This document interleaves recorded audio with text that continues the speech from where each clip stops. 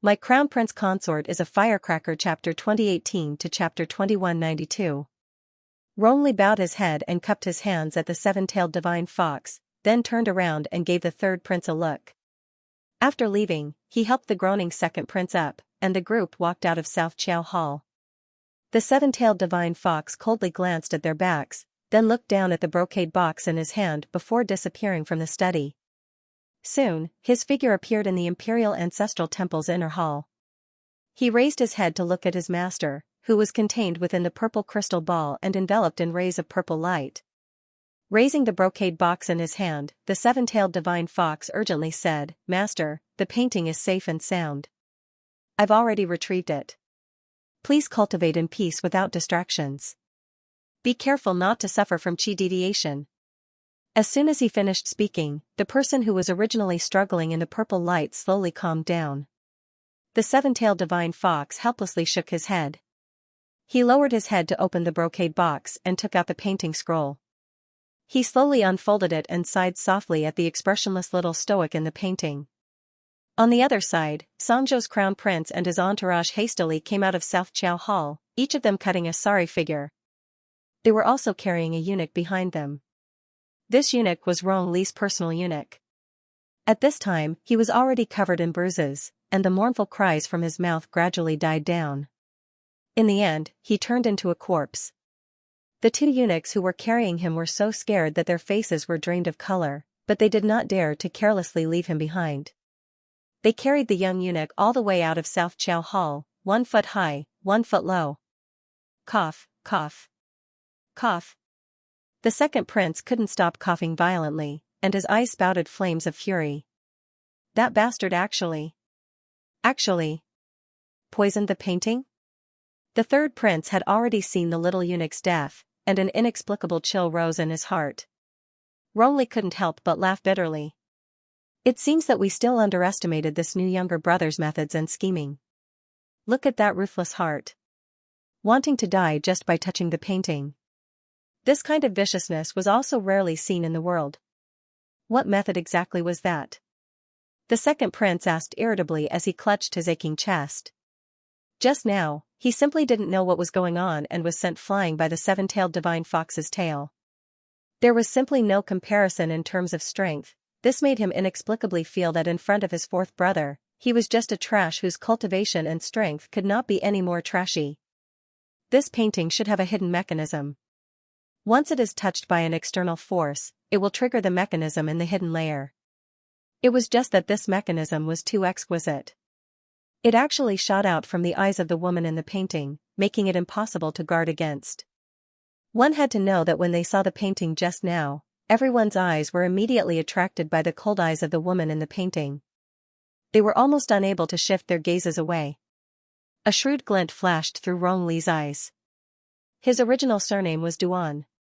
He's a member of the Duan clan, a concealed weapons aristocratic family on Sikong planet. Duan clan? The Duan clan of the Divine Land? That's right. The Duan family of the Divine Prefecture should be his maternal family. Damned little bastard, how ruthless. When the second prince thought of the embarrassment just now, he couldn't help but get angry. Big brother, who do you think the woman in the painting is? How could he hide such a treasure in the secret compartment of his desk? You even tampered with the painting to prevent people from touching it? Rongli snorted softly and said with a smile, "I'm guessing that this is probably fourth brother's sweetheart." Big brother, do you still remember the appearance of the woman in the painting just now? I roughly remember, but I reckon that no one can draw out the charm in it. Duan Yu's painting was too lifelike. When the woman in the painting stared at you with her icy bead-like eyes, they could truly see a trace of coldness in them.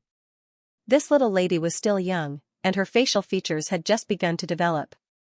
After a few years, she would probably stun the world. The servants carried the unlucky little eunuch's corpse and left without consulting anyone.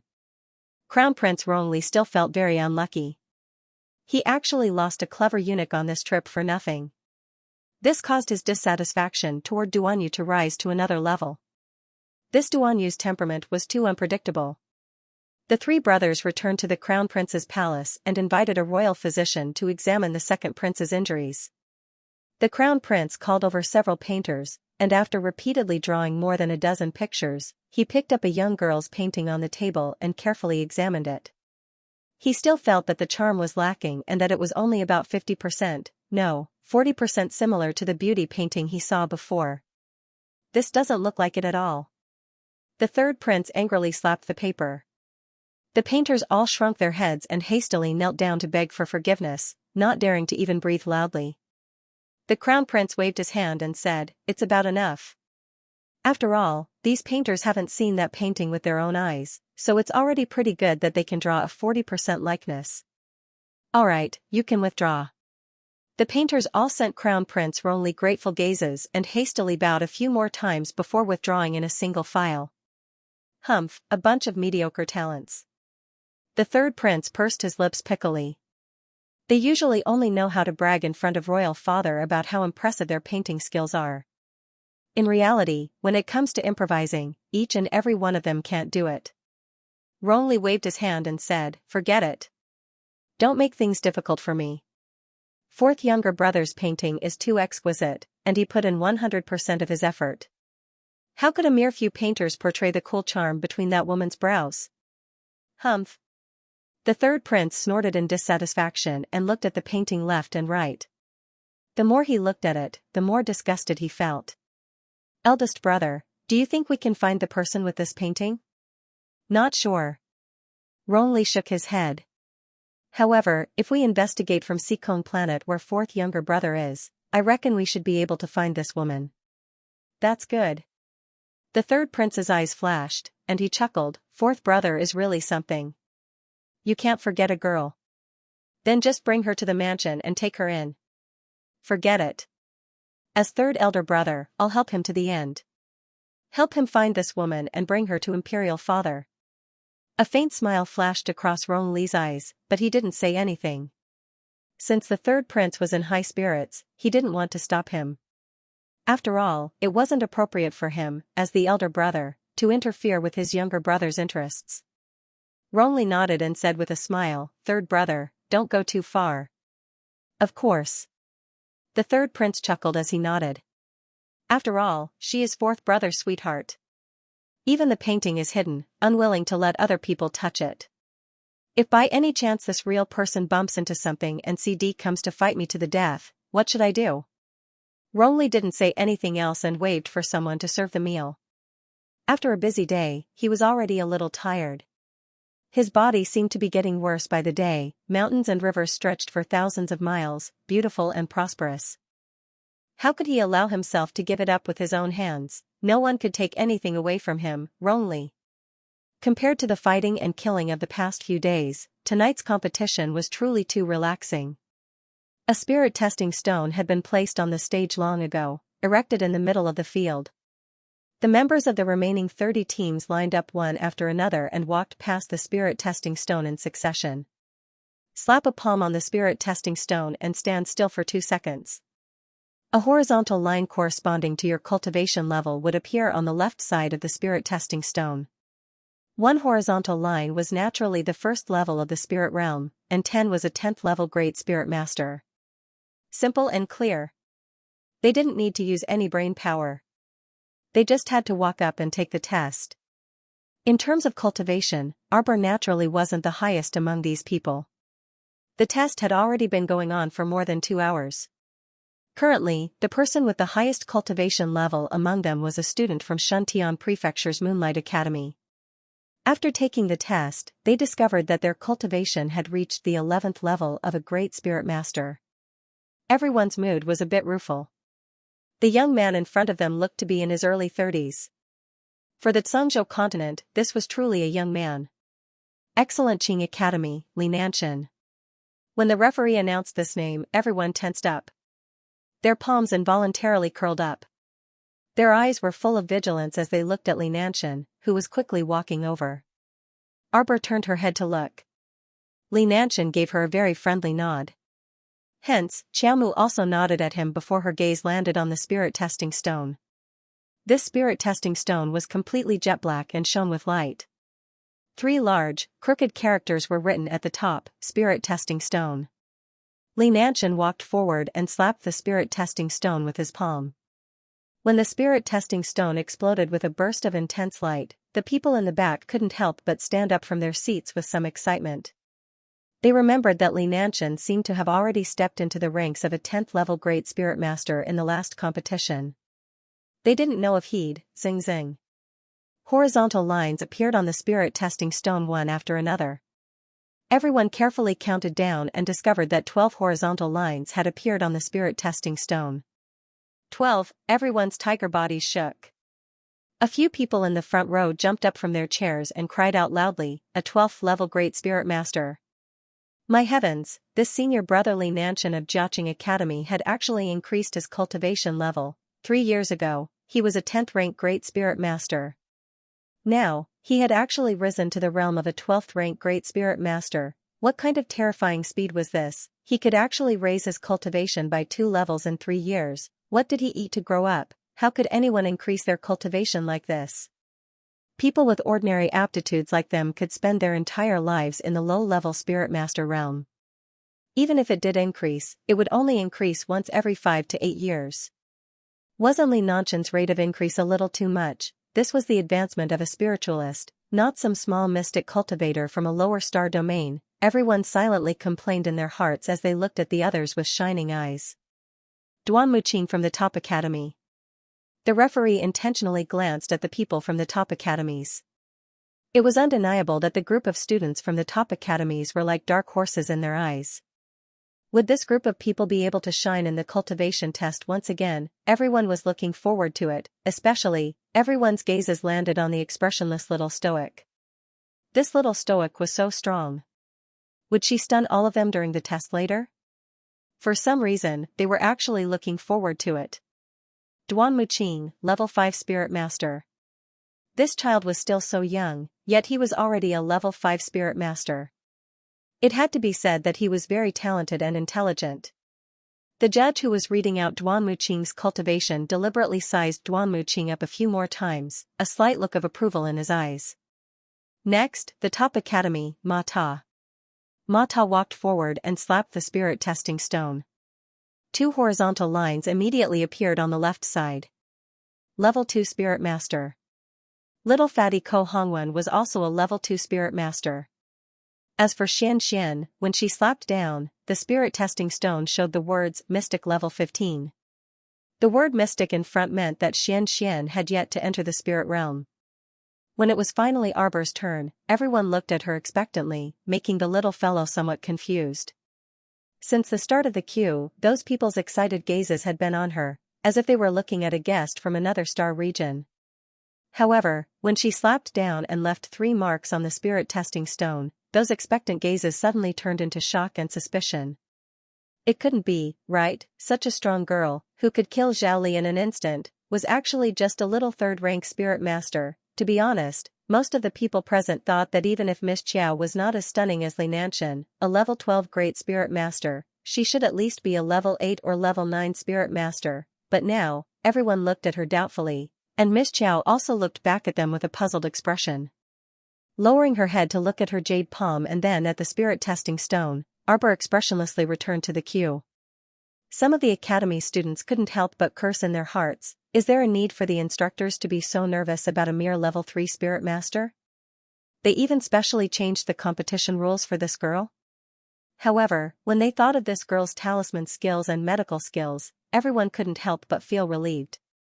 This girl's cultivation as a level 3 Spirit Master couldn't be considered low, right? After all, she cultivated both alchemy and talisman skills at the same time. Even so, her cultivation was still much higher than normal people.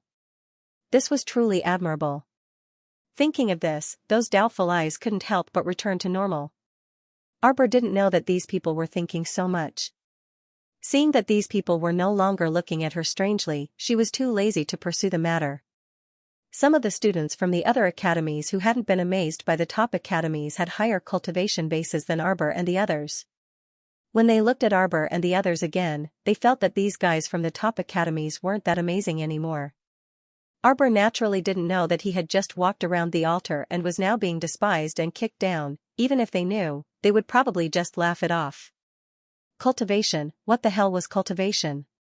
Her strength had never depended on one's cultivation level. Arbor turned his head slightly and glanced at the people with different expressions. He frowned and didn't say anything. In the morning of the next day, everyone gathered at the Xianxia martial arts arena as usual to carry out the second part of the final competition, the test of spiritual sense. The spiritual sense test was relatively simple. There were over 100 students sitting on the field. Everyone was asked to sit cross-legged in a meditative position. The referee came forward and gave everyone a pen and paper. His voice was gentle as he said, "The spiritual sense test is very simple. Write down what you see on the eaves 1 mile to the east. Write it down on the paper and don't discuss it in whispers." This was a test of spiritual sense. Arbor picked up the pen and started to write. She put down the pen in a flash. Wash up, sleep, wake up, and read more. As time passed, the students on the field were able to see farther and farther away, and more people were eliminated. What is 20 miles to the south? Arbor wrote, "A great battle between a snake and a man." Duan Muqing furrowed his brows, but in the end, he threw down his pen and conceded defeat. There were only 3 people on the field at the moment. Excellent Qing Academy's Level 12 Great Spirit Master, Li Nanchen. Moonlight Academy's Level 11 Great Spirit Master, Zhou Xiao. Top Academy's Level 3 Spirit Master, Arbor. Everyone's doubtful gazes fell on Arbor again. This girl was too strange. A large number of Level 8 and Level 9 Spirit Masters on the field were eliminated at this moment. But this trifling Level 3 Spirit Master had very smoothly persevered until now. Was there no problem? There was a big problem. This meant that a Level 3 Spirit Master's spiritual sense was actually comparable to a Level 12 Great Spirit Master's spiritual sense. As everyone knew, a Spirit Master's spiritual sense usually didn't exceed 30% of their cultivation base. A Spirit Master with outstanding talent, no matter how good their roots were, would never exceed 60% of their cultivation base. Therefore, Li Nanchen's spiritual sense was currently at the 4th level, which couldn't be more normal. Moonlight Academy's Level 11 Great Spirit Master, Zhou Xiao, had a spiritual sense slightly inferior to Li Nanchen's. That little girl, wasn't her spiritual sense a bit too monstrous? Normally, the little girl should have been eliminated early on. Arbor expressionlessly put down the pen in her hand. Li Nanchen nodded slightly at him. This man was 25 years old, handsome, and had an upright temperament that made people feel very comfortable looking at him. This time, our dear Qiao Mu, who was a small Level 3 spiritual cultivator, was actually on equal footing with him in her spiritual conscious. If it were someone else with a strong jealousy, they would definitely raise their suspicions to the referee, suspecting whether Qiao Mu had cheated by opening some treasure that could temporarily increase her spiritual conscious. Li Nanchen, however, didn't say anything from beginning to end. Zhou Xiao looked to be in his 30s. He was fair and plump, but also had a good temper. At this time, his face was slightly pale. Because he used his spiritual sense to check the distant environment again and again, the further the distance, the greater the consumption of spiritual sense. Zhou Xiao's appearance showed that he couldn't hold on for much longer. Smart people naturally wouldn't damage their own conscience for the sake of a competition. It was better to stop before going too far. Not long after, as expected, Zhou Xiao sighed and threw down his pen to admit defeat. He raised his hand and cupped his hands toward Li Nanchen and Arbor. How is that possible? Li Nanchen didn't say anything, but the crowd began to discuss again. Even Moonlight Academy's Zhou Xiao was eliminated. That's a Level 11 Great Spirit Master. How can this young lady's spiritual sense possibly be higher than a Level 11 Great Spirit Master? Could it be that they did something in secret? What level of spiritual sense is she? Fools. Xianxia glared fiercely at the few people who were gossiping. Why don't you show us what you've done in front of everyone? 30 miles north, there is a piece of paper hanging on a tree. Copy the contents of the paper. Wow. The crowd let out a low cry of surprise. Previously, he had only described the scene and had taken a look before withdrawing his spiritual sense. Now, he had to use his spiritual sense to check the contents of the paper, word by word. This consumption was great. Li Nanchen's lips couldn't help but reveal a trace of a wry smile. She raised her head and saw that the girl had already picked up a pen and was quickly writing on the paper.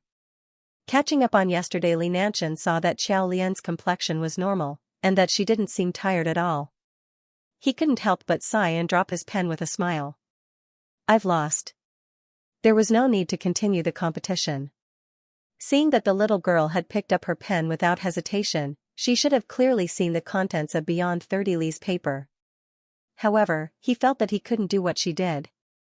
Just looking at the densely packed words on that piece of paper made him feel dizzy.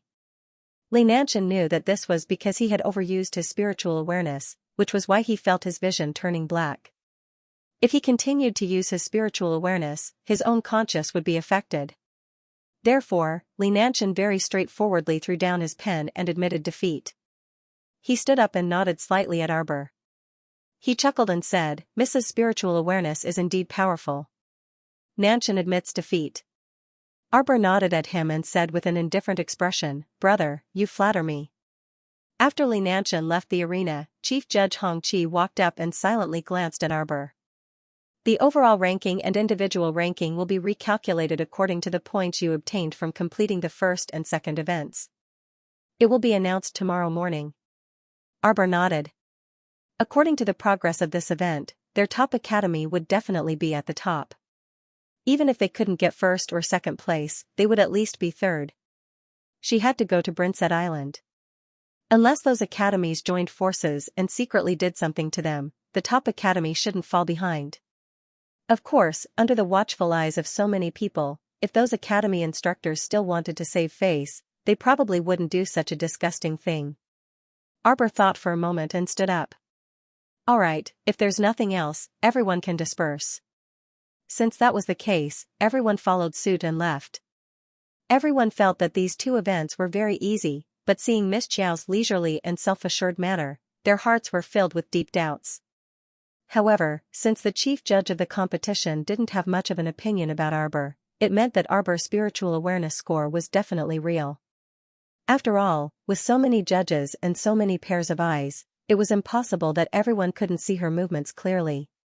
Everyone returned to the inn and gathered, looking very happy. After the third round tomorrow, they would be able to finalize the name list for the trip to Brinset Island. Zhou Danjin now felt that their top academy's hopes were quite high. I'm a bit curious about that Brinset Island now. I heard that there are currently 3 spirit domains on that island. It's very beneficial for cultivating spirit energy. Xianxia smiled. Upon hearing this, Xiao Mu asked them curiously, is that island very big? Zhou Danjin nodded, it's pretty big. And there's a group of islands. If we can explore it carefully, we might be able to find more spirit domains. If that's the case, then why do these spirit domains belong to the academy? Wouldn't the prefecture lords of the 6 prefectures come to snatch such a precious place? Oh, that is interesting. It teases T want to T before they test twos. TT have TT like TT the TTTTT's. Arbor nodded. If that's the case, then this newly developed Brinset Island was originally ownerless? Zhou Danjin nodded and said, as for why it became a place where one could only stay after participating in the ranking competition, it was because the students of the other families were quite jealous of this spirit realm. After some negotiations, it was decided that the academies of the 6 prefectures would compete fairly to distribute these 3 treasured lands. Thus, the top academies of the 6 prefectures worked together to create the academy ranking competition, using the spirit realm of Brinset Island as the prize. The academy ranking competition has been held every 3 years for a long time. All the academies of the 6 prefectures can participate. The winner will not only obtain the right to cultivate in the spirit realm, but also receive all kinds of rewards from the 6 prefectures. Zhou Danjin said emotionally. Instructor who also added, after all, the talents cultivated by these academies will still have to return to the 6 prefectures after 3 to 5 years and be used by them. Arbor nodded in understanding, thinking, this is probably why the 6 prefectures lord is too lazy to compete with the other academies for Brinset Island. After all, academies are academies. No matter how outstanding the talents cultivated by them are, they still have to be returned to the 6 prefectures and used by them. If that's the case, then what's there to compete for? There's no need at all. Tomorrow's third event can be considered strange. Zhou Danjin couldn't help but ridicule, using spiritual sense to control birds. Isn't it still a competition of spiritual sense? I don't know what these people are up to, but I feel that the competition won't be so simple. The little fatty grumbled. Mata nodded in agreement. Instructor, have you thought of a good plan for tomorrow's competition? The instructors looked at each other. Zhou Danjin coughed and said, believe in yourselves. Tomorrow's bird-catching competition will most likely be a group activity. Just do your best. It was as if he didn't say anything. The students all looked at Instructor Zhou and the others with disdain, snorted, and waved their small hands. Sleep. They were too lazy to chat with these unreliable instructors. Ah, are you all here to stay? I'm sorry, but the store is already full. The third floor of the store has already been. There are so many people? The shopkeeper's voice sounded. A purple figure opened the curtains and walked in with a swish sound, followed by a large group of girls dressed in red clothes. For a moment, everyone's eyes were dazzled by the fluttering of red. Arbor rubbed her eyes, she was about to go back to her room. Yet who would have expected that the purple-clothed woman would walk in first, and the two people's eyes met. The teacup in Xiao Mu's hand rolled onto the table with a gurgle, and the tea trickled down the edge of the table, dripping onto the hem of Crown Prince Mo's and young Sir Xia's clothes. When everyone saw her lose her composure, they couldn't help but look at the door strangely. The second martial aunt? This was too unexpected. Didn't senior sister Yugue say that she would only bring her back to the sect after the competition? Yugue and the rest stood on the side and smiled helplessly. They had known that Lord Master was so energetic. As expected, Yang Shirong had traveled day and night here just 2 days after the news reached her. Second Aunt Master. Miss Chiao's small hand pressed against Yang Shirong's face, which was slightly cold from the night. She pursed her lips and felt her eyes sting. My Jojo, your face is so skinny. You must have suffered a lot these years. Yang Shirong was about to cry as she hugged the little fellow in her arms. Arbor was instantly speechless. Why did everyone say she was skinny when they saw her? Her small face clearly still had a lot of meat. Little junior sister. Nearly 200 holy water sect disciples rushed in from outside, practically filling up the entire hall. The other guests were also speechless when they saw this. They hastily slipped away toward the stairs, not daring to stay here for a moment longer. Senior sister Yugue. The little fellow turned to look at her. Yugue patted her head with a smile and said, of course I have to report such a big matter to Master. I also thought that Master would definitely be impatient to personally come. So be it. Little junior sister's arrival was so delightful, so they were all very happy. Andy wiped her tears on the side and nodded repeatedly. Little Jojo has become a big girl. If Asun and the sect master are watching from the heavens, they will definitely be smiling in the underworld. Auntie, we're happy today, so let's not talk about this. Several holy water sect disciples held back their tears and turned around to hug the aunt's shoulders with a smile. At this time, Mo Lian and Hichen's group had long been squeezed out of Jojo's side. Looking at such a large group of maternal family members, Hichen winked at Mo Lian with a spurious smile. TSK, Prince Mo's future path won't be easy. I see that Jojo has quite a lot of relatives.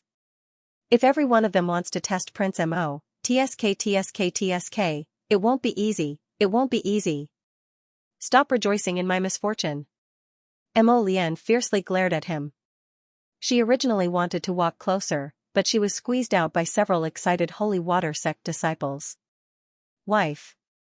Crown Prince Lian extended his paw and looked pitifully at his wife, who was surrounded by the crowd. Originally, he could have carried his wife upstairs to sleep. At this moment, so many holy water sect disciples had jumped out of nowhere. Fine. Today, Xiao Xiao would definitely reminisce with them until daybreak. Xianxia scratched her head and hurriedly walked out with Ma Ta and the rest, giving the holy water sect sisters a place to stand. They were so happy to see Jojo that their eyes seemed to be burning with fire. This kind of strong feeling was probably not something that could be formed overnight. Second martial aunt, you've also lost a lot of weight. Arbor's small hand pressed against her cold cheek and sighed softly. She still remembered the first time she saw second martial aunt. She was still at the sect's entrance test. It was already night at that time, and second martial aunt was wearing a purple robe with several eye-catching purple bamboo pieces embroidered on the hem of her skirt. She walked over with a grin and looked like she was in her prime, much plumper than she was now. They finally met again after many years of separation. Second martial aunt's eyes were filled with the vicissitudes of life. Her pair of eyes that originally loved to smile had also restrained their smile and added a bit of steadiness. Second martial aunt was no longer that slow-witted second martial aunt who was chased around the mountain by Murong Sun. But that was to be expected. Who didn't change after experiencing that incident, my Jojo? Xianxia hugged her little martial niece and was just short of bawling her eyes out. At this moment, all the worries, uneasiness, and discomfort in her heart transformed into tenderness and faint joy. She stroked her little head and said softly, "Aunt Master has no more regrets in this life to be able to see you again. Even if I go to the Yellow Springs right now, I'll still have the face to see Master and Senior Sister." Second Aunt Master, what nonsense are you saying? Arbor grabbed her hair and said in displeasure, "All of you will be safe and sound in the future. Nothing will happen to you." Xianxia smiled and nodded. Okay. Everyone moved upstairs. Even though they were about to fill up a large room, they still couldn't fit 200 people inside. Arbor's eyes flickered, and he looked up at Xianxia and the others, who were squeezed outside. He coughed lightly and said, "How about we change locations to talk?" Xianxia was startled. Change where? This room couldn't fit 200 holy water sect disciples. Arbor looked up and shouted at Mo Lian, who was outside the door, "Hubby, can you set up a defensive boundary on this third floor? The kind that won't allow any idle people to enter." Okay. Mo Lian immediately knew what Jojo wanted to do, so she naturally agreed. She raised her hand and glanced at Ma Shurchen and little Taisui. "Help reinforce it." Ma Shurchen also understood. Little Taisui was startled. Although it didn't understand, its hands moved. The three people worked together to lay down 3 defensive boundaries. In reality, no one in this inn could break through the defensive boundaries that Mo Lian laid down. However, this matter was of great importance, so for safety's sake, Prince Mo still held back. He had Ma Shurchen and little Taisui reinforce his defensive boundaries twice. In this way, even mosquitoes and flies couldn't fly in. If someone wanted to forcefully break through, it could be said that they were courting death. On the other side, second martial aunt Xianxia felt as if a huge rock had fallen from the sky and pressed down on her head. Her pretty face was as black as the bottom of a pot, and her entire person was petrified. Husband?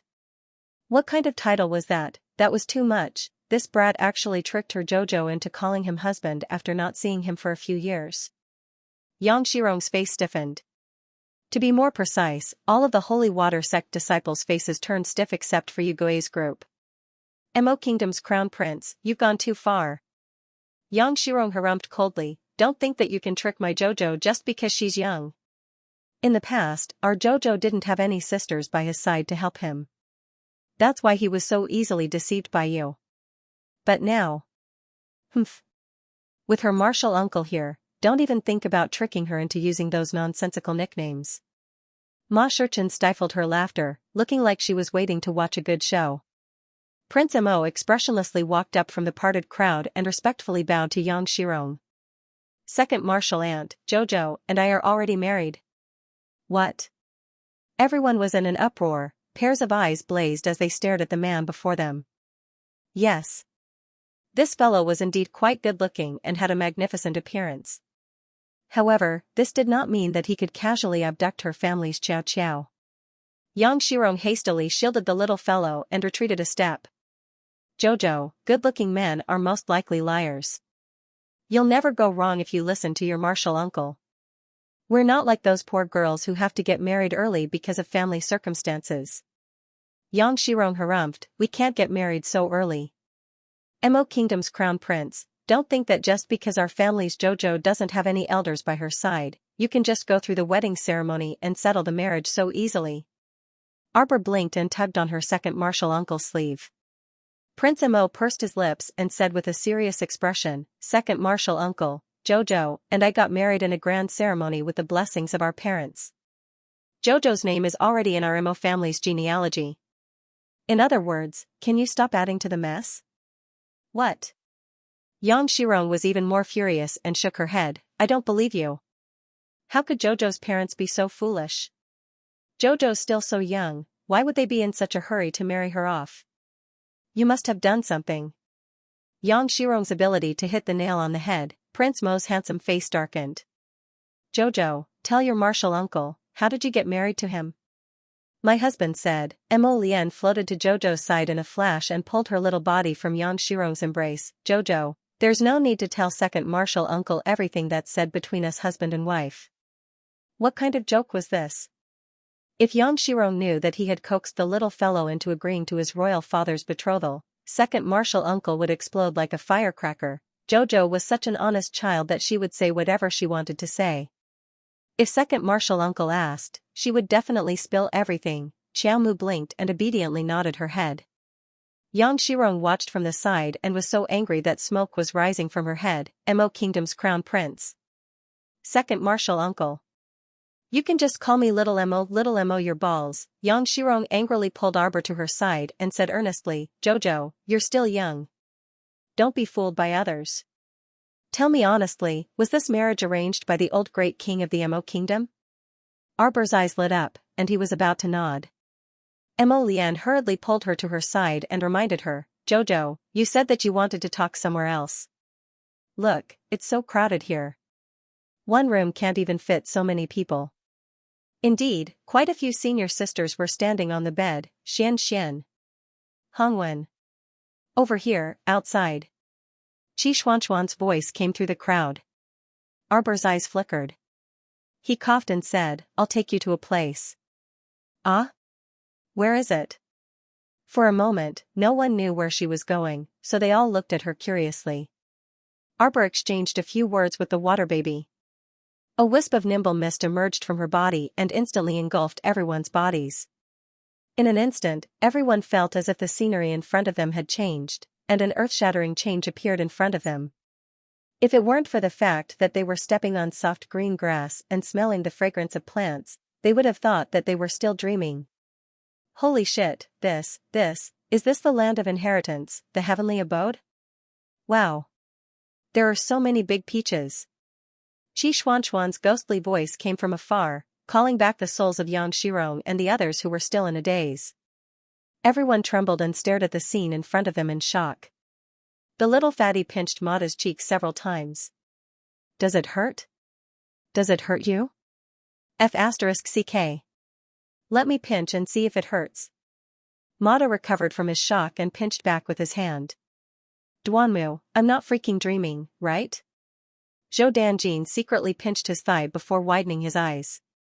This student was going to ascend to heaven. Everyone finally came back to their senses with great difficulty and once again sank into the terrifying news of Miss Qiao holding a mystic realm. Wow. There's so much good food here. Everyone, this freaking spoilsport child. Everyone was originally still reveling in the scenery, but after Qi Xuanxuan's hollering, all the mood was gone. Xianxia turned to look at Arbor in a daze. My Jojo, is what you see real? It's real. Arbor nodded and pulled Xianxia's hand up to a peach tree in front of them. Second Ant Master, can you feel its life aura? I can feel it. Xianxia was both excited and rueful, but she was even more filled with joy. She hugged the child and patted her back hard. You child, Ant Master was worried about you all the time. I didn't expect, with this mystic realm in hand, what did Jojo have to fear? Even if they encountered a powerful enemy, they would at least have a place to hide. Her Xiaoqiao had such a great opportunity, so it was no wonder her cultivation soared so rapidly. Why did she have to go to Brinseed Island to find the ghost spirit realm? Her little Jojo's grotto heaven immortal abode was a pure, natural spirit realm. Second Ant Master, let me bring you all to a place, okay? Okay. Xianxia nodded repeatedly, tears of joy welling up in her eyes. Her Jojo was blessed with great fortune and was a child with great fortune. If Master learned of this in the netherworld, she would definitely laugh heartily. Follow me. Arbor pulled Xianxia's hand, and with a thought, he brought all the senior sisters of the Holy Water sect to the peach blossom-filled peach blossom slope. Facing the peach blossom forest, the peach blossom slope was surrounded by a circle of green water that gurgled and flowed. The slope was covered with flowers and green grass, giving off a pleasant fragrance. A lonely grave, a coffin sealed in ice. When the disciples saw this, they couldn't help but burst into tears. Suppressing their sobs, they rushed forward and knelt in front of the grave. Xianxia glanced at the crown prince in confusion. She saw him standing far away under a peach tree, his eyes filled with reluctance as he looked at Xiaoqiao's frail back. At this moment, Lian was extremely worried. He recalled that more than 3 years ago, this little fellow had picked up the bones of her martial uncles and senior sisters one by one. He wondered how much time she had spent to create this lonely grave with her own hands. It was as if a small figure had appeared in front of his eyes, piling dirt in front of the grave, staring blankly, silently weeping, kowtowing, and crying bitterly. His heart ached unbearably. Bang! The sound of a wine jar shattering caused Lian to recover from her chaotic emotions. When she looked up, she saw Xianxia holding a large bowl of wine and raising her cup in unison with the 200 holy water sect disciples. The belated memorial ceremony was currently being carried out in a solemn and silent atmosphere. Everyone tilted their heads back and downed their cups in one gulp. Then, they heard Arbor say softly, "Let's get drunk today and set sail tomorrow. We won't let down the sect and severely damage the future. We will definitely comfort your souls in heaven with a myriad of glory. I'm here, the sect is here." At this moment, Xianxia and the rest were infected by this strong camaraderie. They stared deeply at this scene and were unable to speak for a long time. On the slope of Paradise Garden, the Holy Water Sect disciples reunited after a long time and got drunk. It was as if they had returned to the night of the fireworks. The next day, after Arbor woke up, he treated everyone to a sumptuous breakfast at Paradise Garden. Then, he changed his mind and led everyone to Fish Orchid Planet. "Wow, Jojo, so you really threw the Crimson Firmament Ocean boat into the sea?" Xianxuan's mouth was slightly agape as she exclaimed in amazement. She faced the sea and fixed her eyes on the Crimson Firmament Ocean boat docked by the shore. Right now, she really felt that her Jojo wasn't human anymore, which normal person's Dantian could form a star domain of its own. According to Jojo, this sea area wasn't even the largest star in her star domain. She simply didn't dare to imagine how grand it would be if she could release all the stars in her star domain one day. "You're saying that cultivating here for a day is only 2 hours in the outside world?" Instructor Wei Wei suddenly raised his voice and asked. Meanwhile, Zhou Danjin stared at Arbor resentfully and said, "No wonder those students from the other academies had to look down on you during the competition. Look at you, child. You have such a good resource, but you don't know how to use it. If you use it well, you'll grow by leaps and bounds. You actually followed Wanmuchi, Xianxia, and the rest around all day and don't think about improving yourself. Don't cultivate properly." Chirp chirp chirp chirp chirp chirp chirp, Arbor cast a glance at Instructor Zhou. Duan Muqing, who was innocently implicated, was expressionless. Xianxia was puzzled. What did she do? Why did the instructor have to bring her along every time he lectured Jojo? Tell me. How did you waste such a good time like this? How good would it have been if we had slept on the beach last night? Zhou Danjin continued to nag. It should be daybreak outside now, right? If we had slept here last night, we could have saved more time to absorb spirit energy, right? You want to improve your cultivation, right? Arbor pointed the back of his head at Instructor Zhou. Teacher, don't be so agitated, don't be so agitated. Fatty quickly stepped forward and said, "It's not too late now. I'll go out later to see what time it is. If we have enough time, let's stay here and cultivate for a while." This is the attitude of learning. Zhou Danjin had an expression that said, "Little fatty, you're worth teaching." He nodded and said to the others, "You can practice here for at least half a day." In other words, it was only an hour in the outside world. Everyone must seize this opportunity. Eh? The nagging instructor Zhou realized that after he finished speaking, the students had all moved to the red Nimbus blue wave ship. "Let's go out to sea."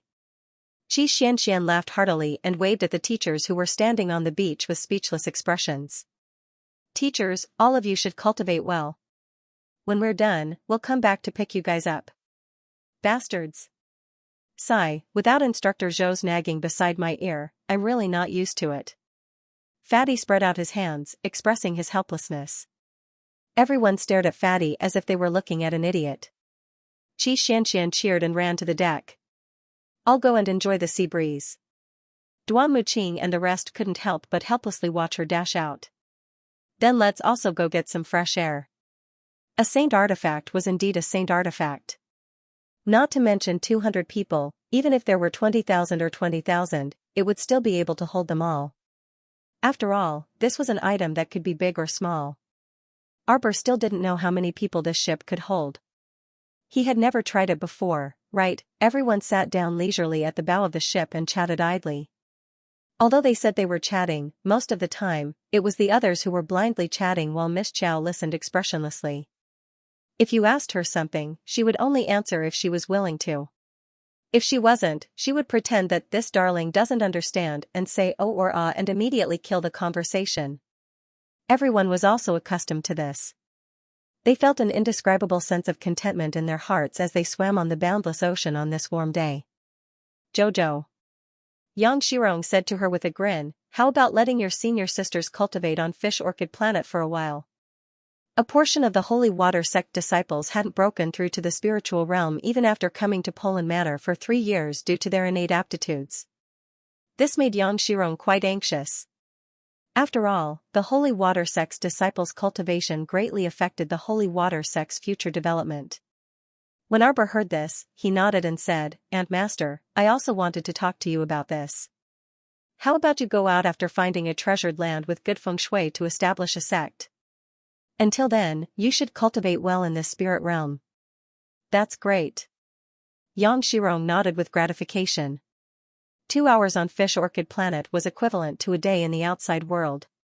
Such a natural cultivation environment would definitely allow the Holy Water Sect disciples to benefit greatly and improve their cultivation.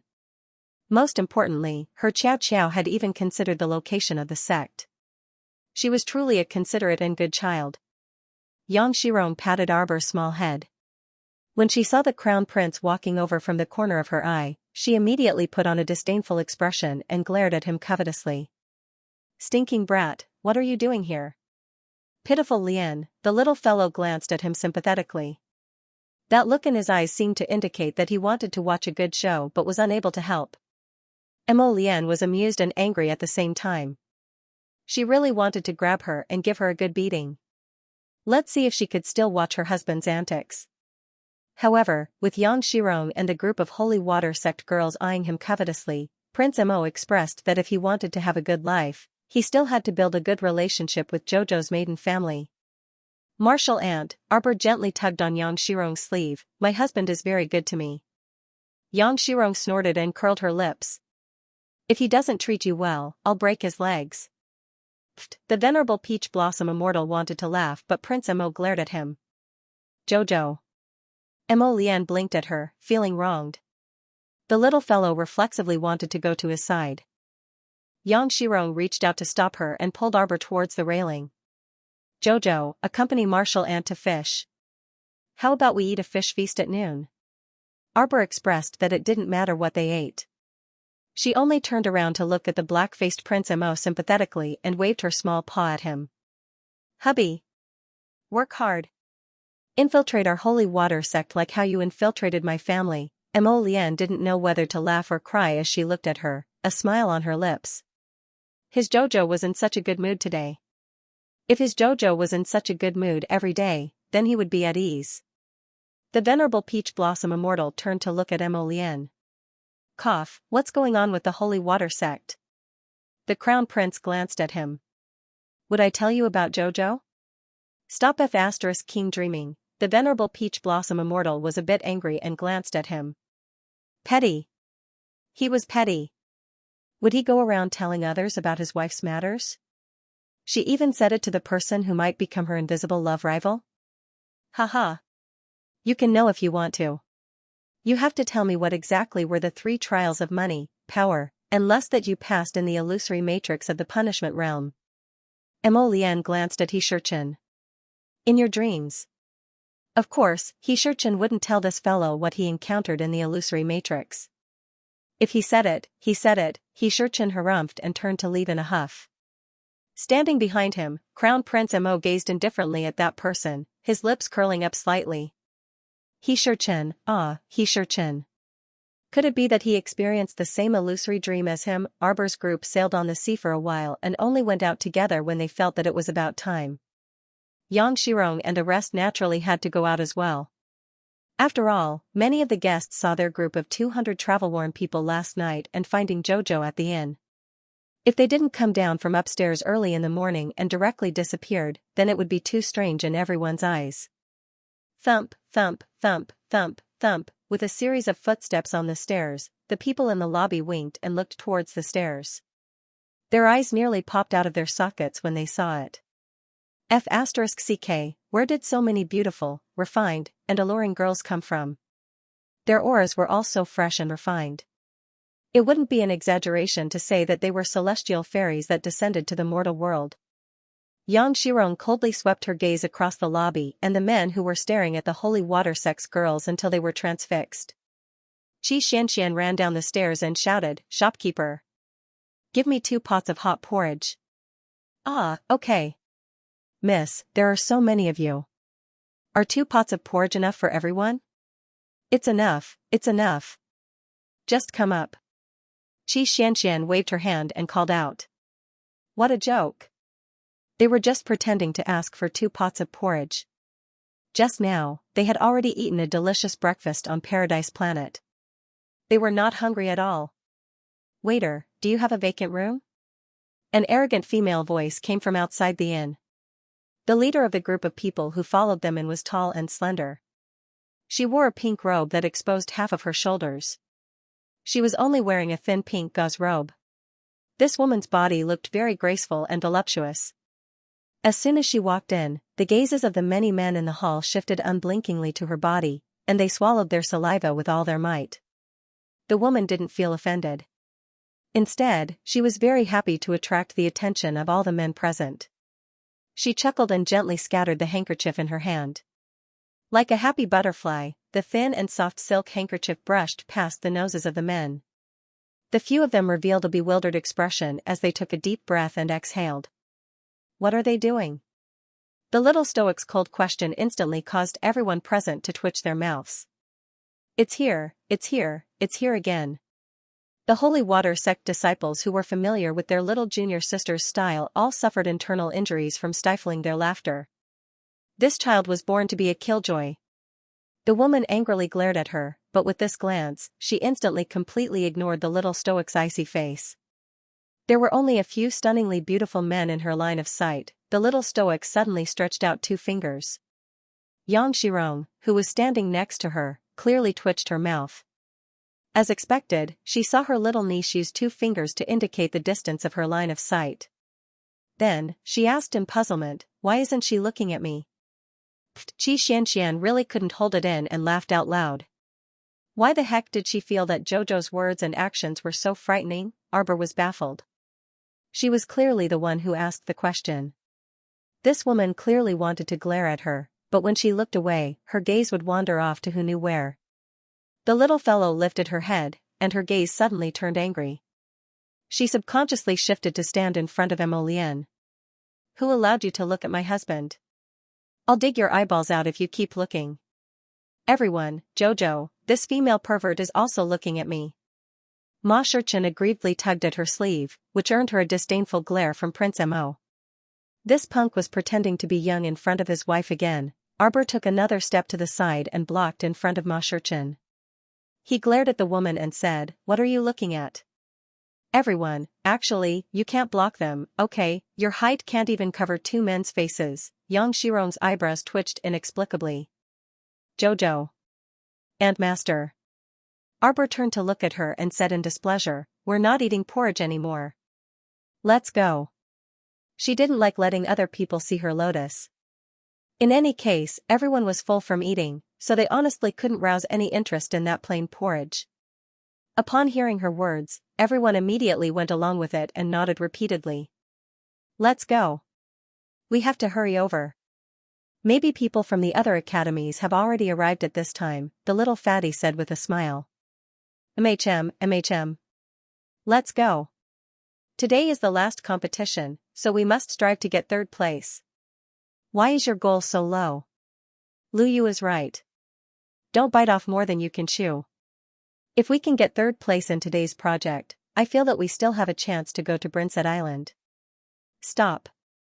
The woman, who was completely ignored by everyone, suddenly screamed at the back view of everyone leaving.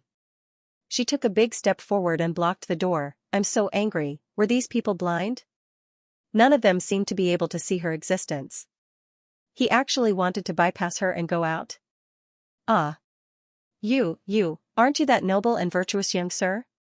A voice interrupted the woman's shriek.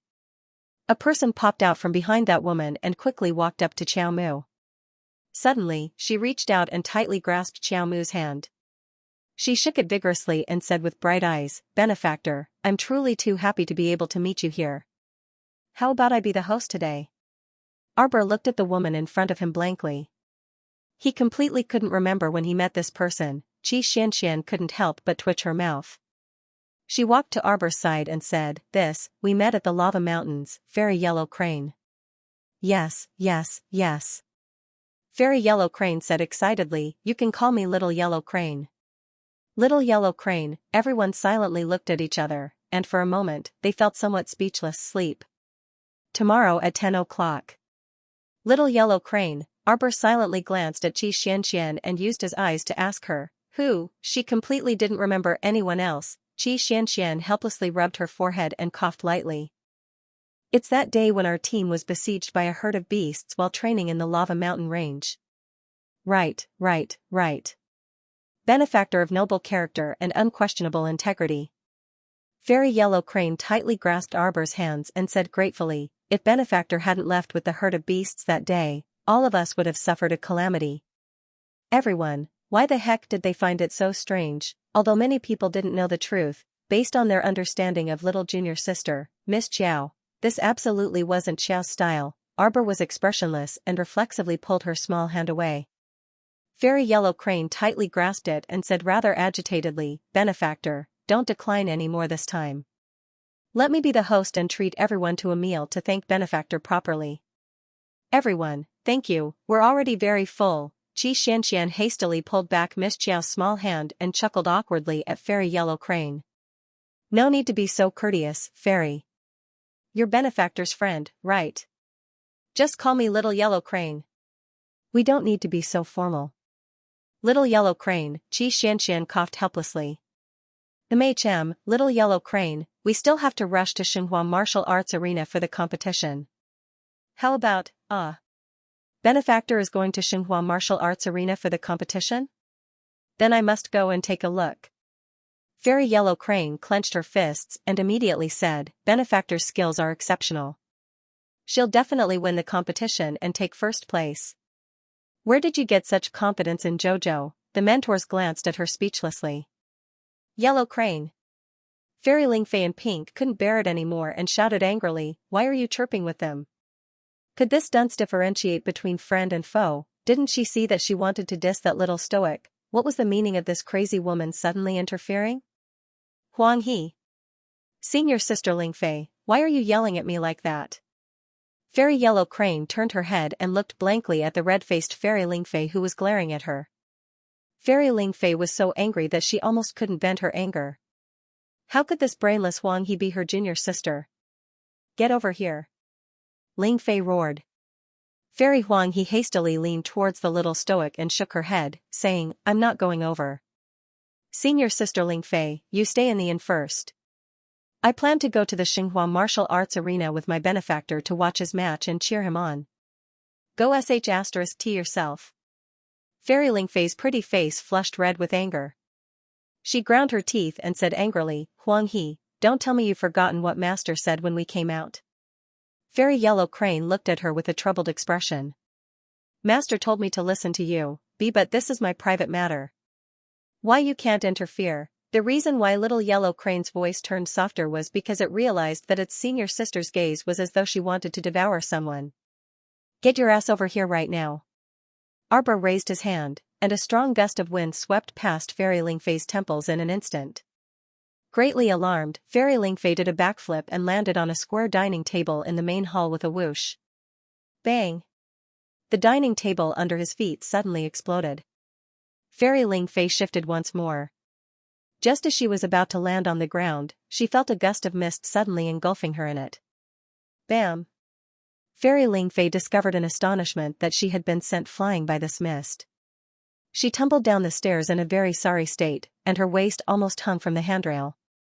This was an extraordinary humiliation. Fairy Lingfei's eyes burned with a fiery red of fury. Too furious, she didn't expect that this stoic face would directly send her flying without even saying a word before making a move.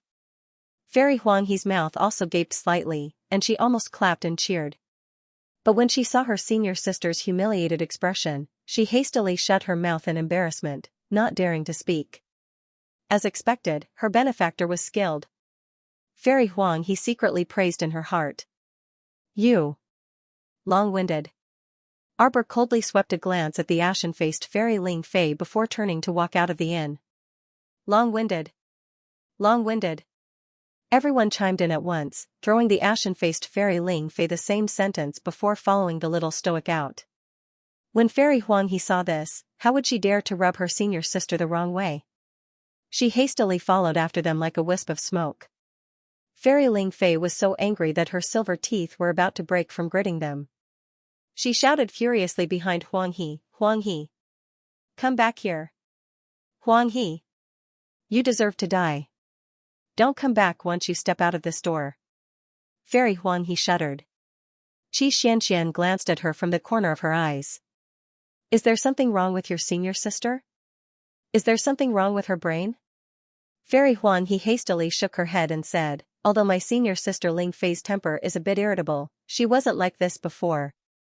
Don't take offense, I'll properly persuade her later. TSK, the little fatty couldn't help but scoff. She already chased you out of the door. She said earlier that she wouldn't let you go back if you stepped out of this inn. Are you an idiot? It shouldn't be like this, right?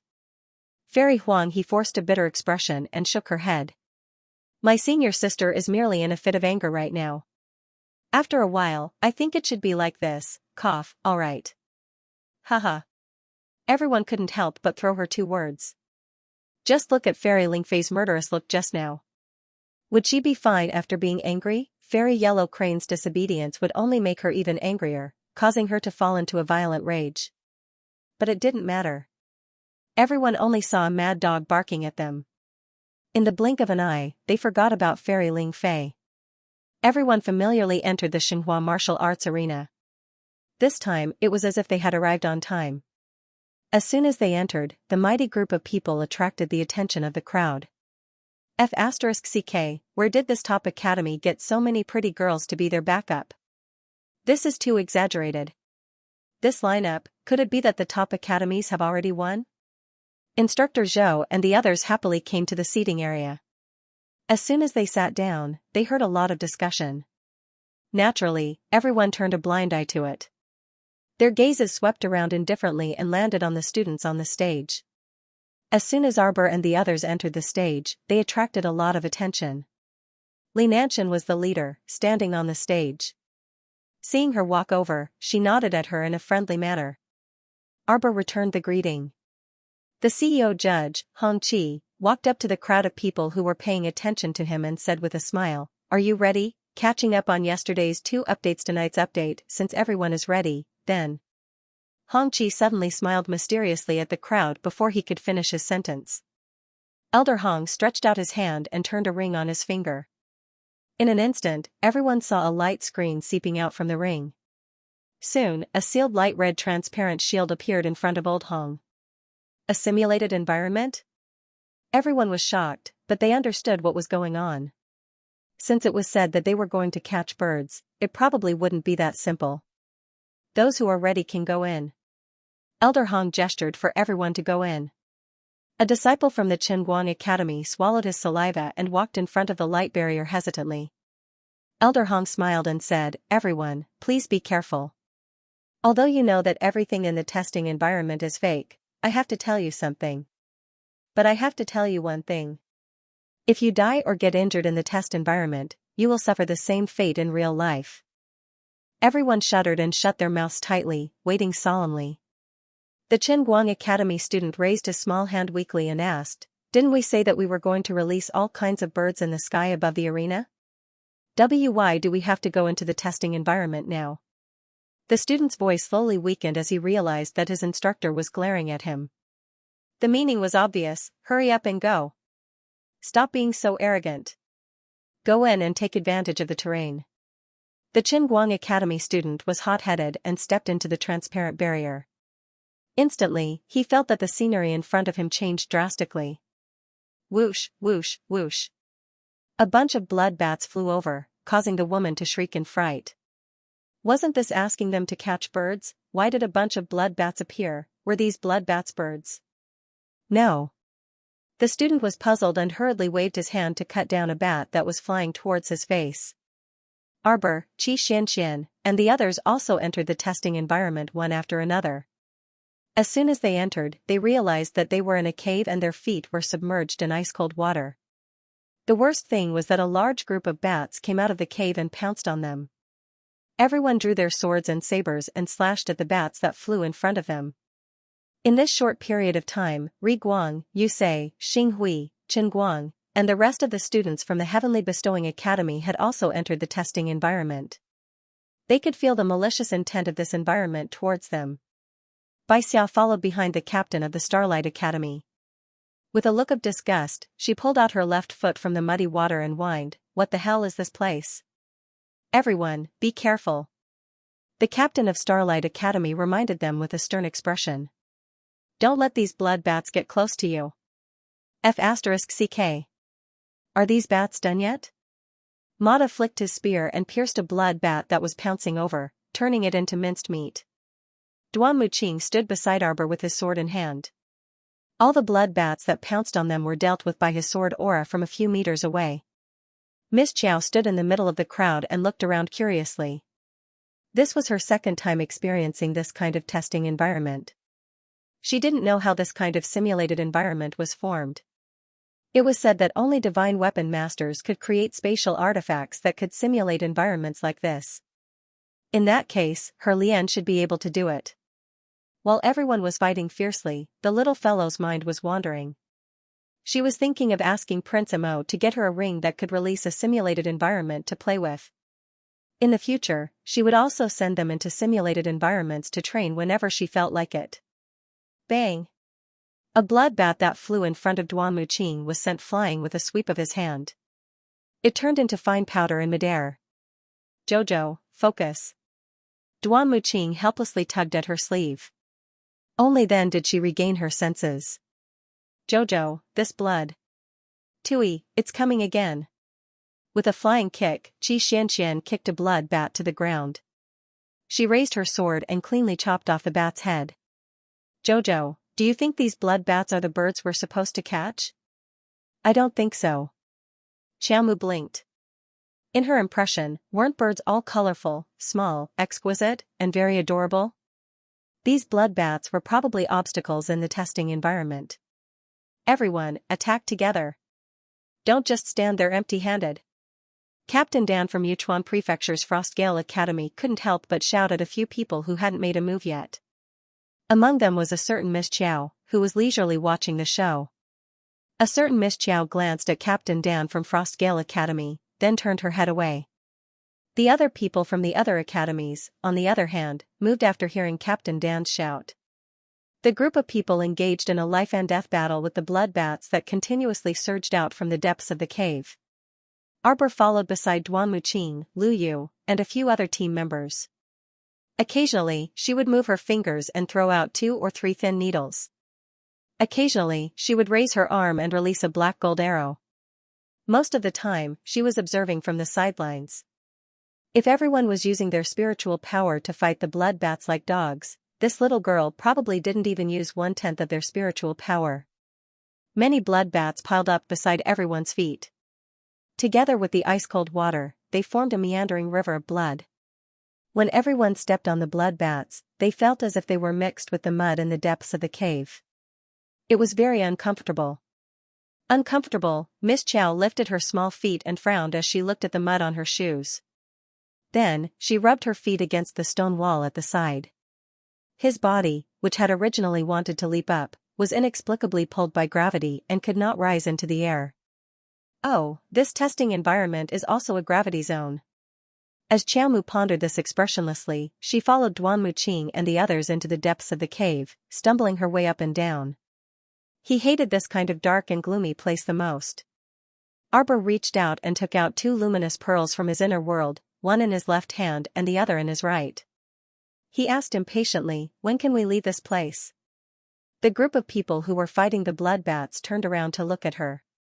They were almost amused by her. It was bad enough that this little brat didn't kill the bats, but he even rubbed the mud on his shoes with a look of disgust. He lowered his head and skipped away while picking up the stones on his toes. "What are you doing? Why aren't they killing the bats?" A female disciple from the Celestial Light Academy couldn't help but feel anxious. They were all girls. How could this girl act like she was playing with the crowd and go with the flow? If she was happy, she would kill a few bats. If she was unhappy, she would not attack at all. On the other hand, she was fighting like a dog against a dozen blood bats that pounced on her. She couldn't help but cry out because of the huge difference in their mentality. Arbor looked up at the horde of blood bats. "Do I get points for killing them?" "Of course not. What kind of situation was this?" She was still thinking about points. Was this girl an idiot? The female disciple from the Qinguang Academy looked at Arbor with deep disdain. Qiaomu naturally glared back in irritation, and she leisurely shook her head at the female disciple. "Are you dumb? Since there are no points, what's the point of fighting?" "You." Everyone was amused by her words. "Fine, if you don't fight, can you pass through the bat swarm without fighting?" It was obvious that this path led to the end. If you want to go in and see the depths of the cave, you have to get rid of these blood bats. Arbor stuck a speed talisman, a Vajra talisman, and an invisibility talisman on each of his team members. The 8 people from the top academies instantly disappeared in front of everyone. After a moment, everyone could only see the few people from the top academy stomping on the ground. They passed through so easily, everyone couldn't help but be stunned. They wrung their hands and stared at Arbor's team, who had obviously entered the depths of the cave and were walking toward it. "Damn it!" Someone cursed in a low voice. Li Nanshan was the first to move. She killed a bloody path through the bat swarm and led the group from Jiqing Academy into the depths of the cave. "Wait a moment." Arbor's cold voice rang out. Li Nanshan from Jiqing Academy and her team paused in their steps. However, a portion of the Qinguang Academy group didn't stop and continued to run forward a few meters. Suddenly, one of the male students from the Celestial Light Academy felt a slight pain on his cheek. "Pa!"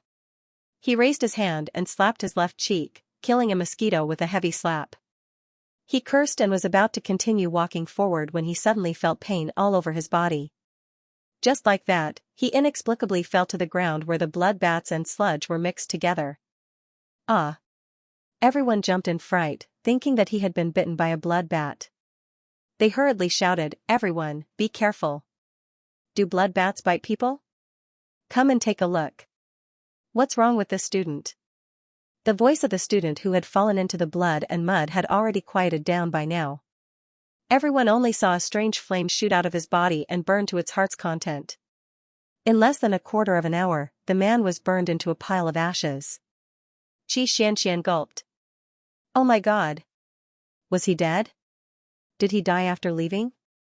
This guy has already been burned to ashes. He's definitely dead." Buzz, buzz, buzz. A series of subtle vibrations mixed in with the swarm of blood bats was heading towards them at an extremely strange speed. At this moment, the mentors who were watching the competition in the outside world were naturally in an uproar. Hong Chi-ting immediately stood up from his seat, his gaze fixed on a teacher from the heaven-bestowing academy with an indifferent expression. "Instructor He, didn't you say that there would be no problems in this enclosed testing environment? Just now, a student had died right in front of him. Activate your defensive barriers." Duanmuqing shouted sternly. Everyone felt a slight jolt in their hearts and involuntarily did as he said. In such a chaotic time, it was naturally a good thing to have such a pillar of support. Everyone's expression froze. This joke was a bit too much. Of course, in the past, a few of the students who fought for glory in the academy ranking competition might be sacrificed. However, the poisonous mosquitoes in the test environment were indiscriminate and large-scale terrorist attacks. If it was not handled well, it would wipe out all the outstanding students in the 6 prefectures academy. The Poland Manor instructor called Instructor He by Elder Hong smiled faintly. Don't be too nervous. This is also a way to filter out the strength of the students. Only after experiencing true life and death will the students grow, right? Grow your ass, everyone couldn't help but curse in their hearts. Even the instructors from the other academies were casting disapproving glances at Instructor He. This is a bit too much, Instructor He. Sunlight Academy's instructor Chao Dan glared at Instructor He unhappily and frowned quickly. Elder Hong, this concerns the safety of all the students. I hope you can open up the sealed testing environment and let everyone out. Hong Chi nodded. He had the same intention. Poland Manor's instructor He smiled faintly and shook his head. Back then, you all agreed to enter the testing environment for the last test. Now you're suddenly turning against me and blaming me? No one is blaming you. Instructor He, it's just that the competition in the testing environment is a bit too dangerous. Those poisonous mosquitoes are. As he spoke, Instructor Chao Dan's expression changed slightly. He clearly saw that within the transparent cover, one of his students was stared at by a mosquito and fell heavily to the ground. It's over. Everyone's hearts tightened. He Shurchen looked at Prince Amo who was sitting beside him. Could this be the legendary fiery demon poisonous mosquitoes? This was a bit exaggerated. How could a mere academy ranking competition involve the fiery demon poisonous mosquitoes that Underworld Region's Li family specialized in? These things were rare. Only Underworld Region's Li family specialized in rearing these little poisonous creatures. These fiery demon poisonous mosquitoes could be considered Underworld Region's Li family's signature poisonous creature. Why would they appear in a ranking competition testing environment? Everyone saw Miss Chiao's figure suddenly appear, and a pill was shot into the mouth of the student on the ground. This fire poison was able to escape from the heart and lungs and start a fire from the inside of the body. It started to burn from the 5 viscera and 6 bowels all the way to the outside of the body. Such a miraculous thing was rare. If it were an ordinary person, they would naturally be stumped by this evil fire. But was Miss Chiao an ordinary person? Her medical skills had already reached the peak of perfection. A mere bit of demonic fire was naturally unable to do anything to her. But this Motzi looked rather exquisite. With great interest, Miss Chiao summoned a feral from her conscious and slapped one of the mosquitoes to death. Everyone was scared out of their wits. They hurriedly activated their defensive barriers, planning to swarm forward and kill all the fiery evil mosquitoes. However, with a wave of Chiao Mu's hand, the black mist-like bundle of demonic fiery mosquitoes were all sucked into Paradise Planet's 100 Poisons Valley with a single thought. Sigh, not bad, a group of little fellows can be of some use at a critical moment, let them become good friends with her poison-tailed butterflies. The pitiful group of poisonous mosquitoes was currently being attacked by a large group of poison-tailed butterflies, ravaging them like a storm. Very quickly, the poison-tailed butterfly queen's little supreme status was established. Needless to say, this action made everyone, both inside and outside the shield, dumbfounded. The students from the Sunlight Academy cupped their fists at Arbor excitedly. Thank you for saving us again. Miss Chiao must have kept all the poison-tailed butterflies in the storage talisman. Yes, yes, yes. We can just destroy the storage talisman and get rid of these poisonous creatures once and for all. Ha ha ha. Miss Chiao is brilliant. Miss Chiao is mighty. The students from the Sunlight Academy made their own guesses and deductions before coming to the same conclusion. Afterwards, he actually started cheering for Chiao Mu obsequiously. Miss Chiao, keep them. Keep all the blood bats in the storage talisman. Thank you so much. Chiao Mu swept a glance at those hideous vampire bats before turning her small head away in disdain. Whoever liked them could keep them, she didn't want them, they were so ugly and had average attack power. They weren't as cute as mosquitoes. If a mosquito were caught off guard and stung, it could burn a person to ashes from the inside out. What could a blood bat do? They couldn't be eaten or fought. Keeping them was a waste of food, seeing that she had no intention of keeping the blood bats. They could only continue forward with their sabers and kill the remaining blood bats. The path became a little smoother.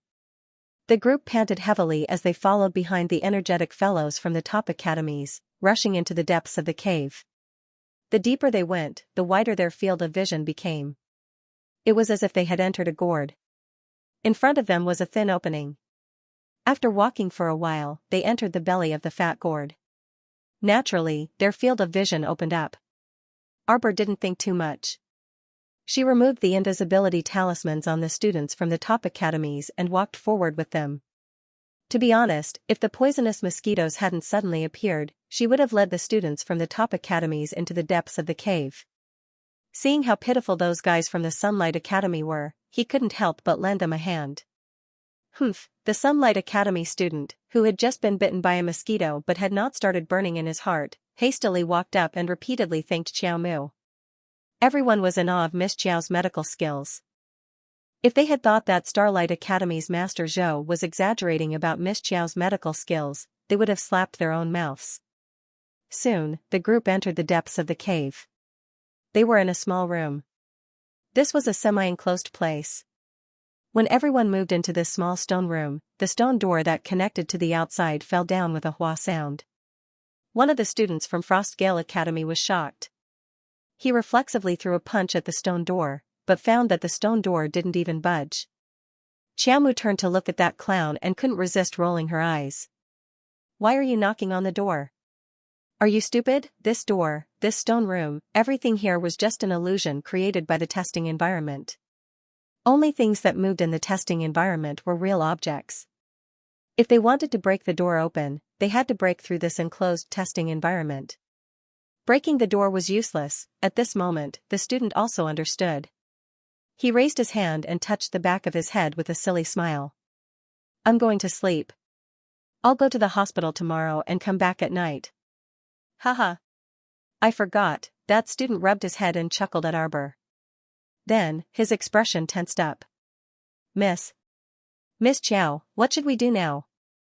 Everyone looked at him as if they were looking at an idiot. No matter how the environment changed, they were still in the simulated environment. If they wanted to leave, they had to rely on external forces to let them out or use their own abilities to break the spiritual weapon. For the latter, it was naturally filled with difficulties.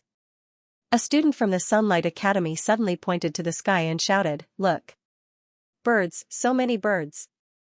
Above the dome, a large group of colorful birds were making chirping noises at this time. "Oh my, are these the birds we are supposed to catch?" A student from the Celestial Light Academy was the first to jump up. Without saying a word, he stretched out his hand to grab the bird on the dome. A strong gravitational force swept towards him. That person tiptoed with his left foot and exerted force with his right foot. He jumped up half a meter and could barely touch the birds on the lowest layer with one hand. However, when his hand touched a blue bird, the bird exploded on the spot and turned his hand into a bloody mess. The student let out an anguished wail and immediately rolled down from the sky, smashing heavily onto the ground. He held onto a hand that had half of its bones exposed and let out a miserable howl. "Wah!" Everyone cried out in surprise. The Dawn Academy instructor who was watching from outside the transparent barrier jumped up and glared at Instructor He from the Heavenly Bestowing Academy of the Polan Prefecture. He pointed at him and said angrily, You. Back then, the most famous academies in the 6 prefectures continent, which were the top 10 academies, worked together to set the rules for this competition. Instructor He from the Polan Prefecture's Heavenly Bestowing Academy suggested that the students could complete the 3rd test in the simulated environment. However, from the beginning to the end, this instructor He had never mentioned that the simulated environment was so dangerous, nor had he told anyone in advance what kind of dangers there would be in the simulated environment. He only said that this spiritual weapon was made by an extremely famous divine weapon master and that the Polan Prefecture Academy had never used it. However, now it seemed that he was lying. Why didn't the students from the Polan Prefecture's Heavenly Bestowing Academy make any moves after entering the simulated environment? It was obvious that they knew about the danger beforehand. Shameless! The instructor from the Changwang Academy, who was observing from the outside, was about to explode in anger. Within a short period of time, one of the students from the Celestial Light Academy had died and another was injured. The number of casualties was disastrous. How could the instructors of the Celestial Light Academy not be furious? As one of the top 10 academies in the 6 prefectures, why was it that the Poland Prefecture's Heavenly Bestowal Academy was able to foresee danger and avoid danger, while the others were like fools, being played around by the Heavenly Bestowal Academy? Instructor He, I advise you to release them immediately. The instructor from the Qinguang Academy shouted angrily. Unexpectedly, Instructor He of the Heavenly Bestowing Academy shrugged with a relaxed expression and said, "Sorry, I forgot to tell you before." A faint mocking smile appeared on Instructor He's face. Once you enter this simulated environment, you won't be able to reopen the entrance with your own strength. Therefore, good luck to all of you. Instructor He from the Heavenly Bestowing Academy looked at Arbor coldly. His lips curled into a smile. Shuntian Prefecture, Wuwang Mountain. Qingtian Valley. A black shadow quietly landed among the flowers and trees, hiding under the corridor. The two people who were approaching from afar did not notice that someone was hiding there. They slowly walked along the corridor. Auntie, He Jiao sent a message through the communication jade talisman, indicating that everything is going smoothly. A sinister voice came from the corridor. It sounded like an iron pestle hitting the ground. Dong, dong, dong. The sound kept coming. The person who was hiding didn't dare to look out. Especially when the voices of the two people in the corridor got closer, they let their breaths blend into the wind and couldn't move at all. Very good. A hoarse and old female voice sounded at the same time. It's a pity that we can't use that slut's body for experiments. I'm sure that there's a very deep secret buried in that slut's body. Cough, cough. Auntie. It's been 7 or 8 days, but your cough hasn't improved. Could it be that you're feeling unwell after absorbing that person's medicinal power? Xiao, Auntie is fine. Fangu's old voice sounded again. She coughed a few times and said, after absorbing that person's medicinal power, it did increase the medicinal power in my body. However, the increase isn't fast. You still need to study how to make Auntie's medicinal power increase rapidly. Cough, cough, cough. In the future, you won't be unable to treat a small cold in your body. Yes, Auntie. Xiao will work hard. Fangu smiled proudly. Hee, after dealing with that trouble, I'll have the face to beg Master to give us a good future. Dong, dong, dong. The sound of the iron pestle, accompanied by Fangu's hoarse laughter, slowly faded away. A black-clothed young man who was hiding among the flowers stood up and glanced indifferently at the backs of the two people. The middle-aged woman was wearing a black veil, and she walked very slowly. The man beside her looked very old and unshaven. Coupled with the fact that there was nothing under his left trouser leg and he was holding an iron rod in his hand, he looked even more like he had experienced the vicissitudes of life. The two of them were Aunt Fan and her niece whom Arbor wanted dead. Ever since they parted ways at Jiaozhong Base on Sikong Star, Fan Qiuhe had lost his left leg. He had always hated Arbor to the bone and had done everything possible to get rid of him. Unfortunately, ever since the aunt and niece realized that Arbor had ascended to the 6 prefectures continent, they had sent out several batches of people, but none of them had been able to leave Arbor as they wished. Starting from Tan Fa, they had all ended in failure. Until this time, He Jiao, a disciple of the Clear Sky sect who was hiding in the Heavenly Bestowing Academy of Poland Mansion, brought them good news. After seeing the aunt and niece leave along the corridor, the black-clothed man disappeared among the flowers in a flash. His lord had asked him to bring people to keep an eye on the Clear Sky sect's people. They didn't need to do anything. They just needed to surround them from a distance. As for other matters, there was no need for them to worry too much. At this moment, Instructor He of Poland Mansion's Heavenly Bestowing Academy suddenly threw out an item on the ground. Thick smoke immediately engulfed his entire body. He Jiao. The instructors of the Celestial Light Academy couldn't help but shout angrily.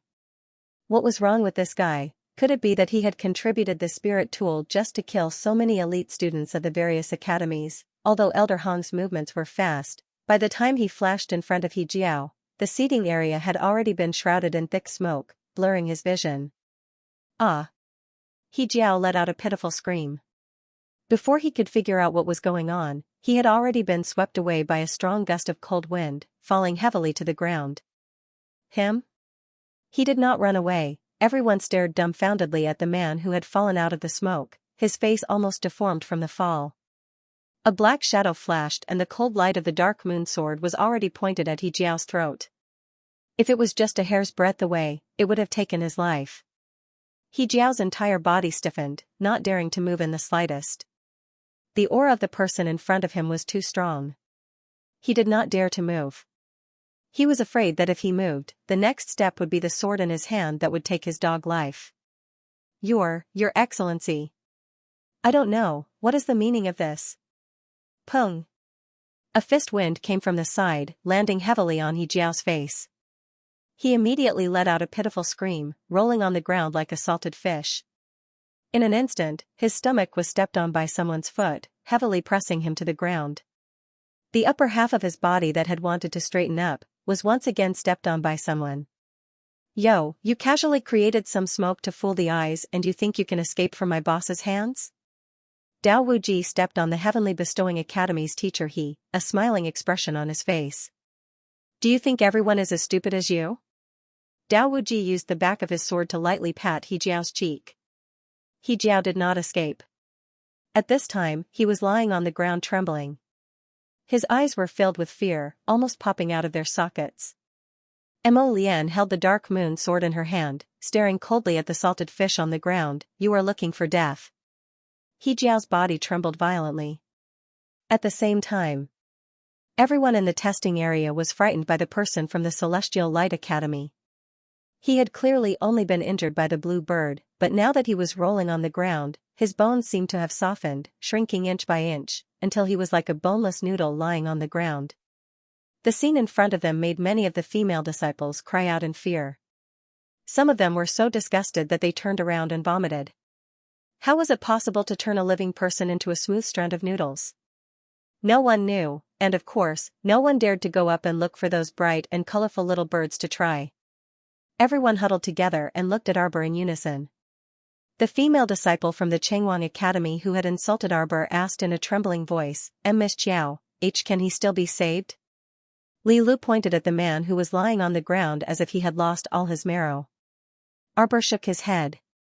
He used the handkerchief to wrap the man's arm, lifted it up, and threw it. The man's arm fell to the ground like a soft noodle. All the bones in his body are shattered. Arbor looked at the man on the ground sympathetically. Unless you have the bone sculpting divine pill, there's nothing you can do. As for things like the bone molding divine pill, it was still not something she could produce at the moment. At the very least, he was lacking in medicinal herbs. Everyone nodded in understanding, and Li Lu didn't say anything else. Although the people from the Changwang Academy sympathized with their fellow disciple, they couldn't force a little girl to be treated. Sigh. Everyone sighed. Li Lu and the noodle man looked at each other with pleading eyes and turned to Arbor. Miss Chiao, can I ask you for a favor? Li Lu was silent for a long time before he said, can you give me a poison pill so that I can send him away? This person already had no chance of prolonging his life. Forcing him to drag on would only make him suffer more. Rather than that, it would be better for her to send him on his way. Everyone was silent in response. The noodle man's painful and twisted expression, as well as his pleading eyes, were all seen in their eyes. Only Li Lu said such words. Arbor glanced at the girl. She was a very thin person and couldn't be said to be very good-looking. Just now, when they were fighting the blood bats, she had even argued with her, saying that she didn't do anything, even such a young girl had her own softness in her heart. Arbor nodded and raised his hand to throw her a black pill. Li Lu nodded at her and turned to look at his classmate whose cheekbones were sunken in. It was very difficult for him to even show an expression. Steeling his heart, he sealed the black pill in that person's mouth with one hand and tightly covered his mouth with another. He turned his head away, unable to bear to look. Captain Duanmu, what should we do now? Xian from the Sunlight Academy asked with a slightly gloomy expression. They felt as if they had been cheated by someone. They had participated in the third competition in this testing environment, but they didn't expect that two people would die in succession. This situation made everyone feel that something was wrong. They were all young people, and the more outstanding ones among the young people. None of them were fools. How could they not know that there was something strange about this? The captain of the Heavenly Bestow Academy stood at the back of the crowd with his 5 team members. He glanced at them indifferently and gave his team members a look. The 6 of them quietly retreated to the side, not wanting to get involved in this matter. Most of them were the substitutes brought along. If it weren't for Xinxian and Shuang Meng's group, of course, they wouldn't have had to go up. As for this test, Mentor he had told them not to touch any living things in the testing environment as much as possible and to delay as much time as possible. Once the time was up, Mentor he would open the shield outside and let them out. Thus, compared to the impatient appearances of the students from the other academies, the members of the Heavenly Bestow Academy appeared to be very calm. Then do we need to catch more birds? Feng Tong from the Sunlight Academy asked weakly. Are you stupid? Xian rolled her eyes at him. Look at the state we're in now, what's the point of catching a bird? Whoever went up would die. You're asking for trouble. I don't know what kind of ghost birds these are, but why are they so harmful to the human body when they explode? Everyone, have an idea? Duan Muqing suddenly shouted. Increase the defense. Everyone, combine the defensive barriers. The birds above are about to swoop down. What? Everyone was shocked, and at the same time, they waved their own defensive shields. No matter if it was a defensive profound artifact or a spirit artifact, all of them were activated. At this moment, everyone was clearly of one mind, working together to deal with the birds in the sky. Even the students of the Heavenly Bestow Academy, who had been calm and composed, were dumbfounded at this moment. They hurriedly returned to the main group and simultaneously activated their defensive spiritual artifacts.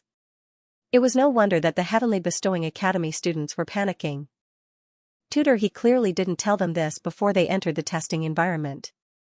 Why were the birds above them still swooping down at this moment? No one cared about what the Heavenly Bestowing Academy students were thinking. With a wave of their hands, a thick defensive barrier appeared in front of them. At this moment, there were already dozens of birds flying down from the sky. Arbor raised her hand and threw out a circle of ebony defensive talismans to block the sky. With a loud boom, boom, boom, boom, the birds exploded one after another, shattering the hundreds of defensive talismans in front of them. Everyone saw it clearly, and not a single one of them wasn't terrified. However, the flock of birds had already descended from the sky, and no one had time to think about other things. At this moment, all their attention was on how to block the attacks of the birds. Xianxia couldn't help but smile bitterly. I didn't think that there would be a day when we would be attacked by these bright and beautiful little fellows. And they were covered in dirt and grime so miserably. What the hell are these? Master, I have a way to subdue these little fellows. Just as Arbor was concentrating on dealing with the birds, she suddenly heard a small and happy voice from her conscious. Master, do you want to raise a few explosive birds? On the other side, Duan Muqing's voice was cold as he said, I have read about it in books before. Some unconventional clans are very good at raising poisonous insects or low-grade spirit beasts in groups. Although these spirit beasts' levels are not high, they always appear in groups and often cause great harm to humans. If there are no accidents, only the Li family of the underworld region's Thousand Poisons family will raise these birds. Duan Muqing said coldly, everyone be careful. These little fellows look very harmless, but after they explode, the damage to the human body is very great. Also, they have extremely strong corrosive toxins. Oh. Little Fatty came to a sudden realization. If that's the case, the student from the Chenguang Academy had exposed a large portion of his hand not because of the explosion, but because the surface of his skin was corroded by the explosive bird. Duan Muqing nodded and turned to look at Arbor. Jojo, how many defensive talismans do we have left? How long can we last? Arbor frowned and communicated with Xiaoxiao for a while. I can take them all away. Ah? Would they explode inside the storage talisman? What if we rush out again? Mata asked worriedly. That's not a good idea. If worse comes to worst, we can just continue to hold on. Don't slack off, Sunlight Academy Su Liang said. Since she said she has a way to take it away, why don't we let her take it away? Peng Guang of Moonlight Academy screamed. Peng Guang. The Moonlight Academy team leader glared at him. You talk too much. Just do your job well. Arbor looked at Duan Muqing and the others indifferently. It's fine. I have a way to deal with it. Xianxia hurriedly tugged at her sleeve and said in a low voice, you can't keep them inside. These things are too powerful. If they are destroyed, it would be a loss. Don't worry. Arbor patted her hand comfortingly. I know what I'm doing. Xianxia, little fatty, and the others all knew that Jojo wanted to take these explosive birds into Paradise Planet, so they were very worried. They didn't know if these exploding birds would negatively affect that paradise that was as beautiful as a fairyland. They didn't wish for that paradise to be destroyed by these disgusting exploding birds. That would be too heart-wrenching. It's fine. Arbor gave Duan Muqing and the others a calm gaze and said a few more words to Xiao. Then, with a wave of her hand, she drew in an endless stream of spiritual conscious and sucked all the exploding birds into the paradise's 100 Poison Valley. Just as the exploding birds, who had changed their environment in the blink of an eye, were about to explode collectively, they saw a dense swarm of poison-tailed butterflies crazily rush forward and surround them. Xiaomu was still a bit worried, so she enveloped a radius of 50 kilometers from top to bottom of 100 Poison Valley with her spiritual conscious. Once Xiao couldn't suppress these little things and the exploding birds wanted to make a move, she would at most spend a large amount of spiritual conscious to suppress them. But in this way, if she expended too much spiritual conscious, it would cause her to be mentally exhausted for a short period of time. On the other side, the miserable He Jiao trembled all over as if he was having an epileptic seizure. Under Mo Lian's soul-searching palm, his entire body trembled. Before long, Mo Lian threw away the man in her hand like she was throwing away trash. She didn't even spare him a glance as he foamed at the mouth. She directly reached out and sucked the spiritual energy ring that was originally on Hongqi's finger into her palm. She threw out a bronze cauldron from her inner world and immediately sucked that ring in. With a light press of the cauldron, Mo Lian struck out a wisp of black fire. Everyone only saw a black flame scuttle out from the bottom of the bronze cauldron. The temperature of the entire room seemed to have been ignited and rose by quite a bit. When the mentors from the other schools saw his actions, they couldn't help but be speechless. Even mentor Zhou Danjin and the others were a bit shocked. Only Yu Gui and Chen Hanzi from the Holy Water sect were completely unperturbed. If they had known earlier that the Crown Prince's artificing skills were superb, those defective golems from back then could beat them until their hands hurt. What's the problem with reforging the spiritual artifact ring? The bronze cauldron operated for nearly half a quarter of an hour. Suddenly, the lid of the cauldron was slapped open by his hand. A gust of steam was emitted from the cauldron, and a small golden ring was spat out with a puff. Prince Mo squeezed it in his hand as if he was squeezing an ant. His handsome face was cold. With just a light pinch of 2 fingers, everyone was frightened to hear a subtle kacha sound. What followed was Xianxia, Xian, and the others' cries of "Io, Io." Caught off guard, the people from Arbor felt as if they had been hit by a hammer in the testing environment. One after another, they landed in the ring. With a slight movement of his ink robes, Mo Lian's tall and slender figure abruptly appeared beside Xiao Mu, and he pulled her into his embrace. Ciao ciao. He heaved a sigh of relief and raised his hand to stroke her hair. He looked at her gently and asked, "Are you hurt?" "No." Arbor reached out to grab his finger. Just now, Mo Lian was too impatient and directly used his hand to slap open the cauldron's lid. As a result, his fingertip was scalded and left a red mark. "Are you stupid? What could happen to me?" Arbor grumpily glared at him. "MHM. I'm worried about my Jojo." He hugged her and gently patted her. What should he do? It seemed like his heart would only be at ease if he hugged her. Arbor raised his head to look at him, then his gaze suddenly drifted to the side.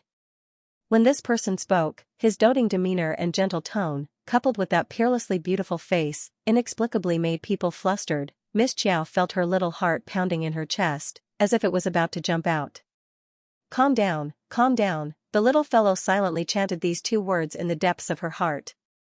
She reached out a small paw and stroked his face. "Don't worry, I'm fine."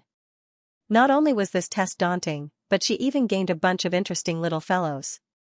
It could be said that the risk was worth it. Mo Lian wanted to laugh, but he held back. He reached out to take her little paw and held it in his hand. Jojo. Chirp. He openly kissed his little wife's face. He leaned close to her ear and whispered a few words, then his gaze shifted to He Jiao, who was lying on the ground and laughing foolishly. Arbor's gaze turned cold, and he followed his gaze. It's this person? Mo Lian nodded and said in a low voice, it's confirmed without a doubt that he's from the Clear Sky sect. In the process of searching his soul, he discovered Xianxia and his aunt. They're in Clear Sky Valley right now? Arbor's eyes lit up.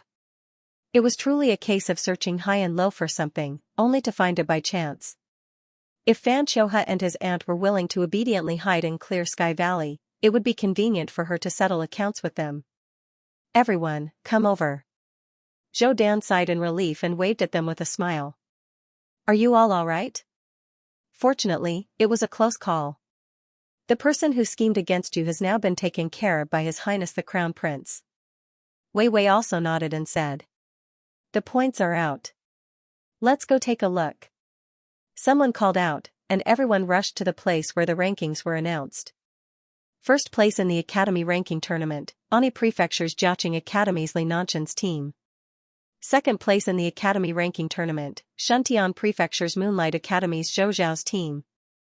As for third place, it wasn't one of the top 10 academies in the 6 prefectures continent, but a dark horse that jumped up. Shuntian Prefecture's top academy, third place in the overall strength rankings of the Academy ranking tournament. This made many people's jaws drop, including those who were not optimistic about them. As for the individual ranking, Arbor was ranked third. After all, Li Nanshan's cultivation was much higher than hers.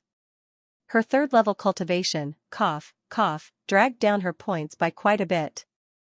This was the reason why the instructors were looking at her with disdain. The spirit realm was so good, and the cultivation resources were hundreds and thousands of times better than other people's, but he didn't work hard. All the mentors looked at her with a look that said they expected better from her. This caused Miss Xiao to look down at her clothes many times. Strange, she didn't wear it inside out. Wei Wei secretly kicked Instructor Zhou. The latter turned around and glared at him. He braced himself and stepped forward. Student Xiao, the instructors have discussed and decided to focus on training you in the coming days. Arbor looked at him impassively. In the next year, I hope you can live up to the expectations of your mentors. You can still improve your cultivation. Wei Wei kicked him again. Instructor Zhou was so angry that he changed his words. Well, the instructors plan to let you improve a lot. It's best if you can reach the cultivation of a 7th or 8th level spirit master. Everyone looked at Instructor Zhou as if they were looking at a god. How can you boast like this? Little Qiao is currently a 3rd level spirit master. Let her raise her cultivation by 5 ranks in the next year. Haha, your entire family. Everyone rolled their eyes silently in their hearts, but they didn't say anything. Arbor still looked at them expressionlessly. Don't wander around if you don't have anything special to do. Instructor Zhou. Chao Yan from the Sunlight Academy walked over with a smile on his face. Congratulations to all of you. You have obtained the right to use Brinsett Island's spirit domain for the next 3 years. You will also receive a large amount of resources from the island. Zhou Danjin naturally smiled so widely that his teeth could be seen. Well said, well said. You let us win. Chao Dan smiled as he glanced at Zhou Danjin, Wei Wei, and the others. He shook his head and said, everyone is too modest. The students of your academy are all extraordinarily talented and intelligent. In the future, your names will definitely shake the 6 prefectures. Ahahaha. Instructor Zhou originally wanted to exchange some pleasantries with Chao Yan, but in the end, he only heard his immodest laughter. After the ranking competition ended. Early the next morning, everyone impatiently set off for Brinsett Island. Looking at the expectant smiles on the young faces of the students, Arbor raised his hand and touched the round droplet on his palm. He said softly, let's wait for the 15th day. There was no need to rush at this moment. At the very least, she had to let these people cultivate for 15 days. Once she refined the entire spirit realm, then everyone would be very disappointed. Master Silver, don't be anxious. Little Tree's body is already slowly recovering. Arbor nodded slightly. The dark spirit jade vein that he had found in Mount Daizong had been given to the Little Tree. It was obvious that after the Little Tree absorbed the dark spirit jade daily, its withered trunk and leaves had improved a little. However, this was far from enough to support its recovery. After all, this tree was supporting the entire star domain even when it was unconscious. The spirit energy in the star domain couldn't be used too much at this time, lest Little Tree's origin was damaged again. If large amounts of spirit energy from Brinset Island's 3 spirit domains were injected into Paradise Planet, Arbor's heart warmed slightly. There was hope for the Little Tree to wake up. A flock of seabirds flew over the surface of the sea, flapping their wings as they glided across the surface of the water, leaving behind a trail of cool water droplets that sprinkled on her cheeks. "Are you cold?" Jojo, Emolian lifted her sleeve to wipe off the water droplets on the little girl's face and held her little hand. After all, it was almost the end of December. The air was filled with the smell of salty and slightly cold seawater. The wind was blowing, and it was already a little cold. Emolian took out a cloak made of gold and silver silk and put it on the little fellow. Her slender fingers went through the thin belt and lowered her head to fasten a buckle for her. "Winter will probably come early this year. I heard that the winters in the 6 prefectures aren't that great." Emolian pulled her into his arms and stroked her back. "But don't worry. I'm here. Jojo won't catch a cold." "Arbor, where did this drama queen come from?" She was a level 3 spirit master with an immortal bone constitution. "How could she be afraid of the cold?" "I have the sacred fire body," Emolian whispered in her ear. "It's best to hug and keep warm in winter." Arbor's little mouth twitched. She looked like she wanted to laugh but couldn't. This guy really had enough. Emolian lowered his head with a smile and rubbed her cheek. "Jojo, every word I say comes from the bottom of my heart." Arbor suddenly reached out and hugged his waist, rubbing against him with all her might. "You can hug me for as long as you want, no need to find excuses." Miss Chiao stretched out her hands with a "I'll let you hug me" expression. Emolian glanced at her and couldn't help but be amused. The little fellow's asking for a hug look was too seductive. No, this look that could melt one's heart couldn't be casually seen by others. Emolian pettily used her cloak to cover the little fellow's head, reached out and carried her horizontally, and quickly walked towards their small bedroom in the cabin. "Jojo, it's windy outside, let's talk inside." Arbor looked at the sky and looked at the clear sky in the distance, then turned to look at Emolian. Suddenly, she opened her small mouth and bit his lips. Prince Emo was completely stunned, and the footsteps he took also froze slightly. The little fellow turned to look at him, and her gaze drifted away.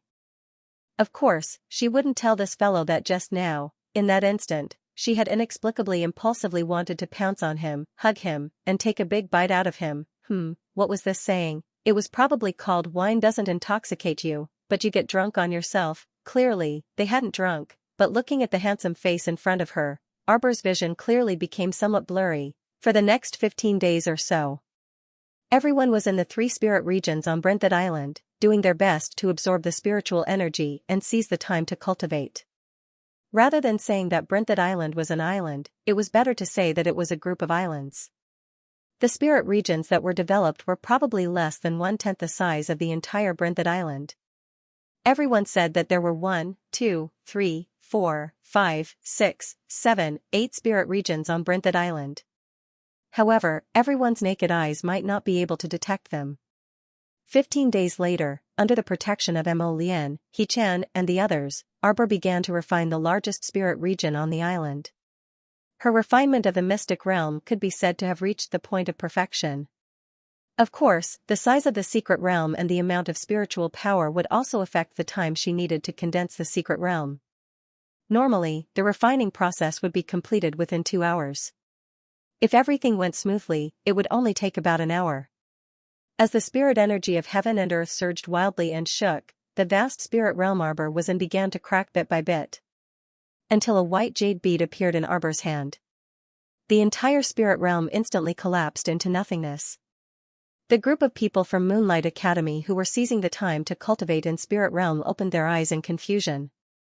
At this moment, Arbor was already running towards the smallest of the 3 spirit realms.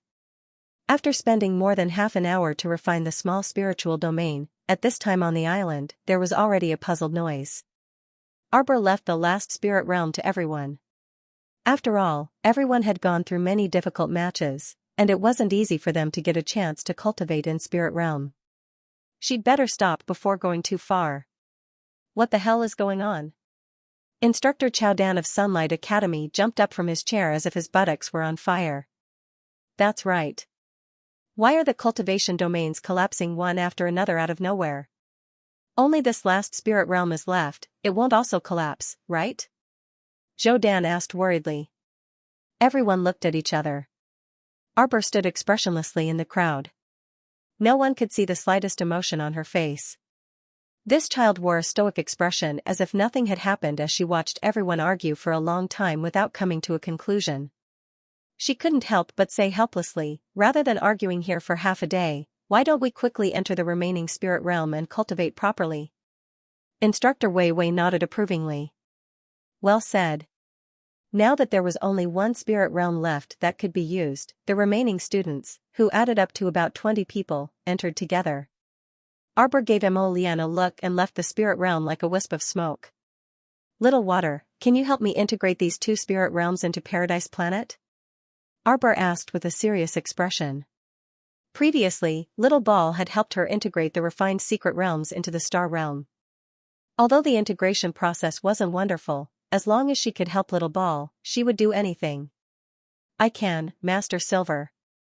However, if you integrate two spirit realms into the star realm at the same time, this way, it will be quite painful. Master Silver. Little Water Child fiddled with two thick carrot-like hands and asked, do you still want to continue? Arbor nodded resolutely. We can begin. Naturally, it would take a certain amount of time to transfer all the spirit energy from the two spirit realms into Paradise Planet. During this time, Mo Lian, Hu Shichen, and the others could only silently guard her. Seeing her frown in pain and her fists involuntarily clenched tightly, they knew that the feeling of the spirit energy injection was definitely not pleasant. Unfortunately, there were many people present, and no one could bear it for her. This time, the process of injecting spirit energy into Paradise Planet took more than 4 hours. Fortunately, in the later stages, Little Ball seemed to have gained a trace of self-awareness and was also desperately absorbing the spirit energy that was being injected into Paradise Planet. As a result, Arbor felt a lot more relaxed, and the pain was also reduced. It seemed that the sapling had helped her relieve some of the pain, making her feel a little better during the process. After successfully injecting all the spiritual energy from the two spirit domains into Paradise Planet, Arbor opened a pair of cold eyes and immediately met the worried gazes of everyone. While Arbor was injecting her spirit, Instructor Zhou and the others, who were slow to realize what was going on, took the initiative to walk over and silently guard her. Seeing her open her eyes, everyone was overjoyed. Jojo, are you all right? Xianxia asked as she held her hand. Arbor nodded and jumped up. Moving his little arms and legs, he looked down at himself and his eyes lit up. I've advanced. He wouldn't have known if he didn't mention it, but now that he did, he was shocked. Instructor Zhou and the others stared at her in confusion. After sizing her up, they couldn't help but cry out, Level 4 Spirit Master? This little brat had advanced without a sound or movement. Oh, of course, it couldn't be said that there was no movement. During the process of injecting spirit, all the spirit energy within 100 miles was absorbed by her. But how could it be so easy to advance? Arbor was also very happy. It was probably because the sapling had accidentally leaked some spirit energy from the spirit domains to her when it was absorbing it. She was also a pitiful child. Opening her inner vision, she found that the sapling's branches and leaves had become very green. It was obviously a huge change from its previous listless appearance. Wake up and make up for it. Cho-cho, Cho-cho. Arbor happily called out to him a few times. Seeing that he didn't respond, she wasn't discouraged. After injecting such a large amount of spiritual energy into the star domain today, in addition to the water child helping Cho-cho absorb the black spirit jade every day, Xiao Mu believed that Cho-cho would definitely be able to recover to normal in at most 2 to 3 months. It might even be able to advance further. Instructor, I have some personal matters to take care of. Will you continue to cultivate in the spirit domain on Brinset Island? Let's go together. Zhou Danjin made a prompt decision. What kind of joke was this? If not for Li Nanshan and the others, they would have gone to Fish Orchid Planet to cultivate long ago. After all, cultivating for a day on Fish Orchid Planet was only 2 hours in the outside world. Cultivating for 12 days was only 1 day in the outside world. This was a lot of extra cultivation time for nothing.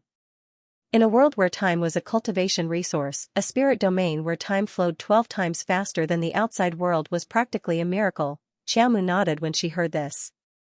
She had already successively taken in 2 spiritual domains from Brinset Island, so she would leave the remaining spiritual domain for the other academies to cultivate properly. Her companions also did not need to compete with others for this pitiful amount of resources. Thinking about it, Li Nanshan and the others were quite pitiful. They worked so hard in so many competitions, but in the end they didn't gain much. Miss Chiao silently sympathized with them. Expressionlessly, she said to Instructor Zhou and the others, then go to Fish Orchid Planet to cultivate. Second martial uncle, senior sister, you should go as well. Cultivate well during this time. I'll have little water temporarily block the star domain. When the time came, the instructors naturally wouldn't know that she was going to clear Sky Valley to kill people. Jojo, what are you going to do? Yang Shirong walked up and took her small hand. Is there any danger? Martial uncle, don't worry. I will accompany Jojo. Prince Mo pointed at Ji Chen, little Taisui, and the others. And them. Who's your martial uncle? Stinky brat. Yang Shirong glared at Prince Mo angrily and raised her hand to rub her little martial nephew's head. Don't put yourself in danger. If there's anything you need help with, just tell us. Arbor nodded and looked at Yang Shirong with bright eyes. It's just a small matter. I can handle it alone. Ciao. Before Xianxia could say anything, she saw Arbor turn around and throw a porcelain bottle at her. Go into seclusion. Come see me after you've broken through to the spirit realm. With that, he asked Holy Water Dian to pull everyone into Fish Orchid Star to cultivate in seclusion.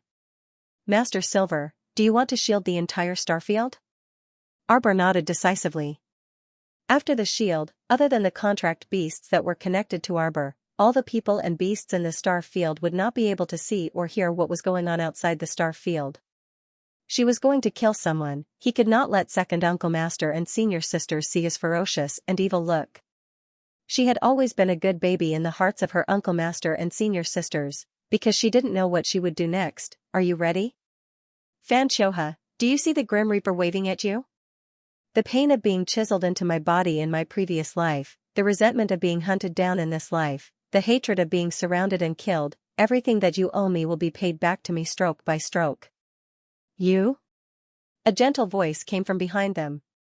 Arbor, who was about to summon Qing Luan, turned his head and met Li Nanshan's eyes. Aren't you going to continue cultivating? I have something to do, Arbor said calmly. That, the rewards for the top 100 will be given out in 2 days, Li Nanshan said. Can I send someone to deliver them to your top academy? Sure.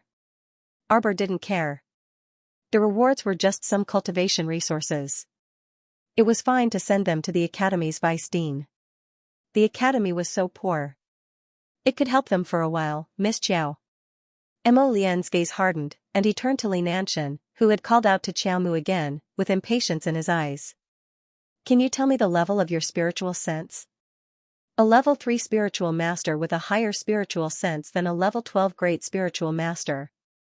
He had never heard of or seen such a situation before. He was very curious, or rather, everyone was very curious. Unfortunately, spiritual sense was an illusory thing. Apart from the person who knew it better, outsiders generally didn't know. Xiaomu gazed at him silently. Level 7. Li Nanshan's eyes narrowed. I'm level 8 now. When she said this, not only Li Nanshan, but even Dao Wuji and the others stared at her as if they were looking at a strange little monster. Everyone's common sense was the same. Spiritual sense couldn't exceed 60% of cultivation. But this little girl's spiritual sense was several levels higher than her cultivation. Was she sure she wasn't a monster? How can that be? Li Nanshan muttered to herself. After Arbor finished speaking, he turned and flew onto the golden dragon's back with Mo Lian. Dao Wuji looked sympathetically at Li Nanshan, who had suffered a great blow, and followed along with the venerable Peach Blossom Immortal and little Taisui. Seventh Yen roared and swept its tail in joy, carrying everyone away from the island. Li Nanshan stood there in a daze for a long time. Then she laughed bitterly. This is a true genius. Compared to her, any other genius paled in comparison. Being able to obtain first place in this ranking competition was largely due to his cultivation being much higher than Miss Chiao's. However, it was only a matter of time. If Miss Chiao had been at his age, perhaps, he should have broken through to the deity realm long ago. Arbor didn't know that he had given Li Nanshan a big blow. Little Taisui couldn't help but chuckle. Idiot, look at him. After learning the truth, he's going to be affected by it instead. If a crack appears in my conscience because of this, then I won't have much of a future. The venerable Peach Blossom Immortal fanned himself and shook his head with a smile. That's why the more you know, the faster you'll die. Arbor was slightly taken aback. That can't be. Could such a small blow crush Li Nanshan? Mo Lian reached out and pulled the little fellow to sit down. He raised his hand and pointed to the sky. Jojo, accompany your husband to enjoy the scenery. It was such a good time to talk about an outsider. Wouldn't that spoil the mood? The venerable Peach Blossom Immortal waved his fan behind the two of them. This venerable pinches his fingers and divines. Soon, the sky will be filled with the glow of the sunset, and the scenery will be infinitely beautiful. Arbor looked up into the distance. Sure enough, the glow of the sunset soon filled the horizon, dyeing it with magnificent colors. Amidst everyone's laughter, Little Seven wagged his dragon tail and somersaulted, passing through the colorful clouds. The next morning, the golden dragon's figure silently appeared on Mount Wuwang. Everyone jumped down from the dragon's back and quietly entered the dense forest of Mount Wuwang. Master Tong, who had been summoned by Mo Lian's secret order, silently appeared in front of everyone and respectfully bowed to Mo Lian. Please follow this subordinate. Dao Wuji and the others immediately understood. Evidently, before boss brought them here, he had already sent people to monitor someone on this mountain. Without another word, Tong led Mo Lian and the others to the entrance of Qingtian Valley with familiarity. He pointed down at a verdant valley that seemed to be inverted. It's there. From here, it's about 300 steps away from Fanchoha's courtyard. Mo Lian nodded and swept an indifferent glance over Tong. Pass down my order. Kill everyone in the valley without mercy. Tong didn't ask anything and only cupped his fists in response. Then, he led a group of black-clothed youths who had scuttled out of the dense forest and stealthily killed their way into Qingtian Valley, where the Clear Sky sect disciples were gathered in the rear courtyard. Soon, Mo Lian and the others heard the deafening roars of killing coming from afar. Arbor narrowed his cold eyes and said to Prince Mo in a low voice, "Find Fanchoha and leave him to me." Okay. Mo Lian nodded without another word. The group followed the mountain path into Qingtian Valley and headed for the courtyard that Tong had pointed out. Before they reached the courtyard, Arbor saw a black shadow jump out from the courtyard wall and flee into the depths of the flowers and trees as fast as the wind. Humph. Arbor snorted coldly and released dozens of poison-tailed butterflies with a flick of his hand, ordering them to chase after the shadow. Even at this point, he still wanted to run away. This Fanchoha was truly regressing as he lived. Arbor's figure flashed, and he flew over a patch of flowers. With a few leaps, he caught up to Fanchoha. Upon closer inspection, this guy had indeed lost his left leg, so it was very inconvenient for him to escape. At this moment, he was leaning on an iron rod, and most of his body weight was on that pitiful iron rod. A pair of triangular eyes, like a poisonous snake, coldly stared at him. Why are you targeting me again and again? Fanchoha suddenly couldn't bear it any longer and cursed. Lian, help me capture that old woman Fangu. All right. Don't worry, with me here, she won't be able to escape. Mo Lian nodded. She turned around and led little Taisui, Shichen, and the others toward the source of the commotion. Fangu, as the main person in charge, would definitely rush to the disciples' courtyards to check what was going on as soon as possible after such a big change occurred in Qingtian Valley. Arbor, on the other hand, was busy dealing with this person, so he could not attend to Fangu for the time being. Seeing the group of people running away from Arbor, Xianxia's eyes flashed slightly, and his lips cracked open, revealing a devilish smile. Arbor, you're too arrogant. If Prince Imo had not left, he, Xianxia, would have to be wary of her. But now, only Arbor remained here. He really didn't know whether to laugh at her naivety or say that Prince Imo was too confident in Arbor. You think you can keep me here? Xianxia snorted coldly. Unfortunately, just as he was about to activate the defensive barrier, he vaguely saw 60 ebony talismans suddenly appear around him. What? Xianxia was completely dumbfounded. Just now, there was clearly nothing around him. How could so many talismans suddenly appear around him in an instant? What on earth was going on? Before Xianxia had time to ponder, Arbor activated the talismans with a cold gaze.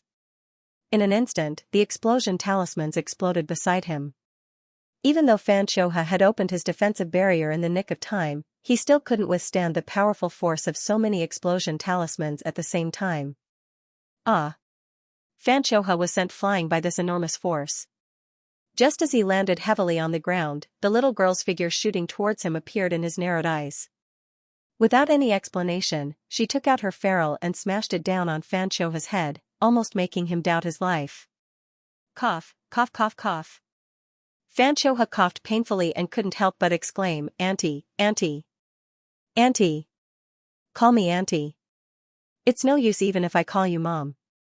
A merciless light surfaced in Xiaomu's eyes, and she abruptly struck down with her palm, leaving a bright red handprint on Xianxia's left cheek. Shut up. Arbor flipped her hand and took out a red pill. If you make any more noise, I'll poison you until you're completely mute. Xianxia's pupils contracted. He tightly shut his mouth and pressed his teeth against his upper lip. He was so scared that he didn't dare to open his mouth. Let's go. Arbor was just about to bind Xianxia with the spirit-binding rope. Suddenly, he took out something from his sleeve and ruthlessly smashed it on the ground. Arbor sneered. She didn't dodge or evade. With a wave of her hand, hundreds of defensive talismans surrounded her body. The powerful aura from the explosion of the spiritual energy ball had no effect on her at all. It was all blocked by the defensive talisman array. Moreover, this was only a level 4 spiritual energy ball. Its effect was definitely inferior to that of a high-level spiritual energy ball. Arbor's lips curled into a mocking smile.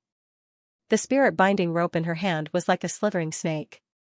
In a short moment, she had tied up Xianxia's hands and firmly held one end of the rope. Tightening and pulling, she directly dragged Xianxia, who had fallen to the ground, to her feet like a dead dog. Xianxia's body rubbed against the rough ground. The humiliation almost suffocated him. Arbor grabbed the ferrule and smacked it down on his right cheek. Run. I'll let you run again. Cough, cough, cough, cough. Xianxia felt that a few of his teeth had been broken by the little girl's ruler. His face was bruised and swollen. He looked at her in confusion and accused angrily, Arbor. Don't go too far. What kind of enmity does my Fan clan have with you for you to be so vicious as to kill all of our clansmen? Arbor was infuriated. Without any explanation, he switched to a metal rod and smashed it on Xianxia's legs, stomach, arms, and even his face. Ah. What enmity? How could a scumbag like you not know? Shouldn't I be the one asking you? What kind of enmity do you have with me? Why have you been unwilling to let me go all these years? You scum. Today, I will let you know what it feels like to be cut open with your own hands. When she said this, there seemed to be a cluster of flames dancing between her delicate eyebrows, but her gaze was even colder than 10,000-year-old ice as she stared at him. Such an opposite contradiction appeared on her body, causing people to be unable to help but suffocate at her beauty. Miss Xiao. Don't be too agitated. Xianxia could not help but swallow his saliva as he hurriedly said. Speaking of which, it was because of a small misunderstanding that we. Xianxia's flesh was lacerated from the whipping of the water spirit whip. Take me to your laboratory. Xiaomu stood up with the spirit-binding rope and dragged Xianxia forward like she was dragging trash. She then turned to glare at him and said, Or are you saying that you want my lotus to soul-search you? Do you want to become an idiot like instructor he? He Jiao became an idiot. Fan Xiuhe's heart skipped a beat. No wonder the communication jade talisman didn't respond. It turned out that this pawn had already been removed. Damn it, what do you want to do? Not allowing for an explanation, Xiao Mu slapped Fan Xiuhe heavily across the face with a severe expression. Stop being long-winded, stop blabbering. Just leave when I tell you to. Bah. Fan Xiuhe was anxious and furious. His hands were bound, and he couldn't exert any strength. He could only lower his head and spit out a mouthful of blood. Arbor swung his rod at his stomach. Ow. Fan Xiuhe curled up like a prawn, and a faint trace of fear flashed through his eyes. This girl was truly a lunatic. Just by looking at her crazy methods, he knew what this wretched girl would do to him next. Why hadn't his aunt come to save him yet? She had already caused such a big commotion. Boom. A streak of fire rushed out from the clear sky sect disciples' courtyard in the distance. Fan Xiuhe abruptly turned his head and looked into the distance in shock. What happened? You she-devil. What did you do to them? The clear sky sect has chased after me time and time again. Do you think there's a need for them to exist? Arbor glanced coldly at Fan Xiuhe with a mocking expression. Why pretend to be a little white rabbit at this time? Do you think you are very innocent? Arbor. You. Shut up.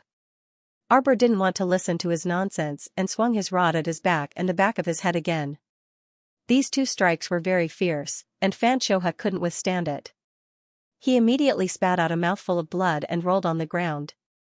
He curled up into a ball and whimpered. Why are you pretending to be dead? Stand up. Coward. Arbor's eyes did not waver in the slightest. He was still cold and merciless as he stepped forward and kicked the man's back a few times. Get up. Get up, you coward. Jojo. Xichen, who had been watching from the sidelines for a while, hurriedly ran over and reached out to hold Arbor, who was on the verge of losing control of his emotions. She softly comforted him, Don't be angry with such a villain. Just kill him. How can it be that easy? Arbor's cold eyes fell on Fan Xiuhe's face, and he said word by word, I want him alive. No. Like. Die. Fan Xiuhe abruptly turned his head. He opened his mouth, and a life-saving spirit sword immediately shot out from his mouth, flying towards Arbor's face like a bolt of lightning. Zhichen's eyes sharpened, and he flicked his sleeve without saying a word. Dang. The flying sword was swept to the side like a piece of trash and stabbed into the ground at an angle. Fan Xiuhe was also like a deflated dog, paralyzed on the ground. He didn't even have the strength to fight back. The little white snake, which had been lying quietly on Arbor's wrist, also abruptly raised its head. Its large, round eyes shot towards Fan Xiuhe with anger. Hiss, Arbor reached out and patted the little white snake's head comfortingly. He then kicked Fan Xiuhe's chest heavily. Ah. Fan Xiuhe let out a painful hiss. Two of his sternum must have been broken by Arbor's kick. He didn't expect that although Mo Lian's party seemed to have left, they still left behind such a formidable expert. Actually, it was also his own stupidity. How could Crown Prince Mo be at ease leaving Xiao Mu here alone, when faced with such a cunning person who had repeatedly tried to take Xiaxia's life? Naturally, he had to leave someone here to watch. Fan Xiuhe's stupidity lay in the fact that he had wanted to kill Arbor in front of the venerable Peach Blossom Immortal even though he knew that he had no chance of winning. Wasn't this just going to the latrine with a lantern and looking for *T? What kind of experience did Zhichen have? Even if Xiaomu didn't say anything to him, he already knew that this fellow sprawled on the ground and beaten beyond recognition by Xiao was definitely her longtime enemy. Since it was a longtime enemy, then he should just die quickly. Let's see how much Jojo's emotions were stifled, let's go. Arbor kicked Fan Xiuhe's back with a fierce look in his eyes. Go to your testing ground. Cough, cough, cough. If Fan Xiuhe still didn't know that something had happened to his aunt that he couldn't deal with, and that his aunt might have been controlled by someone, then he would be really stupid. He dragged his battered body and walked through the garden path step by step. Arbor tugged hard at the spirit binding rope in his hand, causing Fan Xiuhe to stagger. Don't play any tricks. Your dog life is not worth a single strand of my hair. Miss Qiao said with a proud expression. If I hurt even a strand of your hair, I will open 10,000 holes in your body and use 1,000 types of poison to rot your body. But your mind will still be alive, and you will feel pain and despair every day. She spoke in such a demonic tone, yet she said such decisive and terrifying words. However, the venerable Peach Blossom Immortal actually felt that his little girl was simply cute and fierce. Her proud expression, which said, "If I don't live well, you will live 1,000 times better," did not match her tone at all. Of course, Xianxia did not sense Miss Qiao's cuteness. At this moment, he felt as if he had been immersed in an ice cellar from head to toe. He had never seen such a vile and vicious little girl before. Xianxia still did not know what was going on. The manor head ordered him to use this opportunity to get close to the little girl. But when they met for the first time at Seacone Planet's palace banquet, the little girl seemed to have gone mad and gave him a vicious beating. At that time, he hadn't even gotten close to her. Okay, every time they met, this little girl seemed to have foresight. Not only did she look down on him, she even tried to kill him time and time again. He didn't even have the time to make a move on her, and somehow, he was in such a disadvantageous situation. Xianxia had no choice but to move aside a stone bench in the garden and lead the two people down the stairs step by step toward the Clear Sky Gates dungeon. "You scum!" When Arbor saw the tragic situation in front of him, he picked up his iron rod without a word and swung it heavily at Xianxia. Xianxia was beaten up like a torrential rain without any rhyme or reason. Other than howling miserably, Xianxia was almost unable to open his mouth to say a word. The walls of the dungeon were stained with blood, and there were many human organs hanging on them. There were also many men and women who had been stripped of their clothes and hung on the pillars as if they were goods. Some had already breathed their last. Although some still had a few weak breaths, their thoughts seemed to have been completely frozen and they were dead. The ordinary iron rod in Arbor's hands even broke because of the strength he used to swing it. The broken end of the iron rod smashed into the wall and bounced back, rolling heavily next to Arbor's leg. "Jojo, Jojo." Yuan Shurchen began to worry that she might be possessed, so he hurriedly grabbed her wrist and dragged her to his side. He comforted her repeatedly, it's okay, Jojo. Calm down, Jojo." Bang! The dungeon door was kicked open again. Mo Lian, Little Taisui, and the others dragged down the steps a person whose original appearance couldn't be seen, covered in blood. Tong and the others followed behind them, dragging a group of Clear Sky sect disciples who were covered in cuts and bruises and could only wail in pain. Xiaomu once again took out an iron staff from her inner world. Without another word, she dashed up and gave that person, who was lying on the ground bathed in blood, a violent beating without allowing for any explanation. Pfft! The person on the ground turned around, and a trace of viciousness appeared on her old face covered by a black veil. Bitch, bitch. Mo Lian's gaze hardened, and a wisp of black fire landed on the old woman's face, burning her until she screamed and sobbed. Arbor looked at the old woman who was rolling back and forth on the ground, and a clear scene suddenly slipped through the depths of her memory. She remembered, in her previous life, she had indeed seen this old woman in Xianxia's laboratory. This old woman was an apothecary. The reason why Xianxia searched everywhere for apothecaries and studied the medicinal effects in their bodies was entirely to improve this old woman's special ability. In her previous life, Duan Muqing was ruined by this pair of bitches. Fury lingered in Arbor's heart. She picked up the rod in her hand and beat the old woman again without a word. The hatred in her heart had already uncontrollably transformed into a tangible blade that pierced into the old woman's body. Cold sweat trickled down Fangu's body. She actually felt a strange sense of fear. The entire underground prison was silent. At Mo Lian's signal with his gaze, Tong quickly led a group of black-clothed youths into each small prison cell, rescuing people who were covered in wounds and on the brink of death. Then, he put down the men and women tied to the pillars and moved them to the side for the time being. Arbor turned his head and his gaze fell on the cold iron bed in the middle of the room. He suddenly said sternly, "Put him on it." Xianxia's body started to tremble uncontrollably, as if he was having a spasm. He screamed, What are you doing? Arbor, what are you doing?" Why would Tong and the others listen to his nonsense? Without another word, they dragged Xianxia, who was like a dead dog, and forcefully pressed him onto the metal bed. There were 4 bronze buckles on the side of the iron bed, which happened to fasten Xianxia's hands and feet. Ah! Fan Xianxia probably didn't expect that he, who had been experimenting on others, would one day become a fish on the chopping board and be tied to this iron bed. Arbor picked up a hook hanging on the wall, and the corners of her mouth suddenly curled into an extremely faint smile. She glanced at the old woman who was lying on the ground and struggling at death's door. Fangu only felt her heart turn cold. "Take it!" Tong shouted sternly and stuffed the iron hook into Fangu's hand. He lifted Fangu up and threw her to the side of the iron bed in front of Fan Xianxia.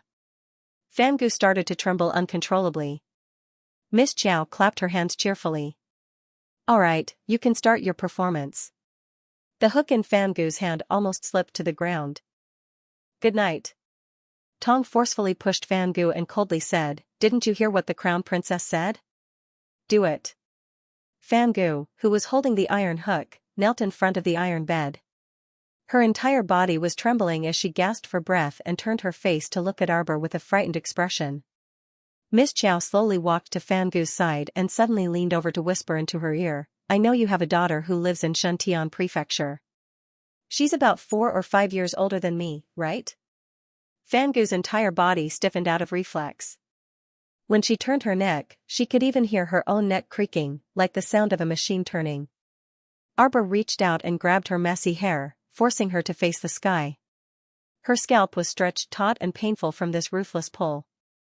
"If you want your precious daughter to live, then obediently do as I say." Arbor forcefully pushed her to the side of the iron bed and straightened up. He stared at the old woman with an ice-cold gaze and said word by word, "Open his stomach.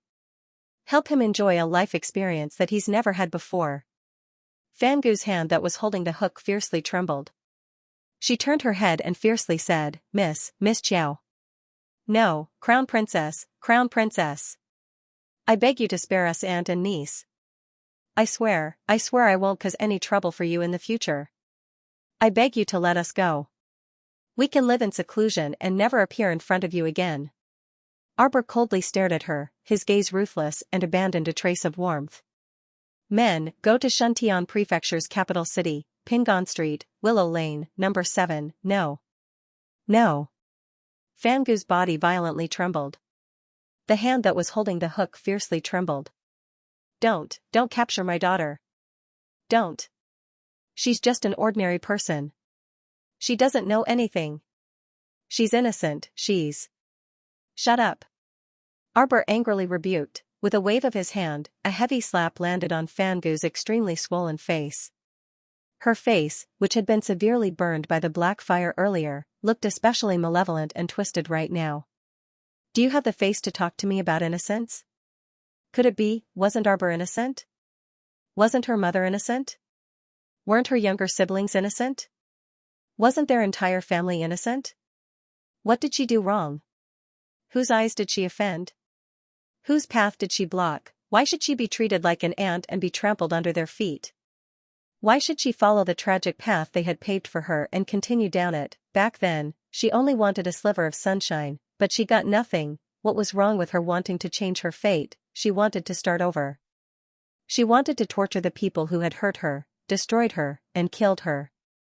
What was wrong with that? 'Cause karma. Everything was the result of the original sin that they had committed, the sin that they had committed. Only by torturing them over and over again could she get rid of the demons in her heart that haunted her in both her previous and current lives. Only then would he be able to face those innocent lives in his previous life. Go to hell.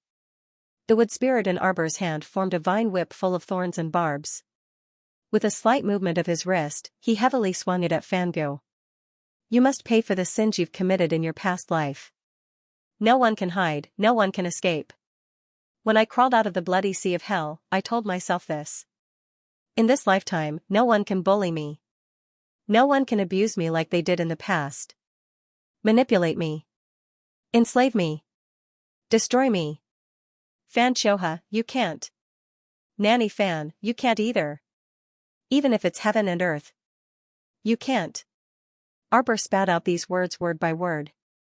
Her hands tightly gripped the thorny vine whip, just like her current appearance of being covered in thorns and keeping strangers away. A faint layer of mist unwittingly pervaded her cold, beautiful eyes. Mo Lian, Ji Chen, Little Taisui, Dao Wuji, the Peony Fairy, and the Ginkgo Fairy all stared blankly at the little girl before them. Do it. Aunt, don't. Aunt, don't. Ah, when the sharp iron hook cut into his lower abdomen, Fanshoha only felt his nose fill with the stench of blood. So this is what it feels like to have your body cut open by someone, a malicious glint flowed out from the depths of Fangu's eyes. Suddenly, she poured a handful of medicinal powder into Fanshoha's body. The medicinal powder sizzled in his blood and was quickly absorbed. Fanshoha's limbs were bound by copper rings, but his body convulsed and trembled under the immense torment. He couldn't stop screaming. He-er. Pull yourself together. He-er. Our blood feud can only be avenged by ourselves. He-er. Fangu screamed with all her strength, her old eyes staring fixedly at Fanshoha. She couldn't let these people leave alive. She had to make them all die here. Apart from Arbor's expressionless face, everyone present was silent. Mo Lian, Ji Chen, little Taisui, and the others all had cold gazes as they indifferently watched the monster struggling on the iron bed. Fanshoha's body underwent a mutation. In a short few minutes, countless soft tentacles grew out of his body. It was as if the blood of an octopus had been absorbed into a human body, but it was also more like a living corpse. His eyes glowed with a faint green light. With two loud bangs, he struggled free of the copper rings on his wrists. Arbor's vine whip drilled out and heavily whipped Fanshoha's neck. Monster! Go to hell! Dozens of confinement talismans formed a confinement talisman array, instantly locking Fanshoha to the iron bed. At this moment, 17 or 18 tentacles had already grown out of Fanshoha's body. They lashed out madly at Mo Lian, little Taisui, and the others. Unfortunately, these newly grown tentacles were too weak for a group of people whose average cultivation was above the spiritual venerable realm. Countless tentacles were chopped off by Dao Wuji's machete. Arbor's whip landed heavily on Fanshoha's face and pulled out a piece of flesh from his face without pity. Only the darkness of the abyss filled his cold eyes. Aha! Fanshoha felt that his entire body was immersed in pain. He could no longer use words to describe how much pain his body was in. Every time one of those tentacles was chopped off, it was as if they were chopping off his limbs, scraping his bones and blood, and peeling off his flesh. Monster! Xiamu gazed at him coldly, and a sharp-eye sword abruptly extended from her long green vine whip, abruptly stabbing into Fanshoha's chest. Fanshoha didn't have time to break free of the copper rings on his feet. He fell back onto the iron bed, his tentacles crawling one by one. Those strange and terrifying soft tentacles drilled out of his chest, stomach, and even his head. In just a moment, Fanshoha had completely turned into a living monster, completely stripped of his human appearance. Mo Lian stared at the freak in front of her with incomparably cold eyes, and she said word by word, "You look too disgusting. Kill him." At Mo Lian's command, the little Taisui snapped its fingers, and a huge stone palm materialized, slapping down on Fanshoha's head. Bang! All of Fanshoha's tentacles were crushed into meat paste. His entire body sank into great pain, and he wailed miserably. Fangu's entire body went limp on the ground. She didn't expect these young people's strength to be so terrifying. Even if she gave Fanshoha the final strong drug, she still couldn't escape from this dungeon. Don't kill me, don't kill me. Your Highness. It has nothing to do with me. We were entrusted by others to be used by others. Crown Princess. Crown Princess. Arbor didn't want to listen to her anymore, and he turned to leave this gloomy hell. Mo Lian naturally wouldn't stop him. She couldn't wait for Jojo to leave this filthy place as soon as possible, far far away from here. Crown Princess. Let me go. Crown Princess. Fangu burst into tears. She crawled and rolled a few steps on the ground, but the peony fairy kicked her back to the metal bed. Io, don't make so much noise. You're making this fairy's ears hurt. Mo Lian coldly swept a glance at Fangu. After a moment of silence, she said indifferently, "Don't worry. I guarantee that you'll live well for the rest of your lives." She casually threw out the bronze cauldron, and a gust of wind rolled over Fangu's head. Fangu's entire body quivered, and then she let out an extremely tragic scream. A cluster of black flames burned Fangu and Fanshoha's bodies.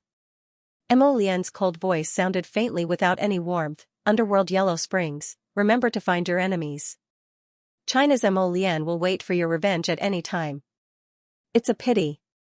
A soulless person couldn't even go down to the 19 levels of hell, let alone reincarnate and seek revenge. A moment later, 2 wisps of soul fire fell into Mo Lian's hands. Little Tai Sui and the others couldn't help but shudder internally upon hearing this. This savage fellow had actually refined the souls of 2 soul masters.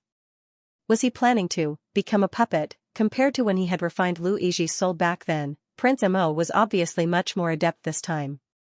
After coming up from the dungeon, Mo Lian found his little wife by a secluded cliff in the Qingtian Valley. At this time it was already the beginning of the 12th month, and winter was about to arrive. The grass and trees were withered, and as far as the eye could see, everything had a withered appearance. His Jojo was standing in the midst of the withered leaves, with his back to him. He stood on the edge of the cliff, his white clothes fluttering in the wind. No one knew what he was thinking, but he raised his left hand slightly, his gaze fixed on his palm. Mo Lian walked over with light steps. When he was several steps away from her, he silently stopped. Naturally, Xiao Mu had already heard the footsteps he purposefully let out. She retracted her gaze and looked up at the withered scene in the distance. Her voice was soft as she said, "Do you know, I've been working hard to not let myself become a person I love? I don't want to become a devil and become as shameless as them. But just now, I used Fangu's daughter to threaten her. I had Fangu cut open her own nephew's stomach and stain her hands with blood." Mo Lian quietly stood behind her. His heart clenched tightly as he listened to her almost desolate voice. It was as if, at this very moment, her small hand was tightly gripping his heart, clutching it so tightly that his entire heart started to ache fiercely. Sometimes, I look at myself in the mirror. I feel very unfamiliar, very lost. I don't want to be a person that I despise. But many times, I simply can't control my own emotions. I only want to be unbridled and willful just this once, just this once. I don't want to be a human. I want to become a demon. I looked at my hand just now, it's white and clean without any blemishes. But I know, it's not clean at all. It's so dirty, there's no way to go back. When Arbor turned around, she saw Mo Lian's figure flashing and suddenly landing in front of her.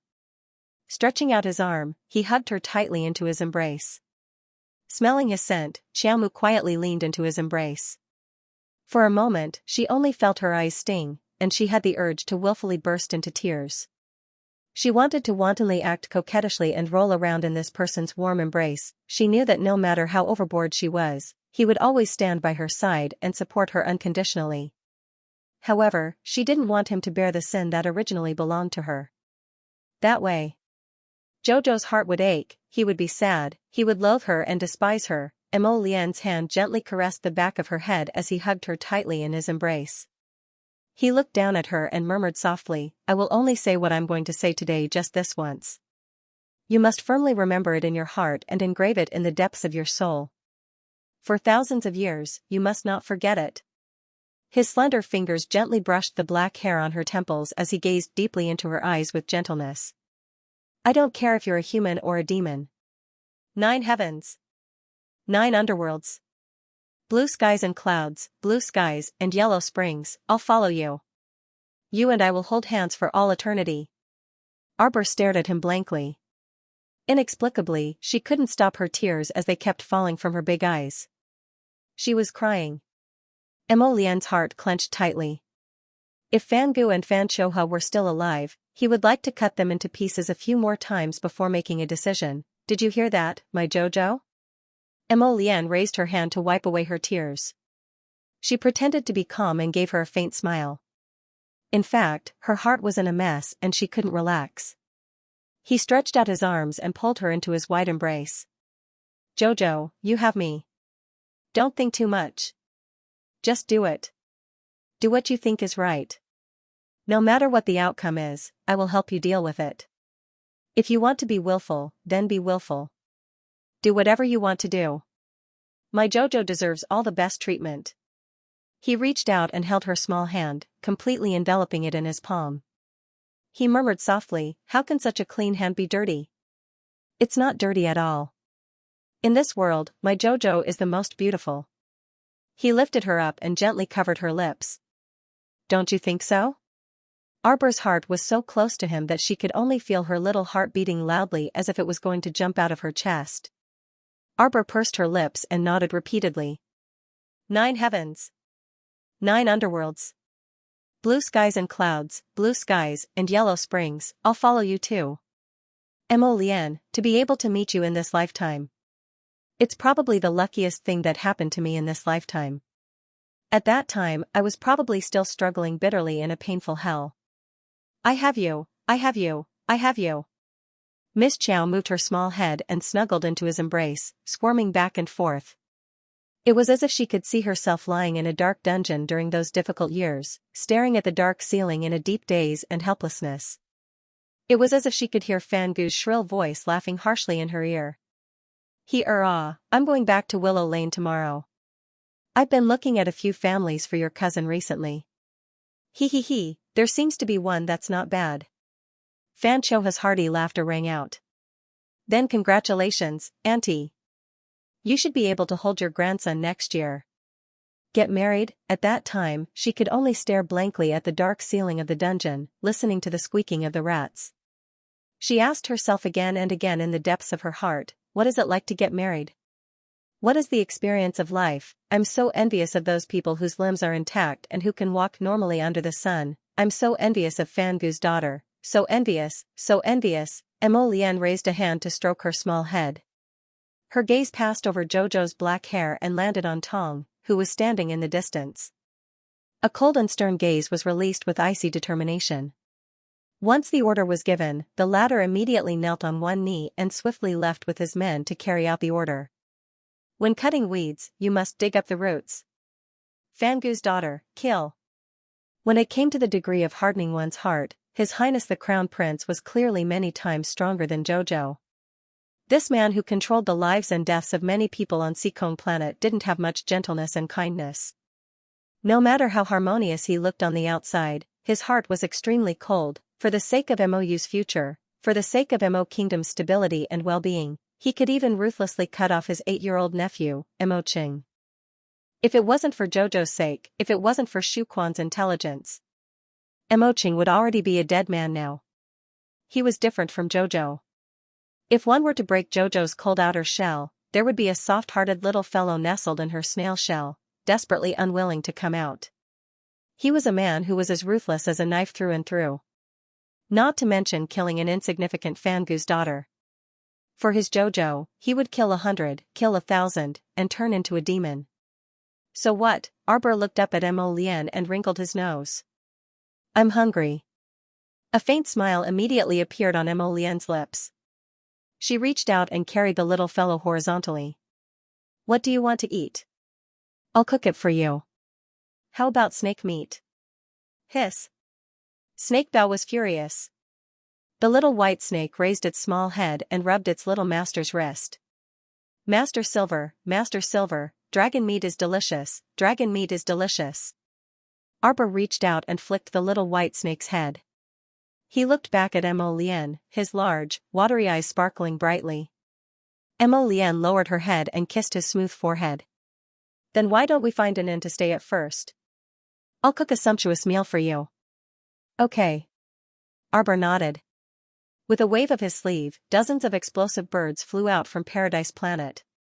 These little fellows who played suicide all day only had 3 years of lifespan, and they were preparing for suicide every day. Go. Arbor flicked his finger, and the flock of explosive birds scattered around Qingtian Valley on Mount Wuwang. Boom. Boom, boom. A few explosions rang out. Wherever the explosive birds passed, the serene and beautiful clear sky valley was blasted into ruins. Arbor swept an indifferent glance over, her eyes without the slightest ripple of emotion. This kind of place that hides filth and tolerates filth, so be it. No matter how beautiful its scenery looked, it couldn't hide its rotten nature. The entire clear sky gate was engulfed in flames. The light of the fire contrasted with Arbor's calm face. She looked at the building that was crackling in the flames with a trace of coldness in her eyes. The past passed like a dream, and yesterday's events were like yesterday's death. From now on, there was no longer that smiling big brother in the world. She hoped that he could live comfortably and happily in that bloody hell. Have a safe journey, Arbor tugged at the corners of her mouth, trying hard to reveal a smile. Under the light of the fire, it looked extremely magnificent. Emo Lian's palm covered her small face. My Jojo, I hope that from now on, you will no longer have any inner demons or nightmares. You will be healthy, happy, and smooth. On Shuntian Prefecture's Ping'an Street. Many shops had closed down due to poor management due to the changes in the world. However, many small stalls had popped up on the streets and alleys, selling all kinds of strange little things. This street could be said to be the busiest in the entire Shuntian Prefecture. Immortal Grass Tea House. Hey, did you guys hear? Yesterday, a valley in Mount Wuwang, 50 kilometers outside the city, strangely caught fire. Everyone said that someone had angered a fire-breathing divine beast on Mount Wuwang. The divine beast showed its might. Yes. I heard that the prefecture lord issued a mission and sent several teams to Mount Wuwang to investigate. Tisk tsk, this matter is going to blow up. Hey, do you guys think it could be a fire-breathing divine beast? Who knows? Whether or not a divine beast is a divine beast has little to do with us ordinary people. That's true.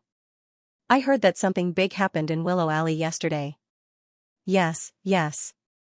It seems that there was a female corpse hanging at the entrance of Willow Alley. It almost scared the night watchmen out of their wits. Did you find out who killed him? Sigh, you're really naive. What kind of world is this? Who knows if a corpse puppet will jump out and bite you to death when you walk down the street? That's right. In the past, when there was peace and prosperity, even if 1 or 2 civilians died, they wouldn't necessarily investigate. I heard that the 4th steward of the manor head gave the order to burn that woman to prevent her corpse from mutating. Poor thing, he's still young. It's said that his family is quite wealthy. I wonder if it's a robbery. Robbery? One of them snorted and said, you guys are really naive. It said that the female corpse's mouth was covered with mud, and there were 3 soul-subduing talismans on her body. Even if she went to the underworld, she wouldn't be able to ask for help. How heartless. Killing someone is just a matter of time. GGG. Cha-cha, the bell at the door rang, and everyone subconsciously turned their heads to look. With this glance, his eyes almost blurred. The 2 women who entered the door were as beautiful as peaches and plums and as brilliant as flowing flowers. Their ornaments jingled, revealing half of their fair and delicate arms. Their soft breasts rose and fell, and their slender waists were half exposed. The onlookers' eyeballs almost fell out of their sockets. The sound of saliva being sucked in could be heard incessantly. The gazes of all the men in the hall fell on the 2 of them. This is the capital of Shuntian Prefecture, but I haven't seen any spacious and bright taverns along the way. I'm so tired. Fairy Ginkgo flicked the pink silk handkerchief in her hand and waved it in the air. I'm not going. Have a cup of tea before you go. The men and women who followed them in were all like immortals in a painting, making people unable to take their eyes off them. The man in red brushed his sleeves, moving gracefully. The man in black had picturesque features, gentle as the wind. The little girl held by the man in black had an expressionless face, cold as ice. Her eyes were like the stars in the dark night, dreamy and illusory, as if she could suck in a person's soul with just a glance. This group of people walked in slowly, immediately illuminating the entire humble room. Everyone felt that the small shabby teahouse in front of them had improved a lot in an instant. The waiter hurriedly ran over, wiped the chairs and stools, and invited them to sit down with a smile. Arbor sat by the window, one hand supporting her chin, her gaze drifting to the bustling street. Lian, do you think that child will have a good life in the future? Of course. Although that farmer isn't particularly rich, the couple are hard-working people, praised as good people by the surrounding villages. Emo Lian raised his hand and patted her head. Don't worry, that child will get better. Arbor turned her little head, looked at him, and nodded. There were no survivors in the dungeon of Clear Sky Valley, but the child they had saved in the underground base had stubbornly survived. After a period of recuperation, her body had improved a lot. When she was sent to the farmer, the child was already able to speak. As long as she took the pills she left behind on time, she would be able to jump around in less than half a year. She hoped that the child would have a normal family and walk a normal life path, and that there would be no more disasters or mishaps in the future. Good girl, I'll send people to check on that child from time to time. There will be no problem. Okay. Arbor nodded, taking the tea he handed over. Dang, dang. The bell at the door rang again. Arbor looked up and saw an old acquaintance, the little yellow crane, and her unruly senior sister, Fairy Lingfei, walking in. Lingfei's gaze fell on Arbor and the others with a trace of resentment in his eyes. Immortal Yellow Crane had already strode over and greeted Xiaomu enthusiastically. Little benefactor, you're also here. Huang He. Fairy Lingfei yelled at her in exasperation. She turned and walked towards the door. Let's go back to the residence. Yellow Crane Fairy turned her head and glanced at her senior sister. She held Arbor's hand and said, Little benefactor, where do you plan to stay? I have to return to the residence to see Master. Tell me where you're staying, and I'll come and play with you tomorrow. Huang He. Fairy Lingfei roared, causing Fairy Huang He's hand, which was holding Arbor, to tremble slightly. Heavens, senior sister Lingfei's temper has been too bad recently, for it to suddenly flare up. Could it be that his body had mutated? Why aren't you leaving? Fairy Lingfei swept a cold glance at Yellow Crane Fairy, and her gaze swept disdainfully over Arbor. Today, the residence is hosting a banquet to entertain the young masters from the Divine Continent. Master wants us to return as soon as possible. Are you going to defy Master's orders? Sob sob sob, Yellow Crane Fairy bit her handkerchief and reluctantly let go of Arbor's hand. Little benefactor, then tomorrow at this time, can you wait for me here? Fairy Yellow Crane, can you not act cute? Arbor imperceptibly pulled over Xianxia's sleeve and wiped her little paws. Exasperated, Xianxia tugged back, thank you, this isn't a rag. Benefactor, if I can't repay your kindness, I won't be at ease for the rest of my life. Fairy Huang He bit her handkerchief, tears about to fall out. Huang He. Fairy Lingfei was probably about to explode from this brainless stoic fangirl. She took a few steps forward and kicked Fairy Huang He's butt, bam, clang. The soup, it's all spilled, let's go. This idiot was simply disgracing the Palace of Cold Blood and Shuntian Prefecture. Fairy Lingfei grabbed Huang He's arm and strode outside. Don't think you can approach our Palace of Cold Blood just because you've hooked up with Huang He. Are you deluding yourself into thinking you can achieve meteoric success in a single step? Give up on that idea. Fairy Lingfei turned around and shouted at Arbor as she walked out the door. The little stoic looked at her in bewilderment. Why did she feel like this senior sister of Huang He seemed to have contracted a deranged disease? Do you want me to take your pulse? The little stoic extended a small hand, but before she could finish speaking, Fairy Lingfei rolled her eyes at her. Deranged disease can be treated in the early stages. You only need to recuperate for half a month before you fully recover. In the later stages, you only need to pay more attention to controlling your emotions, paying attention to your dietary restrictions, and engaging in sexual intercourse less. HM? HM? The little fellow looked in bewilderment at Prince Mo, who had suddenly reached out to cover her mouth. She turned around and saw that everyone in the hall seemed to have very odd expressions.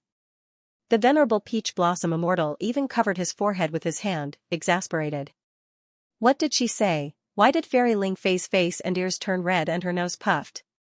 She clearly looked like she was about to explode from anger. She was merely explaining medical theory and reminding Lingfei that treatment should be done sooner rather than later. It couldn't be delayed. Was there a problem? Shouldn't an illness be treated as soon as possible? What if the illness spread in the later stages and there was nothing they could do? PFT. Ha ha ha ha. Fairy Ginkgo couldn't hold it in any longer. She collapsed on the table and pounded her fist on the table, indicating that she really couldn't hold it in any longer. He felt like this Fairy Lingfei and the little stoic were talking in two completely different worlds. What a joke. Can you not be so funny? Fairy Ginkgo wiped the tears from her eyes as she laughed. She felt as if she had laughed so hard that her abs were showing. What's so funny? Do you think you're not sick? The stoic-faced man pointed at the middle-aged man who was grinning from ear to ear at the table next to him. I see that your eye sockets are sunken and your complexion is dark and gloomy. That's because you lack essence and are unable to maintain a healthy complexion. Overdoing it every day will deplete the essence of your kidney. If this goes on, in less than half a year, you will not have enough yang blood and will die of kidney deficiency. Mo Lian, Yuan Shurchen, Little Taisui, and the others all grimaced. Ginkgo Fairy pounded the table and laughed wildly. In the quiet lobby, it seemed particularly bold and unrestrained. The tea house, which had been silent for a moment, suddenly burst into laughter. The middle-aged man's donkey face fell. He stood up and pointed at Arbor in exasperation. You little girl. What are you saying? You. Don't you know shame? Doctors don't differentiate between men and women when it comes to judging people. How can I not know shame? Arbor impatiently swept a glance over the people in the lobby who were laughing uncontrollably.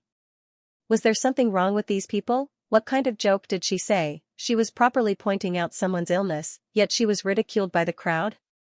You have pimples on both sides of your cheeks that sometimes itch. Your complexion is sallow, and you vomit every 3 days.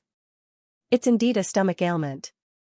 You still have time to laugh at others, but your own body also has stagnant vital energy and blood stasis. You won't last 3 years. And you? The little stoic swept a glance at the young man who was grinning from ear to ear. You're young, but your waist is stooped and it's hard to stand upright. Your sweat pores open and close abnormally, and cold evil invades your body. You clearly have an abscess. Fancy that you can still laugh. If the cold air penetrates your blood vessels, it will evolve into a fistula. And you're even more ridiculous. Your face is green and your eyes are red. When you laugh, your throat growls. You've lost vital energy in your stomach. This is a sign of death. Absolute silence ensued after her tirade. Everyone stared dumbfoundedly at this young little stoic who mercilessly reprimanded others the moment she opened her mouth. Most importantly, she didn't even bother to lift her eyelids after saying so much. Her gaze swept past them with a snort of contempt, as if she was sweeping a group of ants, and didn't linger for a moment. The venerable Peach Blossom Immortal clenched his fist and couldn't resist bursting into laughter. No way, he couldn't take it anymore. His JoJo was seriously too adorable. Even when she kept a straight face and reprimanded others, she was much more adorable than others. How preposterous. The middle-aged man with the long donkey face was the first to jump up. With a huff, he flung his sleeves and strode out of the tea house. Soon after, a string of people also stood up with him, their faces ashen from anger, and they all left the tea house with quick strides. F***ck, he only came to drink tea, yet everyone in the tea house knew that he had a kidney deficiency, a stomach ailment, and an irregular lung meridian. Where would these wealthy business owners put their faces? The tea house owner kept pleading like a grandpa, don't go. Hey, everyone, don't go. Boss Zhang. Everyone threw down their money and left in a huff. At this time an idiot suddenly clapped vigorously with a fangirl-like adoration on her face.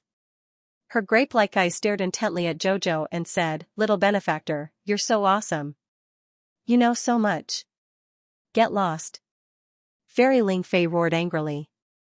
She grabbed JoJo's die-hard fan, Fairy Yellow Crane, and dragged her outside. "Little benefactor, I'll come and find you tomorrow. Wait for me."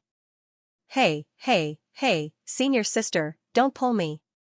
Senior sister. Insanity, if not treated properly, will worsen in the future. It will lead to emotional rage, mental disorder, and even severely affect the couple's daily life, resulting in the inability to give birth. Before Miss Chiao could finish her words, Prince Mo, who couldn't bear to listen any longer, pulled her into his arms and covered her mouth forcefully. Fairy Lingfei was so angry that her entire body trembled violently. She abruptly turned her head and bellowed at the little stoic sitting inside the tea house, "I'm not sick." Arbor pulled Mo Lian's hand away and looked at the man in confusion. "Why are you gagging me? People like you who refuse treatment are the most fearful. If you don't treat a minor illness, you'll be unlucky if you get a major one. You're always so stubborn." Hu Shurchen's shoulders trembled as he lowered his head. He laughed so hard that his stomach hurt. Mo Lian didn't know whether to laugh or cry. A stubborn duck, isn't that your style, darling? Humph. Miss Chiao retracted her small hand and picked up the teacup to gulp down a large mouthful of tea. It was so tiring. If it weren't for the fact that those people were truly outrageous, how could she have been happy and said so much to analyze their illnesses? However, this bunch of idiots all thought she was a barefoot doctor on the streets and spoke without thinking. You have no taste, I can't be bothered with you. It was simply a waste of her saliva. Arbor drank another mouthful of tea. Just as the group was about to leave, they suddenly saw a middle-aged scholarly man walk into the teahouse's entrance. As soon as he entered, he cupped his hands at everyone and said with a smile, "Are you the top-notch academy teachers and students who won 3rd place in the academy ranking competition? Prefecture Lord invites you, please honor us with your presence." Mo Lian and company looked at this middle-aged man with a spurious smile. "Uncle Da, why are you inviting them?"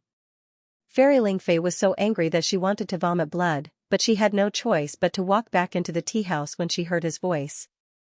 Ever since she met the little Stoics group, she, Fairy Lingfei, had been making a fool of herself. Her various humiliations made her feel indignant. Yet now, Master and Prefecture Lord were actually inviting this bunch of bumpkins to Shuntian Prefecture's main estate for a banquet. On what basis? Fairy Lingfei's entire face hung upside down in anger, and she coldly glared at Arbor and company. That stoic face was certainly hateful, but those men beside the little stoic were probably all blind. Such a beautiful woman like her actually couldn't enter their eyes at first glance. Was Gung Pengcheng impatient? As soon as they stepped into Shuntian Prefecture's prefectural city, Gung Pengcheng impatiently wanted to invite them over. When Arbor thought about how she had secretly crossed swords with Shuntian Prefecture's prefecture lord many times, she couldn't help but feel vexed. She was well aware of Shuntian Prefecture's intentions. "Jojo, if you don't want to go, then don't deal with them," Mo Lian said softly as she grasped the little fellow's small hand. Could it be that a mere Shuntian Prefecture's prefecture lord could overturn the heavens? Arbor shook her head. "Let's go take a look." When she thought of the various good deeds Shuntian Prefecture's prefecture lord had done, Arbor couldn't help but sneer. Previously, Prince Mo told her that they didn't find anything substantial or useful during the process of searching Fangu and Fanchova's souls. Someone must have tampered with them. However, it didn't matter if they couldn't find anything. This was because Arbor was very clear that this matter was definitely related to the Shuntian Mansion's mansion master, Gung Pengcheng. Seeing that Arbor had agreed, the middle-aged scholar who came to invite them seemed to be relieved. He smiled and cupped his hands. "That's good. Everyone, please." Today, several young heroes from the Divine Land were invited to the main mansion. "All of you are of similar age, why don't we make friends?" From the middle-aged scholar's point of view, being able to make friends with the young masters and young ladies of the Divine Land was naturally something that everyone envied. Unfortunately, Arbor's expression was cold. He glanced at him, got up, and walked out of the door with Mo Lian, hand in hand. "Such a shabby carriage, is it here to pick us up?" Arbor said in disdain. He glanced coldly at the middle-aged scholar and said, "Since your mansion's mansion master isn't sincerely inviting you, then please leave." "Ah, wait." He saw that the little stoic was about to turn around and leave while holding on to the man's arm. The middle-aged scholar couldn't help but feel anxious. This little fellow didn't follow the rules at all. She had previously agreed to follow him to the city lord's estate, so why did her attitude completely change in such a short time after they walked from inside to outside? "The city lord is sincerely inviting you." What was wrong with this carriage? How was it neglecting them? The middle-aged scholar simply wanted to howl in his heart. Women's minds were truly fickle. Arbor's eyes didn't have the slightest warmth. He swept the middle-aged scholar a glance and snorted. "Break." This kind of lousy carriage was so bumpy that it might even make you throw up last night's dinner. Even the carriage she had left Kwoto village and back then couldn't compare.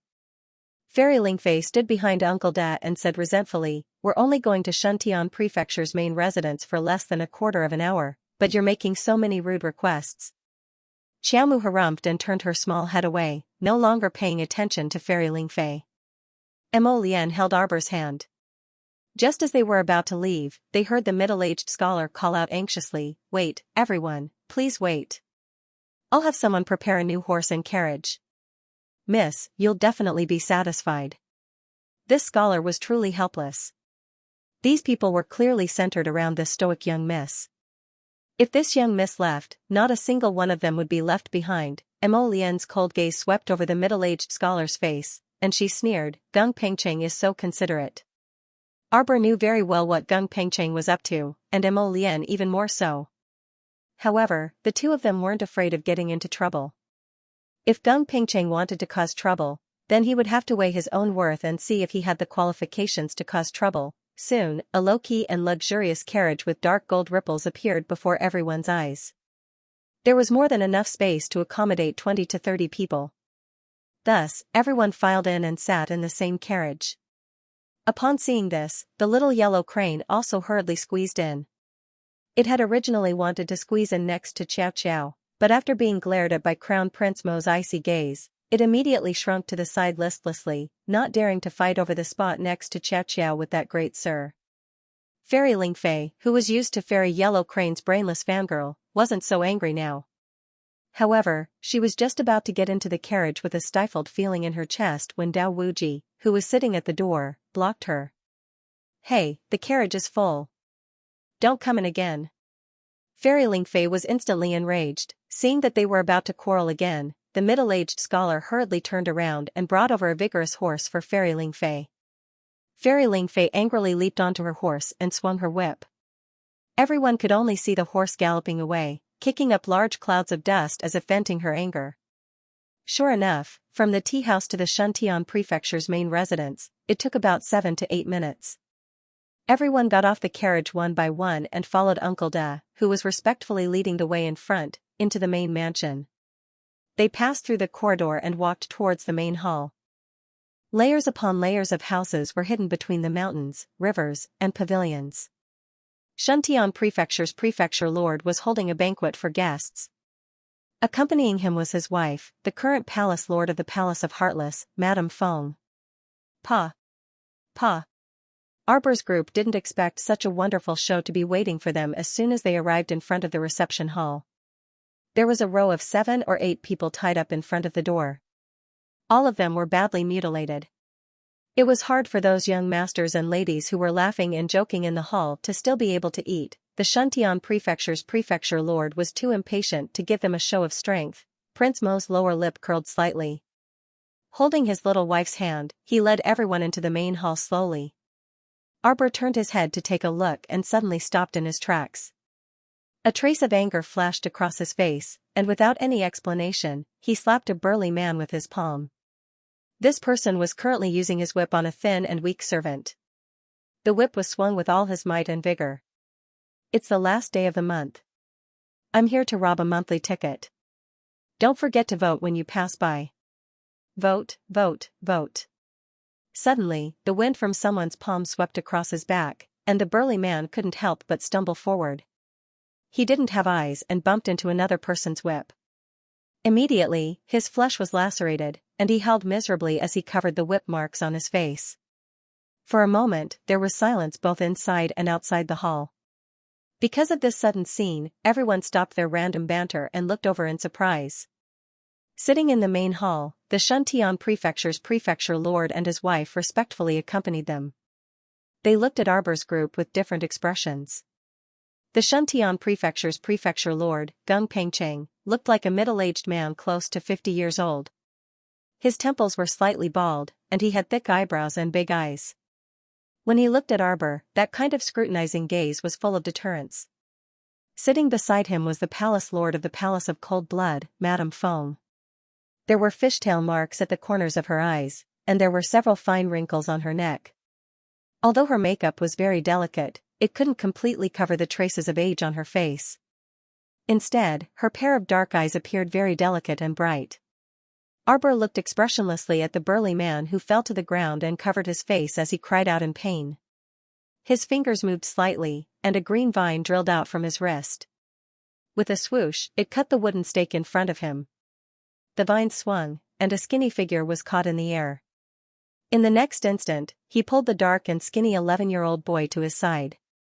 Not only did this child have several whip marks on his face, but his body was also full of wounds. His legs were also twisted in an abnormal way, as if they had been broken while he was still alive. Xiao Mu's cold and severe gaze abruptly landed on the burly man who hit her. Scum. Countless vines drilled out from the bottom of the burly man's feet, and like thousands of poisonous snakes, they drilled into the man's body. Ah! Caught off guard, the burly man took a full blow from a level 4 spiritual master. How could he withstand it? He cried out involuntarily on the spot.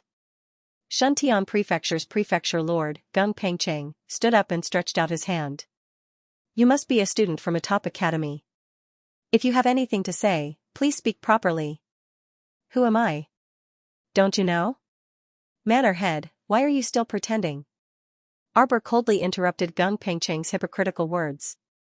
There was not the slightest fluctuation of emotion on his stoic face. The little girl's eyes were filled with disdain and mockery, making people feel uncomfortable.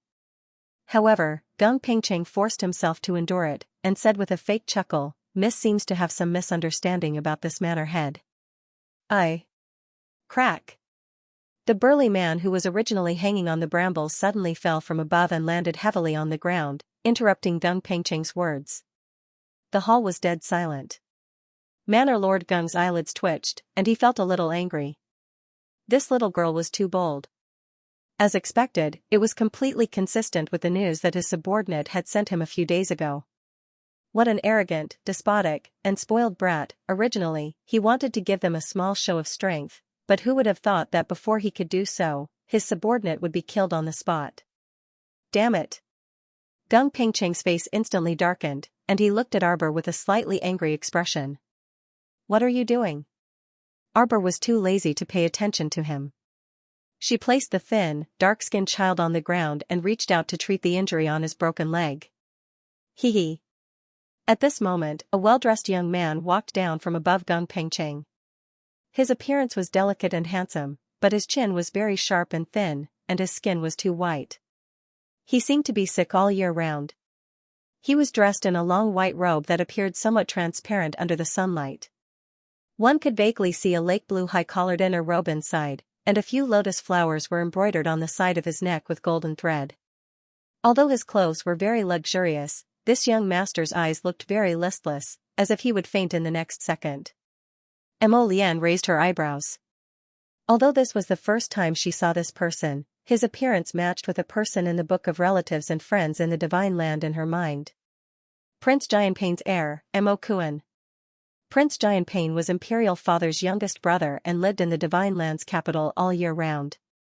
Speaking of which, this crown prince of Jianping was his younger cousin. For some reason, he actually came to Shuntian Prefecture personally. However, his luxurious accessories could not hide his sickly face that was full of indulgence.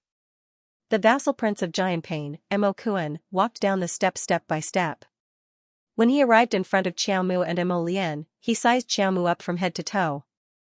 Your looks are not bad, but it's a pity that your temperament is unflattering. Forget it, this young master will be merciful and take you in. I'll bring you back and let someone educate you well. Mo Lian, exclamation point.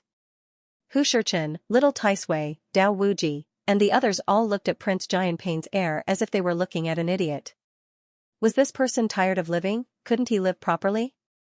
Why did he have to provoke Prince Mo? Shuntian Prefecture's prefecture lord hurriedly stood up and smiled obsequiously, introducing him to Arbor and Mo Lian. This is the nephew of the Divine Land's Emperor, Prince Jianping's heir, Mo Kuan. Little Taisui, Hu Shichen, they both looked at Prince Jianping's heir sympathetically. At such a young age, his life was about to come to an end. What a pitiful and sad thing this was. Unfortunately, they could not help even if they wanted to. They could only sit and watch the show and eat melons to relieve their boredom. Arbor finished treating the boy's leg injury and gave him a pill before patting his head and saying, "It's fine now." "Thank you, miss." At this moment, Meng Mai also recognized who the young lady in front of her was. She was the girl who had led him to look for the land whale at the small market at the entrance of Shuntian Prefecture that day. Little Meng Mai bowed his head gratefully at Arbor, repeatedly thanking her for saving his life. If it wasn't for this honorable young lady saving him once again, he probably wouldn't have been able to endure that vicious beating just now. Mo Kuan stood in front of him. His face had changed from its initial complacency to an extremely ugly expression. Brat, didn't you hear what I said? The Crown Prince of Xianxia, Mo Kuan, glared angrily at Arbor and threatened, do you know who I am? How dare you neglect me like this? Mo Kuan, Crown Prince of Xianxia, was furious. Slap. Suddenly, a bone-chilling hand grabbed Mo Kuan's neck. Mo Lian stared at him coldly for a long while before she laughed coldly. You're the Crown Prince of Xianxia, Mo Kuan, right? Little Taisui, Hu Jinchen, and the others were all secretly getting excited. Coming. Prince Mo was going to teach this brat an unforgettable lesson. What do you want to do? How could the Crown Prince of Xianxia dare to say any more nonsense when he suddenly realized that his neck had fallen into someone else's hands? His face flushed red as he shouted anxiously and angrily, let go, let go. He was the nephew of the Divine Prefecture's emperor, the son of the Crown Prince of Xianxia. How could he be in such a sorry state and have his neck pinched by a nobody? Mo Lian's gaze was extremely cold. There was no warmth in her eyes as she looked at the heir of the Duke of Xianxia, whom she was holding by the neck like a little chick. You. What do you want? The heir of the Duke of Xianxia, Mo Kuan, was not a fool. After all, he had been in power for so many years, so he could still discern some dangers. For example, this man before him had a huge impact on his soul, causing him to feel a trace of inexplicable fear. Why didn't he know? It was as if this man was not someone he, Mo Kuan, could provoke. But was that possible? He came from the capital of Shenzhou. How could a mere cultivator from the 6 prefectures possibly, Mo Kuan's gaze changed several times, each time uglier than the last. At this moment, he had already experienced what it meant to be a fish on the chopping block. If his slender neck fell into the hands of an unrelated person, it would indeed be quite depressing. Moreover, this person's strength seemed to be increasing continuously. In his hands, he was like a fish that had been peeled out of the water. His limbs twitched uncontrollably, and his face was paler than before. No, don't kill me. Mo Kuan finally panicked. He simply could not understand why this was happening. He could not even last half a move in the hands of a mere cultivator from the middle 6 prefectures, and his neck was already being held. This did not seem real no matter how one looked at it. Arbor was completely focused on treating little fierce Mike earlier, so she did not hear Mo Kuan's teasing at all. Seeing how Mo Lian treated the young man before her, she could not help but feel slightly moved. She whispered to Shi Chen, is that heir of the Duke of Xianxia, Mo Kuan, Lian's relative? Shi Chen nodded. It's obvious. This Mo Kuan is her younger cousin. He was so ruthless to his younger cousin. Arbor looked at Mo Kuan sympathetically and pursed her lips. He must have angered my Lian. He really brought this upon himself. At this moment, Manor Head Gung and the palace master of the Palace of Cold Blood, Madame Feng, could not help but cry out, little brother, please stop. Stop, quickly stop. Gung Pingcheng practically jumped up and stamped his feet as he shouted, don't mess around. This young master in front of you is not a young man that ordinary people can casually touch. He's... Boom. Before Gung Pingcheng could finish his sentence, he saw the poor guy in Mo Lian's hand get kicked down the stairs by Mo Lian like a flying quail. Mo Kuan took a few steps toward the stairs. Before he could even slow down, his entire body fell flat on the ground and fiercely bit the ground. Fortunately, the 2 big teeth in front of the door were saved. Otherwise, his current appearance would be even worse. He would be so ugly that he couldn't even look at it.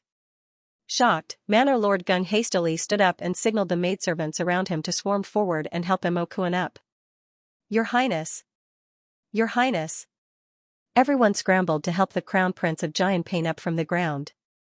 They didn't dare to raise their heads, let alone look at his slightly distorted face. You, all of you! Prince Xianxia was so angry that a lump of blood formed in his chest. He opened his mouth and was about to rush out. With great difficulty, the Crown Prince finally managed to stop his throat from choking. He rubbed his chest with all his might, and only then did he feel slightly better. Your Highness, go away! The Crown Prince of Xianxia roared. He forcefully pushed aside the 2 maidservants beside him and strode toward Mo Lian. I wasn't careful just now. This time I won't go easy on you. Prince Pain roars. Take this. He instantly summons a longsword from his conscious and slashes it straight at Mo Lian. Beside him, Ma Shurchin can't help but cover her face. Just how much does this person want to be abused? She actually bolted directly towards Crown Prince Mo with her doors wide open like this. Needless to say, Crown Prince Mo probably had several hundred ways to subdue this guy in one move. However, Prince Mo chooses the most humiliating method. He directly kicks Mo Kuan's refined and handsome face, sending him flying backward and falling to the ground with a thud. Ah! Mo Kuan simply doesn't know what he just experienced. His handsome and confident image, his face, has all been tossed into the sea of forgetfulness at this moment. His anger completely erupts in a split second. He suddenly waves his hand and roars, "Berserk bear!" A giant bear with brown, glossy fur abruptly burrowed out of his spirit beast's base, glaring at Crown Prince Mo like a tiger eyeing its prey as it roared. Bang bang bang. That huge bear takes large strides and rushes towards Prince Mo. Arbor suddenly roars in anger, blazing blood. Shriek. The blazing blood fire phoenix suddenly appears. Without any explanation, a line of fire burns towards the huge bear's body.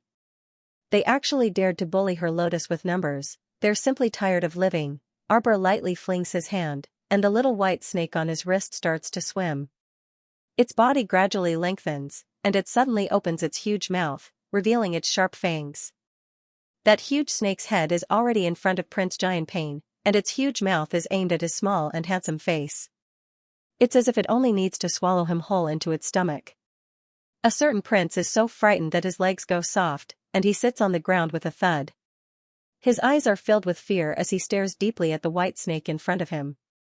He swallows a mouthful of saliva, and for a long time, he's practically in a daze, unable to recover his soul. Stop, stop, quickly stop. Prefecture Lord Gung Pengcheng is also about to be scared silly by the scene in front of him. If anything happens to Prince Pain here, then his position as Prefecture Lord will come to an end. Prince Pain only needs to casually assemble a group of people, and they can easily destroy him, the Prefecture Lord, 3 to 5 times. So, Prince Pain absolutely cannot have anything happen to him in Shentian Prefecture, even more so, he can't die in Arbor's hands.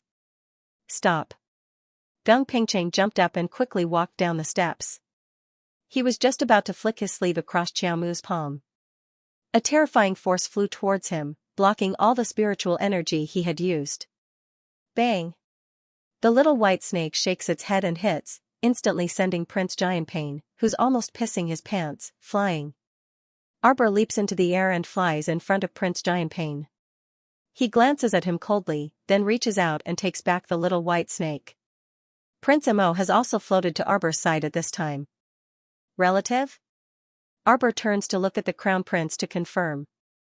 It's fine. Seeing that he's asking for a beating, I'll beat him up even if he's a relative. Prince Mo raises his hand and waves. Blazing blood. Wait, wait. Seeing that the damned fire phoenix is about to pounce down again, Prince Pain, who's terrified, can't help but cry out. I'm not feeling well, so I'll catch up on 2 more chapters before 11 a.m. tomorrow morning. Wait a minute, who's waiting for you? The blazing blood fire phoenix swooped down and flapped its wings viciously, causing the Crown Prince of Pain to stumble twice on the spot. He rolled to the edge of the table, and his big head knocked onto the green brick floor, breaking it instantly. Crown Prince! Crown Prince! Everyone cried out in alarm and stood up in unison. At this moment, the Crown Prince of Pain was already in a very sorry state. He had probably never experienced such an embarrassing situation in his entire life. At the same time that he was panting heavily, his originally delicate and pretty face was also incomparably distorted. You! How dare you! Smack! The blazing blood fire phoenix's claw landed heavily on the Crown Prince of Pain's head. Before he could finish shouting, this brat was once again thrown out by the ancient phoenix. This time, he crashed straight onto the female guest's table, causing a series of hurried and panicked screams. Plop! Plop! The Crown Prince of Pain rolled down from the table in front of the 2 pale-faced women. He lay on the ground, gasping for air more than he exhaled. His throat made a loud sound, and he directly fainted from anger. Arbor swept a glance over the messy banquet in front of him, and paid special attention to Gung Pengcheng's greenish-black face. Her little hand gently tugged at Mo Lian's sleeve, and the little fellow blinked and asked, "Husband, are they crazy?" "It's obvious." Mo Lian pulled her little hand and turned to leave. Since so many unpleasant things had happened, what was the point of staying here? Wait. Seeing that they were about to leave, Gung Pengcheng immediately thought of something, and hurriedly turned around and walked forward. He originally wanted to block their way, but when he thought of the heavy power of the young man's sleeve that had almost slapped him away, he thought of the young man in black clothes who had just swept his sleeve. His eyelids involuntarily twitched, and he hurriedly took 2 steps back, standing 10 steps away from the two of them. He smiled apologetically and cupped his hands, saying, "The two of you, just now was just a small misunderstanding. The Crown Prince of Xianxia is an honored guest from the Divine Prefecture, and you are also guests invited by this old man. I hope that both sides can get along harmoniously." Xianxia couldn't help but chuckle. Get along harmoniously? How can we get along harmoniously when we've already fought to this extent? Manor head. A calm voice came from behind them. Mo Lian and Arbor looked up and saw a woman in a pink-green satin gown and a pair of gold-plated tasseled hairpins walking towards them. Beneath her lustrous white skin were rosy cheeks, willowy eyebrows, and vermilion lips. She was a natural beauty. Unfortunately, compared to the little stoic's expressionless face that was as clear as the cold moon, this graceful and beautiful appearance was forcefully suppressed by several levels. This stoic face didn't need any expression. As long as he stood there, he could make all the women in the world pale in comparison. "Ah, it's third Miss Mu." Gung Pengcheng turned around and politely cupped his hands towards the girl. He laughed and said, "Third Miss, don't worry. It's nothing serious. These are all little friends that I invited." Mu Rou slightly furrowed her brows and swept her gaze across Arbor. Her gaze seemed to pause on Prince Mo for a moment. "Mister, I seem to have met you before." Gung Pengcheng was taken aback, and he deliberately sized up Mo Lian. He had always wanted to clearly investigate the identities and backgrounds of these people beside Arbor. However, it was very strange. It seemed like every time he investigated a crucial point, some information would always be erased. However, from the looks of it now, this man beside Arbor, whether it was his cultivation or identity, didn't seem to be that simple. Mo Lian's eyes were tranquil and unperturbed, so don't even think about reading anything from his expression. Dao Wuji by the side cannot help but laugh. "Miss, your way of striking up a conversation is not very reliable." Mu Rou's face turns slightly red as she mumbles, not at all. She is indeed not striking up a conversation, as if she has really seen this man somewhere before. She dares to swear that she has definitely seen this man's exquisite and unadorned face before. But where did she see it before? For a moment, she actually cannot remember. Air. The screams of a few attendants allow Mu Rou to regain her senses. She gracefully bows towards Gung Pengcheng. "I am going over to see how Air is doing." Okay. Gung Pengcheng is also somewhat helpless at this moment. He had seen Arbor and the others clearly. If there is any serious injury, then there is definitely no such injury. It's just that this face can be thrown all the way to the sea of forgetfulness. Xianxia was obviously angered to the point of fainting because of his ugliness. "Gung Pengcheng, what do you want? Speak." After experiencing such a farce, Arbor is too lazy to continue feigning civility with this person in front of her and directly asks, "This miss, could it be that you have some misunderstanding towards me?" Manor Head Gung's eyes flash as he says with a smile, "Today, I invited your top academy here because I indeed have a small matter to discuss with you. This Manor Head hopes to hire your academy's teachers and students to work for our Shuntian prefecture. As for the price, it is easy to discuss." Arbor's face is cold as she raises her hand to stop him. "Gung Pengcheng, can you stop pretending? I don't believe that you don't know who I am. Get straight to the point. What is your motive for calling me here today?" Manor Head Gung's eyelids keep twitching as he thinks, "If it wasn't for the fact that you have so many experts by your side, I would have already killed you right here, this damned little monster." In a moment of carelessness and inattentiveness, I actually allowed her to grow to such an extent. Air. Mu Rou stretched out her hand and gently pressed on the Crown Prince of Xianxia's chest.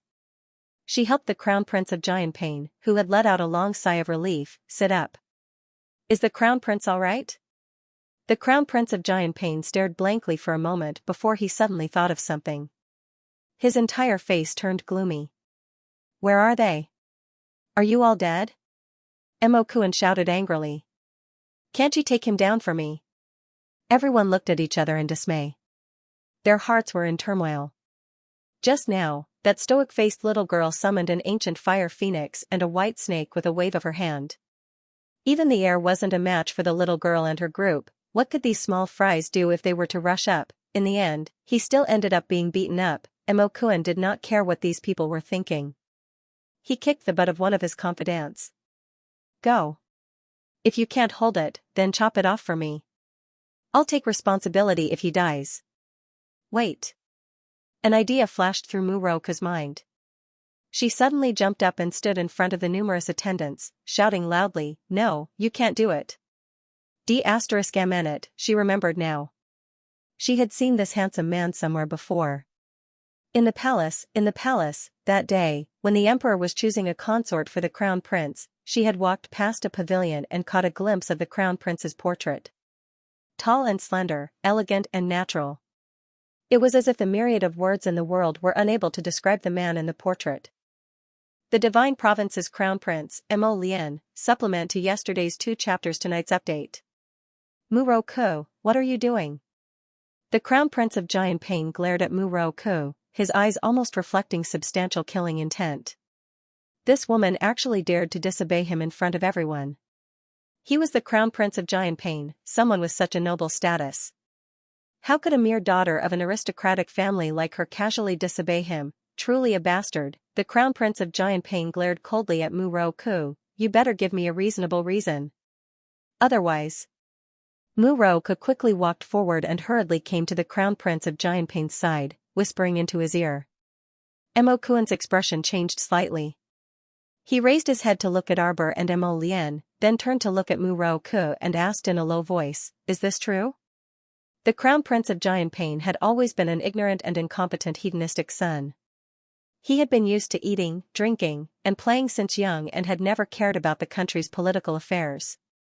He also knew very little about the Divine Province's Crown Prince whom he had never met before. He wasn't a shrewd person, and his face reflected all his emotions clearly.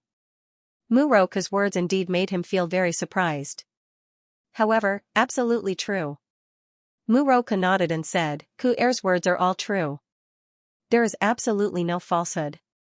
Ku-er saw this with her own eyes. Crown Prince, if you become enemies with His Highness, how will you deal with yourself when you return to the Divine Province? The Crown Prince of Giantpain pondered for a moment and coldly glanced at Mo Lien. Heh. His Highness, whether he could return to the Divine Province alive, and whether he could secure the position of Crown Prince after returning to the Divine Province, was still unknown. Who didn't know that the Divine Province's Crown Prince had been wandering outside for many years and knew very little about the current political situation and regime of the Divine Province? If he returned, would he be able to grasp the lifeline and power of the Divine Province? Would he truly be able to sit on the Divine Province's Crown Prince position? Who knew? He dared to be so arrogant and despotic before even going to the Divine Province. If he really allowed this person to secure the position of Crown Prince, would he, Mo-kun, have a good life? The Crown Prince of Giantpain's eyes flickered and coldly said to Muro-ku, Roku, don't spout nonsense. How could my cousin, the Crown Prince, appear in such a damned place? Seeing that Muro still wanted to say something, the Crown Prince of Giantpain raised his hand to stop her. This Crown Prince only knows that the Crown Prince of the Divine Province has been wandering outside for many years. Whether or not he is the Crown Prince has yet to be verified. Alright, you don't have to say any more. I know my limits. These people had beaten him up so arrogantly, and they still wanted him to acknowledge their identities, humph. It was simply a pipe dream. The Crown Prince of Giantpain's face turned gloomy, and he suddenly raised his hand. What are you still standing there for? You, Xiao. A flurry of arrows suddenly shot into the courtyard from outside. The arrowheads were aimed straight at the Shuntian Prefecture's prefecture lord and his wife. Madame Gung and Madame Feng stood up at the same time. Madame Gung and Madame Feng put their hands on the short table and leaped up horizontally. With a flick of their sleeves, they swept away 17 to 18 iron arrows. The hall was startled. Clang! Clang! Clang! Several dozen arrows fell to the ground. The rest of the people's expressions changed slightly as they blocked the iron arrows flying in front of them. Some of the cannon fodder bodyguards standing at the door unfortunately became the first wave of people to die an unnatural death in this round of attack. Arbor had already been caught by Prince Mo when he turned around. With a gentle sweep of his palm, the arrowheads that were flying towards them suddenly stopped in midair. They persisted in midair for less than a second before falling to the ground with a bang. They quickly turned into a pile of powder and dissipated. This sudden assassination was aimed at Manor Lord Gung and his wife, so Arbor and the others had nothing to do with it. They coldly watched as Gung Pengcheng and his wife engaged in a life-and-death struggle with a large group of assassins who had jumped down from the high walls. Arbor and the others simply stopped and leisurely walked to the side to watch. In any case, the assassins were the Manor Lord and his wife, so it had nothing to do with them. There was no need for them to intervene in an inexplicable assassination. Manor Lord Gung and his wife, Madame Feng, fought as they retreated. Soon, they were surrounded by the group of assassins. Arbor only felt that everything in front of her was quite dramatic. The fact that the assassins who had jumped down from the walls were able to enter the main manor of Shuntian Prefecture so smoothly showed that the defenses of Shuntian Prefecture were not worth mentioning. Could it be that Gung Pengcheng and the Palace Lord of the Palace of Cold Blood were this weak, under the assassination of a group of inexplicable assassins, they could not resist at all? Was the acting real or fake? Arbor pursed her lips and exchanged a look of understanding with Mo Lian, who was looking down at her. After silently preparing for battle, Xiaomu summoned the ferrule from her conscience into her hand. As expected, Manor Lord Gung shouted, and many Shuntian Prefecture guards suddenly appeared from outside the main hall. They caught the group of assassins and the two sides began to fight. Suddenly, the sound of something breaking through the air could be heard. Mo Lian did not even raise her head. She quickly reached out to pick up Arbor and jumped onto Seventh Yan's back. The golden dragon transformed into its beast form in midair. With a slight twist, its dragon tail landed on the eaves with a bang, shattering a large piece of debris and scattering it down. In an instant, Gung Pengcheng's expression changed greatly. He really did not expect that the couple would have ancient sacred beasts, a dragon and a phoenix, by their side. No wonder all the people he had sent out were like stones sinking into the ocean. They had probably been secretly taken care of. It turned out that the beasts by their side were so powerful. Gung Pengcheng muttered to himself for a moment and secretly gave a look to one of the guard leaders. The latter understood and shouted, "The main manor has been attacked with malicious intent. Everyone present cannot leave for the time being. Until everything is investigated, we can." Whoosh! A crossbow arrow fell from the sky and pierced through that person's chest. The guard leader was stunned for a moment. He lowered his head to look at his chest, then looked up in astonishment at the girl holding the crossbow on the dragon's back. Heavens, wasn't he not finished talking? The head of the guards died with a grudge. Even when he died, he didn't understand what had happened. Whoosh, whoosh, whoosh. Xiaomu didn't say a word, and her crow-repeating crossbow continuously shot out several arrows at a group of people wearing Shuntian Prefecture's guard uniform. When little Taisui and the others saw her make a move, they also followed suit and killed the Shuntian Hall's imperial bodyguards who had blindly surrounded them. For a moment, the scene was inexplicably chaotic. Gung Pengcheng, the Shuntian Prefecture's manor lord, was even more stunned. Then, he shouted angrily, "What are you two doing? This old man kindly invited people from your top academy to attend a banquet. Is this how you repay me? Indiscriminately starting to kill Shuntian Palace's imperial guards, what exactly do you people want to do?" Gung Pengcheng, the Shuntian Prefecture's manor lord, glared at Arbor's group with fury in his eyes. Arbor's lips curled into a cold smile. "Gung Pengcheng, are you retarded?" Everyone was speechless as they turned to look at the stoic-faced little girl. They didn't know why, but when they saw the little stoic standing on the dragon's back and looking down on everyone from high above, they inexplicably felt a bit amused. "Do you think everyone else is as stupid as you? These two groups of people are all your people," Arbor said coldly as he gazed at the assassins brandishing their machetes. They're even using the same model of machete. Can you be more careful when you're arranging the act? Don't you think there's something wrong with your IQ when you're seen through with a single glance? When everyone heard Arbor's words, they couldn't help but glance back. Sure enough, they were rendered speechless when they discovered that the group of assassins who had previously shot arrows at them and jumped down the wall to surround them were truly the same model as the machetes in the hands of the city lord's estate's royal guards. Gung Pengcheng couldn't help but twitch his eyebrows, and he glared hatefully at Arbor. Cunning and argumentative. You don't need to say more. You must have brought these assassins over, right? You're still slandering this prefecture lord now. Don't think you can pin the blame on this prefecture lord. Shuntian Prefecture's prefecture lord Gung Pengcheng reprimanded angrily. Men, seize them for me first. In a split second, a large number of royal guards surged out from the four corners of the courtyard. They held a type of long cylindrical weapon in their hands and abruptly fired it into the sky. A fine net shot out from each cylindrical tube. What was shocking was that after these hundreds to thousands of fine nets fell into the air, they actually connected seamlessly and ultimately formed a giant net that blotted out the sky and covered the earth, leaving no room for escape. Heh heh, Arbor sneered, so they were waiting for her here. It looked like Prefecture Lord Gung had probably simulated today's capture scene with his lackeys many times. Otherwise, how could they cooperate so well? The first step was to hypocritically invite her to the estate for a gathering. The second step was to write, direct, and act out the scene of the assassins attacking and the royal guards retaliating. The third step was the current highlight, directly shedding all pretense of cordiality and capturing her. TSK, did she think that these broken nets made of special materials would be able to trap her? Clang! An arrow from Arbor fell into the net and almost bounced back. Looking at the large gray net that connected together above their heads, Xiaomu quickly shrunk back into Emo Lian's arms and complained in a huff, "Hubby, this stinky net bounced my crow-gold arrow back." This was really hard. Hearing this, Emo Lian immediately extended 2 clusters of dark sacred fire from her fingertips. Just burn it. When the 2 wisps of faintly discernible black flames landed on the huge net above him, the complacent Gung Pengcheng didn't even have the time to appreciate the inescapable net he had set up before he saw clusters of black flames engulfing him. The sturdy net that had bounced the black gold arrows back quickly melted into droplets of liquid under the scorching heat of the black flames. Prince Mo's eyes lit up, and he immediately took out a porcelain bottle to collect the liquid. If you use this quenched liquid together with the Arctic star sand, your pharaoh will definitely be forged into a divine tool. After saying this, Crown Prince Mo creased his brows in distress.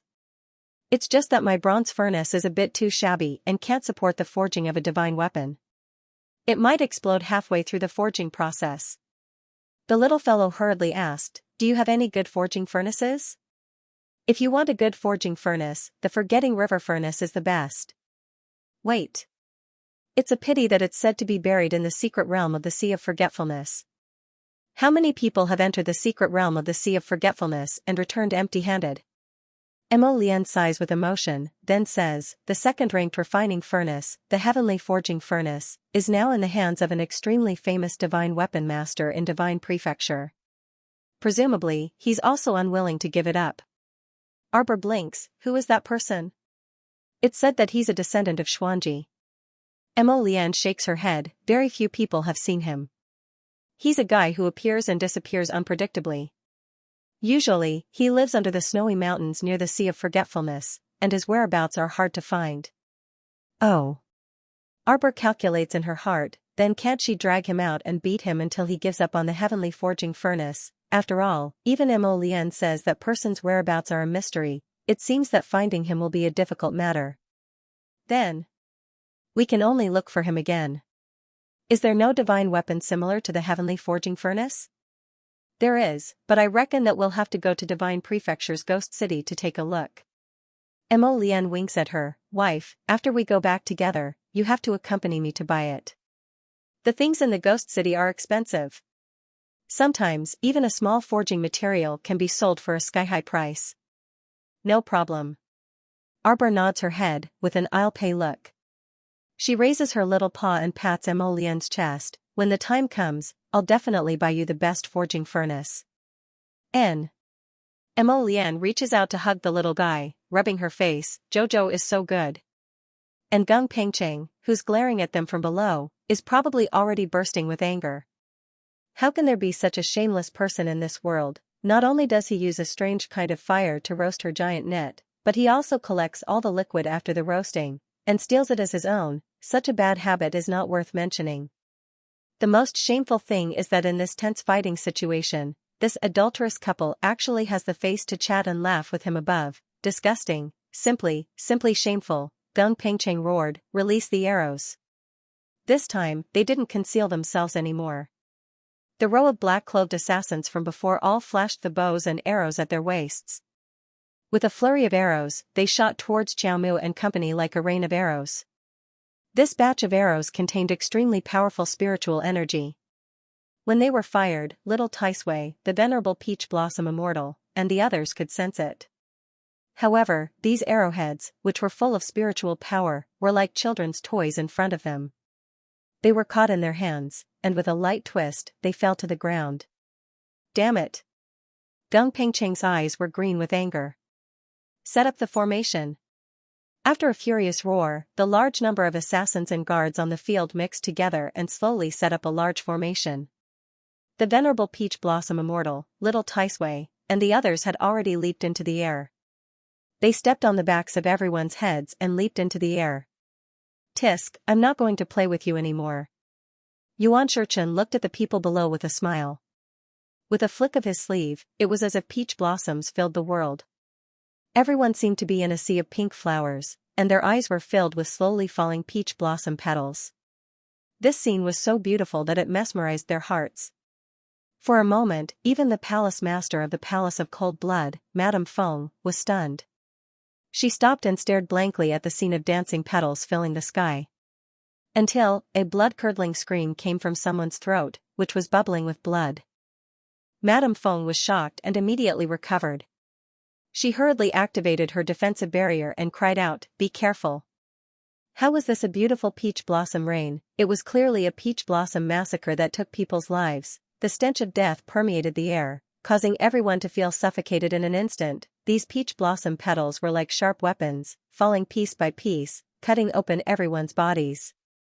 Once the peach blossom petals brushed past their necks, it was only death. Several people fell beside them. Crown Prince Xianxia, Mo Kuan, who had activated all the defensive devices on his fingers, wished he could dig a hole and bury himself immediately, saving himself from coming into contact with the peach blossom of death. At this very moment, an incomparably cold aura approached. Crown Prince Xianxia felt from the bottom of his heart that this was the aura of death. This strange thought in his mind caused Crown Prince Xianxia to tremble uncontrollably. His pleading gaze swept towards Gung Pengcheng and his wife, but the latter did not even look at him. On the contrary, Mu family's third miss, Mu Roku, who had been standing beside him, appeared much calmer. She only activated her defensive barrier and quietly stood beside him. She did not make a fuss or scream in pain like Crown Prince Xianxia. In Mu Roku's opinion, screaming at this moment was completely meaningless. Screaming could only show one's fear and terror. Would it make the enemy give up on killing them? It was obviously impossible, therefore, it did not matter if she screamed or not. Mu Roku forcefully calmed herself down and reached out to tug at Crown Prince Xianxia's sleeve. Crown Prince, don't scream. You have 3 defensive barriers on your body. Pay attention to maintaining your own spiritual energy. Don't let it be depleted too quickly. Otherwise, the defensive barriers will not be able to hold on. Mu Roku's reminder allowed Crown Prince Xianxia, who was in a state of collapse, to clear his mind. Thinking that Mu Roku's words were not wrong, he hurriedly nodded. His eyes were still trembling as he looked at the people in the peach blossom rain. There were already many people who had fallen to the ground, unable to get up. Some had their throats slit and died on the ground. There were even more who had their hands and feet cut by the peach blossom petals. At this moment, the front of the hall was filled with people rolling back and forth. At a glance, it was extremely unbearable. Gung Pengcheng used the tip of his foot to kick a guard who had fallen by his feet and angrily shouted, get up for me." However, that person's thigh had been cut by the peach blossom petals. At this moment, he was hugging his thigh and rolling back and forth, howling in pain. Naturally, he wouldn't listen to him and immediately get up. When Crown Prince Jianping saw that Gung Pengcheng was helpless against the situation before him, he couldn't help but panic. He hurriedly looked at Mu Roku and said, "Kuer, shouldn't we retreat first?" Mu couldn't help but laugh bitterly. Retreat? Where could they retreat to? Ever since that man with an extremely high cultivation base had made his move, he had set up restrictions all around the central room, making it impossible for them to escape. The Crown Prince of Jianping's nagging sounded in her ears. I am the Crown Prince of Jianping. Since that person is my cousin, he shouldn't treat me like this, right? Do you think he'll let us go if we go and claim our kinship? Mu couldn't help but smile bitterly again. Could it be that this young master didn't understand? If he really cared about that bit of kinship, would the Crown Prince have been so ruthless to him before? Stop, quickly stop. Crown Prince Jianping, who clearly didn't wait for her answer, took the initiative to act. Mu couldn't stop him even if she wanted to. Crown Prince Jianping knelt on the ground with a plop. Very dramatically, that guy clasped his hands together and cried bitterly, Your Highness the Crown Prince, I am Mo Kuan. The King of Jianping's son, Mo Kuan, your younger cousin. That shameless look of finding his biological brother from 800 years ago was almost breathtaking. Damn it, you only just found out that Mo Lian is your brother? Where did that ferocious look and arrogance go? Wasn't it because you were scared out of your wits by the venerable Peach Blossom Immortal? Arbor lowered his head to look at the King of Jianping's heir, who was kneeling on the ground and cupping his hands toward the sky. He frowned and said with disdain, "How can you have such a brother?" It was simply too embarrassing. Mo Lian also felt ashamed, especially when he saw his little wife's disdainful gaze. He felt even more stifled. The fury in his gaze that was fixed on Mo Kuan's sword. The wind from his palm landed, directly lifting Mo Kuan onto his back. "Don't call me brother. Who's your older cousin?" Scram. Mo Kuan was stunned, and a trace of embarrassment flashed across his face. He hurriedly got up and crawled forward on all fours, crying bitterly, "Older cousin, I am Mo Kuan, the King of Jianping's son, Mo Kuan. Woo-woo, my father is your imperial father's youngest brother. Older cousin. You can't kill me, you can't kill me." He was almost scared to death now. That madman who scattered peach blossoms had set up a peach blossom rain and easily took away the lives of dozens of guards. He didn't want to die like them without knowing why. He wanted to live. No matter what, he couldn't be killed by a few small peach blossom petals. So cowardly. Arbor swept a disdainful glance at Mo Lian. His meaning couldn't be clearer. You actually have such a cowardly brother? Is everyone in your Mo family a coward except you? I don't want to bother with you anymore. Embarrassing, not to mention that this person had several defensive shields on him. Those falling peach blossom petals didn't even penetrate his defenses. Even if he had lost all his spiritual energy and defensive shields, he shouldn't be begging for mercy in such a cowardly manner. As the saying goes, a warrior prefers death to humiliation. What Crown Prince of Jianping? He was simply a big coward. Mo Lian couldn't help but fly into a rage, and he directly slapped the vassal Prince of Jianping across the air. Scram. Unexpectedly, when the Crown Prince of Jianping heard this, not only did he not get angry, he even shed tears of gratitude. He repeatedly bowed with both hands and said, Okay, I'll scram immediately. Cousin, don't worry, I won't appear in front of you for no reason. Everyone was dumbfounded as they watched the man turn his head and roll on the ground twice before he scrambled to his feet and ran out in a panic. They looked away in an instant, and everyone looked at Prince Mo with strange gazes. Haha, Senior Celestial, look at how scared you are. Dao Wuji laughed awkwardly and couldn't help but tease. He-Chen was baffled. Was this Crown Prince of Jianping out of his mind? Did he think that those falling peach blossom petals would randomly attack people? Every single petal was under his control. Okay, otherwise, why didn't the peach blossom petals attack his, Crown Prince of Jianping's, defensive shield when they fell? Did he think that with just his level 3 spirit artifact defensive shield, he could withstand a Senior Celestial's killing move? For Prince Mo's sake, she wouldn't kill him. Okay, darling. Chow pulled husband Mo's hand away and threw his hand to the side, facing him with the back of her head. Mo Lian hurriedly reaches out to hug her, once again bringing her to his side. He comforts her, don't worry, I don't have such a cowardly brother. When we get back, immediately remove his name from the genealogy. Prince Emo lowers his voice by her ear, I definitely won't let my Jojo lose face. Arbor snorts, your relatives in Shenzhou, don't tell me they're all like this? Emo Lian, what's with this indescribable stifled feeling, his little wifey always dislikes him. No, they won't. Emo Lian braces herself to say. In fact, there really are quite a few troublesome characters among those relatives in Shenzhou. Emo Lian hurriedly grasps his wifey's small hand, let's ignore them, let's go. Jojo, let's talk about Shenzhou's ghost city. Forcefully changing the topic, on the side, the venerable Peach Blossom Immortal sweeps a rather disdainful glance at Emo Lian. Emo Lian naturally notices the look in Xingjiechen's eyes. Taking advantage of when Jojo isn't paying attention, she also throws him a cold glance. The group descends from midair. After half a day's effort, the giant net above their heads has long dissipated, and Emo Lian's porcelain bottle has accumulated more than half of the solution. After putting away the porcelain bottle, Emo Lian takes Arbor's small hand and walks out. The sound of a sharp arrow piercing through the air comes from behind the two people's heads. Emo Lian doesn't even turn her head, directly reaching out with her hand and throwing out a purple flame. Like a tiny purple dragon, the flame whooshes through the air, crackling as it wraps around the arrow that's coming straight at them. In a flash, the arrow that's flying towards them is completely eliminated. It's impolite not to reciprocate. Arbor suddenly turns around, shooting 10 black gold arrows at the palace master of the Palace of Cold Blood. Fengshe probably didn't expect this little girl to move so quickly. In a single turn, 10 black gold arrows are fired at the same time. She dodged 6 or 7 of them, but in the end, she couldn't dodge the remaining 2 or 3. Of the 3 black gold arrows, one shot off a lock of her long hair, the second shot into her shoulder, and the third shot into her hand. Their power spread outwards from within her body, penetrating her bone marrow. With 2 whooshing sounds, the arrows shot out of her body. That heart-wrenching pain made Madame Feng scream involuntarily. Master! Fairy Ling Fei followed the sound and hurriedly rushed over to support the tottering Madame Feng. Fairy Yellow Crane also hurried forward.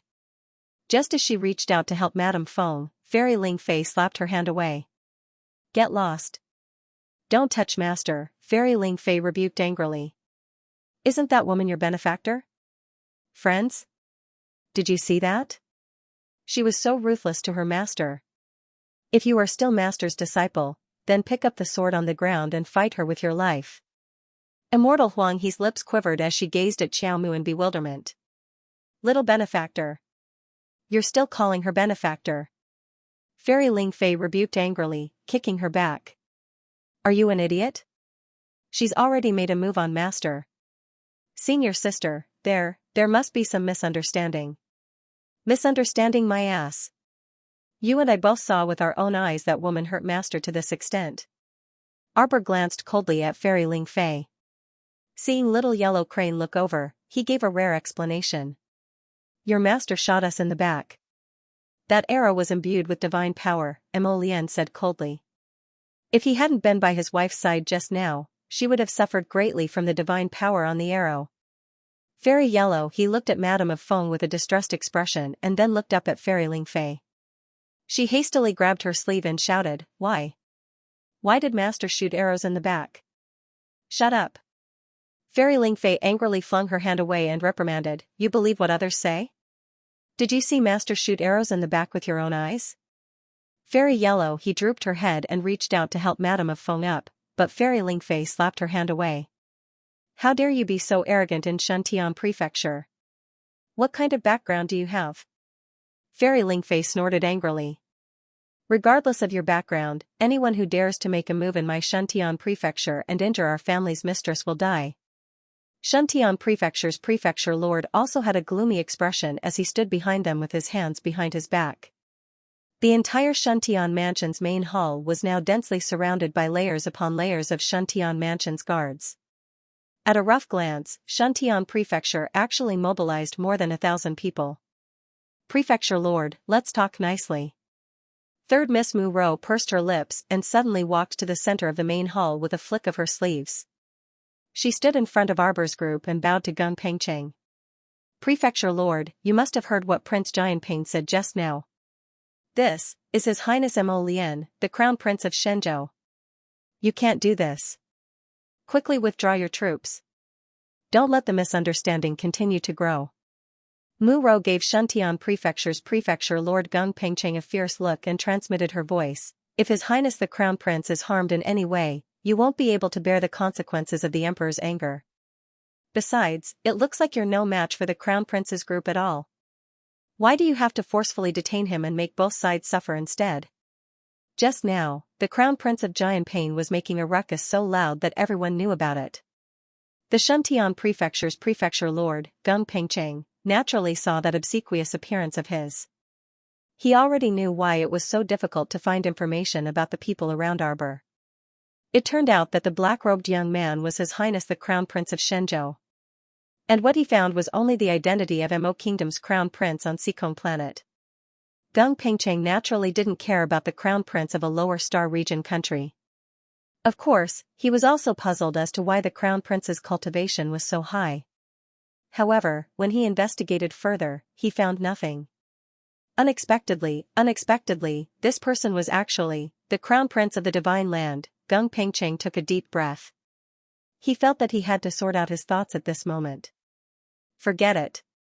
Since he was the Crown Prince of Shenzhou, it would be unrealistic for him to detain him by force, just as third young lady Mu said. He would only be looking for trouble.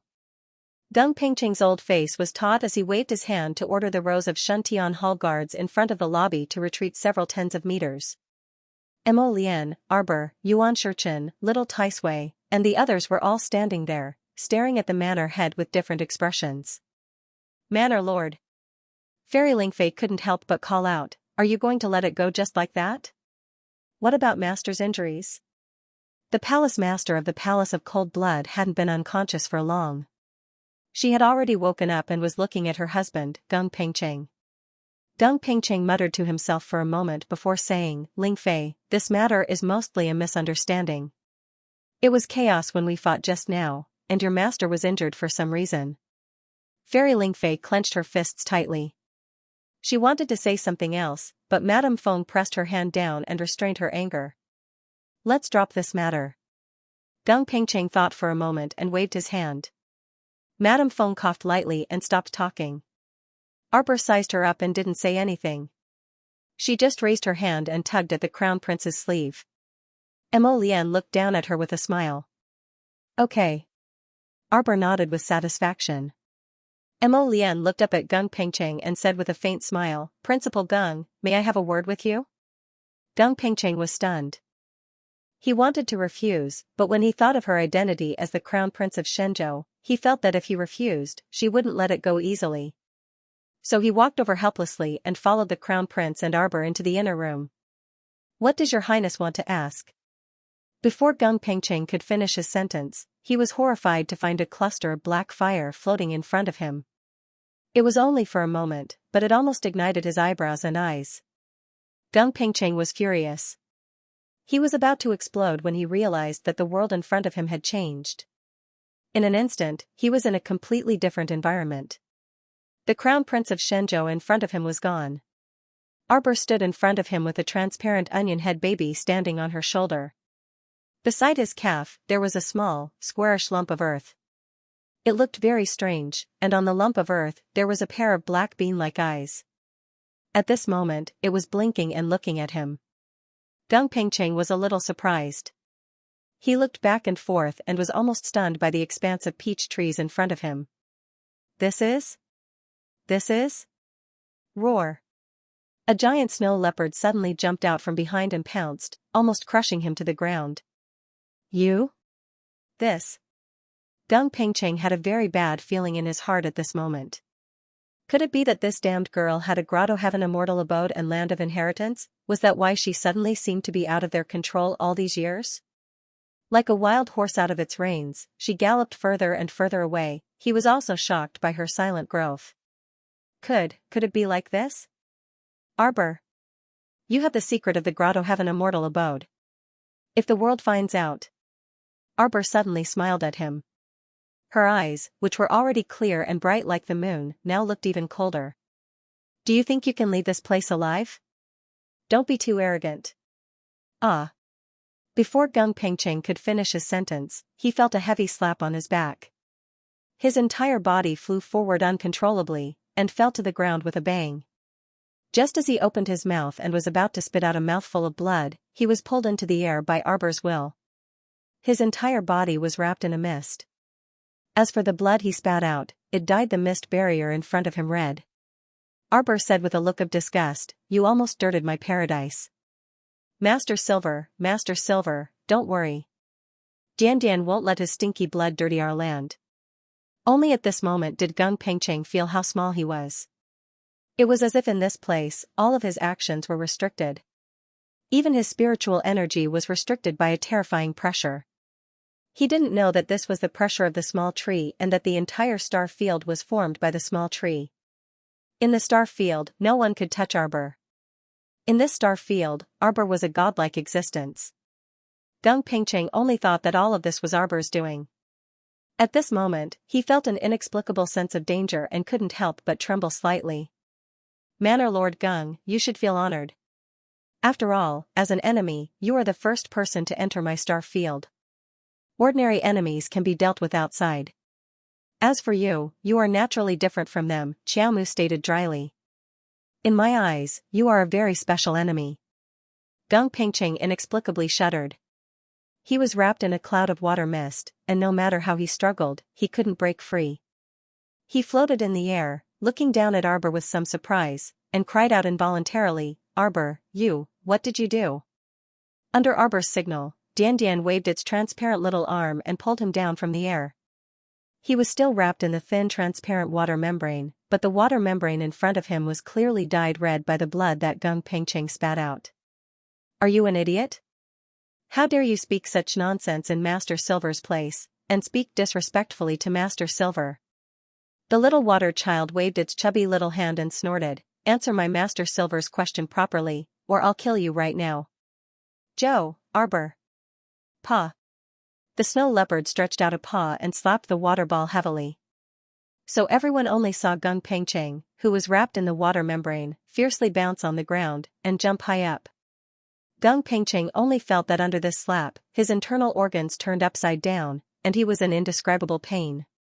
Ugh! He had a feeling of wanting to vomit. Arbor immediately turned its big eyes away in disgust. But in a flash, Hu Shurchen's figure appeared next to her. Curling the corner of her mouth, Hu Shurchen looked meaningfully at Gung Pengcheng in the water membrane, stretched out a slender finger, and pointed at Arbor's forehead. "You're really bold, to actually let him in like this." Arbor clenched his hands and forcefully tightened them. "There shouldn't be anyone here who can see through Lotus's defensive barrier." "Indeed, there isn't." Hu Shurchen nodded and looked at her with a deep gaze, "But everything is about what if. If word of this star field of yours gets out, and evil people find out." He-Chen sighed. "I'm worried about you."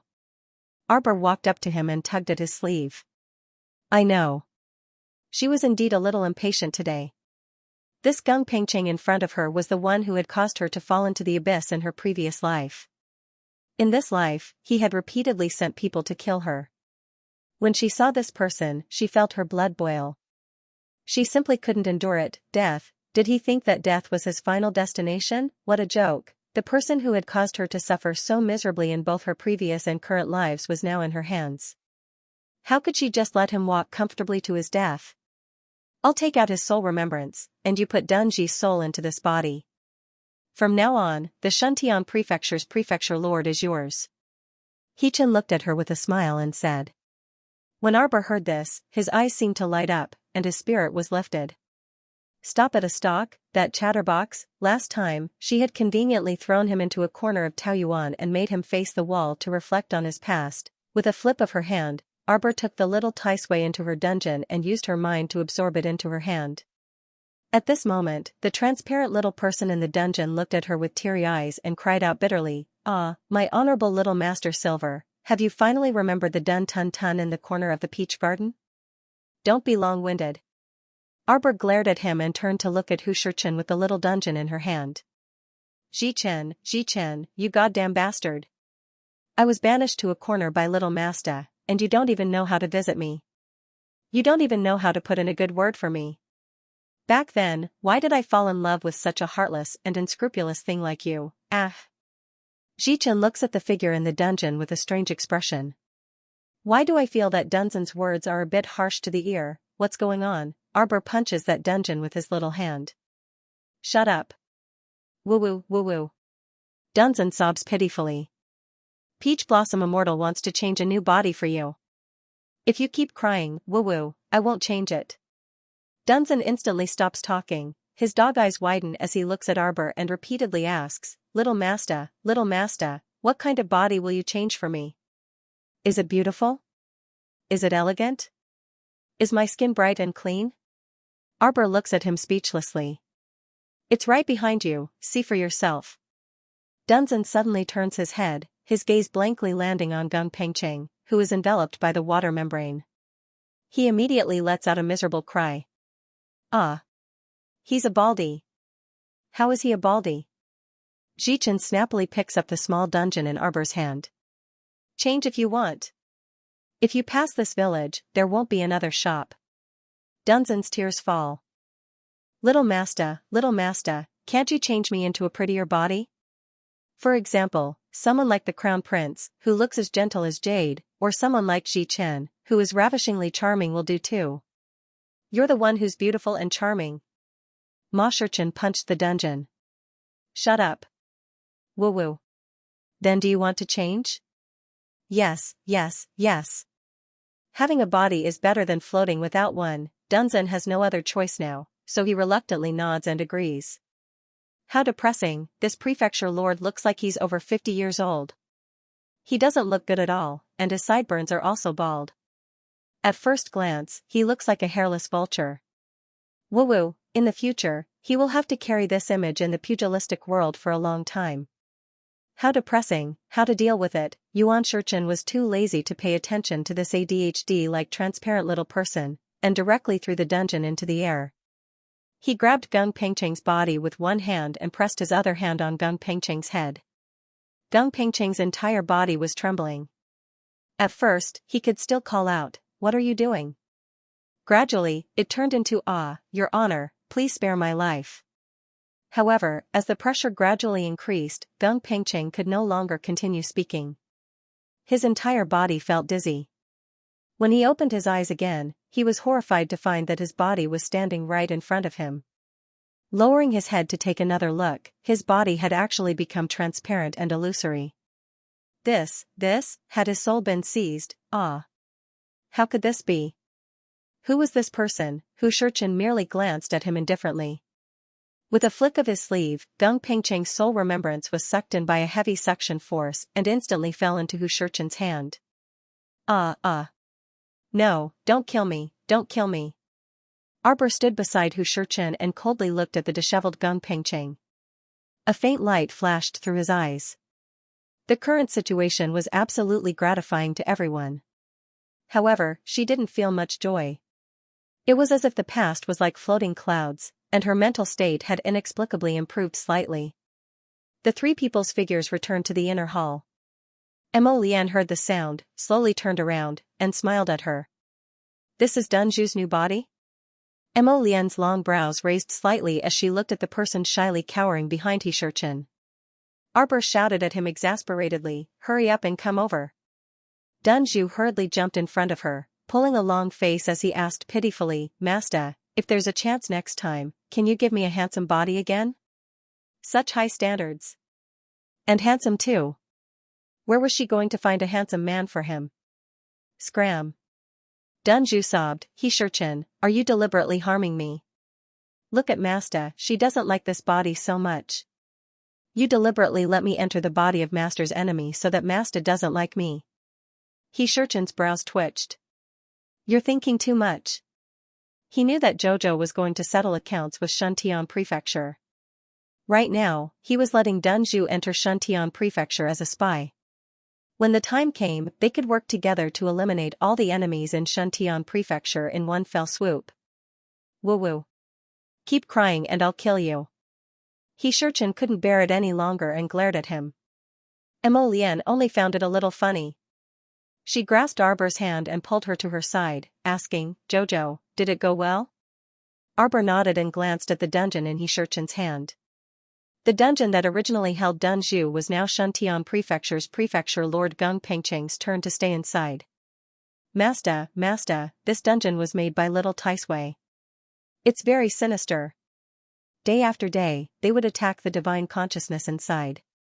Oh, of course, this old man is only a spiritual consciousness body now. He's not qualified to form divine sense yet.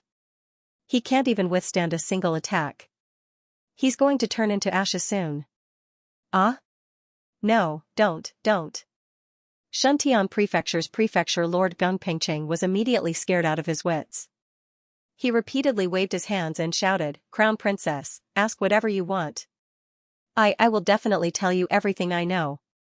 I don't know if there's anything strange about this human soul body. It would be best not to leave him in Taoyuan.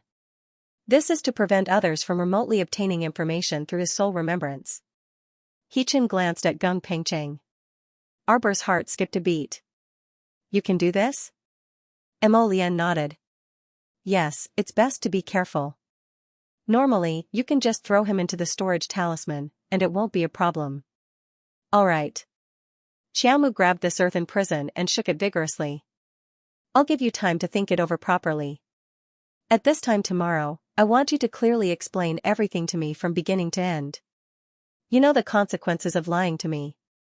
After saying that, he threw the earth prison into the storage talisman. The earth prison was created by little Taisui, who was a celestial venerable. Not to mention Gung Pengcheng, even a spiritual venerable like Dao Wuji would not be able to escape. Arbor looked up at Yuan Shichen and Mo Lian. The two nodded to him and glanced at the sobbing Dun Zong at the same time. "Are you thinking of going back to the furnace to be rebuilt? If you don't like this body, I can help you get rid of it at any time. When the time comes, I'll refine you into a human. Would you like it? It's the kind of human puppet with blood coming out of its eyes. It'll scare ordinary people when it goes out." The black-hearted duo seamlessly connected their words. Their threatening words smashed into Dun Zong's face. He was so scared that he immediately stopped crying. He no longer dared to make any more sobbing sounds. "Humph. Be an honest person. Do you know what you're going to say when you go out later? Be smart. If I finish this matter, can I change into a handsome body?" "Sure." Mo Lian nodded amiably and sized up Dun Zong. "As long as you finish this matter, you can change into whatever body you want. Male, female, old, young, tiger, leopard, wolf, snake, you can change as you wish. You, don't fool me." Dun Zong pointed at Mo Lian and whined. "I know. If my soul completely fuses with this body, in the future, it will be very, very difficult to peel it off. Then do you want to come out right now? I can peel it off right now. Do you want me to peel it off?" The quarreling duo came online again. After a round of angry insults, the weak Dun Zong pitifully ran out and covered his face as he cried, "You two are bad people." Arbor had a speechless expression and raised his hand to tug at Mo Lian's sleeve. "Isn't that bad? He's so weak, I don't know if he'll be exposed in 3 sentences in front of Madame Feng." "Don't worry," Yuan Shichen said with a smile. "Dun Zong is a quick-witted person. He looks funny, but he can basically complete the tasks assigned to him properly. Master, if I sacrifice my body, I'll lose my chastity this time. In the future, Kiki must treat me well." Dun Zong ran back again and ran away like a rabbit after saying this. Arbor had a baffled expression on his face and didn't understand at all. What did he just say he would sacrifice? Yuan Shichen couldn't help but want to laugh. She coughed lightly and shook her head. "Nothing." Arbor looked at Mo Lian blankly. "It's just letting him pretend to be the Shuntian Prefecture's prefecture master. How can it rise to that level?" Yuan Shichen's mouth twitched. She thought that Dun Zong wouldn't want to take this opportunity to do something with Sun Yang's middle-aged Madame Feng, right? The three of them walked out side by side. Arbor said as he walked, "Lotus, I want 10,000 pieces of jade, just about the same size as the ebony pieces." "Okay," Mo Lian nodded and looked at her with a smile. "Can Jojo draw jade talismans now?" Arbor nodded. I don't know if I can do it for the first time, but I think with more practice, practice makes perfect. Mo Lian patted her head and said, of course. Back then, Jojo was still a little girl in a small shop in a deserted village. She would be envious of a few blank talisman papers. In the blink of an eye, he had become a profound great talisman master, and was able to draw jade talismans. Mo Lian sighed with emotion. She held Arbor's little hand and walked forward slowly. When the three of them walked out, they happened to hear Dun Zhu scolding his subordinates, "Why are you making such a fuss? Go, tidy up the rear courtyard and arrange for the guests to stay." Third young Miss Mu Ro Ku, who had been waiting for them outside the central room, breathed a long sigh of relief and nodded approvingly at Dun Zhu. It seemed that this Shantian prefecture's prefecture lord was also a smart person. Madame Feng walked forward with Fairy Lingfei's help and apologized to Arbor and the others. This concubine was too anxious before and didn't know what to do. Fortunately, I didn't hurt the guests. Otherwise, this concubine's heart would really be uneasy. Arbor nodded. They didn't say anything more to Madame Feng and followed the pageboy who led the way to a courtyard to rest. Before they left, they sneaked a glance at Madame Feng. They felt that this woman wasn't simple. The moment Arbor's gaze fell on Madame Feng's back, it automatically shifted away. She decided that it would not be too late to act after investigating what happened back then. In her opinion, Gung Pengcheng was no different from a dead man. Before that, she had to clarify some things. The next afternoon, Arbor and his group, who had rested for the night, were invited to the main hall of Shantian Prefecture. In order to entertain everyone, Prefecture Lord Gung, oh no, Dun Zhu, not only did he invite Arbor and his group, he also invited many sect masters of Shantian Prefecture. Madame Feng sat beside Dun Zhu with exquisite makeup. Huang He and Ling Fei stood behind her. The banquet was filled with singing and dancing. Everyone toasted each other and chatted happily. Many sect masters brought their children to attend the banquet. Although they did not say anything, their eyes seemed to wander around the main seats. Prince Mo and Miss Jiao sat there. Although they did not speak, they inexplicably made people feel wary. Ha ha ha. Suddenly, a bald middle-aged man with a big round face stood up from his seat. He raised his cup and smiled rudely at Dun Zong. Manor Lord Gung, this must be the Crown Prince of King Jianping from the Divine Land. No one knew that the Crown Prince of Jianping had already left Shantian Prefecture that night. Perhaps he had already returned to the Divine Continent. Dun Zhu waved his hand and turned to Mo Lian and Arbor. Your Highness, Crown Princess, this is the sect master of Six Suns Sect, Qing Guang. Dun Zhu could not help but want to cry when he thought of these sect masters. Last night, he had been kicked into Fish Orchid Planet by Hu Jiechen. He had read a lot of old and new information about Shantian Prefecture. His eyes were red and swollen. He had spent 4 days on Fish Orchid Planet from one night to the next. He had memorized all the information that he needed to memorize. This feeling was extremely satisfying. Sect Master Qing Guang, this is the Crown Prince of the Divine Continent. He is not the Crown Prince of Jianping you mentioned. That is the Crown Princess. The Six Suns Sect Qing Guang was instantly filled with reverence, and he turned to bow toward Mo Lian and Xiao Mu. My apologies for my lack of manners. This one didn't know that His Highness the Crown Prince had graced us with your presence. If my words have offended your Highness, please forgive me. His small Six Suns sect might be one of the top powers in Shantian Prefecture, but in a place as big as Divine Continent, it could not even be considered as a small fry. Mo Lian didn't say anything and only nodded faintly. Although the sect leader of the Six Suns sect wanted to be on good terms with the Crown Prince, he could only sit down resentfully when he saw the Crown Prince's cold expression. Obviously, the Crown Prince of the Divine Land was not someone who liked to get close to people. When the other guests saw this, they hurriedly stood up and bowed to Mo Lian and Arbor. Soon after, they took their seats again. Both the host and the guest enjoyed themselves to the fullest. Madame Feng glanced at Dun Zong, who was sitting beside her, and frowned slightly. Madame Feng was unhappy that the prefecture master did not return last night. She sent someone to ask around this morning, but she didn't hear anything about the prefecture master spending the night with any of his concubines. Even the prefecture master did not spend the night with his new favorite vixen, Min Yang. As she was thinking, she heard a crisp sound. Madame Feng looked up, and her face darkened. The person who came was a woman with a graceful figure. Half of her face was covered by a white veil. Her cold eyes scanned the entire place. When they landed beside Mo Lian, she couldn't help but tremble. It's her, it's really her. Just like that, he sat there silently, his face still expressionless. She wasn't seeing things. The woman stared blankly in Prince Mo's direction for a long time until Madame Feng's reprimanding voice reached her ears. Min Yang, what are you doing here? Madame Feng's expression was ugly, and her voice was not polite at all. The woman raised her head to glance at Madame Feng. She stood proudly and stared at her coldly. Min Yang is here to perform a dance on the orders of the Prefecture Lord. Madame Feng glared fiercely at Prefecture Lord Gung. Dunju immediately laughed awkwardly. He thought that this was probably an agreement between Shuntian Prefecture's Prefecture Lord and this woman called Min Yang.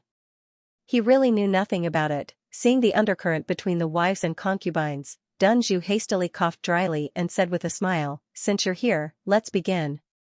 This woman called Min Yang had a pretty good figure. What did she look like under the veil? Dunju subconsciously rubbed his chin and smacked his lips. His gaze landed on the woman. When Madame Feng saw this, a trace of anger flitted across her face. She hatefully shifted her gaze away from the young woman. Damned slut, an unknown little slut from all walks of life dared to compete with her? Everyone, please wait for a moment.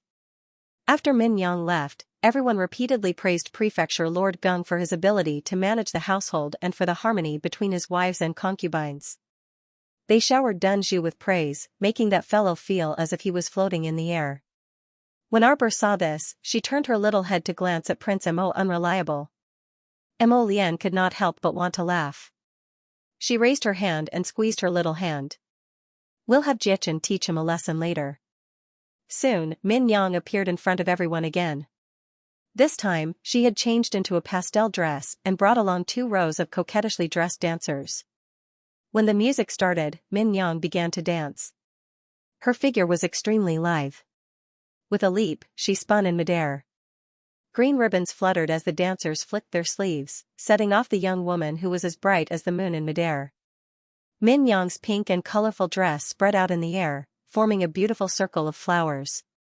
The layers were as graceful as white clouds piled on top of each other. Her loose skirt slid from the air all the way to the ground. The transparent gauze wings at the end were like the wings of a colorful divine bird. At first glance, it was truly shocking. Arbor hurriedly turned to look at Prince Mo, who was sitting beside him.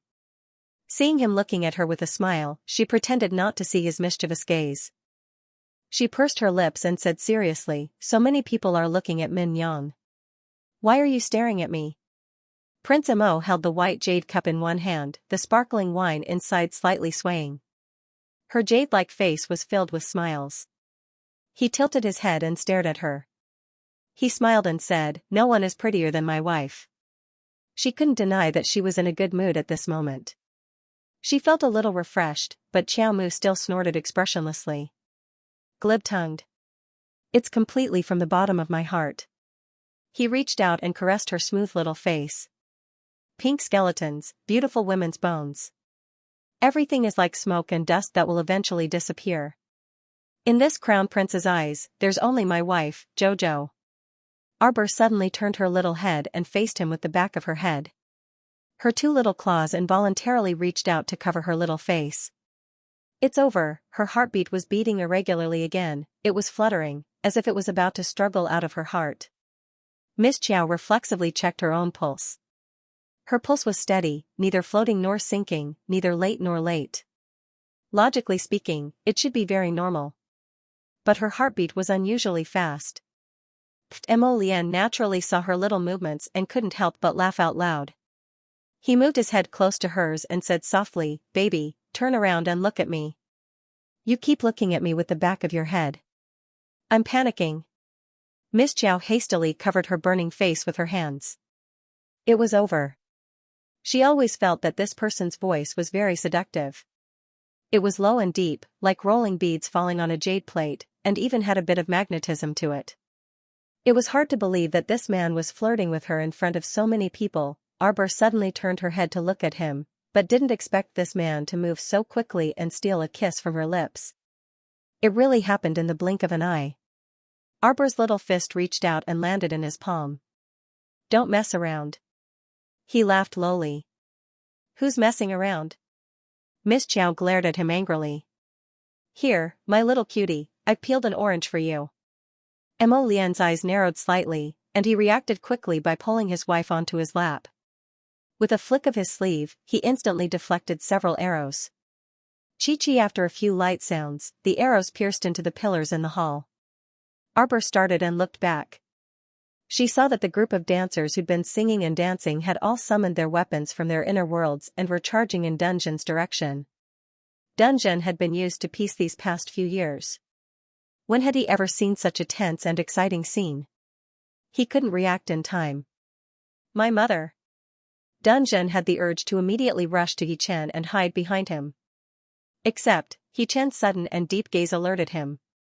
He immediately came back to his senses and sat upright on his throne, aggrieved. He didn't move at all. "You weren't scared, were you?" Mo Lian pulled Jojo over and stood 3 feet away from the table before looking down at her. Arbor blinked and couldn't help but roll her eyes at the sky. She was already at the 4th level of the spirit realm, how could she be frightened by such a scene? Chirp. Her cheeks were suddenly kissed by him. Arbor glanced at him and saw the man take a deep breath. He grabbed her little hand and pressed it against his chest. "But your husband is a little scared." Arbor, in such a tense atmosphere, he still had the mood to joke with her, although they could sit on the sidelines and watch a group of dancers chase after Dunzone. From time to time they could point out a dancer's moves and analyze 1 or 2 of her moves. But he still had to be a bit more honest. Mo Lian giggled as he looked down at her. "Wife, these women are so scary. You must protect your husband well." The little fellow suddenly reached out and pinched his face. "Stop fooling around. If you don't save Dungeon now, I'm afraid Dungeon's body will be destroyed again." Mo Lian pulled down her little hand in amusement and nodded. "Okay. If you want me to save him, I'll save him." With that, he pointed a finger and blocked a few arrows that were flying in front of Dungeon. Dungeon had been frantically fending off the dancers' attacks. When he saw Mo Lian make a move, he couldn't help but tear up. His boss had finally finished flirting with Miss Chiao. He finally had the time to turn around and look at him, this pitiful person. "Bastard. I've been waiting for this day for a long time. Wash your neck and prepare to die." When he heard this, Dungeon's mind was in a mess. He saw a pink figure charging straight at him with a bright silver sword in her hand. She was about to slash down at his face. Did Min Yang write, direct, and act out an assassination drama? In the blink of an eye, he instinctively retaliated, throwing out a bolt of lightning that smashed onto Min Yang's sword. The sword couldn't bear the heavy blow and tilted slightly to the left. Min Yang's body sank. She rolled on the ground and got up again. She persevered and stabbed her sword at his chest again. Heavens, Dungeon frowned miserably. His entire face was scrunched up. He was a celestial venerable, but now he was trapped in the body of a spirit realm cultivator. It was really grieving. He suddenly felt that the world was full of malice toward him. Dungeon only felt that his vision was dark. He was a celestial venerable, a celestial venerable. That was a transcendent realm cultivator. Sob, sob, sob. He was actually being beaten up by a spirit realm woman. Sob, sob, sob. How big was the shadow in his heart right now? Bam. After Madame Feng threw a dancer out, her eyes flashed as she looked back at Dungeon.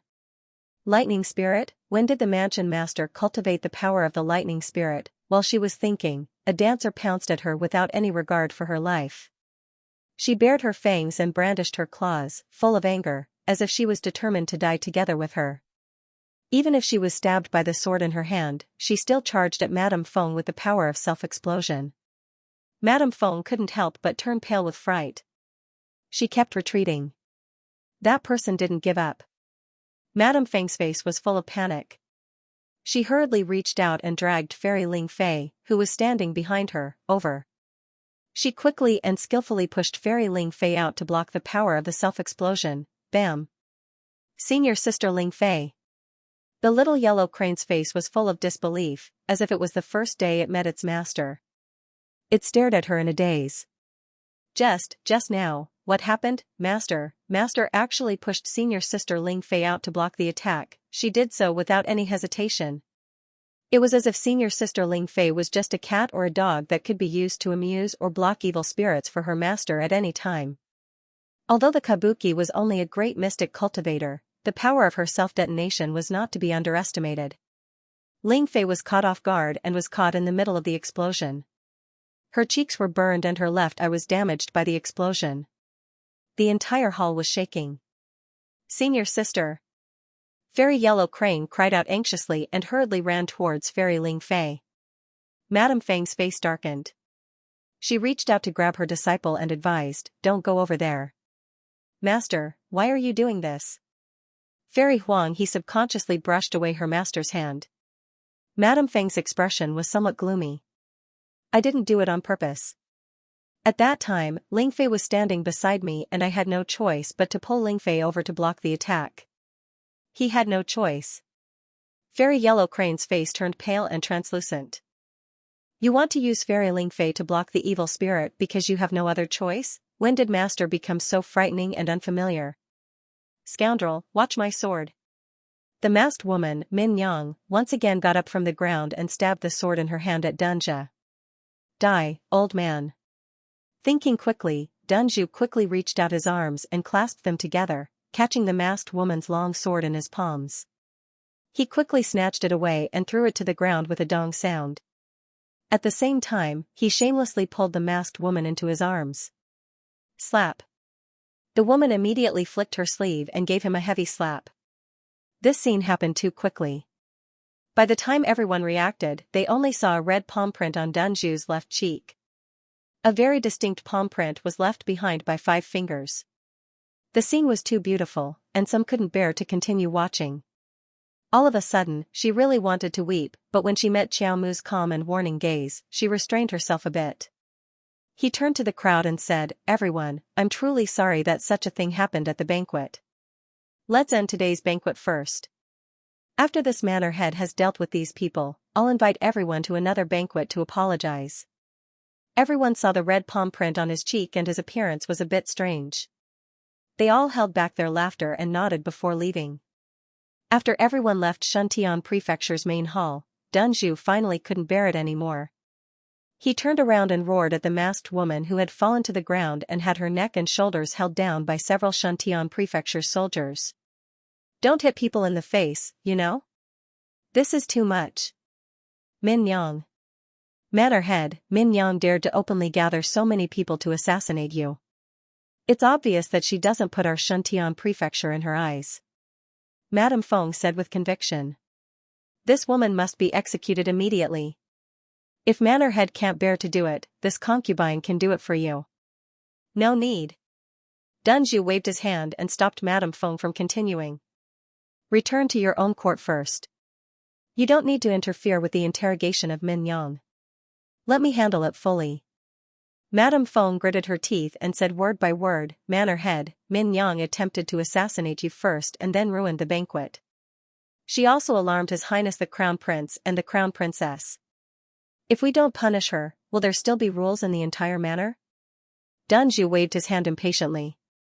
"I know how to deal with her." Seeing that Madame Feng was about to continue, Dunju said angrily, "All right, go back to your court first. I'll let you know the results." Madame Feng left in a huff. She glanced at Fairy Huang He, who was several hundred steps away from her, and pursed her lips. "Huang He, come with me." Fairy Yellow Crane looked at Arbor blankly. This child had just witnessed with his own eyes that his master had pushed his senior sister out as a shield. Until now, it seemed that he still hadn't recovered from the shock. Arbor couldn't bear it and asked, "Do you want to stay?" "Huang He." Madame Feng raised her voice and glared at the motionless Fairy Huang He with a hint of anger in her eyes. Fairy Yellow Crane seemed to have received her orders and came back to her senses. She quickly nodded and left with Madame Feng. Lord Gung ordered his men to move the corpses of Min Yang and the dancers into the backyard. Min Yang sat there silently. Suddenly, she looked up at Arbor, who was standing not far away. Slim and elegant, she radiated the moonlight. She simply stood there, but it was as if the entire world had been lit up by her. I want to see who exactly you are. Dunju reached out his demonic claws and tore off the silk handkerchief on Min Yang's face without another word. The silk handkerchief fell down, but Xiaomu was a bit shocked and flabbergasted at the face behind it. Her icy gaze landed on Min Yang's face, and she didn't say anything for a long time. However, Mo Lian, who was standing next to her, vividly sensed the fluctuations in her emotions. What is it? Mo Lian hastily pulled her to her side and hugged her waist, patting her comfortingly. It's you. Arbor gritted her teeth and coldly stared at the woman. The woman lowered her head slightly and looked at the ground without saying a word. Little Taisui and the others glanced at Arbor in confusion. Judging from the little fellow's tone, it seemed like this woman called Min Yang was someone the little fellow knew. Yiling Min, I thought you were dead already. I didn't expect you to still be alive. Arbor suddenly raised her hand, which contained layers of frost that gradually formed sharp icicles. Little junior sister. No, you can't kill me right now. Little junior sister. Yiling Min abruptly looked up, her previously calm gaze gone, and her body trembled as she softly called out. Give me a reason not to kill you. Arbor's tone was as cold as ice, and everyone could hear a tangible killing intent in her crisp voice. Morong-san is dead. Third Aunt Master is dead. Eldest senior sister, second senior sister, and the others are all dead. Arbor angrily roared in agitation. Why don't you die? You're the one who harmed so many people in the sect. What reason do you have to continue living in this world? Shouldn't you go to hell and be their slave to apologize? Yes. I want to apologize. I will indeed die. But not now. Yiling Min abruptly looked up and stared straight at Xiaomu. She practically mustered all her strength to yell, not now. Little junior sister. There will be a day when I will willingly die. But not now. Reason. Xiaomu stared at her frigidly, and the icicles in her hand stood erect. Under the illumination of the setting sun, those icicles seemed to be plated with a layer of hazy yellow. Yiling Min crawled a few steps forward and said calmly, I've already found some clues. Although that Luigi is from Xianxia Prefecture, he came to our sect to seize the sacred water entirely out of his own selfish desires. That's right. He saw you using the mythical water in the competition, so he wanted to steal it. Didn't Morong-san tell you not to use the holy water in front of other people? What's the point of telling me this? Xiaomu ruthlessly kicked Yiling Min to the ground, causing her to roll down several floors along the steps. If you tell me all this, will my master come back to life? Yiling Min. Today, I will clean up the sect on behalf of my master and get rid of a future trouble like you for the sect. Yiling Min's body trembled and she pounded the ground. Little junior sister. You must not know about heavenly fate, right? What I'm investigating right now not only concerns our entire sect but also the future of our Seikong planet. You greedy coward. How dare you quibble in front of me? I'm not quibbling. I know Gungpengcheng has a well-hidden private army. If we want to get rid of the entire Xianxia Prefecture, we must deal with this private army first. You don't need to worry about Xianxia Prefecture's affairs. Right now, you just need to die obediently. The look in Yiling Min's eyes changed slightly. She suddenly turned around and shot backwards. She was fast, but she didn't expect Arbor to be even faster. In the blink of an eye, Arbor was already in front of her. In an instant, a layer of jade-like hands wrapped around Yiling Min's throat. Yiling Min was shocked. She thought that with her current cultivation, she would be able to completely crush this junior sister. She didn't expect that after 3 years, her junior sister's growth would be on par with hers. She had been in Xianxia Prefecture for the past 3 years. Her growth should have been faster than her junior sister's. But now, Yiling Min couldn't help but laugh bitterly. This was probably due to the difference in their talents. Little junior sister's growth speed was simply breathtaking. Yiling Min was quick-witted in a moment of desperation, and her entire body abruptly leaned backwards, evading Xiaomu's fierce chokehold. However, her left shoulder was scraped by an ice spike. A thin cut appeared instantly. Yi Lingmin did 2 quick somersaults and dodged to the side. With one hand on the ground, she panted slightly. Yi Lingmin looked up at Arbor. "Why didn't you fight back?" Arbor asked coldly. "Junior sister. I won't fight back." Yi Lingmin gritted her teeth. She turned to look at Shuntian Prefecture's prefecture lord, Gung Pengcheng. A trace of confusion flashed through her eyes. From the beginning until now, the mansion master had been standing there quietly. This action was too strange. She didn't have time to think. She flipped over and jumped onto the back of a goshawk that appeared in the sky.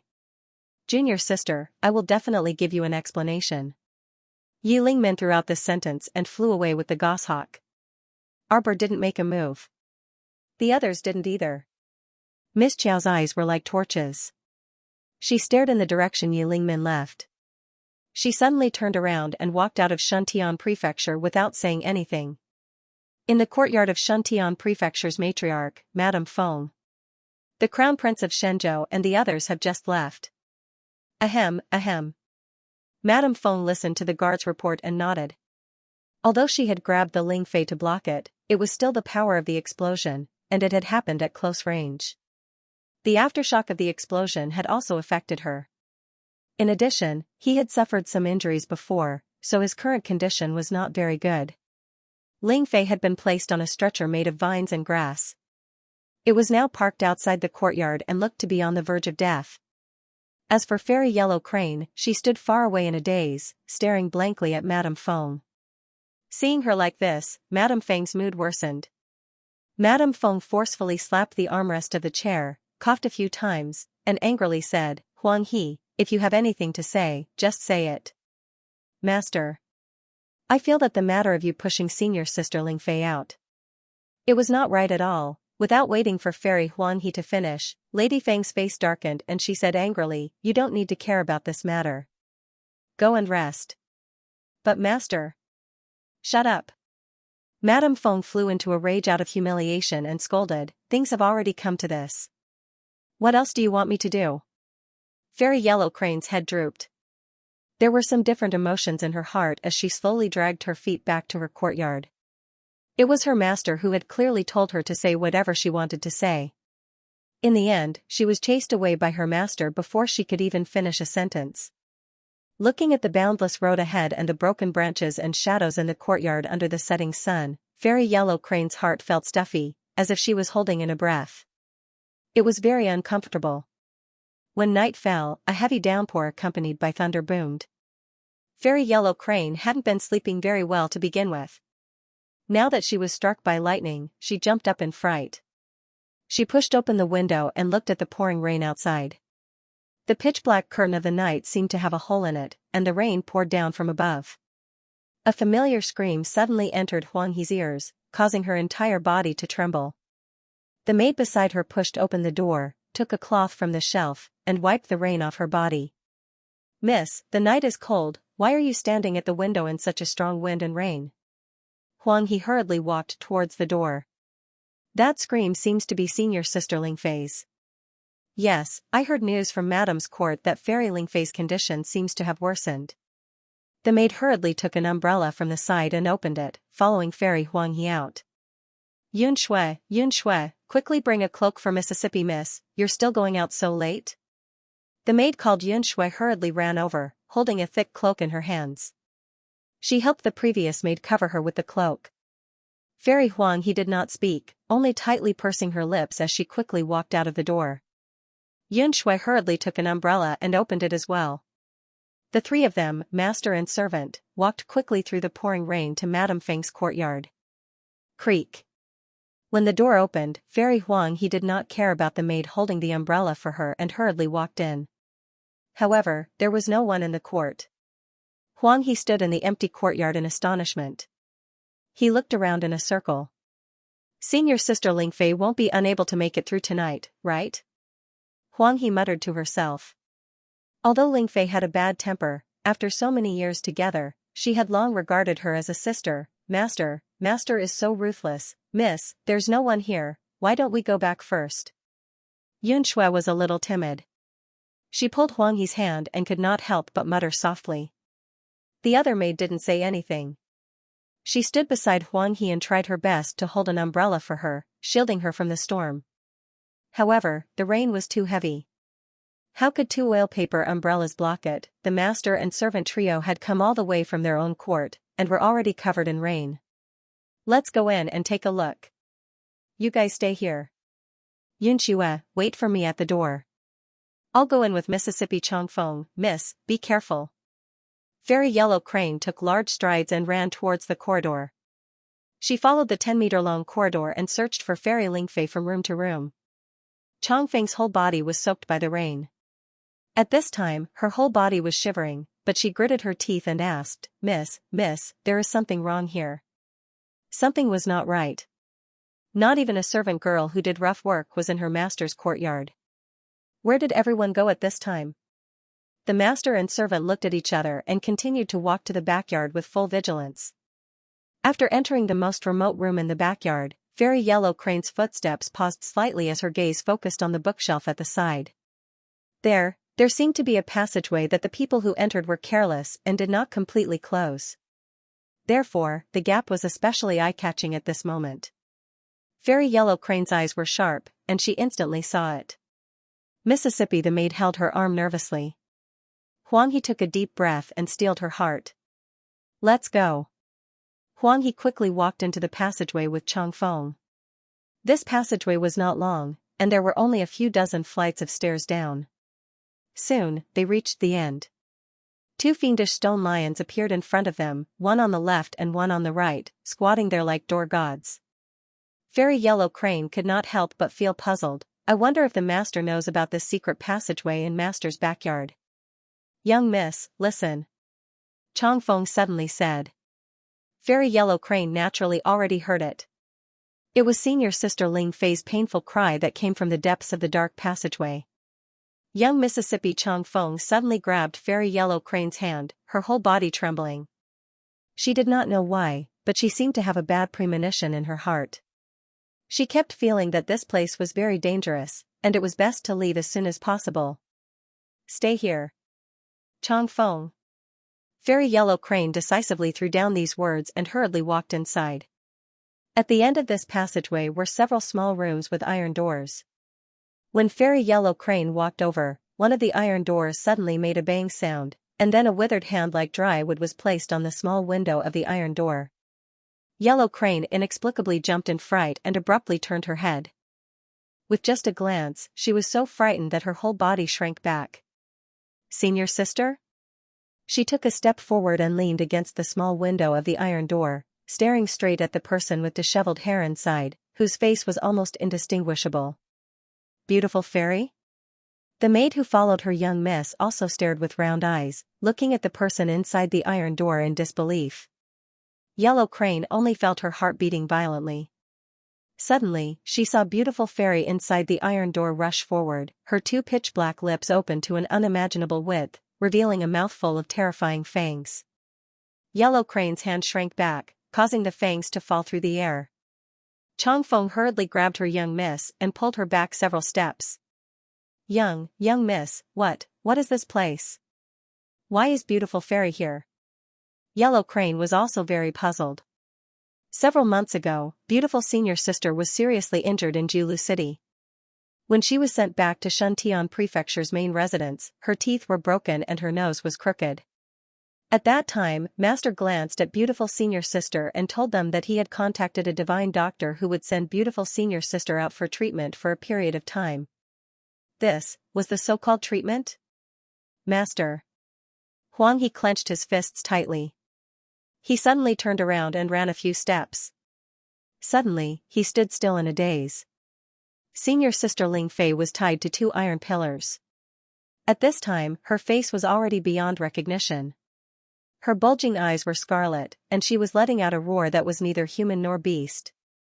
Madame Feng was standing at the side, looking coldly at her little disciple, Huang He, who had barged in. Master. Fairy Yellow Crane looked at the woman in front of her in a daze. Flowers are the same every year, but people are different every year. Huang He didn't know when her master had become someone she couldn't understand at all. Huang He, since you're here, come and take a look. Madame Feng nodded at her. Master, what are you doing? What are you doing? I'm saving your senior sister. You turned senior sister Lingfei into such a hideous state, and you said you were saving her? What do you know? Originally, your senior sister would not have been able to survive after being affected by the explosion. Now, I'm just changing her a little and changing her way of living. You're doing this. Have you asked senior sister's opinion? Fairy Yellow Crane's whole body trembled. She clenched her fists tightly and asked angrily. Senior Sister Beauty, it was also you who made them like that. Master, what are you trying to do? Why did you make them look like half human half ghost? Huang He, do you know why Beauty and Ling Fei ended up like this? Madame Feng stepped in front of her and looked straight at Fairy Yellow Crane, suddenly saying sternly, that's because they weren't strong enough. This is the way of the world. Weaklings, don't think there's a place to reason. Only by continuously becoming strong, trampling everyone under your feet, and standing at the peak. Only then can you look down on the earth and see everything as ants. Madame Feng stretched out her hands and raised them above her head, her sharp gaze locked onto Fairy Yellow Crane. Yellow Crane, you are only in your 20s, your life has just begun. You don't understand all of this, Master doesn't blame you. But how much have you seen of the darkness of this world? Not even 1 in 10,000. You stay by Master's side, usually you like to fiddle with those useless flowers and plants, and study your medical knowledge, Master doesn't care about you. But today, you must stand on Master's side. Support everything that I do. Madame Feng's face was distorted as she approached Fairy Yellow Crane step by step. Only Master has succeeded. Only then can you continue to live your comfortable life. Continue to fiddle with your flowers and plants, and don't need to look at anyone's face. Be your Xianxia Prefecture's Fairy Yellow Crane, right? Looking at her master who was almost crazy, Fairy Yellow Crane trembled all over and lowered her head. Yellow Crane, do you know? Many years ago, Master was also just an ordinary person.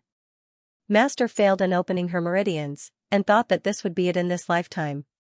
But now. Do you see? Master possesses great power, and all of this was obtained through Master's continuous hard work and struggle. Is Master wrong? Is there anything wrong? Is it wrong for a person to want to become strong? Fairy Yellow Crane suddenly raised her head. Master. You? Senior Sister Beauty and Senior Sister Lingfei, why did they turn into corpse puppets?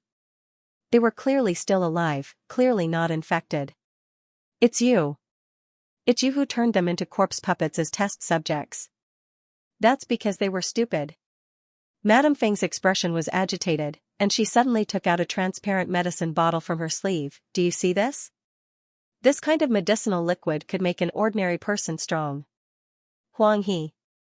Do you want to improve your cultivation further? Believe me, I won't harm you. Your 2 senior sisters are stupid and can't be put to good use. If that wasn't the case, how could they have evolved into corpse puppets? Instead of becoming a superhuman? Huang He, I believe that you will never become like Ling Fei and Beauty. Don't come over. Fairy Yellow Crane's body trembled as she retreated step by step. Chang Feng even trembled as she held her young miss's hand tightly, supporting her young miss as they retreated step by step. Had the manor mistress gone mad? Why did she become so scary? Chang Feng's eyelashes trembled as she dragged her young miss back step by step. Huang He. This bottle was a heaven-defying and fate-changing medicinal liquid.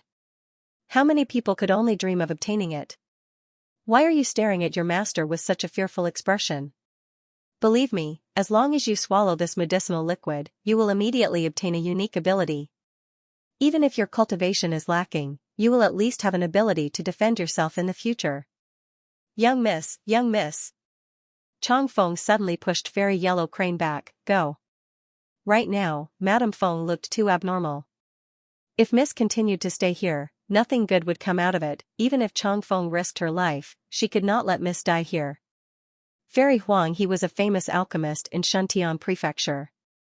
In terms of cultivation, she was naturally not as outstanding as Ling Fei and Beautiful Fairy. With Chang Feng's forceful push, she stumbled forward a few steps. Turning her head, she saw Chang Feng pounce forward and hug Madame Feng. Turning her head, she saw Madame Feng standing still with tears in her eyes. She anxiously shouted, "Miss, run. Quickly run. Let go."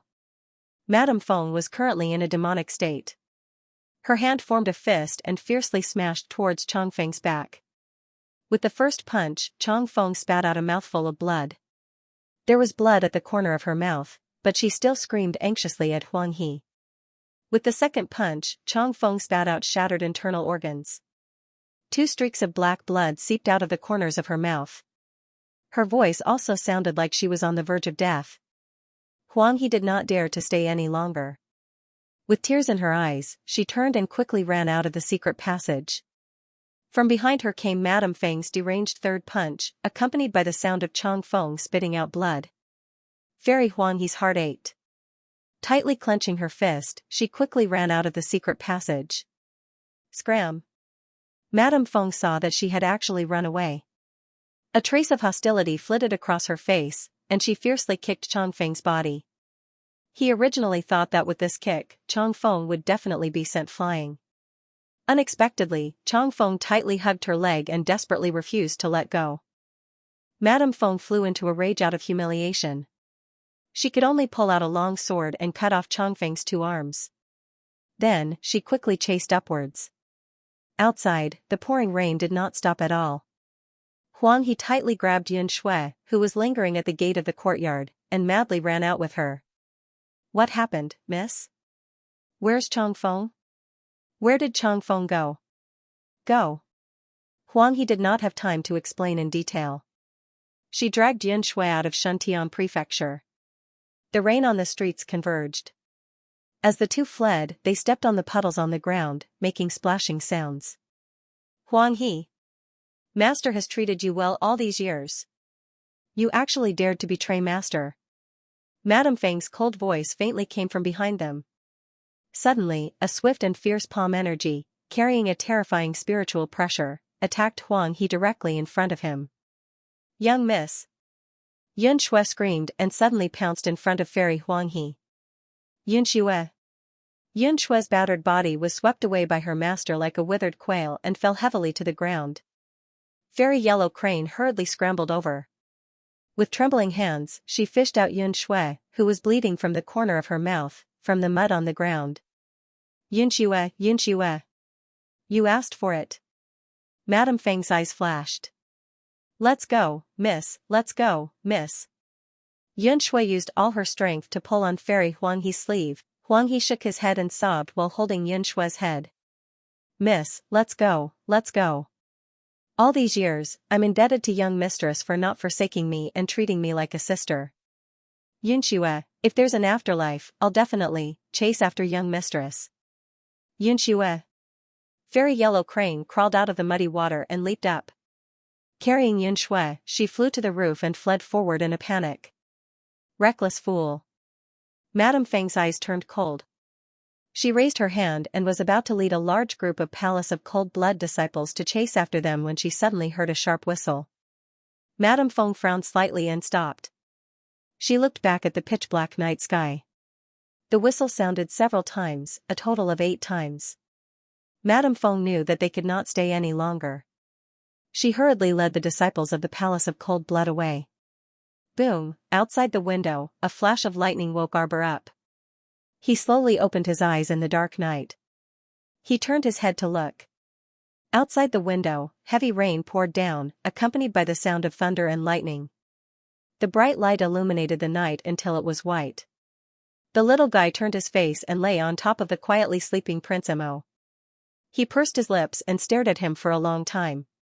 How could there be such a handsome man in the world? How did she have the fortune to meet such a person in this life? If she had missed him when she was 7, Arbor's heart shrank. He did not dare to imagine such a life. He felt that if he lost this person, he would lose his destination and hope. Miss Chiao reached out a small hand and gently traced his exquisite brows. She touched his cheeks and his hair, and her small hand finally stopped on his thin lips that were tightly pursed into a straight line. Sigh. A faint sigh came from his mouth. His phoenix eyes, which were originally closed, slowly opened under the dim light of the night. Miss Chiao shrunk her hand guiltily and fell on his chest. She then reached out two small hands and pulled up the blanket to cover her head, pretending that she had already fallen asleep. Wife, you've been touching me for almost an hour. You've even woken me up. Do you want to go to Mount Wu with your husband? Miss Chow, who was guilty, felt that from her ears to her small face, there was not a single spot that was not burning.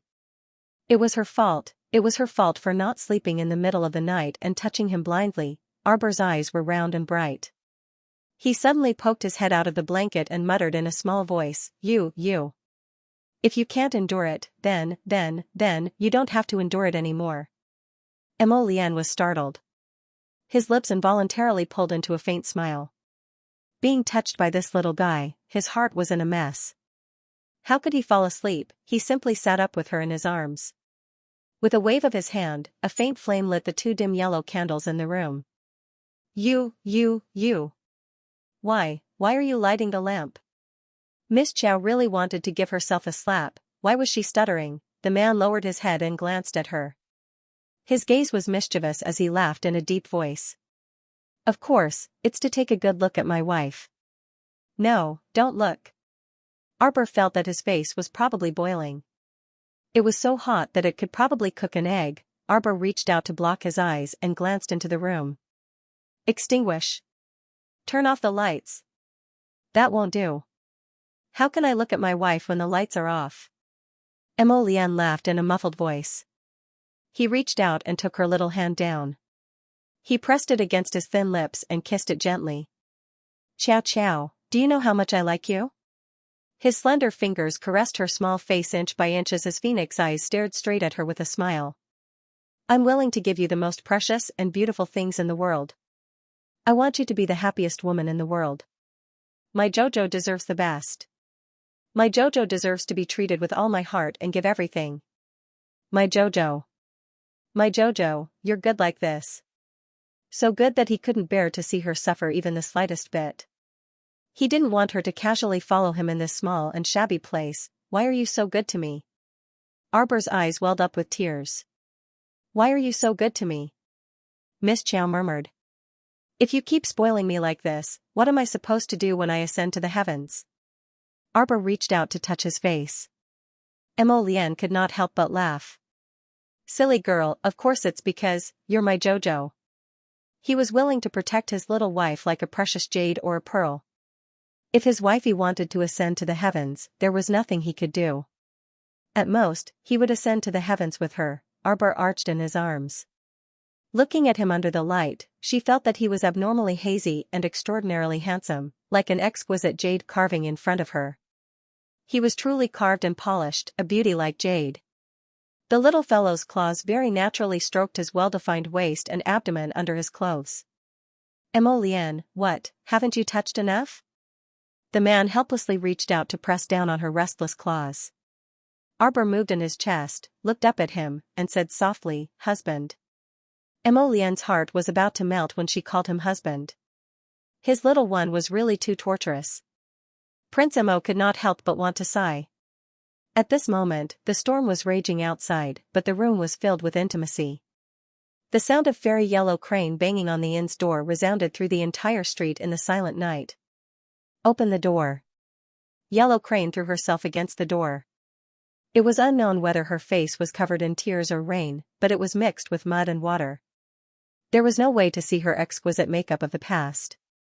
Who is it, disturbing my sleep in the middle of the night? It's long past check-in time, okay. The waiter ran out while cursing.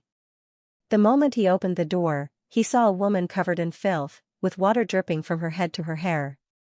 She was carrying a corpse whose face could not be seen clearly as she barged in. The waiter was dumbfounded as he scolded, Damn, what are you doing? Benefactor, little benefactor. Little benefactor. Fairy Yellow Crane's eyes were unfocused as she cried out. You crazy woman. The person you're looking for isn't here. Get out. The waiter's face darkened as he looked at the wet floor of the lobby. Where did this lunatic come from? Knocking on the door in the middle of the night? Not only did he disturb people's sleep, he even brought a corpse to the inn. Bad luck, bad luck, bad luck, how unlucky. If you don't leave, I'll get someone to kick you out. The waiter said angrily. benefactor, benefactor. In the room upstairs, Arbor suddenly moved. It sounds like Huang He's voice. Mo Lian's arm that was circling around her waist tightened slightly before loosening by an inch or so. It was such a good time, yet there were always people coming to disturb them. Prince Mo felt helpless. It was already the middle of the night, and he couldn't even fall asleep while hugging his wife. Let's go down and take a look. Huang He's voice sounded a little off. In her impression, this fairy yellow crane had always been rather amusing, but today, this hoarse roar had a thick nasal tone. Could it be that something had happened? Mo Lian got up first, and picked up a lotus leaf-colored outer robe for the little fellow to wear. After tying a light yellow belt, he hugged this soft little fellow and kissed her. Then, he said, "Let's go." He reached out and took the black robe hanging on the clothes rack, and casually put it on himself. The two walked out of the room hand in hand.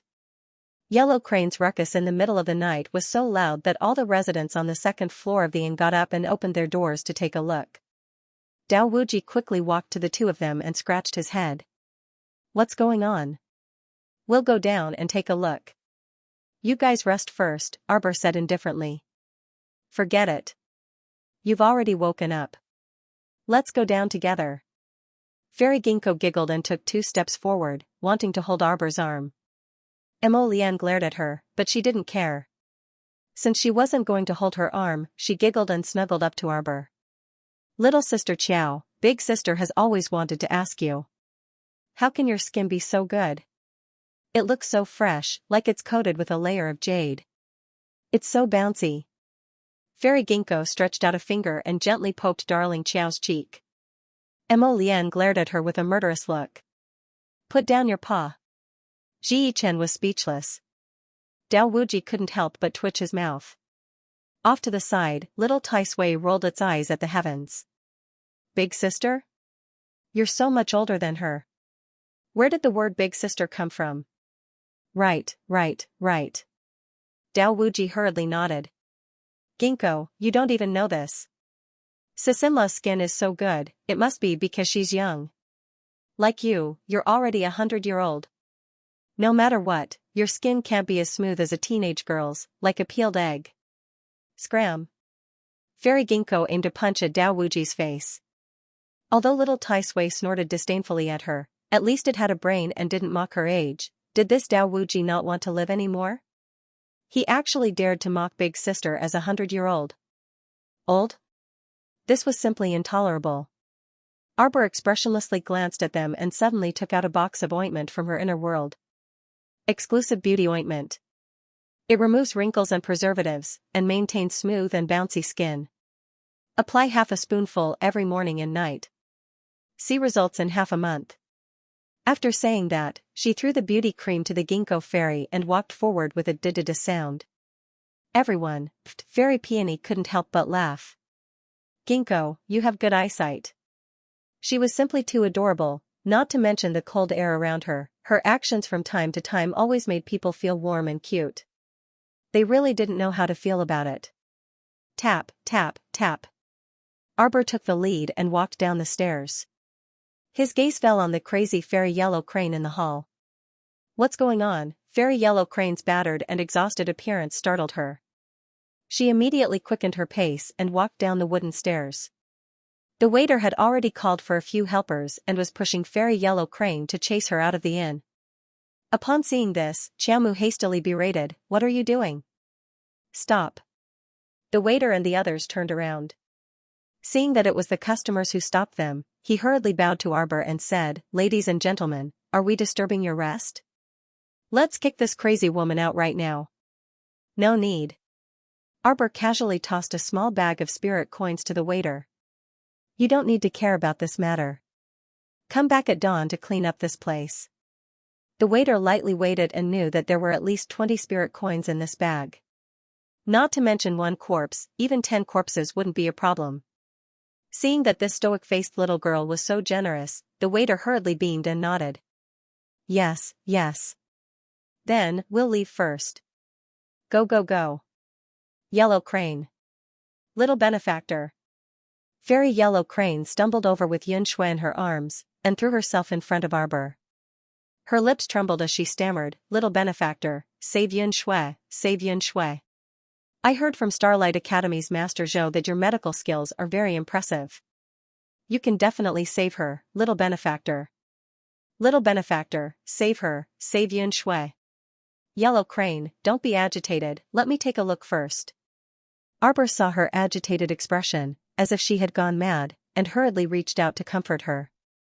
Fairy Yellow Crane clenched her fists tightly, kneeling beside Arbor. The water stains on her hair, the rain and mud on her body made her look very miserable. Arbor did not know what happened to her, and had her put Yun Shui on the ground. He reached out to touch Yun Shui's carotid artery, and slowly turned to look at Fairy Yellow Crane, who had a dazed expression and was staring blankly. "I'm sorry, she's already dead." Fairy Yellow Crane's tears streamed down her cheeks. She was completely dumbfounded. "Yellow Crane, Yellow Crane." Arbor softly called her twice. Fairy Yellow Crane suddenly reached out to hug Yun Shui's cold body, and wailed, "I'm useless. I'm just a black-grade alchemist, what am I? I gave her so many pills, and none of them were useful. I couldn't even save Yun Shui. I let Chong Feng and Yun Shui die in vain. I let them down, I let them down. Yellow Crane. Little benefactor. Have you tasted the feeling of losing everything?" Yellow Crane's voice was hoarse, almost to the point of whispering, "I already have nothing now." Sect? Her sect could no longer tolerate her. Master actually wanted to turn her into a monster in a deranged manner. She escaped, but implicated the two maids closest to her. She really had nothing left. Arbor only felt his heart ache, and reached out to hold Fairy Yellow Crane's dirty shoulder. "I can tell you with certainty. I have. 3 years ago, I was like you, feeling as if I had lost everything. But in fact, as long as we don't give up on ourselves, no matter how difficult it is, no matter how bumpy the road is, we can start over." Fairy Yellow Crane lay on her shoulder, crying like a lost child. Tears and snot flowed down her face, and her heart was broken. "Can I really start over?" "Sure. Is that really okay?" "Yes." Arbor's firm and gentle voice repeatedly sounded in Fairy Yellow Crane's ears. "Little benefactor, do you know? Master wasn't like that before. She's really good." Fairy Yellow Crane murmured. "Really, really good. I don't know when she started to become so scary and cold-blooded. Can he still be my master? I'm so tired, so tired. Little benefactor, I feel like I'm at a loss. I don't know where the road ahead is." Arbor reached out and tightly grasped her ice-cold left wrist. "Yellow Crane, Yellow Crane." Seeing Yellow Crane gradually faint on her shoulder, Arbor reached out to support her, and beckoned to Fairy Peony and Ginkgo, "Come help." "What's the matter with this clown?" Fairy Peony and Ginkgo flashed to her side, and raised their hands to support Fairy Yellow Crane. "I don't know for now." Arbor looked up at Mo Lien. The latter nodded at her. "I'll tell Tong to investigate." Thousands of miles in Songzhuo's dazzling purple light suddenly rushed out of the inner hall of the Imperial Ancestral Temple, illuminating the entire Songzhou. Regardless of whether it was the officials in the Imperial Court or the common people in the streets, all of them were alarmed by this soaring purple light. Everyone rushed to the streets, pointing at the sky and discussing enthusiastically. "Oh my God, what is that? It seems to be coming from the Imperial Ancestral Temple. I heard that Prince Chen was left in the Imperial Ancestral Temple half a month ago. It is said that he is inheriting the inheritance of the Devil Emperor." "No way, the legendary inheritance of the Devil Emperor, is there really such a thing? Then now, His Highness, did he succeed?" At this time, the two princes, who were sitting in the Crown Prince's East Palace and chatting with the Crown Prince, also noticed the change in the sky and immediately jumped up from their chairs. "Brother! Look outside." Rongli walked out of the door with his two younger brothers with a cold face. The sky was completely dyed by the purple light, and the color was indescribably bright. Suddenly, a dragon's roar sounded, and a real dragon gradually emerged from the solid purple gas. It swung its tail and jumped, and its tail swept away a few drifting clouds. Rongli felt his heart skip a beat, and an ominous premonition came to his mind. Damn it, did fourth brother succeed in inheriting the inheritance? How did he succeed in inheriting the blood of the Devil Emperor? what I am afraid of really happens. The second prince said angrily with a cold face, this boy's luck is too good. Why does he always bump into all the good things? Rongli subconsciously clenched his fists, and his knitted eyebrows gradually relaxed. He suddenly said with a smile, it seems that fourth brother has come out of seclusion. You and I naturally have to go and congratulate him. Eldest brother, you can still laugh. The second prince had a look of disappointment on his face. Imperial father already thinks highly of that kid. Now that he has inherited the 1,000-year-old legacy, how are you and I going to deal with it? Well, we should be happy that fourth brother can inherit the blood of the Devil Emperor. The second prince couldn't help laughing. You are very generous. Don't you feel indignant that you lost to such a young brat? Rongli smiled noncommittally. When he turned to leave, his eyes suddenly turned cold. Hey, third brother, didn't you say you sent someone to investigate that painting? The second prince suddenly thought of this and asked with a smile. But there's still no clue. Hey, second brother, you don't say. I really did find some clues. Rongli did not speak. He only slowed down his footsteps slightly. It was obvious that he had heard what the third prince had said. I started investigating from his hometown, Sikong Planet. Guess what I found? The third prince proudly boasted, I originally wanted to tell you guys about this matter slowly, but now that fourth brother has come out of seclusion early, I naturally have to tell you guys, just in case. Just in case, the third prince didn't continue, but the other two understood. If Imperial father really fell in love with fourth prince, it would be hard to say what would happen in the future. Do you all know who that woman in the painting is? The impatient second prince hurriedly patted the third prince. All right, don't keep us in suspense. Hurry up and say it. That is the future crown princess of the Divine Land. What? Rongli couldn't help but be taken aback. Was it true? The second prince was dumbfounded by the third prince's words. The third prince saw that the two of them didn't seem to believe him.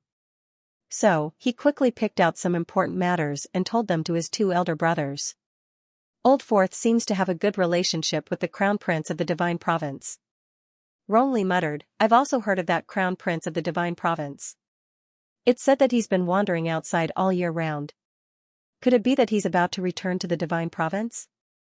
Younger brother doesn't know about this. Rongli couldn't help but sneer. When he turned around, his expression turned cold. It seemed that this fourth brother of his really wasn't simple. The second prince paused and said, Hey, how about we bring that painting and go see royal father? Rongli's expression flickered, and he calmly revealed a hint of embarrassment. That's not very good. We're not going to make things difficult for him. Aren't we all planning for his sake? Who knows, royal father might be happy and make a decision for our good fourth brother. So what if she's the future crown princess of the Divine Province? Isn't she still the crown princess of the Divine Province?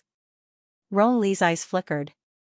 In reality, he had long wanted to expose this matter to royal father, but he had always lacked an opportunity. Since the third prince was willing to take the lead, he naturally wouldn't dissuade him. Instead, he had to properly thank him for his righteous act. Go quickly. If royal father knew that he had such a cowardly son, he would definitely be very happy. On the other hand, Duanyu had just stepped out of the imperial ancestral temple when he was stunned by the carriage that came to welcome him.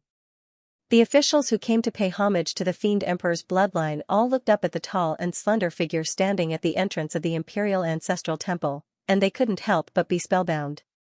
They couldn't pinpoint what had changed, but they felt that Prince Chen was very different from half a month ago.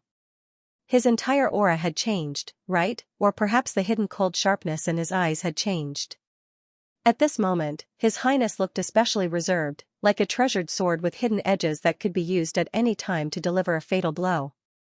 This old official, Wu Yong, greets Your Highness Prince Chen. No need to be so courteous, Left Prime Minister, Duanyu said coldly. Left Prime Minister Wu Yong raised his eyes and then immediately lowered his head. He didn't dare to look directly at those beautiful eyes that were emitting a faint purple light. Those eyes were as cold as ice, and the faint purple glow within them seemed to want to suck his old bones into them. How frightening! The minister of the left could be considered someone who was accustomed to grand occasions, but when he glanced at Duanyu, he shuddered and was somewhat stunned. However, a tall and slender young man walked out from beside him and said with a smile, "We are here to welcome Prince Chen out of seclusion under the order of the Emperor. Your Highness, please enter the carriage. We will escort your Highness back to the palace." Your Highness, your forehead? Currently, there was a light purple imprint on Duanyu's jade-like forehead that resembled 3 flower leaves. It only appeared for a split second before disappearing. Wu Yong was nearly frightened to death by this young man, and he fiercely glared at him before hastily dragging him behind him. He then cupped his hands at Duanyu and said, "Please, your Highness." Duanyu nodded indifferently and turned to board the carriage. The chamberlain lowered the layers of muslin curtains, and the carriage started moving. Duanyu facepalmed with one hand, his expression somewhat fatigued. Woo! A little fox suddenly wriggled on his body and drilled out from his body. Woof! The little fox's claws crawled on his clothes. Duanyu's lips involuntarily curled into a faint smile. In that instant, the iciness in his eyes completely dissipated. Sigh. With a sigh, he picked up the little fox and placed her on his shoulder. He patted her and said, "Chestnut, if Chow Chow sees you like this, she won't like you anymore." Chestnut's claws forcefully crawled on his clothes, and it stuck out a small claw in protest, silently complaining while pointing at the sky and the ground. "TSK, isn't it just advancing to 8-tailed? You actually don't even have the ability to transform and even lost the ability to speak." Woof, woof. The little fox was cursing internally.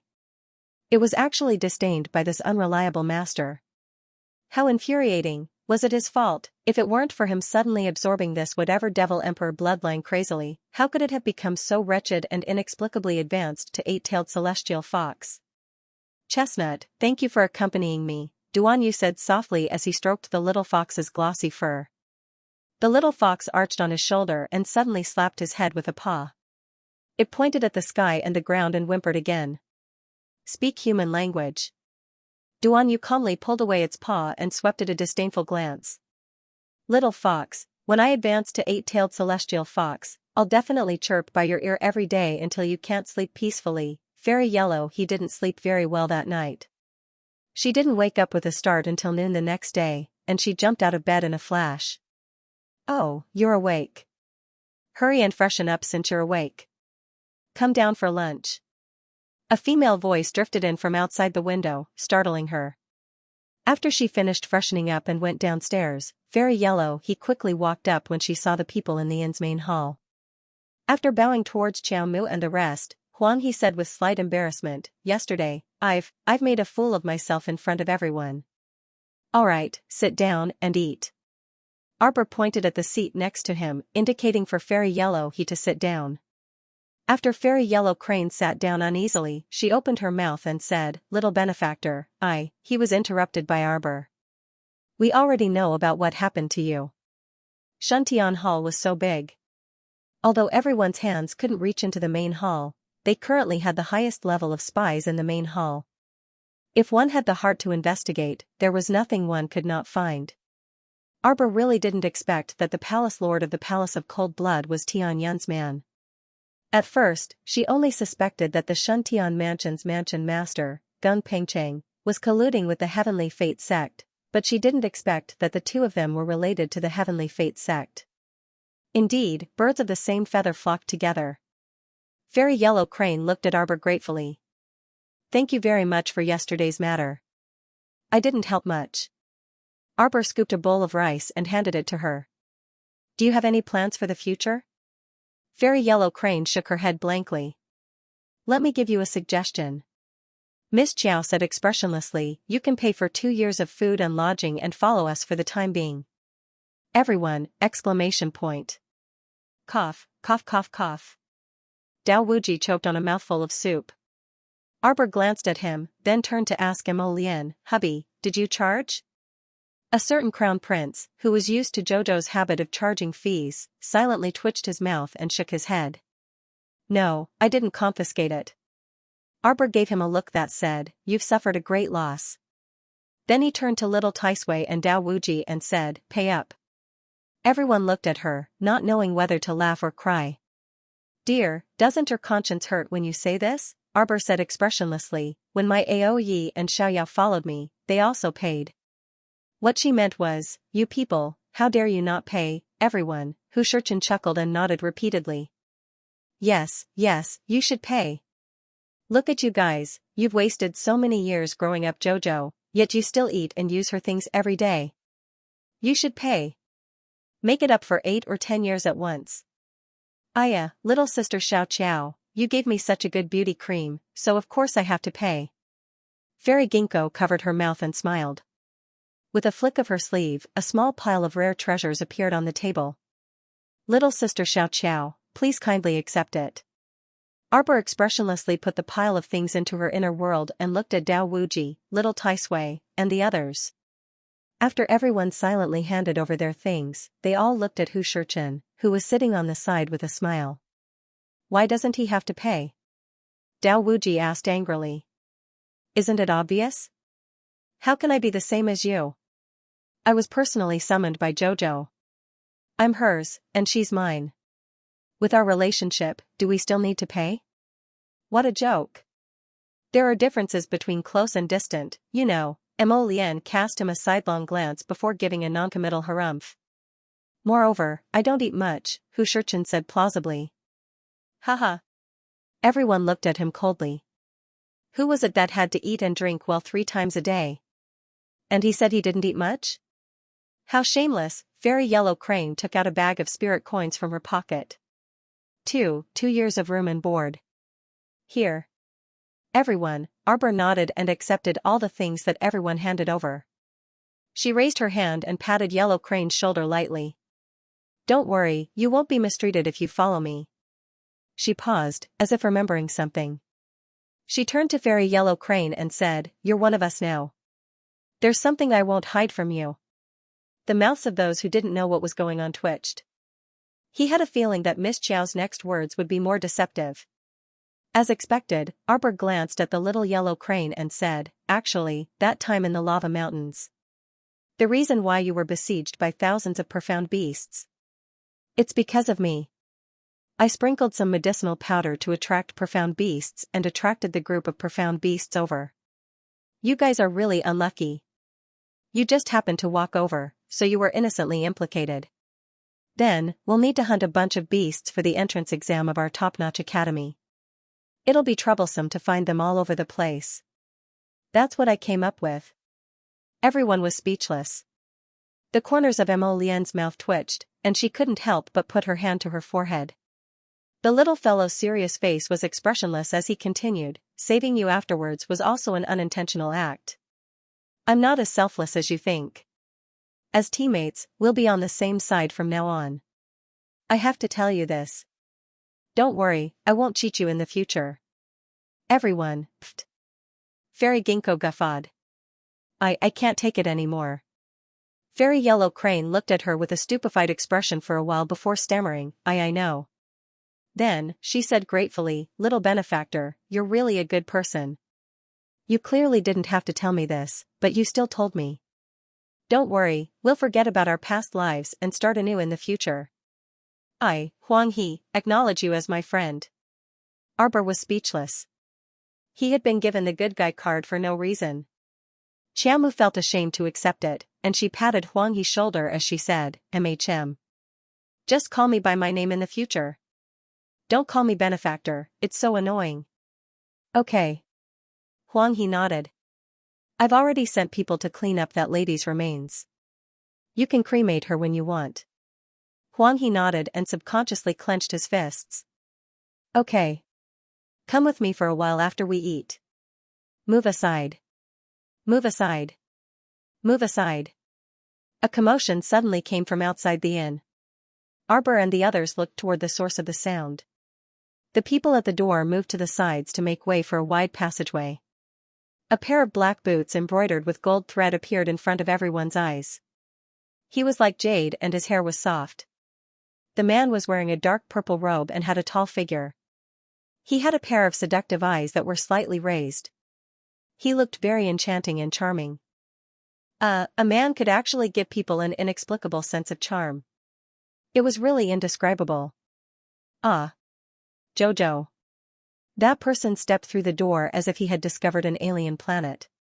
His eyes suddenly lit up and his gaze landed on Arbor. Mo Lian put down the bamboo chopsticks in her hand and indifferently swept her gaze over that person's face. She sneered. So it's young Master Ding. Ding Yun pointed at him. You? You. Why are you here? Mo Lian reached out to hold Jojo's small hand and coldly glanced at him. Of course I'm here to accompany my wife for a meal. Dao Wuji inexplicably felt that the seductive young master in front of him was probably a little heart-wrenching, because the other party's expression inexplicably changed, and his expression instantly turned ugly. Move aside, all of you move aside. Scram. Don't block the door. What's all the noise about? Young Master Ding flew into a rage out of humiliation. He turned around and flicked his sleeves. Several ferocious men who had rushed in were immediately swept away by a powerful force. Bang! Bang! Bang! They all fell to the ground, their noses bruised and their faces swollen. Surround them. Behind them, a large group of guards rushed in with a wave of their hand. The large group of people surrounded the entire hall of the inn so tightly that not even a drop of water could trickle through. They can't even have a peaceful meal. Hu Shurchen was speechless as he looked at the crowd that had barged in. Under the orders of the manor lord's wife, we are here to bring Fairy Yellow Crane back to the manor. The leader of the guards shouted and raised his hand. Take her down. At this time, young Master Ding had already walked to Arbor's side and asked with a smile, Jojo, do you need help? Why are you here? This was the question that Xiaomu wanted to ask. She had nearly forgotten to ask after being interrupted by that group of royal guards. Me? Ah. I'm here to collect debts. Young Master Ding said with a smile, it's very difficult to do business these days. It won't do if you don't keep a close eye on them. Oh. The little stoic responded and stood up to say to everyone, let's leave after we finish eating. The frightened commoners in the lobby and the shopkeepers who only peeked their heads out of the cabinets looked dumbfoundedly at this young lady who suddenly stood up. Could it be that this young lady didn't see the group of people who had barged in? She called her companions to leave so easily? Just how big of a heart was this? At this time, the leader of the guard's complexion also turned ashen, and his gaze landed on Huang He. Seeing her sitting there motionless, the head of the guards simply had nowhere to vent his anger, and angrily rebuked, what are you all standing there for? Take him down. If there's any resistance, kill him on the spot. Arbor coldly snorted, what a big show. What a big show of power. Let me give you a piece of advice, if you don't want to die, then hurry and leave. Fairy Ginkgo also stood up, her slender waist swaying slightly as she seductively threw a coquettish glance at the head of the guards. The head of the guards stared blankly for a moment, then hurriedly regained his senses. His cold face flushed red, and he hurriedly shouted angrily, hurry and surround them. Yellow Crane, I advise you to surrender without putting up a fight, don't cause any more trouble. Just as he finished speaking, a black figure slightly swayed in front of them, and instantly arrived in front of the head of the guards. Where's all this nonsense coming from? Mo Lian's palm slapped over, heavily landing on the other party's chest, directly sending that head of the guards flying backwards, crashing out of the door with a loud bang. After being stunned for a while, the head of the guards was unable to crawl up, and just as he raised his head, he started coughing out blood. Mo Lian's expression was indifferent as she stood at the entrance of the inn. With a light flick of her sleeve, the entire row of people standing there, along with their head of the guards, all fell out of the inn, like a human pyramid, yo, they piled up into a pile.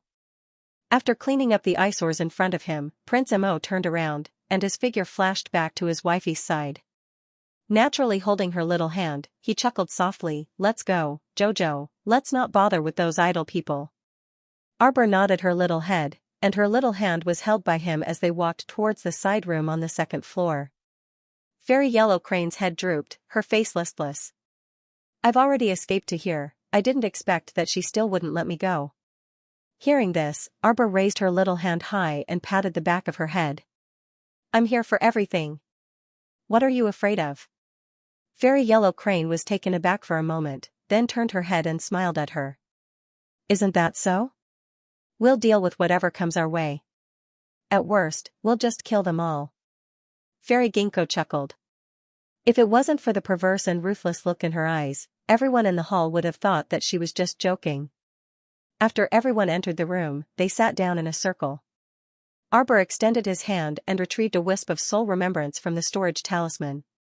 He glanced back at little Taisui and said, "Let this dungeon rain stones." Little Taisui raised an eyebrow slightly. "Are you sure? This guy is just a spiritual sense body. With this rain of stones, he will definitely turn into ashes." "No, no, no, no." The Shuntian Prefecture's prefecture lord, Gung Pengcheng, was so scared that his entire body was trembling. He knelt in the dungeon and continuously kowtowed to Arbor. At this moment, he no longer cared about his dignity. All he wanted was his life. Unfortunately, Arbor didn't have the slightest bit of pity for him. He glanced at little Taisui and reached out to pound the dungeon. "Then let me do it." Gung Pengcheng still didn't understand the meaning of Arbor's words. In the next second, that spiritual sense body seemed to have been pierced by a sharp blade. A transparent hole appeared in its body, and it held its head and screamed. Arbor silently retracted his spiritual sense and glanced at him with a sneer. "Why haven't you told the truth yet?" I'll confess, I'll confess, I'll confess." "Crown Princess, what do you want to play?" "This lowly one will definitely tell you everything he knows." Arbor looked at him coldly. "Tell me, who are you working for? Why are you biting me so hard?" It's all my fault. It's me who targeted the Crown Princess. It's me who repeatedly sent people to kill the Crown Princess." Gung Pengcheng's spiritual consciousness avatar let out a miserable shriek. Arbor looked at him expressionlessly and coldly. "Now that things have come to this, you'd better confess the truth. Who exactly are you working for? Speak." She didn't believe this person's lies. If one were to talk about interactions, before she stepped into Shuntian Prefecture, she had never met the prefecture lord of Shuntian Prefecture in her previous life. What she was sure of was that a person could not develop hatred for no reason. Mo Lian's face was also cold as he enunciated each word. "In the lower star domain, once you find this little lass, you must make sure that she doesn't have everything that goes her way, living like a piece of trash. She'll struggle at death's door like a dog and never see hope or end. She can't have the chance to go to the divine continent. Once any talent emerges, there's no need to wait for her to grow up miserably. Just obliterate her on the spot." These were memory fragments extracted from Lu Yiji's soul remembrance, and he still remembered each word very clearly. Now that he read it to Gung Pengcheng, his voice was low and pleasant, but even Endless Blade, who had very thick nerves, could hear the ruthlessness in his voice. Arbor suddenly smiled and nodded. His spiritual consciousness condensed into a sword and pierced straight through Gung Pengcheng's shoulder. "I've always been very curious about how I've offended you. Why did you have to mess with me like this? Making me live a miserable life and struggling at death's door like a dog, is this the perfect life path you guys planned for me? Who would have thought that after I crawled out of hell, I would no longer follow the path you guys planned for me? My life would be like a wild horse that broke free of its reins and completely broke away from your control. So, you didn't have the patience to wait for me to come to a miserable end. You were anxious to get rid of me, right?" Cough, cough, cough. Gung Pengcheng's spiritual consciousness avatar completely withered and collapsed in the dungeon. His eyes lost focus as he muttered to himself, don't kill me, don't kill me." "You're from Tianyun, right?" Arbor said coldly. "Are Fan Shouha and Fangu your subordinates?" Gung Pengcheng shook his head in a daze. "You still want to lie?" Mo Lian couldn't help but get angry. "You really won't cry until you see the coffin. Since that's the case, I'll roast your spiritual sense body for 49 days and turn you into a tonic for my purple flame divine fire." Gung Pengcheng's pupils constricted, and his mind completely cleared. He struggled and shouted, "Your Highness, spare my life. Your Highness, spare my life." Old Gung, made a move on the Crown Princess in a moment of confusion. "But before that, I didn't even know the true identity of the Crown Princess." "That's why." "Shut up." Mo Lian shouted angrily. "I don't know his identity?" These words might work on children, but not on them. From the time he and Jojo were betrothed to the completion of the wedding ceremony, everything was under the eyes of the world. If Xiantian Prefecture's prefecture lord wanted to keep an eye on Jojo, how could he not know these details? He was probably afraid that Jojo would grow, so he did it on purpose. A cluster of burning purple flames suddenly fell on Prefecture Lord Gung's spiritual consciousness avatar. The scorching flames coldly covered his body, and a feeling of ice and fire alternating gradually spread in his heart. That burning sensation was truly too unbearable. Manor Lord Gung roared loudly, rolling back and forth in the small dungeon wrapped in a layer of purple flames. Arbor watched coldly for a while, wondering inwardly, who on earth is it that made Gung Pengcheng suffer so much and still continues to protect him? She simply didn't believe that it was Gung Pengcheng's fault that he tried to kill her in both the past and present lives. How could there be love and hatred in this world for no reason? The person hiding behind him was too well hidden. Perhaps, why don't we search his soul? Arbor turned to look at Mo Lian and Yuan Shichen. Can we search his soul based on his current appearance? Yuan Shichen nodded. We can, but after we search his soul, he'll soon die and will no longer be able to live in this world. Before Arbor could react, a tiny person huddled in a corner of the dungeon hastily crawled up and said anxiously, "No, don't search my soul." My soul, you can't search it. Do you want to search it? No one would accept Gung Pengcheng's suggestion. Yuan Shichen only turned to look at Arbor, her expression telling her to make the decision. Arbor nodded resolutely. Search. She wanted to see who it was that insisted on making enemies of her in both the past and present lives. Yuan Shichen reached out her hand, and the dungeon was stuck to her palm. Gung Pengcheng's soul was trembling in fear. He kowtowed to Yuan Shichen and said, "No, don't kill me, really don't kill me. I've confessed everything, please let me go." As a terrifying force cut into the depths of his soul, Gung Pengcheng's body of spiritual sense gradually became weak and transparent. His whole body was like a small white flower swaying in a storm, on the verge of collapse. He looked somewhat pitiful. Suddenly, Gung Pengcheng's soul let out an earth-shattering roar. Yuan Shichen's body swayed slightly, and she actually retreated a few steps. Seeing this, Mo Lian supported him with one hand. With a wave of her sleeve, several purple flames soared and surrounded Gung Pengcheng, who was waiting for an opportunity to escape. Just now, because of the impact of the two forces, the earth pillars that were added to the prison had collectively disappeared. This cunning fellow had almost escaped. Yuan Shichen shook his head and looked angrily at Gung Pengcheng. There are at least 9 restrictions in this person's consciousness. I can't search his soul for now. 9 restrictions? What was he guarding against? Xiao Mu's eyes narrowed slightly. The more this was the case, the more interested she was in the things hidden in this person's brain. This Xiantian Prefecture's prefecture lord was truly generous. Since that was the case, Arbor didn't want to talk to him anymore. He directly grabbed the person who was being burned by the purple flames. Since you're so unafraid of death, then I'll let you suffer a total of 49 days of burning. After saying that, he no longer looked at that person happily and directly stuffed Gung Pengcheng back into the storage talisman. Yuan Shichen smiled faintly. I'm guessing that he won't be able to make it through tonight. Meanwhile, the Emperor of Xianxia was sitting on the throne with hundreds of steps high above. He was staring at the painting presented by the third prince with a gloomy expression. Have you found out? It's true. The person that my fourth brother likes is probably the fiancé of the crown prince of the divine land. The Emperor of Xianxia only felt that his head was throbbing. His fourth son had come back. It didn't matter if he was not close to his old father. But now, what had happened? The third prince even described the painting that Duan Yu had hidden under the desk with embellishment. In the end, he added, this son also discovered this painting by accident. That woman truly has limpid autumn waters and jade-like bones, and her icy beauty is unique in the world. This fake painting probably didn't even bring out 40% of her charm. No wonder fourth brother would be so attentive to this beauty. It's just that this fourth brother is too ruthless to actually poison the original painting.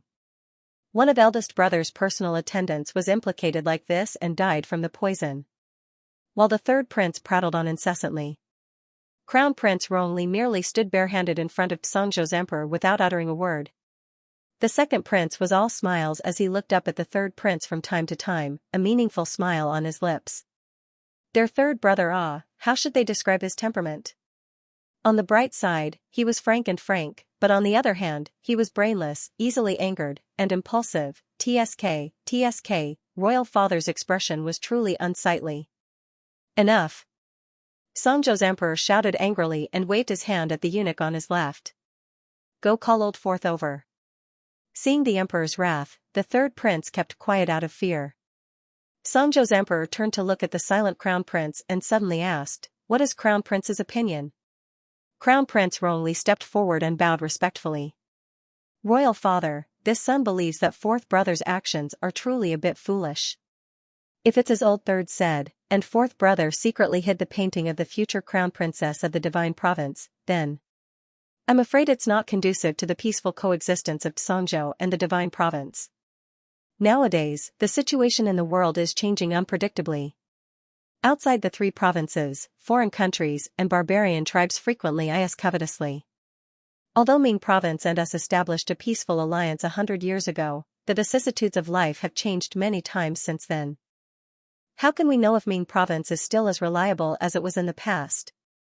Although the three provinces coexist, everyone knows that the divine province is the strongest. Even though the divine province experienced that coup many years ago, it still stands at the pinnacle of the world. This son earnestly requests royal father to issue a decree to select a consort for fourth brother. This son believes that fourth brother merely has a youthful temperament and is young and dissolute. In the future, if this matter can be settled, it will definitely be a blessing for our Tsang province. The Songzhou emperor looked at Rongli thoughtfully, nodded, and turned to the second prince. Second prince, what do you think? I think the crown prince is right. Rongli silently lowered his eyes and sneered in his heart.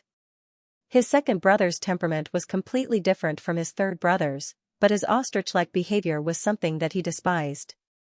At least third brother still had some guts. As for second brother, he couldn't help but chuckle. Your Majesty, the fourth prince has arrived. All of you can leave for now. Let fourth brother come in. Emperor Songzhou waved his hand. Your son will take his leave. Rongli and the other two bowed, then turned and walked out of the hall. The three of them saw their fourth brother walk in through the 4 vermilion doors that were wide open. Beneath her peerlessly beautiful appearance, she was dressed in a moon-white robe. Her long hair hung down to her waist and was not tied up. She looked lazy and undisciplined, but her eyes were sharp. When Rongli glanced at her, he felt a chill run down his spine. Why was her gaze so sharp and piercingly cold? Greetings, royal father. As the three of them left the hall, the 4 doors slowly closed. They could only vaguely hear their fourth brother's clear voice. After Rongli walked out of the hall, he glanced at his second brother and third brother but didn't speak. Third prince couldn't keep his composure, so he hastily grabbed Crown Prince Rongli's sleeve as soon as he walked out of the hall. Eldest brother, what do you think royal father will do? Why did you say something about fourth brother taking a consort just now? Shouldn't we tell royal father to severely punish this person who doesn't know the severity of things? As his eldest brother, I naturally can't watch him continue to make mistakes. Rongli smiled faintly. A person who bitterly loves the future crown princess of the divine province won't have a good ending. Third prince was fuming with rage. Shouldn't you be harshly complaining to royal father at a time like this? Mentioning those troublesome things means you're still pleading for leniency for him. If royal father really has the intention of taking a consort for him and marrying a young lady from a prestigious family, then wouldn't he look down on us brothers even more in the future? After all, he has already inherited the Devil Emperor's bloodline, and all the patrician families in Phoenix Emperor City are eagerly waiting to climb up the social ladder. Old third don't fret over there. Second prince chuckled as he patted third prince's shoulder. He turned to the crown prince and said, Eldest brother, third brother, I obtained several bottles of excellent wine 2 days ago. I wonder if you two could do me the honor of drinking a few cups with us three brothers? You're still in the mood to drink? Third prince fumed with rage. Okay. The crown prince nodded with a smile. The main hall instantly sunk into silence. After Duan Yu entered, he merely gave a simple bow to the emperor before silently standing at the foot of the steps. The great emperor looked at him with an exasperated expression. After a while, he picked up the fake painting and threw it at Duan Yu. Look at it yourself. Duan Yu was baffled. He picked up the painting and scrutinized it for a long time before asking with a frown, "Who is this?" The emperor couldn't help but be amused. "Old Third told me that the person in this painting is your sweetheart. However, this painting is very average and can't even compare to 3/10 of that young lady." Duan Yu threw that painting to the ground with an indifferent expression. "Just them? Worthy of a painting? Who knows what kind of dog *t the person in this painting is? I don't know him." The great emperor roared, wrongly. "Royal father called this son over just to clarify the matter of this painting?" Duan Yu couldn't help laughing in exasperation. "Today, imperial father called you over. Do you think imperial father wants to reprimand you because of this painting?" Duan Yu remained silent as he coldly gazed at the person sitting on the throne. "You are my son. You are the prince of Tsang Prefecture. What can't you have if you want it? Do you think you can get what you want by looking at a painting all day long?" Duan Yu's expression was a bit odd. He looked up at his own royal father and scrutinized him once more. The great emperor of the Xianxia continent looked like a man in his early 30s. Needless to say, the Rong family's appearance was outstanding. However, he thought that his imperial father, who was used to being high and mighty, would not be used to chatting with his son like this. Moreover, they were talking about inexplicable emotional matters. "I can tell you with certainty that with your current cowardly appearance, you won't be able to obtain anything in the future," the great emperor of the Xianxia continent rebuked angrily. "So what if she's the crown princess of the divine province? You're the son of my Xianxia continent's emperor. You don't lack any status. Wait. If you don't fight or snatch, how will you obtain what you want?" Xianxia's emperor said coldly. Duan Yu carefully scrutinized his father's expression. He felt like his father was a bit deranged right now and was in an extremely strange state. "I don't want to fight," Duan Yu said indifferently. Duan Yu said very indifferently, "Do you think that everything in this world can be obtained by merely competing and robbing? But if you fight, you'll at least have a slim chance of survival. If you don't fight or snatch, you'll have nothing." Xianxia's emperor looked like he was exasperated at his son's failure to live up to his expectations as he sized up his foolish son. He looked like he couldn't get through, and just looking at him made him angry. "Disappointing thing. You inherited the Devil Emperor's bloodline, so you'll definitely be the strongest person in our clan in the future. The entire Xianxia's future will be shouldered by you. Yet you can't even handle a little girl. Do you think you can get what you want by secretly drawing a painting and looking at it all day long? You're simply downright stupid." Duan Yu glanced at Xianxia's emperor. "Royal father, you look like you can't get what you want. Did you not obtain the love of your life when you were young?" Xianxia's emperor, "You punk, father is telling you about your lousy affairs right now." What nonsense was he spouting? Duan Yu looked at him deeply. "Royal father, you couldn't have fought with the current emperor of the divine province for a wife before, right?"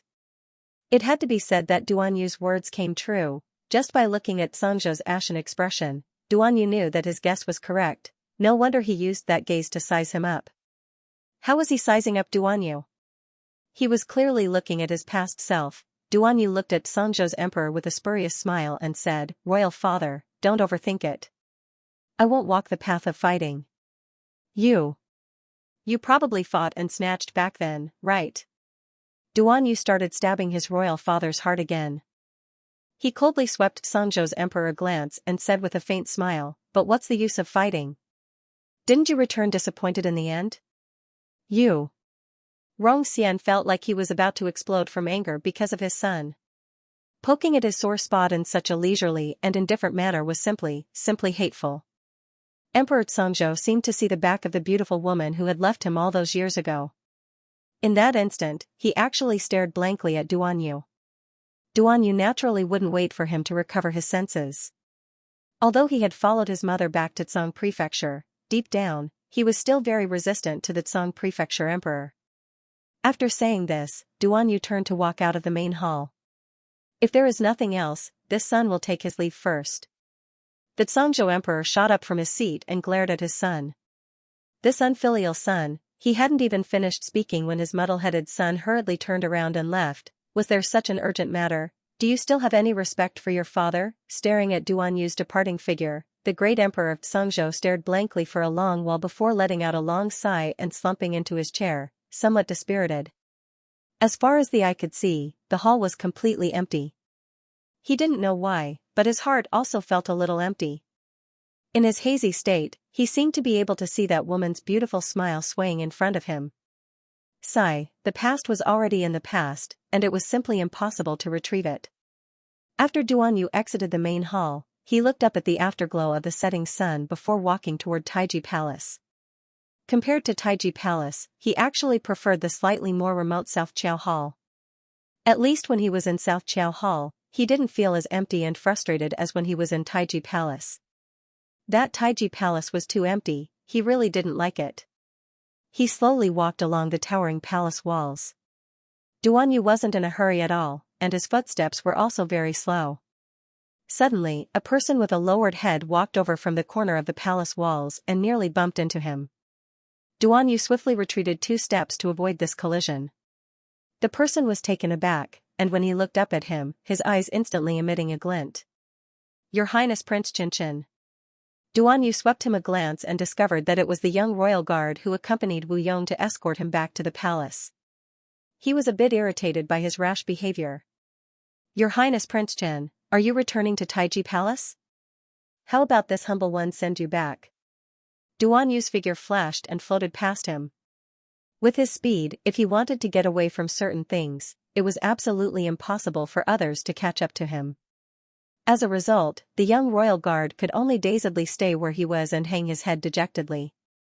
He only wanted to send his highness off. Was this also wrong? My Qiao section break, Yuan Shurchen's conjecture was correct. It wasn't even night yet, but Shantian Prefecture's prefecture Lord Gung Pengcheng, who had been tormented and shaken to his soul, was already impatient to confess. Arbor pulled him out of the storage talisman and coldly looked at him. "Speak." She had wasted nearly a day with this old man and was already very irritated, so she didn't feel like continuing to be long-winded with him. "I'll give you one last chance. Tell me everything you know, word for word." Spare me, spare me."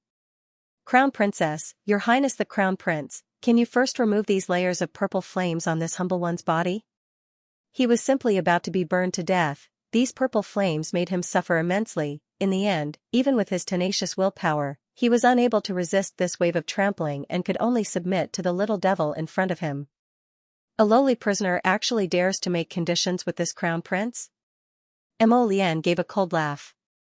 Purple flames appeared on his fingertips again. Seeing that he was about to increase the intensity of the flame, Gung Pengcheng's spiritual sense body immediately screamed in fear. I'll tell you. Gung Pengcheng knew that this matter could no longer be concealed even if he wanted to. Thus, under Mo Lian's cold gaze, she braced herself and said, "Crown Princess, you guessed it right. This lowly one has indeed been working for Master. It's just that this lowly one doesn't understand why Master must target the Crown Princess." "Who's your master?" Arbor felt like his heart was about to jump out of his chest when he asked. Soon. She was just half a step away from finding out who it was in her previous life that forced her to grow up according to their planned growth trajectory. This problem that had troubled her for so many years was about to be easily solved. "I don't know my master's name." Gung Pengcheng's words instantly made Arbor's heart sink. Seeing her unworried expression, Gung Pengcheng hurriedly added, "But he's definitely a man. Although I don't know his age and appearance. But from his voice, he's still quite young. I'll sleep and wake up to make up for it." Every time he came to issue a mission, he would just stand there from afar, and a maidservant would come forward to explain clearly to us. That's why I've only seen him a few times from afar. I really can't see his appearance clearly. Arbor's lips revealed a trace of mockery as he nodded and said, "Oh? Are you sure?" I can be sure, I can." Shantian Prefecture's prefecture Lord Gung Pengcheng was like a frightened quail. He pretended to hug his transparent head with both hands and trembled as he said, "Crown Princess, this lowly one is absolutely not lying." Arbor's gaze became exceptionally deep and cold as he swept a glance at Gung Pengcheng. With a wave of his sleeve, he nodded and said, "At least you're sensible."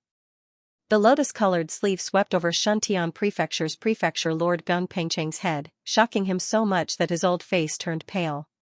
Originally, he thought that the little girl's move was to put him in a situation of total annihilation. However, it didn't. She didn't do anything. It was as if her sleeve really had carelessly brushed over his head. "Husband, it's getting late. Let's go back and rest." Mo Lian glanced at Gung Pengcheng and nodded. She held the little fellow's hand and walked out to the next room.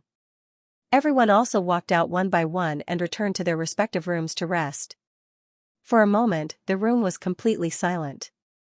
Only Gung Pengcheng, who was placed on the table and locked in the dungeon, was left in a corner of the dungeon, muttering something to himself. It was night. The stars were completely hidden under the dark curtain of the sky. Outside, it started to drizzle again. These few days, it was as if they had entered the rainy season. Every few days, there would be a rainstorm. When they went out, they would always be wet, causing the number of small merchants and peddlers on the streets during the day to decrease by 2/3. At night, the streets were deserted. Gung Pengcheng sat in the dungeon with a dazed expression, his eyes somewhat blank. At this moment, a black shadow suddenly floated by outside the window and suddenly appeared in the room. Gung Pengcheng's spirit was roused. He opened his mouth to say something, but suddenly realized that no matter how he spoke, his voice seemed to be stuck in his throat. He couldn't even utter a single syllable. Eh? He tried to utter a few simple words, but to no avail. His spiritual sense body suddenly trembled, and a bad premonition slid through his heart. That vicious little girl did it on purpose. She deliberately left him alone in this room, using him as bait to catch her accomplice. She knew that someone would come. Ugh. Gung Pengcheng was a little flustered. He wanted to rush to the front of the dungeon, but he waved his hands to signal the black-clothed man not to come over. But unexpectedly, a few pieces of earth and rocks fell from the top of the dungeon, smashing him down. His spiritual sense body was greatly damaged, and his whole body became more and more transparent and ethereal. He didn't even have the strength to move a finger. The black shadow did not hesitate for long. He had already arrived in front of the table and grabbed the dungeon with one hand. His sharp eyes glanced back, and with a whoosh, he went out of the window. Gung Pengcheng's heart was filled with anxiety, but he couldn't say anything. He could only watch as the man took him away along with the dungeon. After walking for about half a li, they entered an abandoned house. The man closed the door, and then looked down at Gung Pengcheng in the dungeon. He sneered and said, "You actually made yourself look like a ghost. TSK, you're really useless.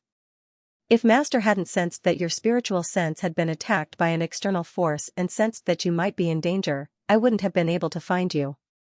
I wouldn't have followed that spiritual wave to find you." The black-cloaked man crossed his arms and said coldly, "Gung Pengcheng, you're really getting worse and worse. You can't even deal with a few young people? What can you do on a normal day?" Gung Pengcheng still hadn't recovered. Sitting in the dungeon, he couldn't help but curse in his heart. Idiot.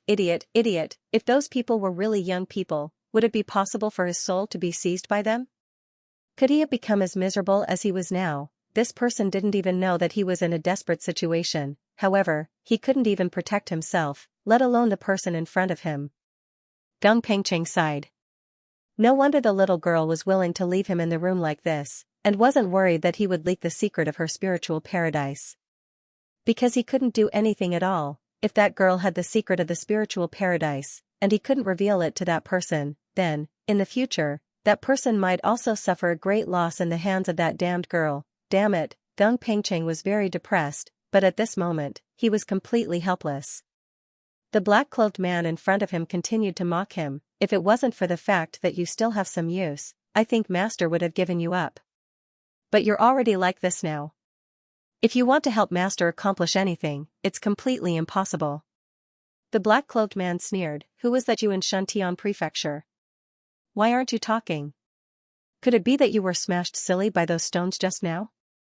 Useless thing." At this point, the black-cloaked man felt that there was something wrong with Gung Pengcheng. Because from the time they entered the room until now, a full half an hour had passed. And Gung Pengcheng hadn't said a word from beginning to end. Wasn't this a bit strange? Gung Pengcheng. Why aren't you talking? Gung Pengcheng was suffering from speechlessness, and he couldn't point out anything to the fool in front of him. The black-cloaked man frowned. He strolled to the table and lowered his head to look at Manor Lord Gung, who seemed to be on the verge of death. His eyes revealed traces of mockery. What Manor Lord of Xianxia Prefecture?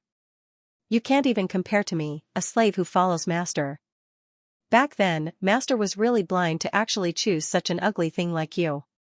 A trace of anger flashed across Gung Pengcheng's eyes. If it wasn't for the fact that he had followed that person for so many years and was one of that person's rare confidants, he would have already, long ago. What? Gung Pengcheng couldn't help but smile bitterly. At this moment, he couldn't even lift a finger, so how could he talk about punishing the arrogant person in front of him? Suddenly, Gung Pengcheng's eyes widened as he stared at the man's back with a strange and frightened expression. His mouth fell open. Seeing Gung Pengcheng's strange expression, the black-cloaked man frowned in disdain. Don't worry, I won't kill you. I'll bring you back to see master. As for how to deal with you, it's naturally up to master to decide. As soon as the man finished speaking, he saw that Gung Pengcheng was still abnormally frightened. He couldn't help but snort coldly and wanted to say a few words of mockery to this former high and mighty manor lord of Xianxia Prefecture. Unexpectedly, an ice-cold hand reached out from behind him and firmly grasped his neck. Who is your master? A faint voice sounded from the side. Make up for yesterday's 2 chapters. That person turned his neck stiffly and glanced to the side, only to see a plainly dressed young girl standing not far from him, coldly watching him. The black-cloaked man made a sound that was similar to a turkey being twisted by its neck. Mo Lian glanced at him coldly and swept the black cloth on his face to the ground with a wave of her hand. This was the face of a commoner that wouldn't make a splash in a crowd. Arbor glanced at him coldly and took a few steps forward. A sharp white icicle suddenly appeared in her small hand. What do you want to do? The black-cloaked man looked at her with a face full of terror, his entire body uncontrollably trembling. What do I want to do? Arbor glanced at him coldly and said expressionlessly, What do you think? That person's scream was instantly stuck in his throat when Mo Lian tightened her grip on his neck. The icicle in Arbor's hand had already slid down inch by inch from the back of that person's ear. Her hand that was used to using needles and knives didn't make any sound when she cut that person's skin. Her strength was also very fast and accurate, cutting down half an inch below that person's skin. The black-cloaked man's neck was held in Mo Lian's hand and he couldn't even tremble if he wanted to. He could only stiffly hang in the air like a dead fish. Mo Lian very disdainfully extended her arm and pushed that person far away. She even knitted her brows and coldly said, Unbearably stinky. Xiaomu blinked her large eyes and looked up at her dear husband. Her hand sped up, peeling off that person's fake face with a swish. TSK, you really don't know what's good for you. Kuchin chuckled and walked up to scrutinize the black-cloaked person. Yo! And it's a woman. Wow, so impressive, so impressive. Let me see. Limitless Blade hurriedly came forward, admiring the woman in front of him as if he was watching a live animal. At this time, the man in black was already scared out of his wits. His whole body was trembling, and even his eyes had lost focus. He just looked at Arbor casually. Arbor was very impatient. He swept his palm over and landed heavily on that person's face. Stop pretending. Your acting is so bad. Do you still want people to believe you? The woman, whose eyes were originally unfocused, was slapped so hard that her left cheek swelled up, and her eyes became extremely fierce and evil. You little b*tch. Shameless b*tch. My master won't let you off. Just kill me. Don't even think about getting the slightest bit of information from me. She cursed like a madwoman, her eyes emitting traces of poisonous light. Mo Lian loosened her grip and threw the woman to the ground. She took a clean handkerchief and slowly wiped her hands. She threw the handkerchief at that person's feet, and a cluster of black flames instantly spread from the handkerchief, burning it to ashes. The fire also sprang up from the woman's feet and instantly enveloped her in layers of holy fire. Ah!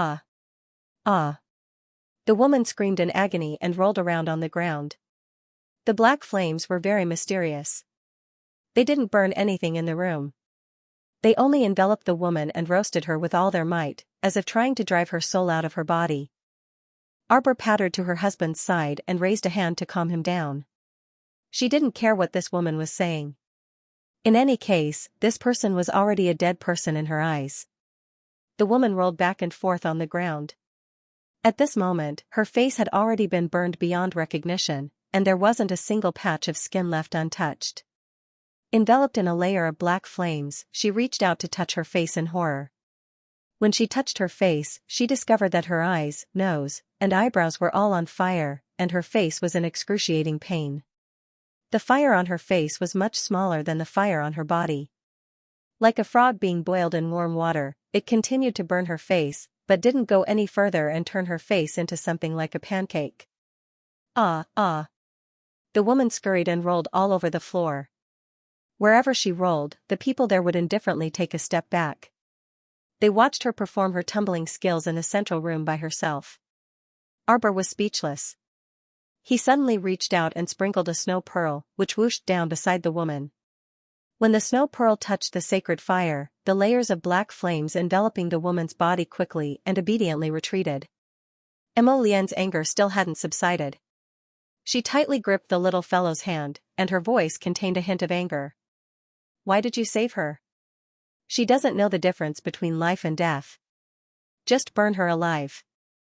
Arbor hurriedly reached out to comfort him. He blinked and said, I still have something to ask her.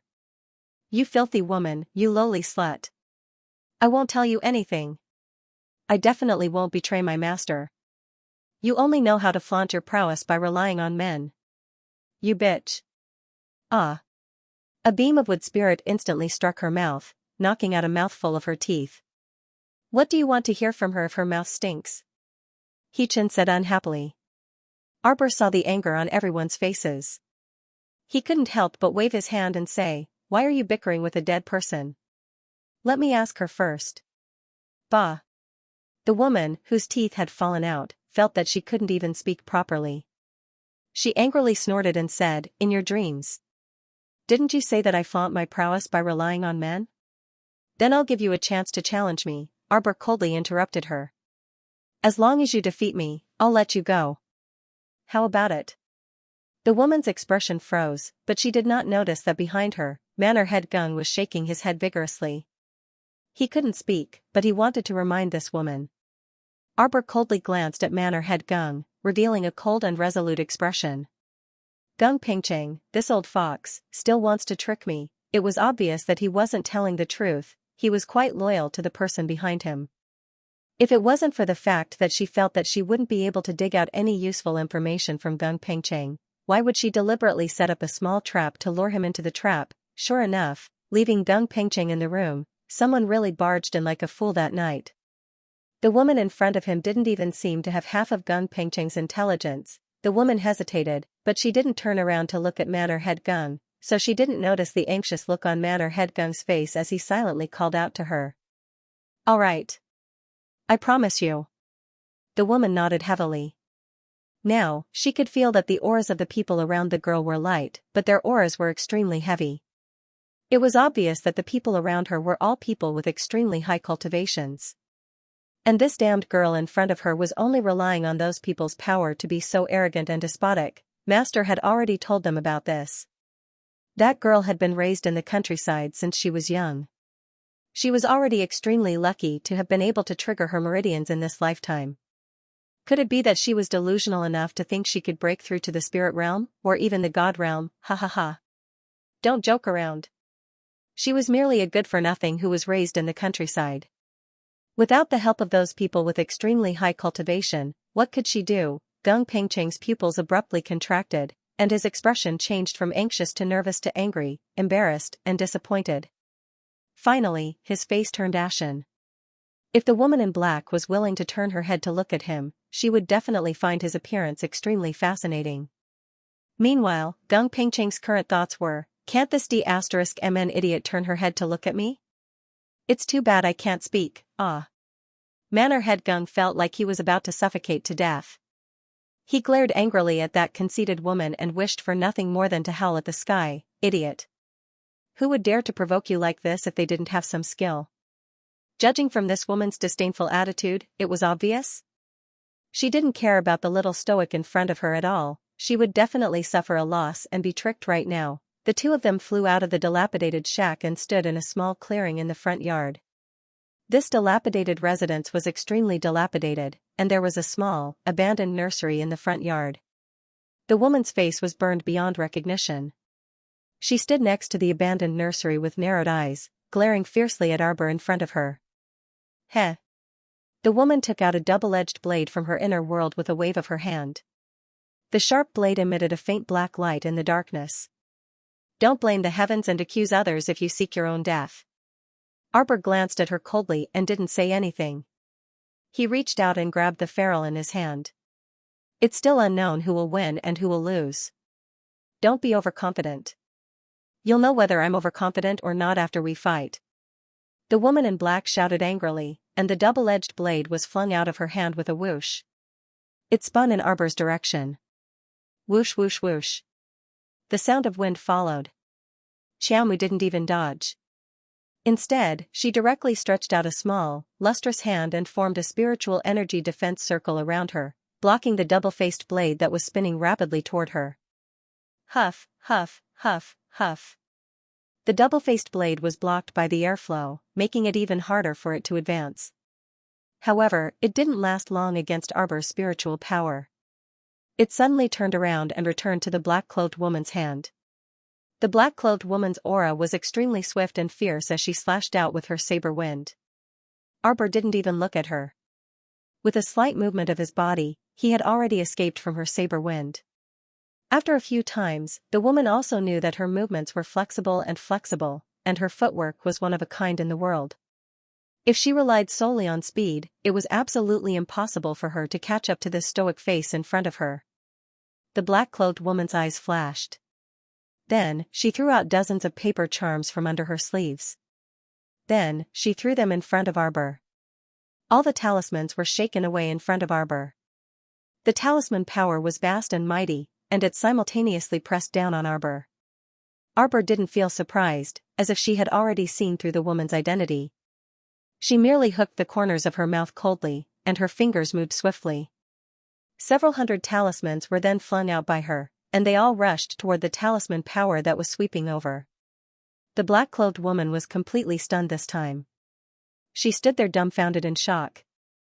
What was going on? This little slut in front of her was actually a rare talisman master. If not, how could she have so many talismans on her body?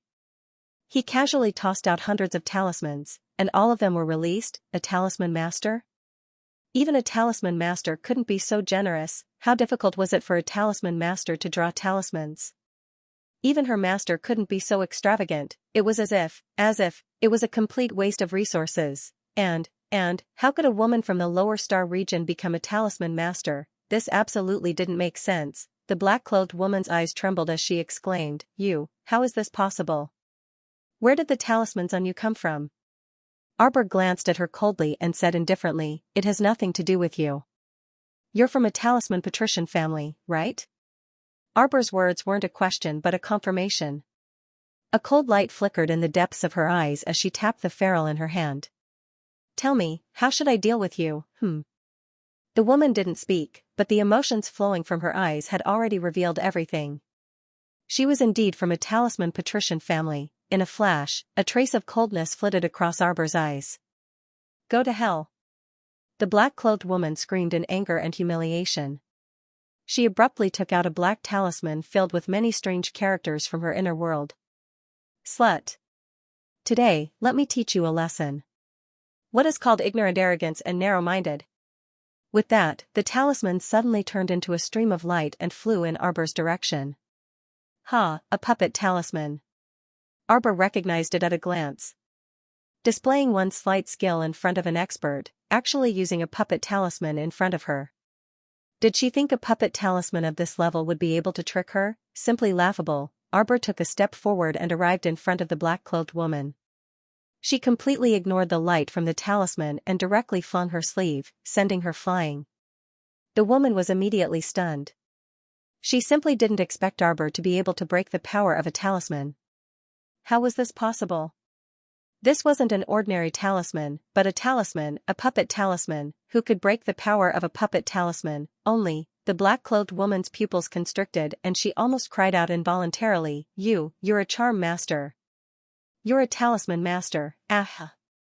This slut was actually a terrifying existence like a charm master, Arbor's cold voice rang in her ears. Congratulations, you got it right. Let me show you what a charm is. Arbor coldly stared at the woman. With a wave of his sleeve, dozens of profoundine talismans flew out, turning into a dozen or so streaks of black light that rushed towards the woman. His speed was extremely shocking, causing the woman to be dazed and unable to move as she fell to the ground. Since her identity as a charm master had been exposed, there was no need for this woman to continue living. With a flick of her finger, Xiao Mu guided those several dozen streaks of light from talismans into the woman's body. How could the woman in black dodge? In the blink of an eye, she had already been hit by dozens of talisman lights. With a miserable howl, she slid along the ground and rolled several times. A gloomy chill emerged from the soles of his feet. This was a very frightening feeling. It wasn't ice cold, but a bone-chilling cold. This kind of cold was completely different from being attacked by a water spirit. The woman in black's entire body trembled, and she couldn't stop trembling from the depths of her bones. She curled up into a ball and stared at Arbor with terrified eyes. No, that's impossible. How could this be? She had lost a mouthful of teeth to Hichin earlier, and now that the Yin energy had entered her body, her speech became increasingly unclear. Arbor didn't waste any more words with her. She walked over to her with a cold expression and raised several dozen icicles in her hand. You can die now. Don't kill me. Don't kill me, the black-clothed woman shrieked, trembling. I can tell you who sent me. Don't kill me. Arbor's expression relaxed slightly. Oh? Yes, it really is a talisman patrician clan. It's that one from our Mu clan. The woman's throat was suddenly struck by a streak of black light. She fell backward and sprawled on the ground with a thump. Her eyes widened and her mouth gaped open. Beads of blood gurgled out of her throat, and in a flash, she lost all signs of life. Arbor abruptly turned her head and glared viciously at Gung Pengcheng in the dungeon. At this time, Shuntian Prefecture's Prefecture Lord Gung Pengcheng had already swelled up in the dungeon. Not good, he's going to self-detonate his spiritual sense. Shichen flitted past and arrived in front of Xiao Mu. He grabbed her wrist and yanked her entire petite body backward. Mo Lian and the little Taisui had already joined forces and set up a defensive barrier in front of everyone. Let's go. Everyone quickly retreated. As for Gung Pengcheng, his faint soul projection had already swelled so much that it was impossible to make out his original appearance. What a prefecture Lord Gung, Hichin sneered. This person is really courageous. How could an ordinary person be willing to self-detonate their spiritual sense and seek their own destruction? Once their spiritual sense self-detonated, not even a shard of their soul would be left behind. To put it bluntly, their entire person would disappear from the world. They wouldn't even have a chance to be reborn. In order to prevent the black-clothed woman from revealing the mastermind behind her actions, Gung Pengcheng had already done all this. For Gung Pengcheng to be able to reach such a level, it was truly impressive. Boom! Boom! Following the loud explosion, everyone felt the ground under their feet shake a few times. Dao Wuji and the others covered their eyes with their hands and took a few steps back. This kind of spiritual awareness self-detonation was more than 3 times stronger than the self-detonation of the main body. Gung Pengcheng, this little spirit master, had also fought to a certain extent. He wondered how the person behind the scenes whom he was trying so hard to protect had managed to subdue such a loyal person. Does the Divine Prefecture's talisman patrician family have anything to do with the Heavenly Fate cult? Little Taisui suddenly asked. Ma Yingchen shook her head. I can't be sure about this. There's no concrete evidence to prove that the talisman aristocratic family is related to the Heavenly Fate organization. Of course. In the future, we might be able to prove it. Everyone turned to look at Arbor. They saw her pursing her lips tightly, and her stoic little face clearly had a very displeased expression. Jojo, now we can be absolutely sure that someone doesn't want you to return to the Mu family of Shenzhou. Mo Lian pulled on her little hand and said indifferently, this person has always been hiding in the Mu family of Shenzhou. Even if we investigate in the future, we have a definite direction. The follow-up is only a matter of time. Mo Lian's soft comforting words entered Arbor's ears. Hearing this, she nodded. After a long while, she said indifferently, I lost this round. Everyone turned back to look at her in a daze. The little stoic pursed her lips and expressionlessly said, however, it's still unknown who will emerge victorious next time. She had indeed lost this time. She had wasted so much effort to capture these two people, but she was unable to pry anything substantial out of their mouths. That person from the Talisman family was truly a talent. He was an expert at using people and also an expert at wielding power. Presumably, there would naturally be a confrontation in the future. At that time, Arbor silently lowered her eyes. Just as she was lost in her thoughts, she heard Hu Shurchen sneer beside her. TSK, you can't even rest in peace after death. He pointed over, and a green streak of light flew past Arbor with a whoosh and abruptly landed on a thin and faintly discernible lampwick-shaped fiery red object. After a soft sound, the light wick that couldn't be any fainter twisted slightly in front of everyone, and it instantly disappeared into nothingness. Gung Pengqing's life lamp miniature? Arbor's heart skipped a beat. If Hu Shurchen hadn't acted in time and allowed Gung Pengqing's miniature to bounce back, it would have definitely caused great waves. Maychem, Hu Shurchen nodded. He could still leave behind a life lamp remnant after self-detonating his spiritual sense. Arbor's resentment toward this person increased. He truly spared no effort to sell his life to his master. He used the last of his essence blood to condense a life lamp remnant. Hu Shurchen sneered. Unfortunately, it fell short at the final stage. Arbor nodded. Her disgust toward Gung Pengqing's disciple had already risen to the peak. Back then, I seemed to have wronged Mu Jingrui. Arbor said indifferently, I even thought that Mu Jingrui sent Fangu to kill me because I refused to return to the Mu family. From the looks of it now, it should be certain that this Fangu and Fan Shouha are also two small chess pieces in the hands of the mastermind behind the Mu family. She had lost this time. Although she was somewhat unwilling, a loss was a loss. The future was long, so let's wait and see. After tossing and turning for the better part of the night, everyone was a bit tired. Hence, they silently returned to the inn to continue resting. The next day, everyone woke up rather late. Only when the sun was high in the sky did they come downstairs one by one. Naturally, the little yellow crane did not know what had happened last night. She had been busy with Xianxia's cremation for the past 2 days. With everyone gathered, Fairy Yellow Crane fell silent for a moment before saying, I plan to return to the main residence. The Ginkgo fairy's chopsticks paused, and she couldn't help but roll her eyes at her. I say, miss, are you tired of living? Do you want to throw yourself into a trap and go back to experience a bloody storm? I came out in a hurry that day, so I didn't pack my things. Arbor waved his hand disapprovingly. Just buy a new one. Fairy Yellow Crane pursed her lips and said hesitantly, I have 2 very precious handwritten copies of medical books. I was reading them in my room that day and forgot to put them in my inner world. Arbor was stunned and turned to look at her. I have a few handwritten copies too. Let me lend them to you. As he spoke, he took out one of Long Chuyun's handwritten copies and tossed it in front of Yellow Crane. Yellow Crane hurriedly and carefully received it. She flipped through 2 pages, and her eyes immediately lit up. After the meal, Yellow Crane held the book and read it as if she was intoxicated, ignoring everyone else. Jojo, can you lend me this medical book for 2 more days? Where is she? When she raised her head, she discovered that Arbor had already left at some point. Jojo said he's lacking some mid-grade medicinal ingredients, so he dragged Mo Lian to the pharmacy to buy them. Ah? Yellow Crane Fairy asked with a puzzled expression. Jojo wants to refine pills? The Peony Fairy waved a small red brocade fan, lazily leaning on the armchair. Shaking the fan, she nodded and said, Jojo seems to be lacking something. What is it called? 3 leaves, 3-leaf clover? Mid-grade medicinal ingredients? 3-leaf flower. Yellow Crane Fairy said with black lines on her forehead. Ah, right, it's that 3-leaf flower.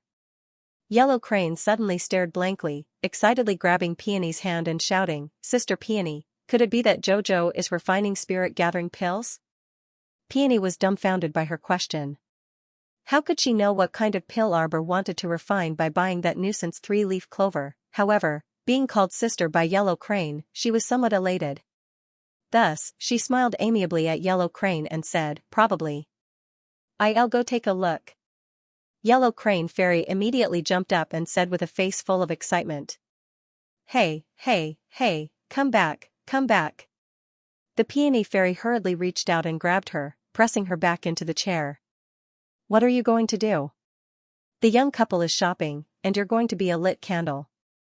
If boss sees you, he definitely won't be happy." Yellow Crane Fairy was a bit stunned by what she said.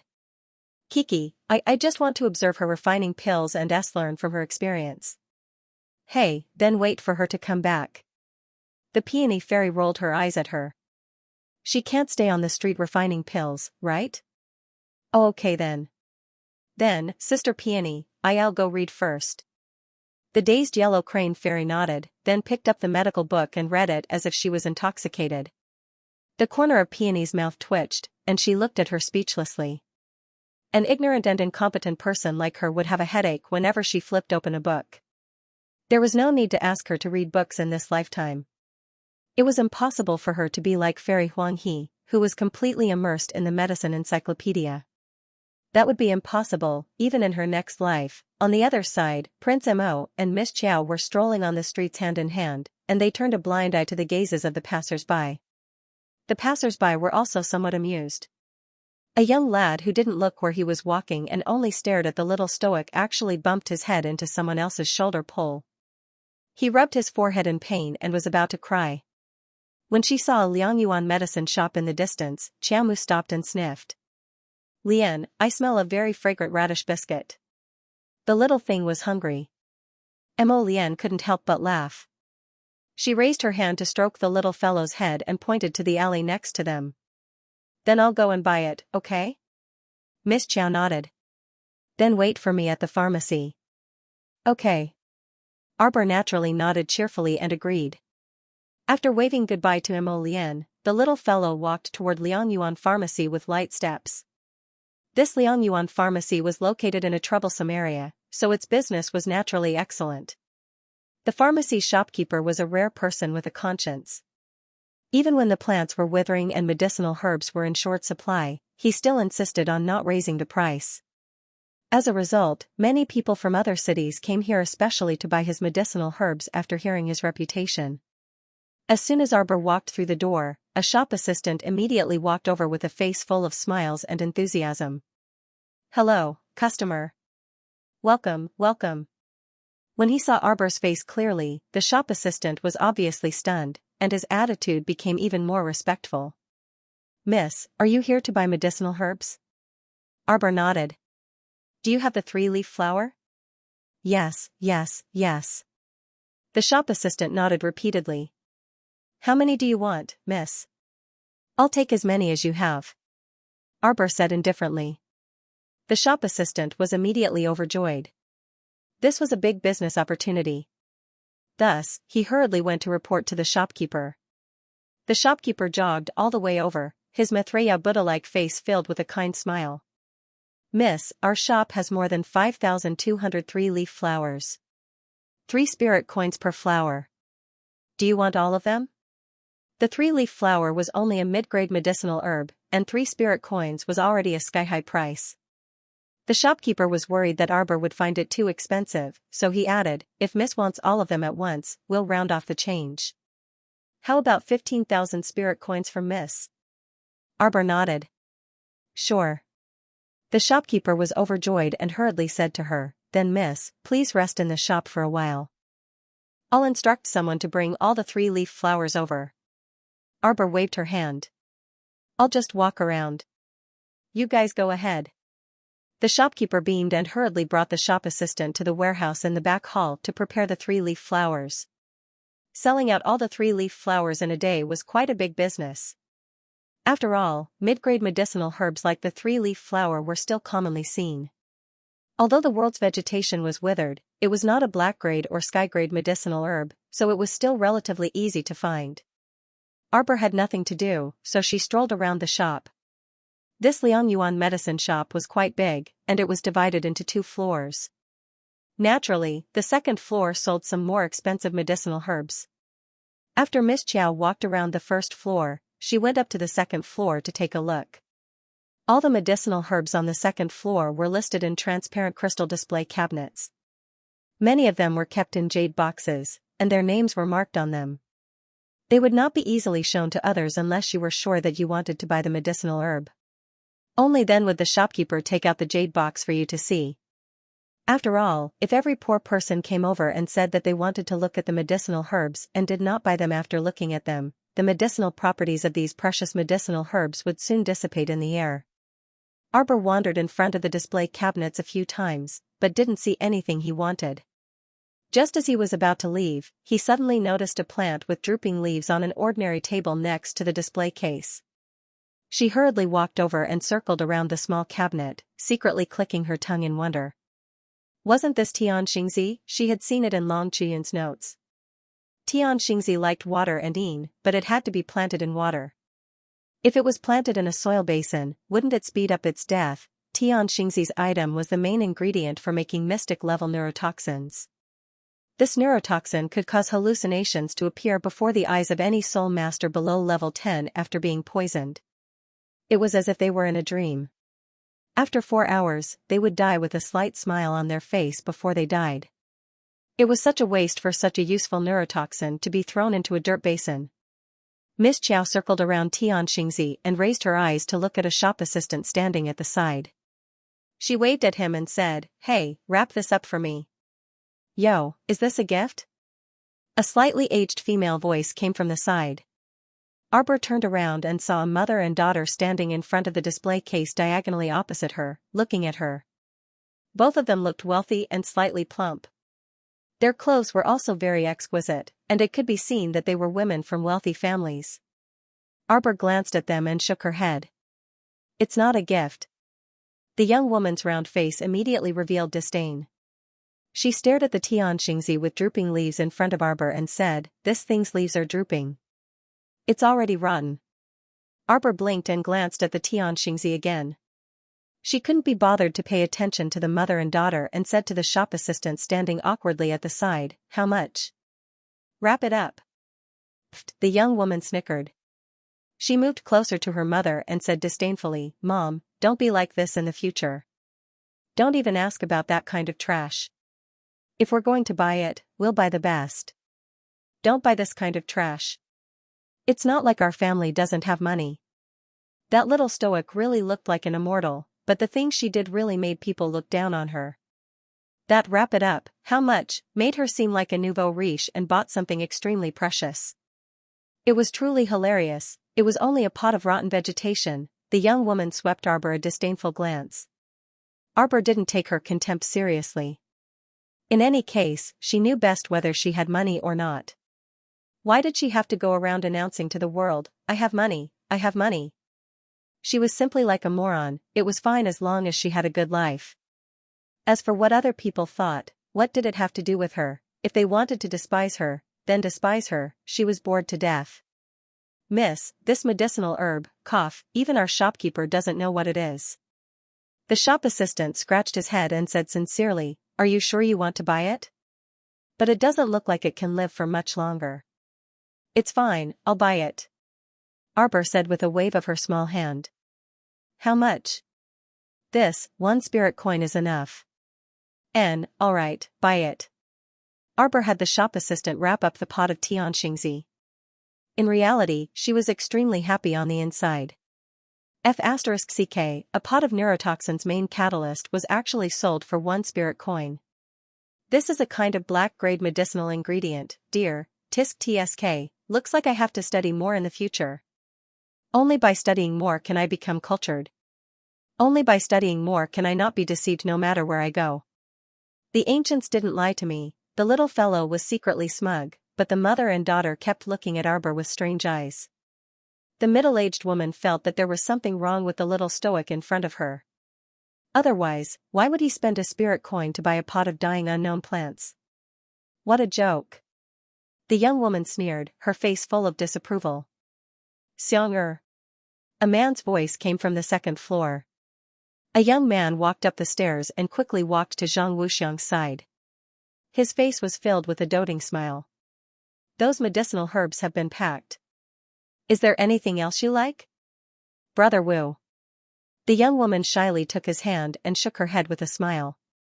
It's almost done. We've bought everything we need. Wu Jini also nodded. His gaze suddenly landed on the little stoic, and for a moment, he was dumbstruck as if he had seen a celestial being. Zhang Wuxiang couldn't help glaring angrily at Arbor.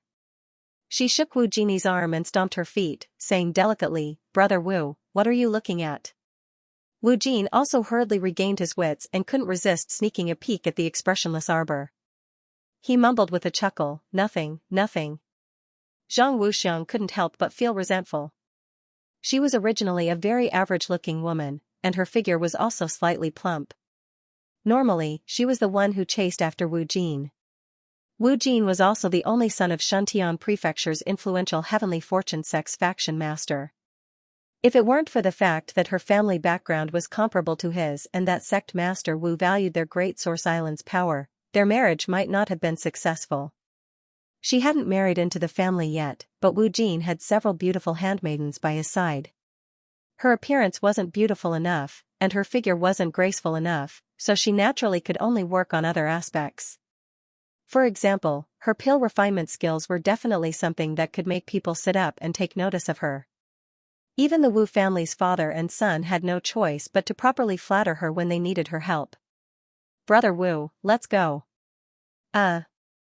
Wu Jin also glanced at the little stoic again and said absent-mindedly, Xianxia, didn't you say earlier that you also took a fancy to a medicinal herb on the second floor? What's it called again? I think it's called soul-chasing grass. Zhang Wuxiang said with a smile, it's too expensive. This yellow-grade medicinal herb costs 2,000 spirit coins. I thought about it and decided to pass.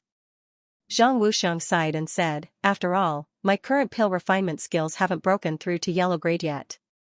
If I fail in refining, it'll be a considerable loss. Let's take a look in 3 months.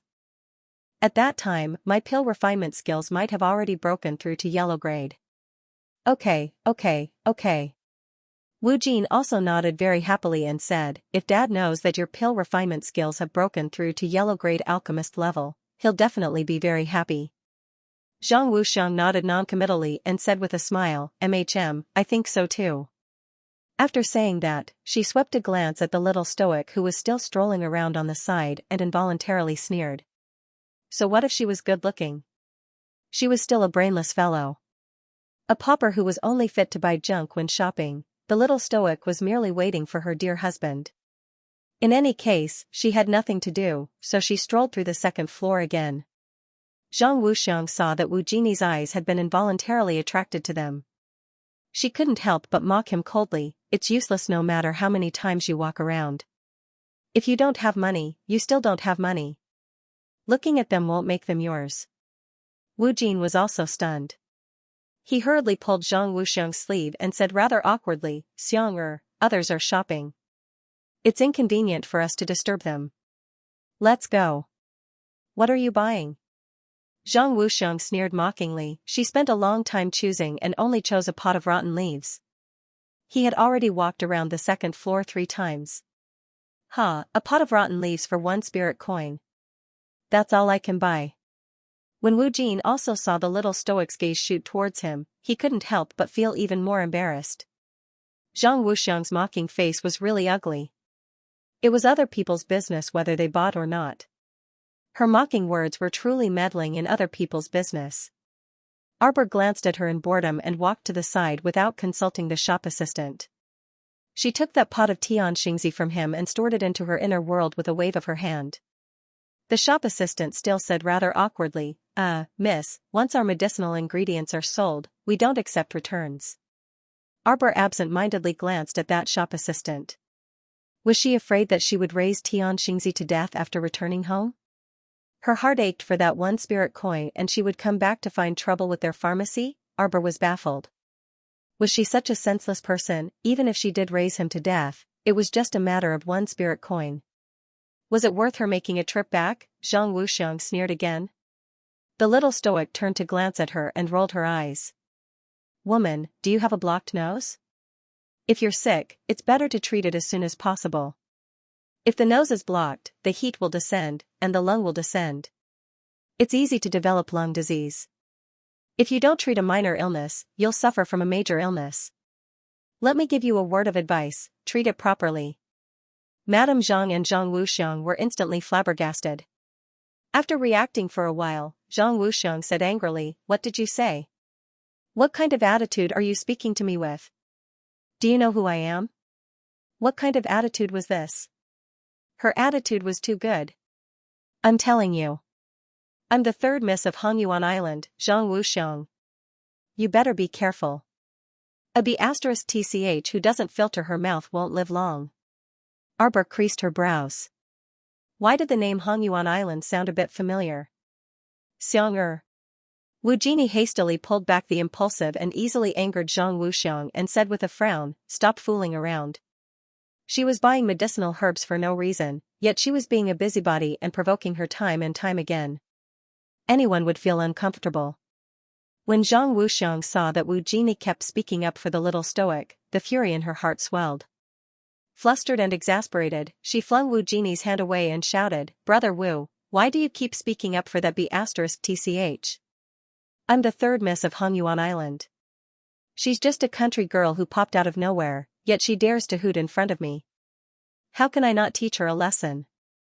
You don't have money, yet you're still pretending to be a big shot. You bought a pot of lousy plants and still think you're a nouveau riche.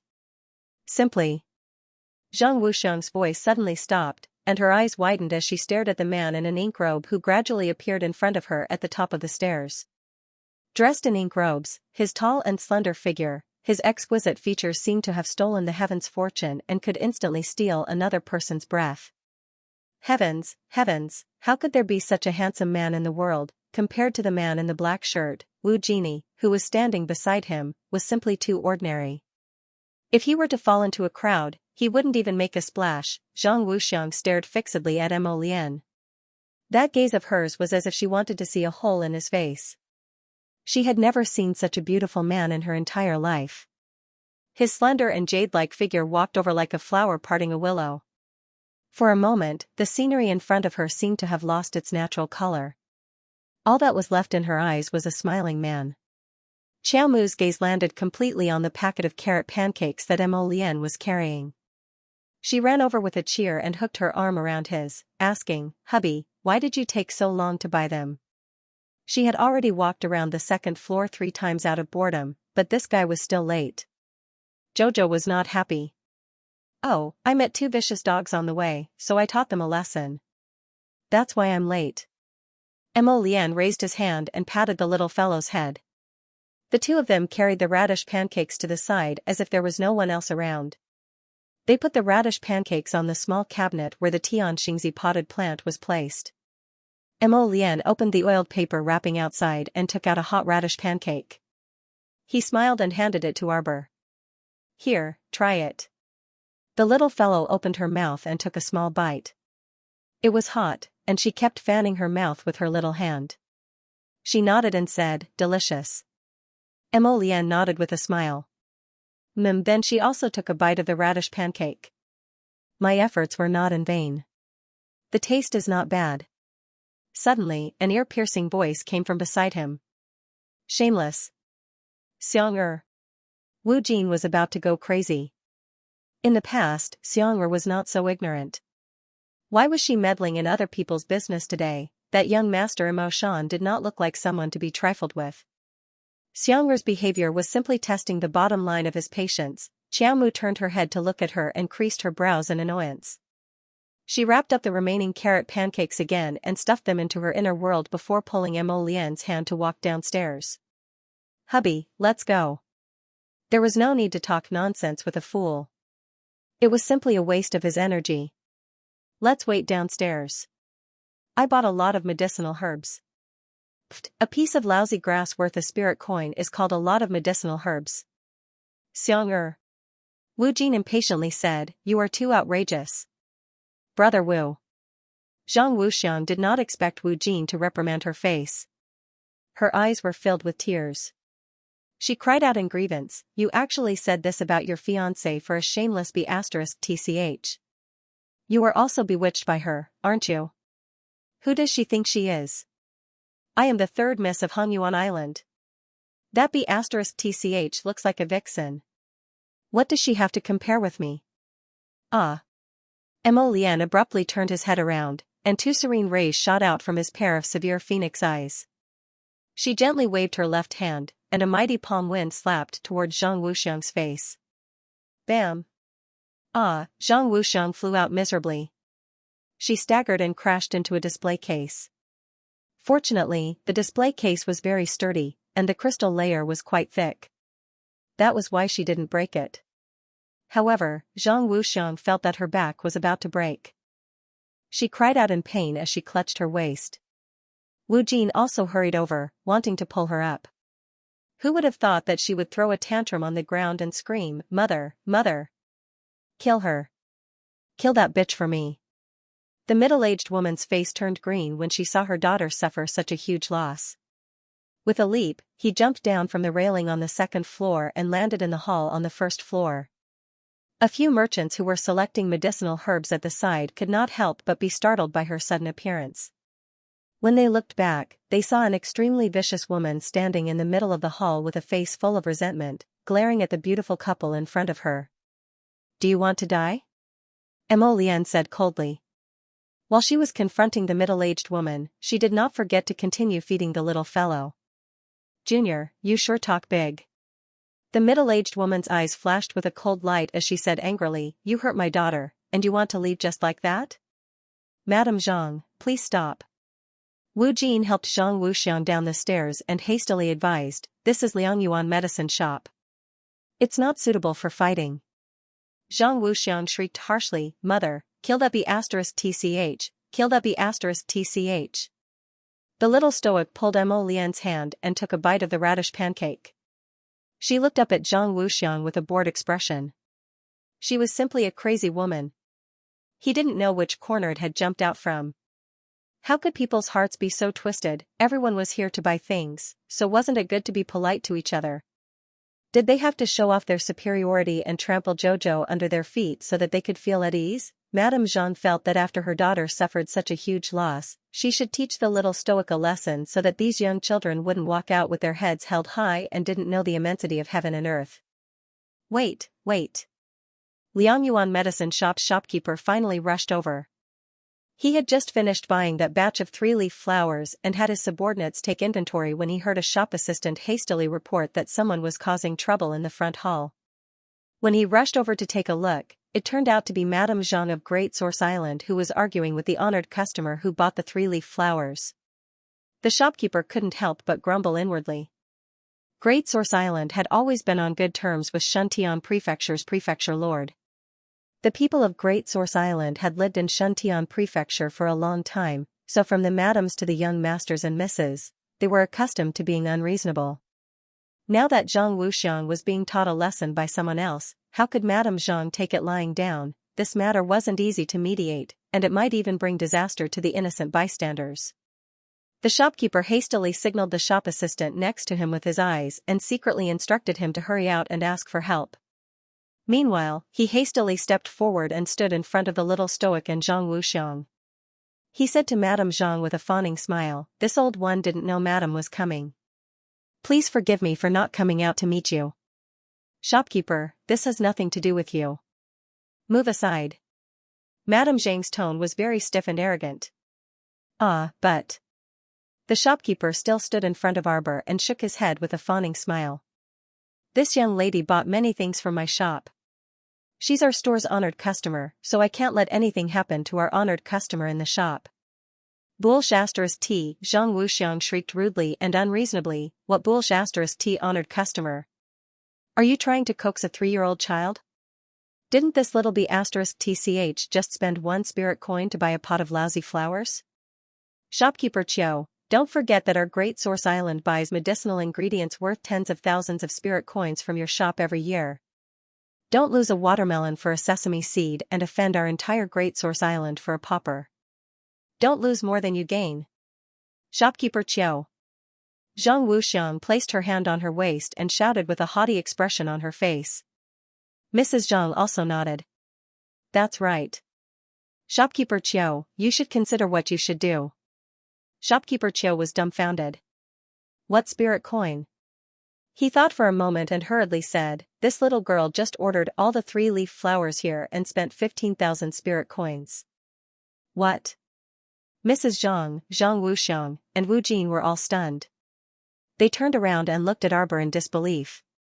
How is this possible? Zhang Wuxiang immediately screamed, her expression completely unable to accept it.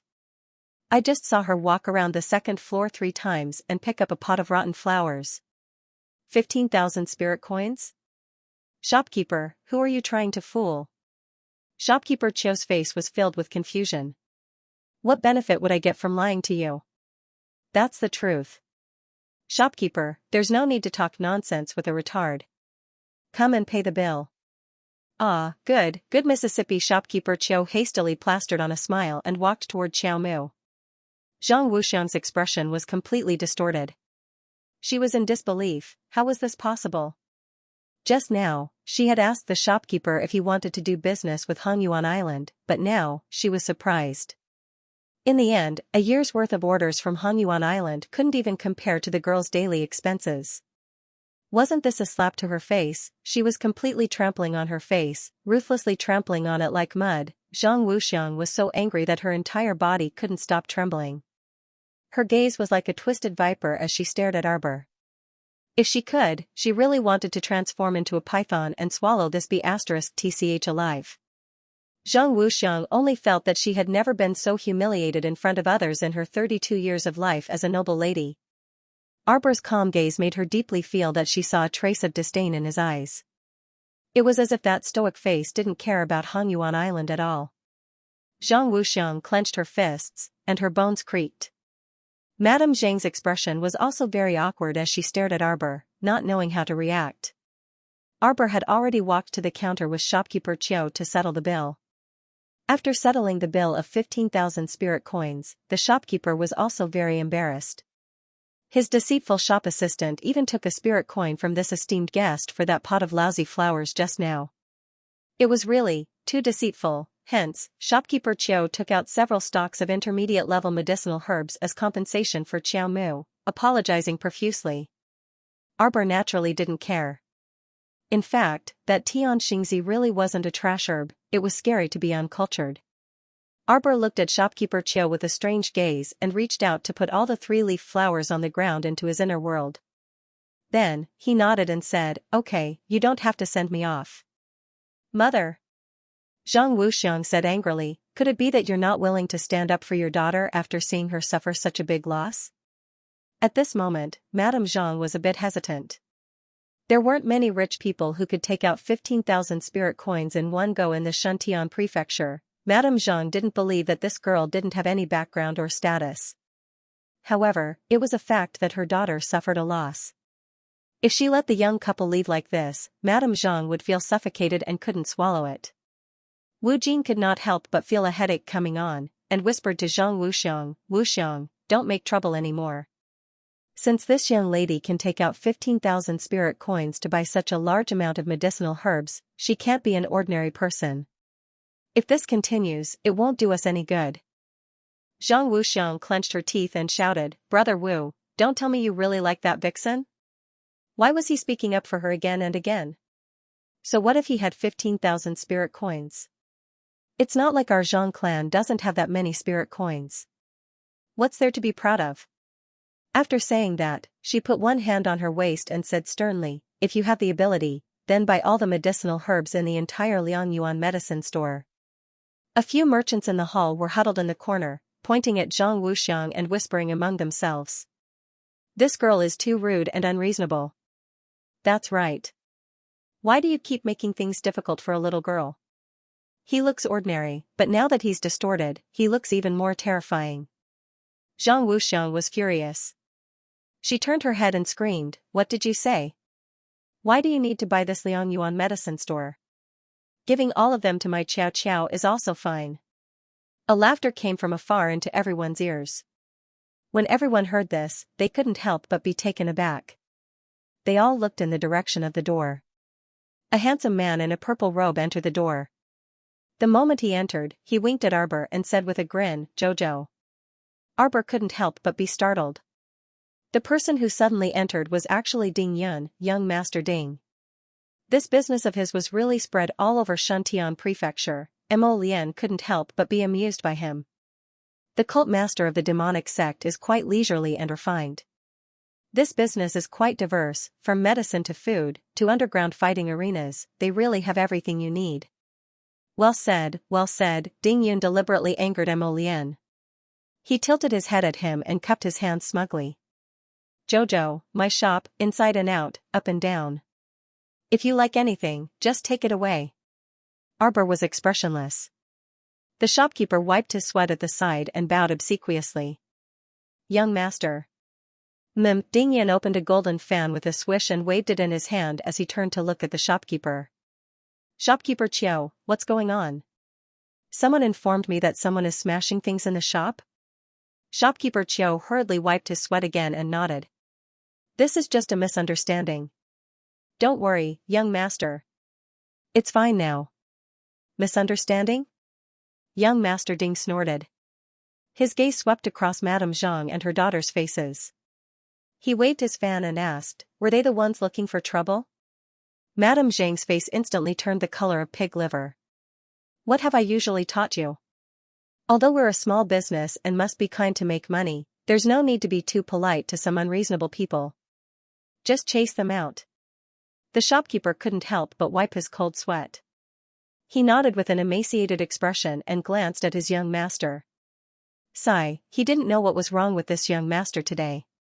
He didn't believe that his young master didn't know the identities of Madame Zhang and Madame Zhang. He probably already investigated them on the way here. Alright, let's get rid of the irrelevant people. A cheap medicine shop like ours won't run out of business. Ding Yun waved his hand and said, "There's no need to compromise with those who are looking for trouble." Madame Zhang was so angry that her nose twitched slightly. Zhang Wuxiang was also trembling all over. The handsome purple-clothed young master in front of them was naturally very good-looking, but the way he spoke and the way he looked at them with disdain was something that the mother and daughter of the Zhang clan could not accept. "How dare you?" Madame Zhang shouted. Her face turned red instantly. Zhang Wuxiang's entire body was trembling. She pointed at Ding Yun and shrieked, "How can you chase a guest out? Your pharmacy, do you not plan to mingle in Shuntian Prefecture in the future?" Ding Yun coldly glanced at the woman. "Scram before I lose my temper." Zhang Wuxiang shrieked, and the jealousy in her heart surged forth. She pointed at the little stoic, who was standing to the side nibbling on a radish pancake, and shrieked as if she had lost all reason, "Shameless thing. If it weren't for you, how could we possibly be chased out by someone?" As soon as she finished speaking, Ding Yun swept Zhang Wuxiang with his sleeve, and she felt a powerful force press against her chest. She spat out a mouthful of blood with a pft, and was sent flying toward the shelf behind her. Hey! The shopkeeper was about to die from fright. He hurriedly threw out a rope to hold Zhang Wuxiang's body, preventing her from heavily crashing into the medicine cabinet behind her. Otherwise, the whole cabinet of medicinal herbs would probably suffer a calamity. Ah, cough, ah. Zhang Wuxiang reached out to touch the traces of blood on the side of her lips and shrieked, You actually dared to lay your hands on me." She was so angry that she was like a little white flower withering in the wind. She swayed and swayed, shaking so much that her eyeballs were about to fall to the ground. Arbor swallowed a mouthful of the radish pancake and looked at the girl with a blank expression. She didn't understand how she could be so magnanimous. She shook her head and said in a cold voice, "Being too angry is harmful to the body. It affects the spleen, stomach, and liver fire. It's really unwise. If you're sick, you still have to be treated as soon as possible. Otherwise, if it drags on for too long, there won't be any way to reverse the situation." Everyone, Mo Lian couldn't help but twitch his mouth. He didn't know whether to laugh or cry as he raised his hand to rub his wifey's head. Why did it feel so funny? While others were half dead from anger, this little fellow started from medical knowledge and expressionlessly reminded others to pay attention to their health. Her explanation was really clear and logical. At least, she could scare many laymen into a daze. Young Master Ding couldn't help but laugh out loud. He floated to Arbor's side and looked at her with a smile. "Jojo, I'll give you all the medicinal herbs in the shop." The shopkeeper fell to the ground with a bang. "Oh my, his young master, is there anyone who squanders like you? With such a squandering method, no matter how much money you have, it won't be enough for you to squander." "No need." Mo Lian held his wifey's left hand tightly. He lowered his other hand by half an inch and flipped his palm downwards. Immediately, a crisp ding-ding-dang-dang sound was heard. Pieces of spirit coins flowed from his fingers like a gurgling stream, sliding down endlessly. The ding-ding-dang-dang-dang sound lasted for about half an incense stick's time. At this time, the floor of the lobby was already covered with a thick layer of spirit coins. Everyone! Exclamation point. They stared at him dumbstruck for a long time, so long that they almost didn't know what to say. The coins were still flowing out endlessly, flowing over everyone's feet and gradually overflowing to their calves. Zhang Wuxiang, who was lying on the ground, was completely shocked by the Crown Prince's actions. She could only push the spirit coins away with all her might to prevent herself from being completely buried under the pile of spirit coins.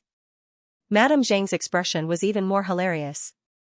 She opened her mouth wide and stared blankly at Mo Lian, as if she wanted to see a flower in her face. Her gaze wandered up and down, as if she was looking at a monster from another planet. Young Master Ding gloomily stared at Prince Mo in front of him. His gloominess turned to viciousness, and then to anger. Enough. This damned man, was he trying to use money to kill him? Enough. Seeing that the Crown Prince had no intention of stopping, young Master Ding roared angrily, "It's already enough to pay for all the medicinal herbs." Everyone stared at Tycoon Lian with a dumbfounded expression. They never thought that they would be able to see such a marvelous scene in a shop in their lifetime. He spent a lot of money to buy all the medicinal herbs on both the upper and lower floors for his wife. Was he still human? Was this something a human could do? Everyone's minds were muddled, and their faces were also dazed.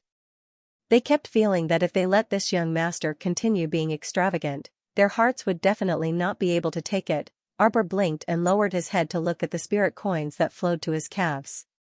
She moved her small feet and kicked the spirit coins on her feet to the side. Xiaomu looked up at her dear husband and asked in bewilderment, "Hubby, what are you doing?" "Give them all to Jojo." Mo Lian lowered her head and said to her. With a strange expression, Arbor looked at the spirit coins on the ground, then looked up at young Master Ding, whose face was green with dog poop. "I don't want them." Everyone, "Oh my god." This couple was so willful. Not only did he spend such a large amount of spirit coins to buy all the medicinal herbs, but he also scared everyone present so much that they almost couldn't breathe. The other one was even more ruthless. She actually said she didn't want them. "Why?" Mo Lian raised her hand and patted the little fellow's head. "Don't you like medicinal herbs the most?" "There are too many, I can't put them all," Arbor quickly said. She had planted all kinds of medicinal herbs in her herb garden on Paradise Planet. Now that she had bought such a large batch of miscellaneous medicinal herbs, where should she put them? "It's okay, you can put them in the talisman. If you don't like them, you can throw them away." Prince Mo reached out and hugged her. Then, he turned his head, his expression changing very skillfully.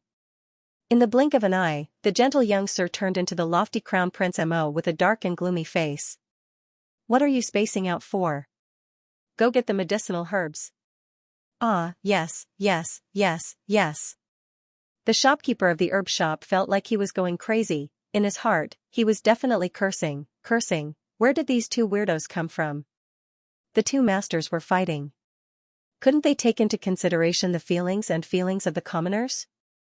Could they not be so fierce?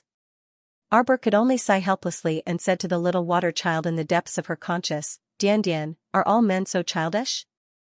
The little water child hurriedly said, Master, you're right. Men like to fight fiercely." "They're not cute at all, are they?" Arbor nodded. She couldn't help but ask, Do you think you'll take the form of a man or a woman after you transform? You'd better transform into a girl. It's less annoying. The little water child. Master, I'm sorry to disappoint you. The little water baby ran away in tears. She didn't think too much about it when the water baby suddenly stopped talking. She just thought that the water baby had gone to do something else. Arbor kicked the spirit coins under his feet and followed shopkeeper Chiu for a few steps. Then, he sighed and said, "Don't bother, I'll take it myself." With so many medicinal ingredients, he could only store them in his storage talisman. His inner world simply couldn't hold them all. Furthermore, one storage talisman was not enough. 10 empty blue storage talismans floated out from Xiao Mu's side and swept towards the items inside the hall with a swish. The other 10 flew directly to the second floor. Not long after, shopkeeper Chiu ran down the stairs with a strange expression on his face. He looked at the expressionless little stoic, then looked at his young master's dark face. "Cough, miss, hey, you. You took away all the display cases and medicine cabinets. This crazy girl didn't even leave them a single strand of hair." At this moment, there was nothing but the 4 walls upstairs and downstairs. Even the candlesticks and vases in the corner were taken away by the young lady. Everyone, why did they feel like the young lady was a swindler? If I didn't take them away, how could I store the medicinal ingredients? Could it be that I'm going to take them all in a mess? Arbor retorted angrily. Besides, can your cabinets and lamps be more expensive than the medicinal ingredients? I even bought the medicinal ingredients. Why can't I take something else? Everyone, Prince Mo turned his head and saw his wife's expression change instantly. He chuckled and praised his wife repeatedly. Right. If it's not enough, I'll just add more money. Everyone, they vaguely knew where this girl's temperament came from. No.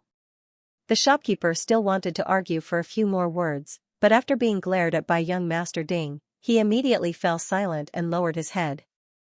Boo-hoo, it was hard to be a shopkeeper these days. It was even harder to deal with such a willful young master. The mother and daughter of the Zhang family were completely silent now, and they didn't want to say anything. What should they say? They would be laughed at no matter what they said. Just now, they were still mocking others for being poor and only taking a lousy herb worth 1 spirit coin. Miss Zhang even mocked others with a condescending expression, as if it was a crime for poor people to go shopping, but now, he had been slapped in the face so hard that he didn't want to be slapped. Wu Jini also felt extremely embarrassed.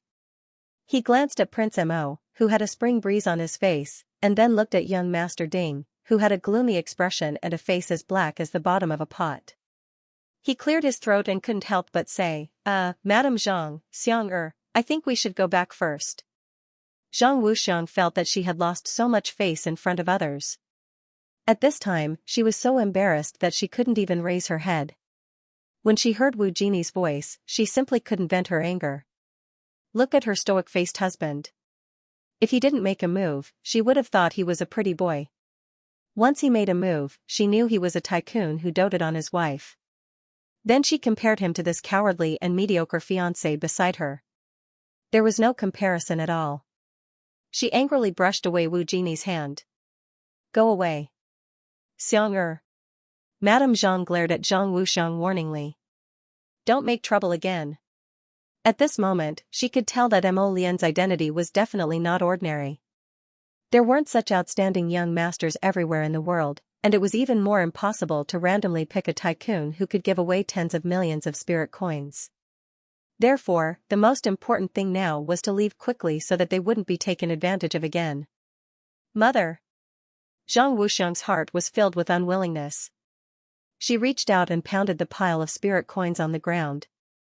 The spirit coin bounced up and almost flew into her face. She was so angry that her ordinary face was completely distorted. She was ridiculed and humiliated like this, and at the same time, she was beaten up like a dog by 2 men. Her mother and fiancé actually turned a blind eye to it and didn't help her at all, especially her fiancé. He was simply a good-for-nothing donkey. "Xiang Madame Zhang rebuked angrily. Wu Jin hurriedly reached out to help Zhang Wuxiang up and whispered to her, "These people are not ordinary people. Let's return to the residence first and investigate their identities before we make further plans." Zhang Wuxiang gritted her teeth and glared at Wu Jini hatefully. Suddenly, a dozen or so servants rushed in from the medicine shop's entrance. The sound of rolling iron wheelchairs followed. "Why are you here?"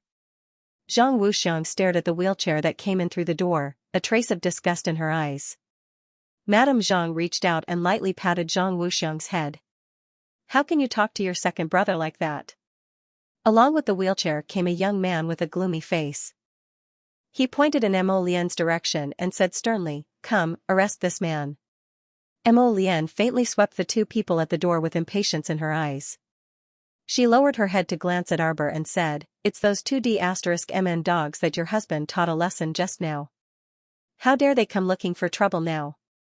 Why are you all still in a daze, you all?" The gloomy-faced young man paused and abruptly widened his eyes at Arbor. He cried out involuntarily, "Why is it you?" Qiaomu looked at him blankly and sized them up from head to toe. He had no impression at all. Had he ever seen such an average-looking third-rate man? "Who are you?" Arbor asked loudly. Everyone, why the heck did they feel that when the little stoic asked this question, the young man in the wheelchair's face was so contorted that it was about to crack? B*TCH, you dare to do it but don't dare to admit it? Before the gloomy-faced young man could speak again, the young man in the wheelchair was the first to be unable to restrain himself from slapping the armrest and shrieking. Madame Zhang hastily walked toward the wheelchair and consoled, "Danner, what happened? Don't get agitated. If there's anything, tell your mother." It's this B*TCH. It's her. She's the one who threw me into the water and fed me to the sharks, causing both my legs to be torn off by the sharks. When Madame Zhang heard this, she couldn't stop trembling all over. Her eyes were like a viper's as she stared sharply at Arbor. The venom in her eyes seemed to be about to flow out in substance. "You're not mistaken? It's really this B*TCH? Madame Zhang asked harshly. Zhang Wudan hammered his thigh and cried involuntarily, "Mother, it's her. Even if this little B*TCH turns into ashes, I won't forget her. It's her.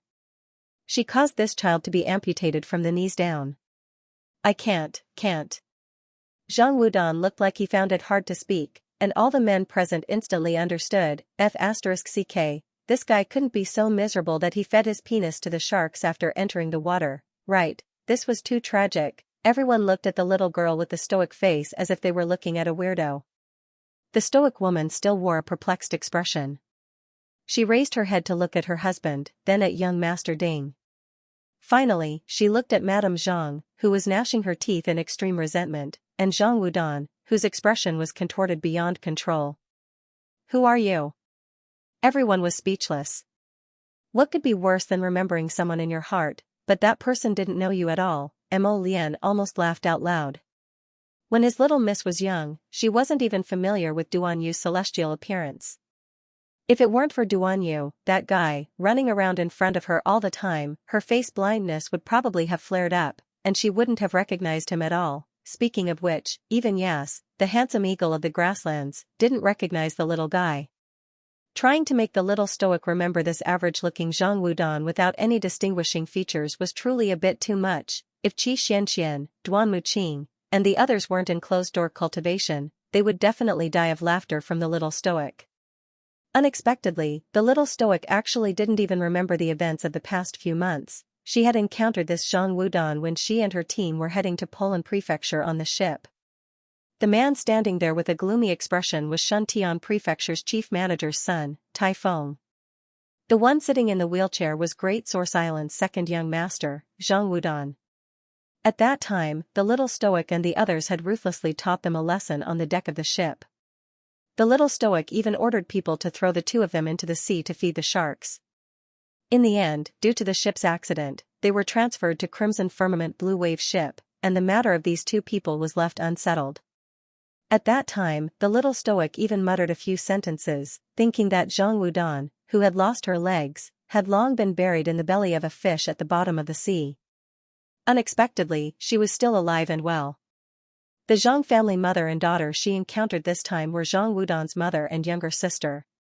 It had to be said that her ill-fated relationship with the Zhang family truly couldn't be severed. Unfortunately, the stoic already had no impression of Zhang Wudan, At this moment, Zhang Wudan was sitting in a wheelchair and staring intently at the little stoic. She couldn't stop trembling all over. You don't remember me? Arbor shook his small head. Zhang Wudan shouted harshly, I'm the person you threw off the ship. You vicious B***tch, ah. He watched as a cluster of purple flames rushed towards his face at lightning speed. Madame Zhang, who was standing in front of her son, calmly took out a mirror from her conscience. She abruptly enlarged it and placed it in front of the mother and son, blocking the attack of the purple flame. Insolence! Madame Zhang shrieked harshly. Are you bullying our great source island because there's no one left? You've been pressuring us time and time again. Do you want to become enemies with the entire Great Source Island? Madame Zhang sneered and looked up at Mo Lian. Young one, I advise you not to test Great Source Island's bottom line time and time again. I'm also advising you to have your son clean his mouth. If I hear him insult my wife again, I'll have him die. Mo Lian flicked his sleeve coldly as he stared at the middle-aged woman before him with an incomparably frigid expression. For some reason, the woman felt her entire body tremble, and a twisted light surfaced in her eyes. She abruptly dashed to grab Arbor's arm. This B***tch injured my son to this extent. I want her to stay by my Dan'er's side for the rest of her life and serve him well. This little B***tch injured my son to this extent, so shouldn't she compensate him? My son's entire life was ruined by her, so she should use the rest of her life to compensate my son. Go to hell. Mo Lian's eyes hardened. She threw out a dragon-shaped purple flame, which rushed towards Madame Zhang's chest. What a shameless bitch. How dare he try to steal his wife? There was no need for this woman to exist anymore. He had to send her on her way today. However, Madame Zhang was not afraid at all. She took his attack head-on and was not injured at all. On the contrary, Tai Feng, who was standing beside Zhang Wudan, seemed to have been hit in the chest by a heavy blow. He howled as he flew out of the door and landed heavily on the ground, spitting out a mouthful of blood. Mo Lian and Xiao Mu were taken aback at the same time. Madame Zhang took advantage of the moment when the two of them were stunned and placed her cold, snake-like fingers on Arbor's pulse. However, she didn't expect that it was as if she had landed her hand on a sturdy piece of jade. She didn't manage to seize Xiao Mu's pulse at all, and instead, Mo Lian, who had reacted swiftly, kicked her left leg. Abruptly, a slender dark moon appeared in his hand, and he ruthlessly pierced it through her heart. Ah! Tai Feng's blood-curdling scream came from outside the door. Mo Lian's expression froze. She heard young Master Ding's anxious voice. Could it be that this B***tch used a substitute talisman? Be careful. Mo Lian was just about to carry his wife up and back away when, just then, she felt her tentacles touch a barrier. The barrier completely separated the two of them. Madame Zhang looked at Arbor strangely and coldly said, Little slut, let's see who can save you today. Saying this, she suddenly flipped her hand and placed a green seed in the palm of her hand. Arbor looked at the seed and for some reason, her eyebrows twitched. An indescribable sense of familiarity welled up in her heart. Madame Zhang used her spiritual energy to stimulate the seed, and the seed surged up at a terrifying speed. Countless green vines with barbs swung at Arbor. Arbor didn't know that a wood spirit master had such a unique skill. Stimulating a seed to attack, unless the seed itself was strong enough, it was just a move that couldn't put out a nearby fire. Xiao Mu's expression chilled, and she abruptly shifted backwards, dodging several green vines' attacks. The place she was trapped in was surrounded by walls on all sides. The area was very narrow, and the green vine tentacles could wrap around her. Twice, she was almost hooked by the barbs. Arbor coldly looked at the middle-aged woman standing in front of her with a sinister smile. Although your substitution charm is quite strong, it's far from enough. Arbor sneered at her. Then, without another word, she directly summoned the 9 stars mirroring the moon cauldron in front of the woman and fiercely slammed it against the wall. Boom! Gagaga! Bang! The 4 walls couldn't withstand a single blow and instantly collapsed. The defensive artifact in front of Madame Zhang's chest also shattered into pieces, turning into fine powder that disappeared into the air. Ah! Madame Zhang screamed. On the other side, Mo Lian had already rushed over. Her handsome face was calm, and dark moon flung at her face like lightning. Madame Zhang hurriedly used more spiritual energy to stimulate the seed.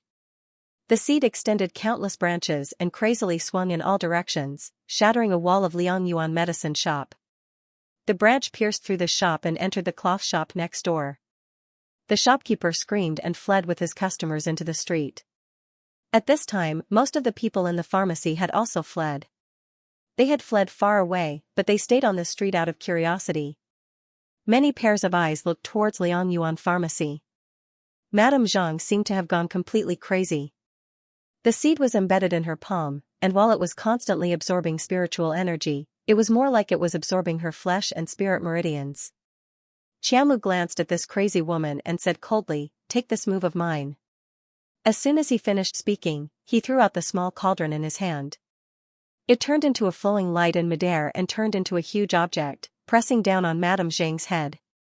Madame Zhang was so frightened that her liver and guts turned cold. She scrambled to the ground, rolled to the side, and dodged the attack. Just as he collapsed to the ground, he felt the medicinal cauldron heavily smashing into the ground, crushing countless green vines. Ah! This pressure seemed to be pressing on her bones and blood, as if the left side of her body was completely crushed and fractured. Madame Zhang's sharp voice floated above the medicine shop. Zhang Wudan, who was sitting at the door, saw that the situation was not good. He hurriedly pushed his wheelchair to escape. However, there was a small threshold at the door. When he came in, it was naturally Tai Feng who pushed him in. When he went out, he was in a panic and couldn't escape immediately. Ah! Ah! Zhang Wudan used all his strength to push the wheelchair and helplessly looked at Zhang Wuxiang. Zhang Wuxiang was also scared out of her wits. She didn't even look at her second brother and immediately ran out of the shop.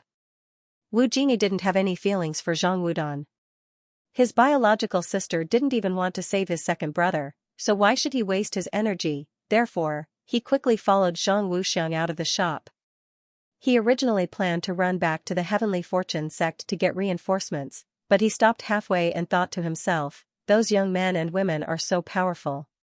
Even if I go back to get reinforcements now, I'll just be giving away my sect members' lives in vain. It'll be completely useless. Then, he dismissed the idea and looked back at Zhang Wuxiang, who was standing at the entrance of the shop and trembling with fear. This girl was too proud and always thought that Great Source Island was invincible. She didn't expect that there were countless people with profound cultivation in the world. Not everyone would give face to Great Source Island. Zhang Wudan looked on in confusion as his sister and brother-in-law ran out of the shop, ignoring him. He opened his mouth to call out, but no sound came out. He was so scared that he almost peed his pants. He trembled and tried to push the wheelchair with all his strength, but the wheelchair refused to budge. In the end, it fell on the door sill and couldn't move up or down. "Where do you think you're going?" A cold voice came from the back of his head. Suddenly, Zhang Wudan was pulled out of the wheelchair by a circle of wood spirits. It was as if he was being pulled by an invisible force. He flew out of the wheelchair and fell heavily at Ding Yan's feet. Ah, ah, ah, ah. Zhang Wudan turned pale with fright as he looked at the young master who was looking at him coldly with drooping eyebrows. Then, he hurriedly turned his head to look at his mother, who was wrapped in green vines, and screamed, "Mother, mother, save me, save me. Danner, Danner." Madame Zhang revealed her face from the green vines. She bared her fangs and brandished her claws and wanted to go forward, but she felt powerless. It was as if her body was completely out of her control. The seed was buried in her blood and bones, and it was firmly absorbing her blood, bones, and strength. Could it be that her soul would be stolen by this seed? When Madame Zhang thought of this, her body couldn't help but tremble slightly. "Mother, mother, save me. Mother, please save me." Ah! Zhang Wudan could feel that the wood spirit energy around her neck was getting tighter and tighter. Her snot, tears, and saliva flowed down together. He begged for mercy and looked pleadingly at Ding Yan, who had a cold expression on his face. He didn't want to die, he didn't want to die. If he had known earlier, he would not have provoked this demoness. Every time he provoked this demoness, he would always be in big trouble. The first time he lost his legs, this time he might lose his life. Ah, I regret it so much. Zhang Wudan wept bitterly and wished for nothing more than to kowtow to Ding Yun. Let me go, alright? I won't dare to cause trouble for this young lady again. Gotcha. Why did that crisp sound so familiar? It was the sound of his neck breaking. He was dead. His neck had been broken by the wood spiritual energy. Danner. Madame Zhang, who was wrapped in vines, let out a bitter and hateful scream. The vines around her surged wildly, as if they wanted to inject endless vitality into the cauldron. Arbor frowned and picked up the 9 stars mirroring the moon cauldron. Mo Lian leapt to Arbor's side and held her by the waist. She looked over with a frown.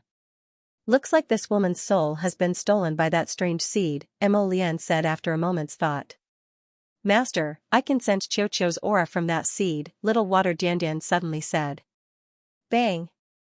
A transparent water child squatted on Arbor's shoulder and glared at that strange vine. You were right, Master. After coming out, the feeling became even stronger. This is a fragment of a holywood seed. Arbor! Exclamation point. What do you mean? Miss Chow caught the word holywood. You mean that Qiuqiu really isn't an ordinary little tree, but one of the 5 spirit origins, the holy wood? The water child looked at Arbor in shock and asked in shock, Master, you don't know? Arbor's face was expressionless as he slapped the water child's head and retorted, What do you think your master doesn't know? How can I not know? In fact, she had only suspected it before, but today, she was sure that Qiuqiu really was one of the 5 spirit origins, the holy wood. Then just now you. She looked extremely shocked. What did I say just now? Arbor snapped. I didn't say anything. Mo Lian couldn't help but laugh. The little fellow's bad habit of being stubborn and refusing to admit his mistakes resurfaced again. Miss Chow's current state of mind was naturally. Damn. Qiuqiu, why didn't you tell me that it wasn't an ordinary piece of wood? It's the most powerful holy wood in the world, haha. You did it on purpose, right? Fortunately, Qiuqiu was in seclusion right now. Otherwise, Miss Chow would probably drag him out and beat him up. Master, you used to call it little tree, little tree, little tree. Could it be that you didn't think it was a holy wood at all?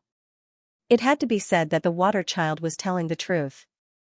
But would his master really admit that he was uncultured just like that? Impossible, Arbor retorted exasperatedly, do you think I'm stupid? Qiuqiu was blessed by the heavens and formed its own star domain. Naturally, it's extraordinary and completely different from ordinary wood.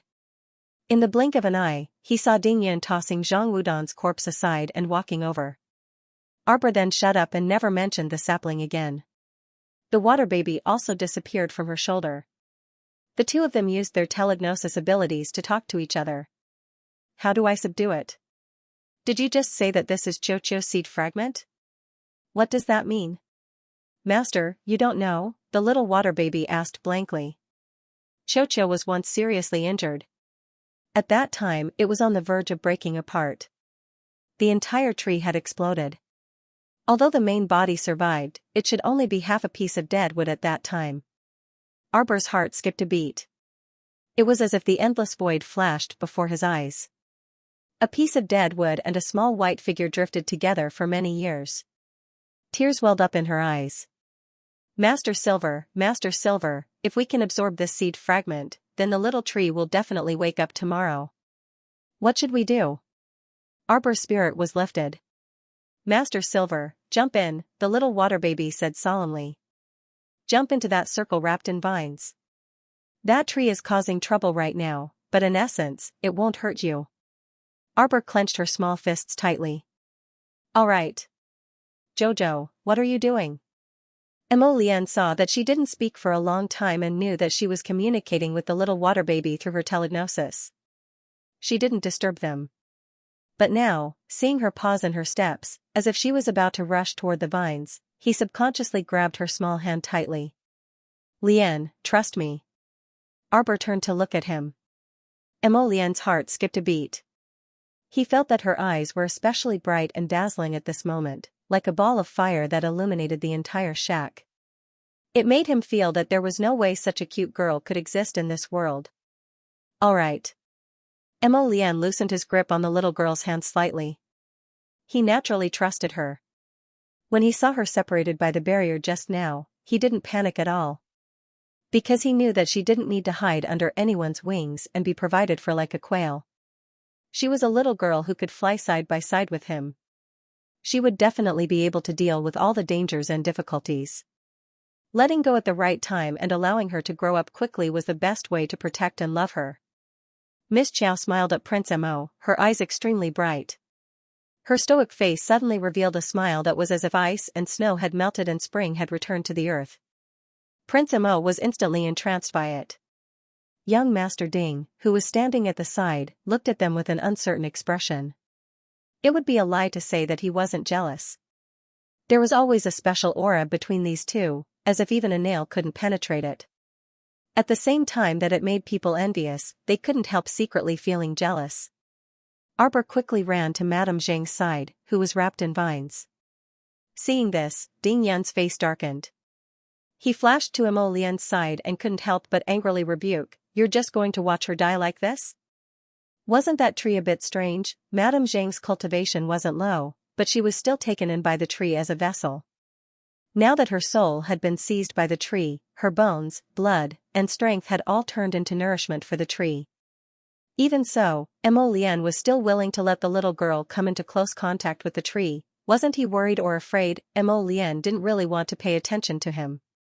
He only glanced at him indifferently and said coldly, "My wife doesn't need an outsider like you to worry about her." Huh? Young Master Ding sneered. Do you think I want to worry about it? If it weren't for... Ding Yan lowered his eyes and bit his thin lips. If you hadn't met Xiao before I did, I don't know whose turn it would be to say, "My wife doesn't need outsiders to worry about her." Mo Lian seemed to have read his mind. She glared at him fiercely and said, "The so-called improper desire is to do everything you can to get something that doesn't belong to you. If you can't get what you want, it's quite painful. It's better to let go early." It's easy for you to say. Ding Yan suddenly turned his head, and the anger in his enchanting eyes had faded at this moment. Only a faint calmness and faint provocation remained. If it was you, what would you do? Will you obediently give in and live happily ever after? Mo Lian's eyes hardened.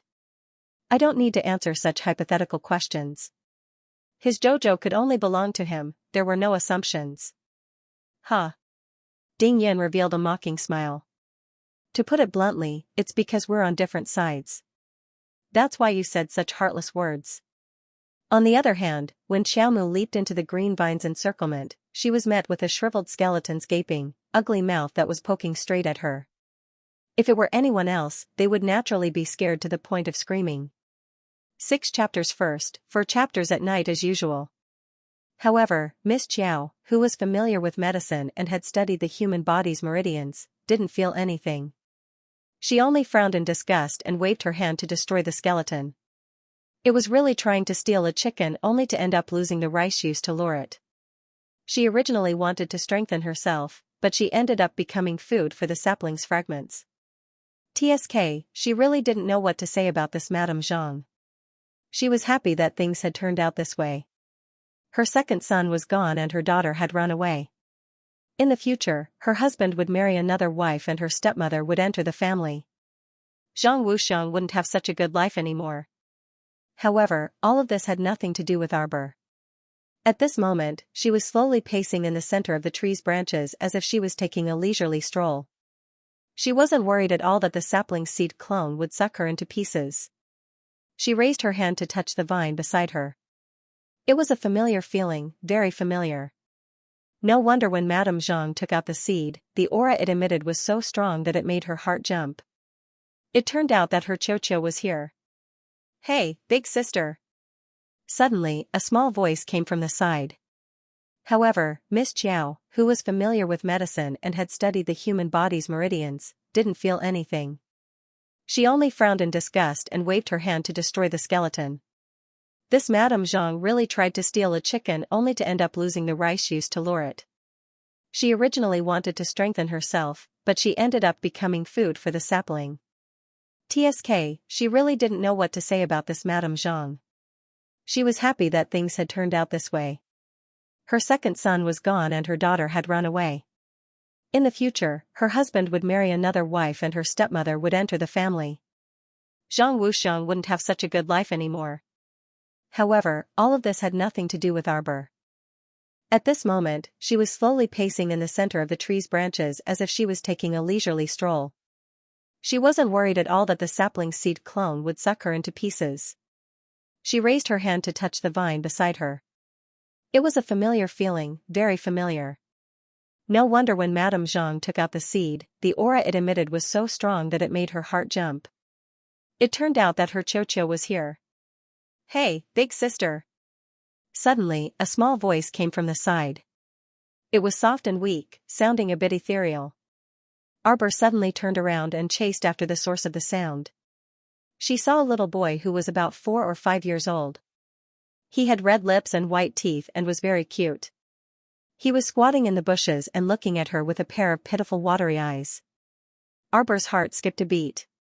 He quickened his pace and walked towards him.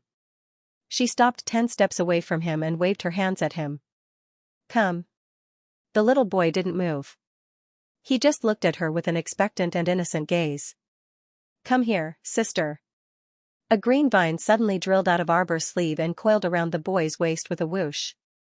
However, she heard the boy cry out in surprise. Like a cannonball, he crashed into her arms. "Wah!" The little boy fell into her arms with a plop and was about to struggle. However, he found that his 4 limbs were all entangled by the vines.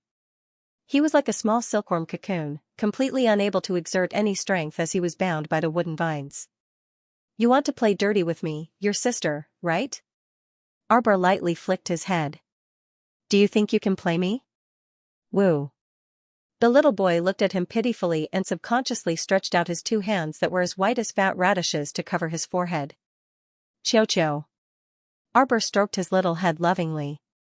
"What about you? Don't be naughty, okay? Do you know how uncomfortable I've been during this period of time? Hurry and wake up." The little boy suddenly trembled and curled up. His voice sounded especially fragile. You want me to disappear too?" Disappear? Could it be that Xiaoqiu's seed fragment had already developed a weak intelligence? This was a bit troublesome. Arbor frowned slightly and looked down at the child lying obediently in the crook of her arm.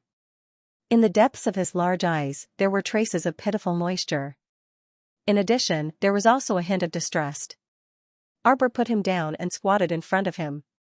She raised her hand and stroked his head. "When you attacked me in the barrier just now, you didn't use your full strength, right?"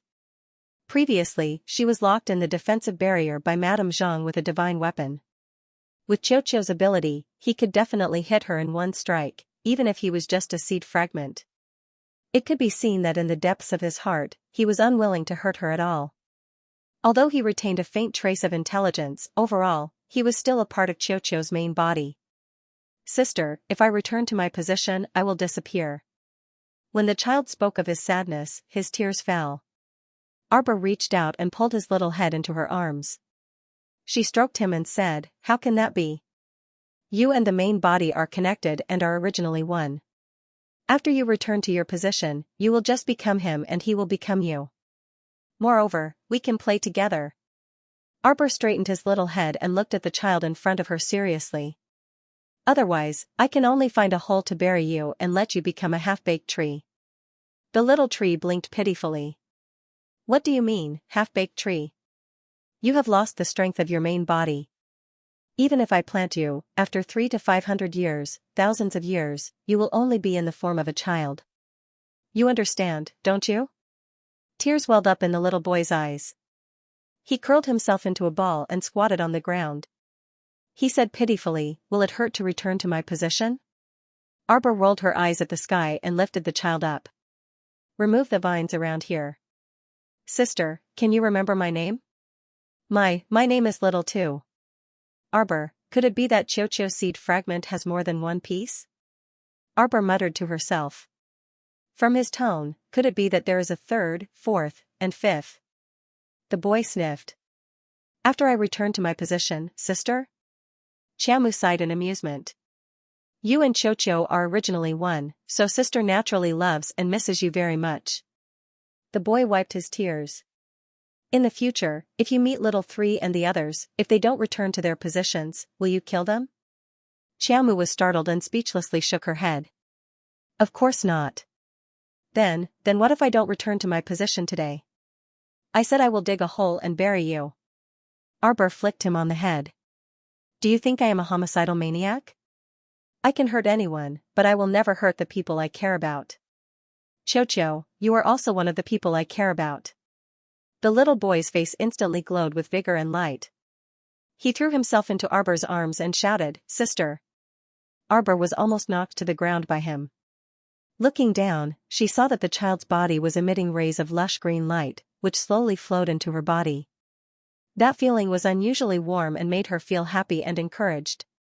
Arbor narrowed her eyes and subconsciously reached out to hug the child in her arms, until he dissipated into rays of white light and disappeared into her arms with a smile. When she opened her eyes, Arbor discovered that she had already escaped from the vines.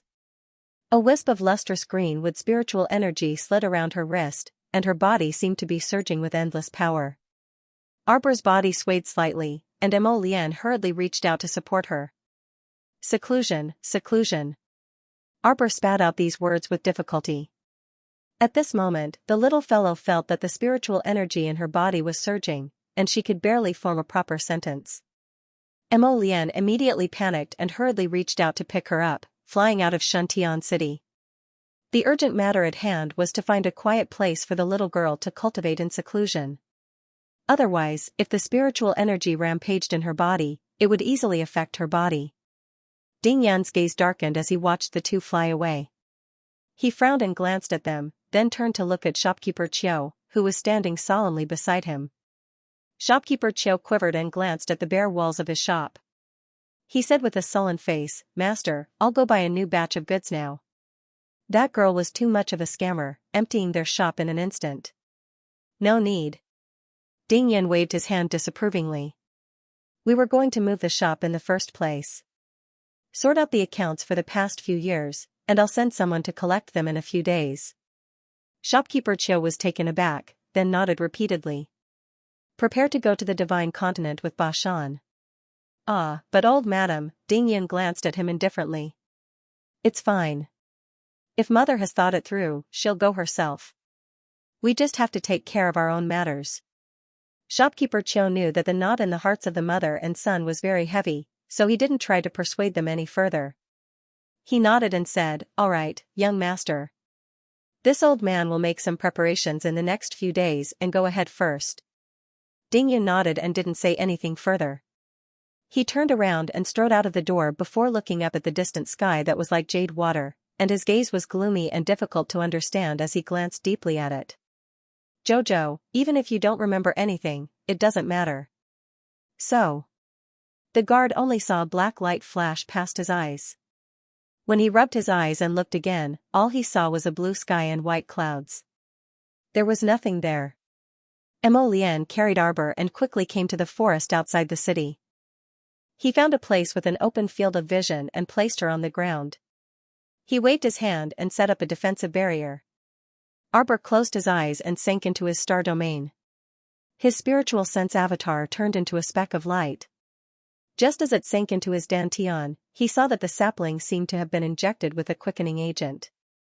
Branches were growing horizontally from the trunk, and green leaves were also growing densely. Arbor was very happy to see this. He stared at his Qiu without blinking. His spiritual sense avatar jumped under the tree and circled around it. He clasped his hands behind his back and looked up at the branches and leaves at the top of the tree. The sapling grew strong and healthy in an instant. This was officially entering the growth stage. Arbor was overjoyed. She felt the spiritual power in his body skyrocket, so he hurriedly closed his eyes and directed the spiritual power in his body to the spirit meridian without any distractions. For a moment, the wind and clouds surged, and the weather changed abruptly. All the spiritual energy gathered above Arbor's head, forming a small whirlpool.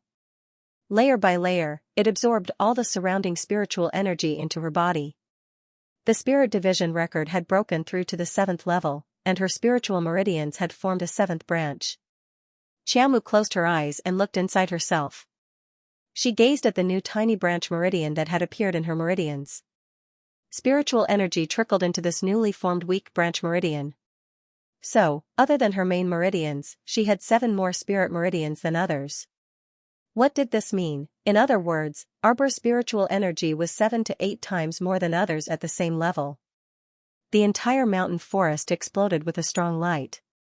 Mo Lian, who was standing beside her and watching her level up, couldn't help but sigh helplessly. With such a huge commotion, not to mention running out of the city, even if they ran deep into the mountains and forests, they would probably be discovered by many cultivators. Sigh, how monstrous was his Jojo? Mo Lian's eyes were smiling.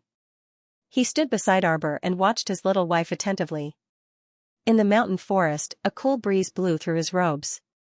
Little Seven's figure suddenly appeared beside Mo Lian. Don't let anyone near here. Yes, master. Xianxia suddenly rose into the air and turned into a golden light. He suddenly turned into a dragon and flew above the two of them. With a roar, he flew towards the practitioners coming from all directions. Holy shit, a dragon! What's going on? This mountain forest is the main road to Shuntian Prefecture.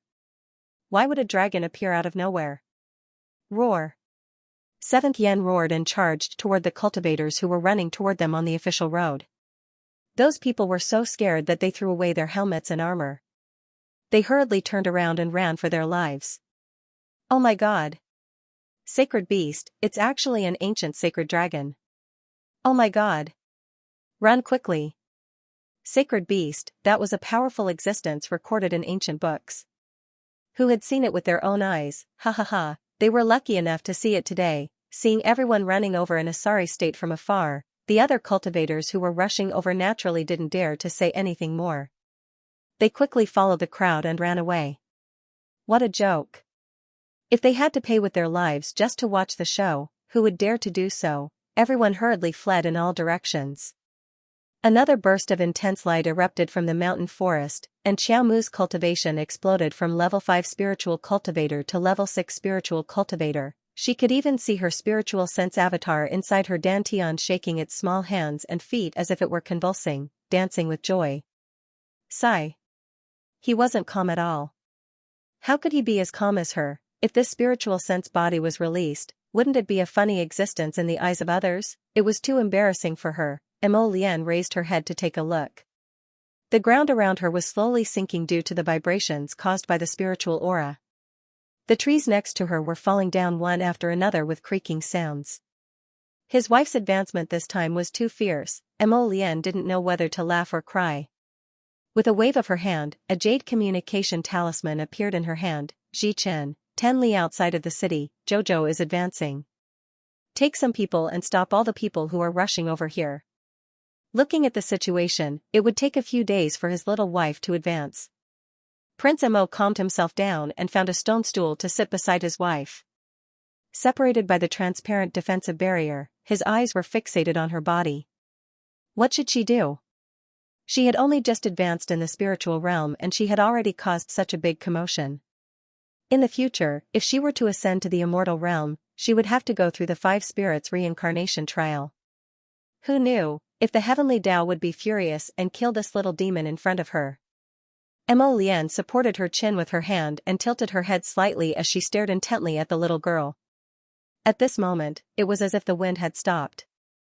Everything around them seemed to turn illusory, and time seemed to be frozen here. In his phoenix eyes, in his line of sight, there was only her. 7 days later. The little girl opened her slightly dazed eyes and jumped up. She immediately saw a handsome man outside the defensive barrier, his green robes fluttering in the wind and a slight smile on his lips. Lian. With a wave of his finger, Mo Lian removed the defensive boundary around her and teleported to her front. He stretched out his arms and pulled her tightly into his embrace. Sighing softly, he raised his palm to caress her a few times. My Jojo, your husband has missed you so much. The little girl moved her head in his water and extended a small fist. She clenched it and cheered, Lian, I feel like my entire body is filled with great power. TSK, little fellow, you've ascended 3 levels in a single bound. Of course you're filled with great power now. Xichen sighed softly. The two of them looked back and saw Xichen, little Taisui, Dao Wuji, and the other slowly walking over. Arbor hurriedly checked her cultivation, and her eyes immediately lit up. "I've ascended." Mo Lian couldn't help but laugh. "You've been in seclusion for 7 days. It's not as simple as ascending. Your spiritual sense has also grown quite a bit." Arbor looked again and nodded. "I've become a 7th-rank spirit master. My spiritual sense has also grown quite a bit." Most importantly, she had broken through to the 7th level of the soul chapter. Now she could cultivate her 7th branch meridian. At this moment, she felt that her body was filled with spiritual power and was very powerful. Mo Lian looked at her with a gentle gaze and nodded. This ascension went quite smoothly. "Let's go back first." Arbor grunted and turned to look at Jichen and the others. "Why is everyone here? How can we not come? You've caused such a big commotion and attracted many people to investigate. Fortunately, we acted in time and helped you block all those random people.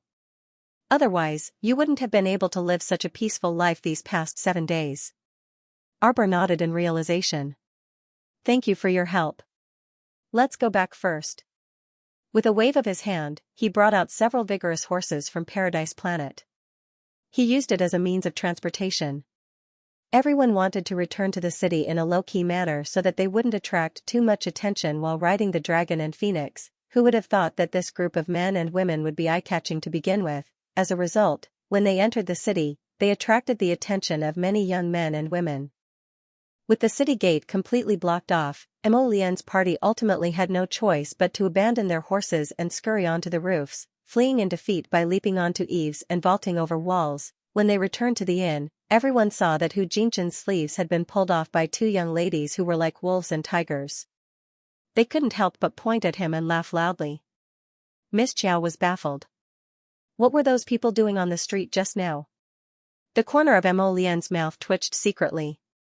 As he spoke, he lifted his sleeve to wipe Mo Lian's cheek. That aunt just now spoke so loudly and looked so agitated. Her saliva almost sprayed on your face. So dirty. Did you hear what she said clearly? Everyone. Jojo, you don't know why they're chasing us? Dao Wuji felt that there was a need to discuss this issue with his sister-in-law. He kept feeling that boss seemed to be very bitter about chasing his wife from afar. Arbor glanced askance at him and gazed at him with a "are you an idiot" expression. How could I not know? They're chasing me because they want to rob me, of course. Everyone, Mo Lian couldn't help but facepalm. She suddenly recalled the incident with the 4th princess. It was the same trick with different people, but the little fellow always thought that they were chasing her for the sake of robbing her. That was why she beat up the 4th princess, Mo Shuang, back then, ha ha ha. So shouldn't those passers-by thank themselves that they were actually weaklings that Jojo couldn't be bothered to lay a hand on them? Pfft, isn't it because we're beautiful? The peony fairy couldn't resist teasing. Arbor blinked and turned to look at Mo Lian. He asked with a frown, just like how Mo Shuang chased after eldest Qin back then? And like how a flock of orioles and swallows chased after Omega Kotoku? She recalled that when she first applied to enter the Qin estate, she also encountered a bunch of mentally abnormal people who chased after Omega Kotoku and screamed crazily. They were simply sick.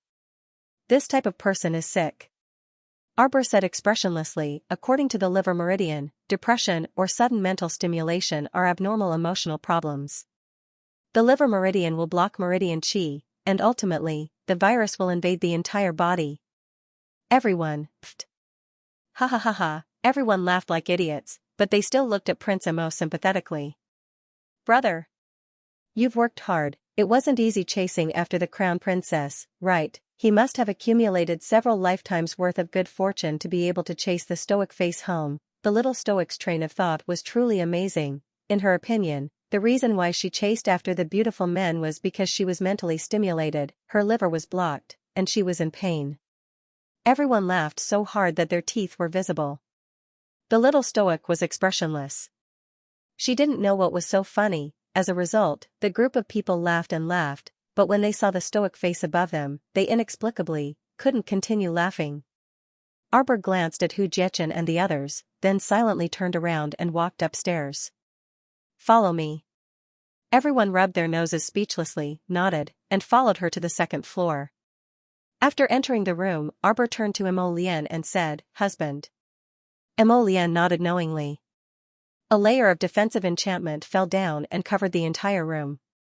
Little Tai Sui then flicked its finger to reinforce the defensive barrier on top of it. Hence, Xiaomu had the sapling drag everyone inside. As soon as they entered Paradise Planet, Arbor didn't have time to explain anything to everyone. Arbor's eyes lit up as he rushed towards a little treant. That's right, Chocho had consumed the profound spirit jade for a long time and absorbed the entire spirit realm on the island. 7 days ago, it had fused with the seed fragment and finally awakened. Furthermore, it had entered the early stages of growth. The little treant also waved its branches and excitedly ran towards its master. The adorable little treant widened its round, bean-like eyes, and tears were about to flow out. It raised its arms and ran towards Arbor while shouting, "Master, Master, I want a hug." Smack. A smack landed on the little treant's head. Chocho tilted its head in bewilderment and looked at its little master. After not seeing him for so long, shouldn't Master be hugging and kissing him? Why did this scene feel completely different from what he had imagined? Chocho thought that Master would definitely hug Chocho happily after not seeing him for so long. Not to mention kissing him, but at least caressing him a little. What the hell was going on? Why was he beaten up by Master? Woo-woo. The little treant waved his branches and scurried away. Arbor chased after him for a few steps. "Don't run. Who told you to act on your own? Stop right there." Xiaomu leaped up and landed in front of the treant Chocho, her small face looking at him in a huff. "Master." Chocho called her weakly and subconsciously took 2 steps back. He said pitifully, "Chocho is confident that I can recover on my own." "Confident my ass." Arbor glared at a certain tree and asked angrily, "Let me ask you, what were you thinking at that time? Did you think that by sacrificing a little, you could fulfill my wish? If something really happened to you, how could I live with peace of mind for the rest of my life? Do you want me to die of regret, anger, and resentment?" When Xiaomu recalled how she had helplessly watched this tree turn into withered branches and withered leaves in front of her back then, she was so angry that she could not vent her anger. She had really panicked then. This damn tree actually didn't tell her anything and directly acted on its own initiative. Chocho had a stuttering expression on his face. His black bean-like eyes darted around, not daring to look at Arbor. After a long while, he finally admitted his mistake with an honest expression. He muttered to himself and said softly, "Master, Chocho knows his mistake." "Master, don't be angry." "Come here," Arbor roared at him. The little treant had the urge to run back, but in the end, he braced himself and moved to Arbor's side.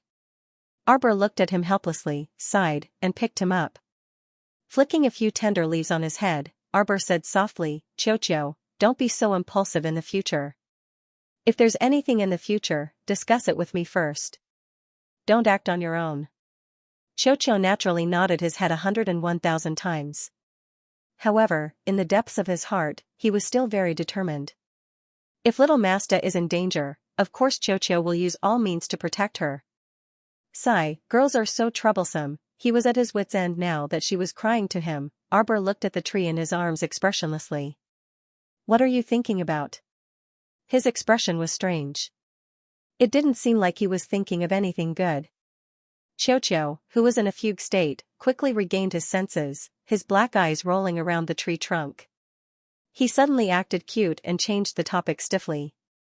Master Silver, do you know? Ever since our paradise planet was promoted to a spirit realm, the spirit realm has become a spirit realm. Hee, the production of spirit tea will double. I collect tea every half a month. I've already accumulated a lot of spirit tea. Master, do you want Chocho to brew some tea? Master, would you like some tea? He forcefully changed the topic. Arbor looked down at him speechlessly, shook his head, and patted his tree head. Chocho, I want you to promise me that you'll be good in the future. The little tree revealed a very touched expression and said, Don't worry, Master, Chocho will definitely be very good. Arbor touched his leaves and looked him up and down. Have you entered the growth stage now? Yes. Chocho nodded furiously, a happy expression on its tree-like face. Master Silver, isn't Chocho very good? Xianxia has officially entered the early stage of growth. Arbor nodded and looked around. Before she had entered, she had already felt that Paradise Planet, Fish Orchid Planet, and Chuyun Planet had all expanded quite a bit. Now that she had entered Paradise Planet, it was indeed so. Xianxia, let's go take a look at the 100 Herb Garden. Okay. Arbor waved at Mo Lian and the others. I'll go pick some things in the herb garden first. You guys play for a while. Mo Lian nodded slightly, indicating that she understood. As for Dao Wuji and the others, they had already run off somewhere with curious expressions. I don't want to go out anymore. It'll be great to stay here and cultivate in seclusion. Peony Fairy said with a soft sigh as she flicked her slender fingernail seductively. Big sister, little sister has the same intention, Ginkgo Fairy hurriedly said. When they had entered, they had felt a dense wave of spirit energy rush towards them. Thinking that Yang Shirong and the others had found a place with an extremely fast flow of time and excellent feng shui for cultivation, they had really hit the jackpot. Their realms would definitely soar during this period of time, right? Ginkgo Fairy also looked forward to it. There were many mundane matters outside, but they didn't have to care about anything here. How great would that be? The little fellow had already run back with a face full of excitement, holding a bunch of herbs in his hand. Hearing the sister's words, he hurriedly shook his head and said, with your cultivation, I'm afraid there's not much use for you to cultivate here. At the very least, the spirit domain had to be promoted to the god realm. Only then would it be suitable for people above the spirit supreme realm like them to cultivate.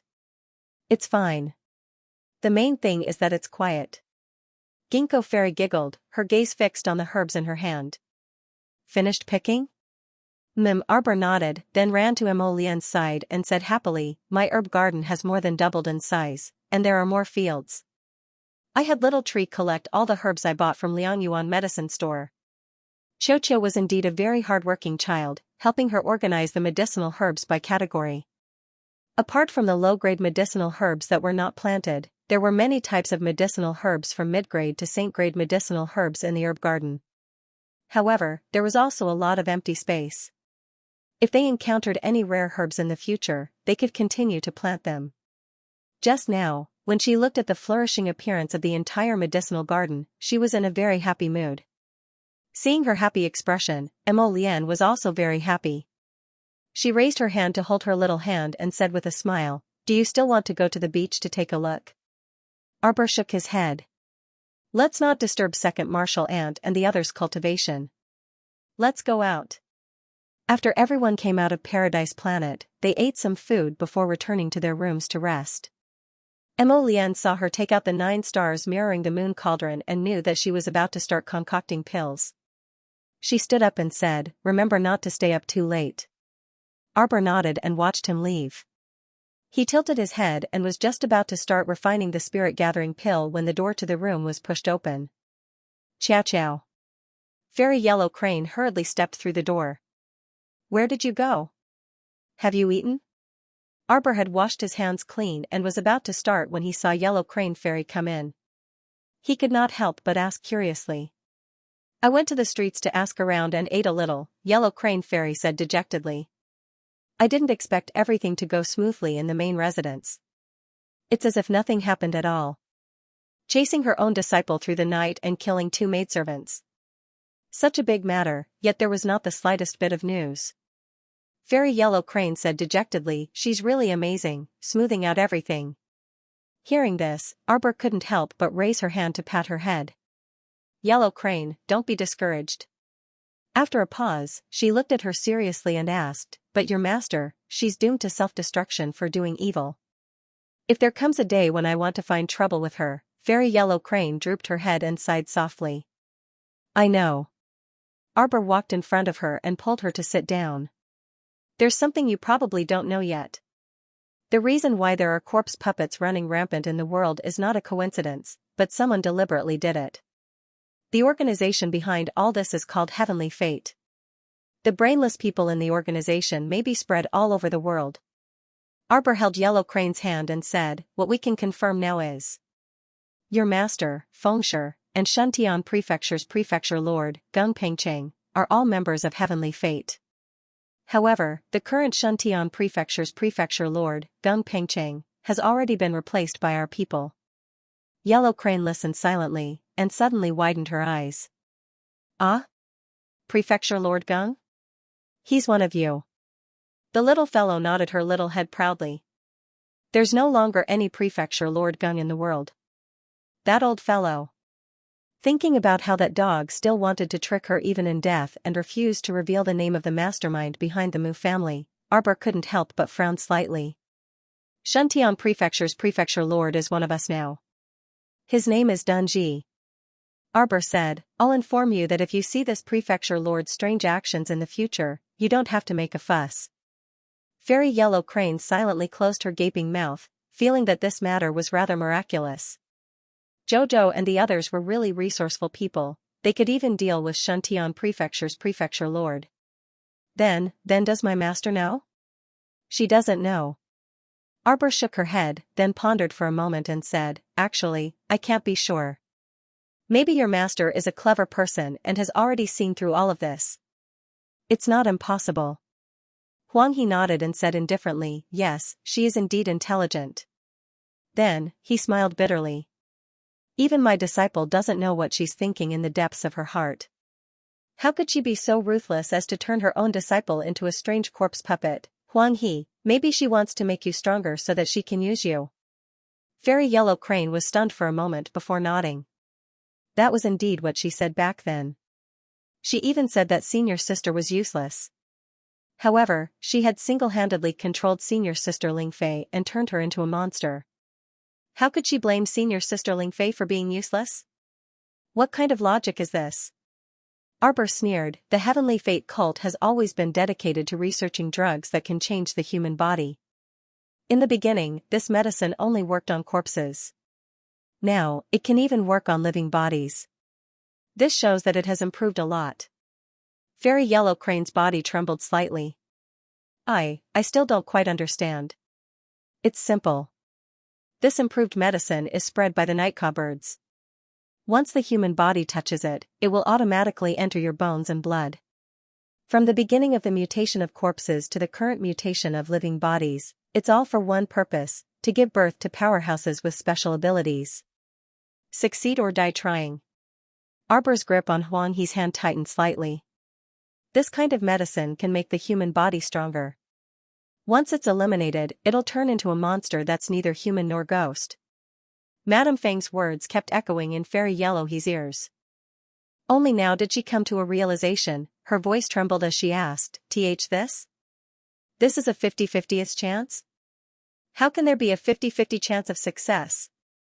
Look at how many zombies there are in the world. How many special ability users can there be? So, the chance is actually only 1 in 10? Fairy Yellow He asked in shock and anger. 1 in 10, I'm afraid that's overestimating it. Arbor sighed. He understood why Fairy Yellow He was so angry. Her master, who was so close to her, was sending her disciple to her death for this 1 in 10 chance. This kind of feeling was very terrible. Fairy Yellow He silently lowered her head and laughed bitterly. Sure enough, if you're not ruthless, you can't achieve great things. Arbor held her hand. Everything is in the past. But what I want to tell you is that Tianyun and I can't coexist. So one day, we'll definitely go to war with your master. And that day was probably coming soon. Fairy Yellow He raised her head and looked at her with a determined gaze. Madame Feng is no longer my master. That night, she cut off our master-disciple relationship with her own hands. How can I still acknowledge someone who wants to kill me as my master? Fairy Yellow He said softly. I can't do it. Don't worry, Jojo. I won't be a burden to our team. When it comes to my firm stance, I won't miss a single point. Arbor pursed his lips and nodded. He patted Fairy Yellow He's shoulder lightly and said in a relaxed tone, I'm going to refine the spirit-gathering pill. Do you want to watch from the side? Yes. When she was downstairs, she had heard Fairy Ginkgo mention that Xiao was refining pills upstairs. That was why she had hurriedly rushed up. She couldn't miss such a good opportunity to watch him refine pills. Jojo, you can refine black-level pills now? Arbor nodded. Yes, I can occasionally refine a few earth-level pills. But it's not very stable. Wow. Fairy Yellow Crane had an expression of worship on her face. She hurriedly stood up, walked to her side, and circled around the 9 stars mirroring the moon cauldron. I am now a black great alchemist. Jojo, what about you? Since you can refine earth-grade medicinal pills, then you must be an earth-grade alchemist. I don't know. Arbor said with a confused face, I can only refine a few earth-level pills from time to time. Sometimes they work, sometimes they don't. They can only be considered as profound-level pills. Ah? Huang He stopped in his tracks, blinking as he stared at her and asked, could it be that you've never gone to the pill house to appraise your alchemist rank? Arbor shook his head in confusion. Do I need to appraise it? Huang He's eyes almost popped out of their sockets as he stammered, of course, we have to appraise it. If you don't appraise it, how would the world know that Xianxia Prefecture has another earth-grade alchemist? After the appraisal, even if I go to the upper 3 prefectures in the future, I can get a 50% discount when I go to the pill house to buy medicinal herbs. Why didn't you say so earlier? Arbor patted his chest with a pained expression. Previously, I went to the medicine shop on the street to buy a lot of medicinal herbs. Lotus flowers cost tens of millions of spirit coins. Huang He, when we alchemists go to the pill house to buy things, the higher the rank of the alchemist, the greater the discount. You didn't know? How could I possibly know? Huang He, you're blaming me for being uncultured? But now I know. Arbor reached out and took a medicinal herb, grinding it in his hands. But I've already spent an astronomical price to buy a bunch of medicinal herbs. Huang He could not help but laugh.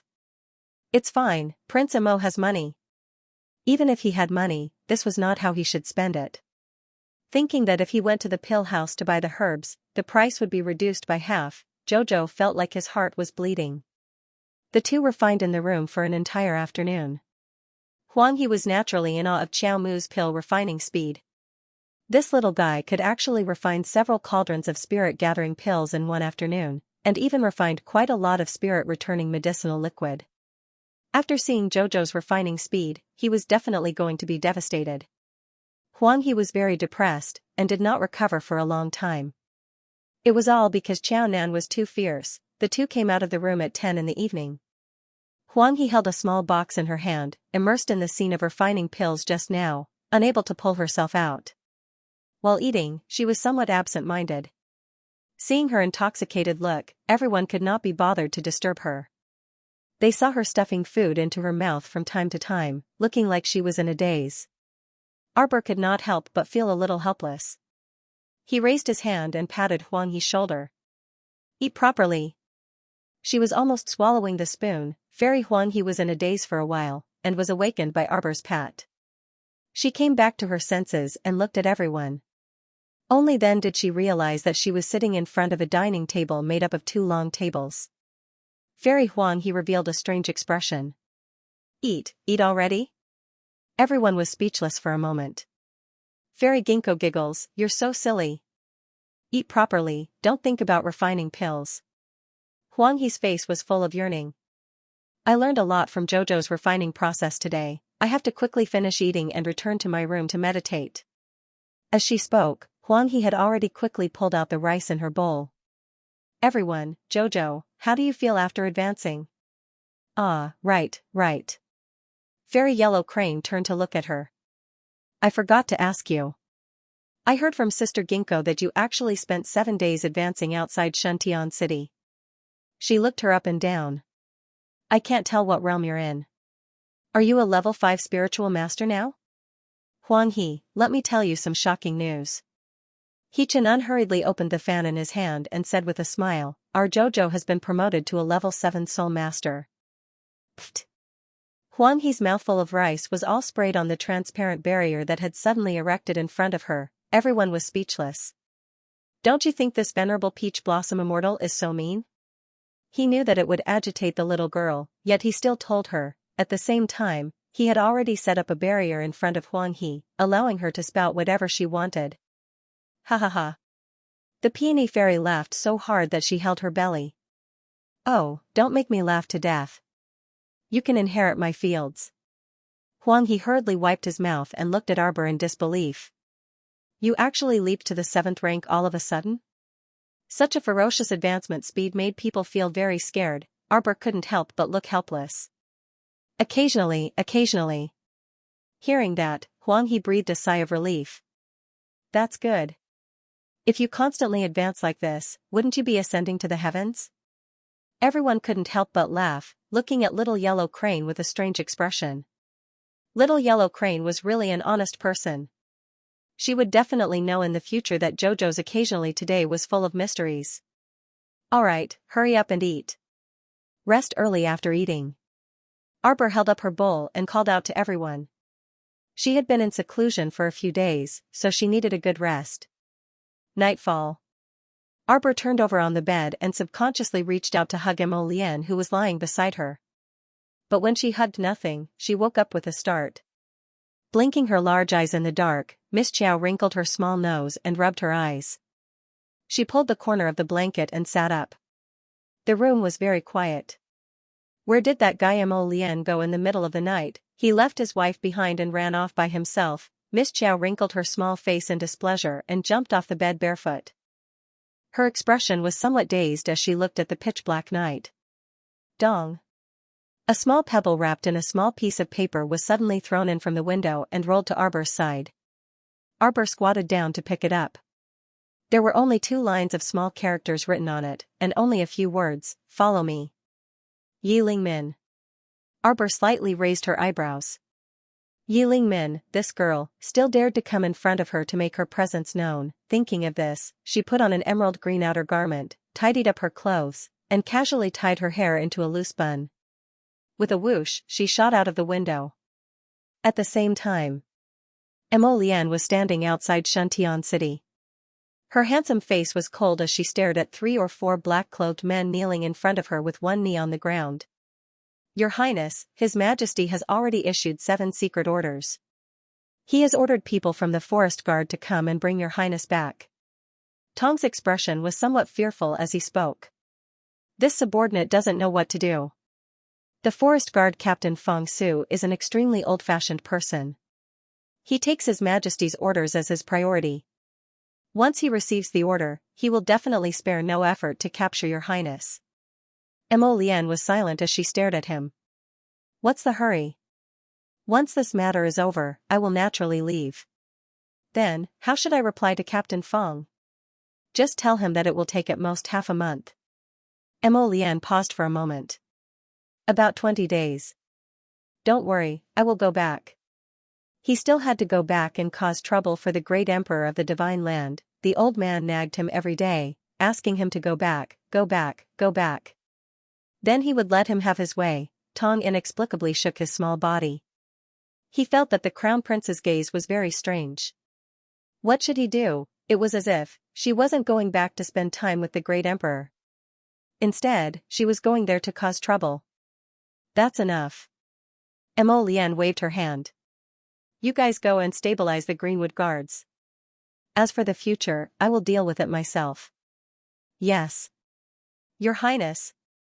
They received the order and quickly disappeared into the night. Mo Lian looked up at the pitch-black night sky and harumphed lightly.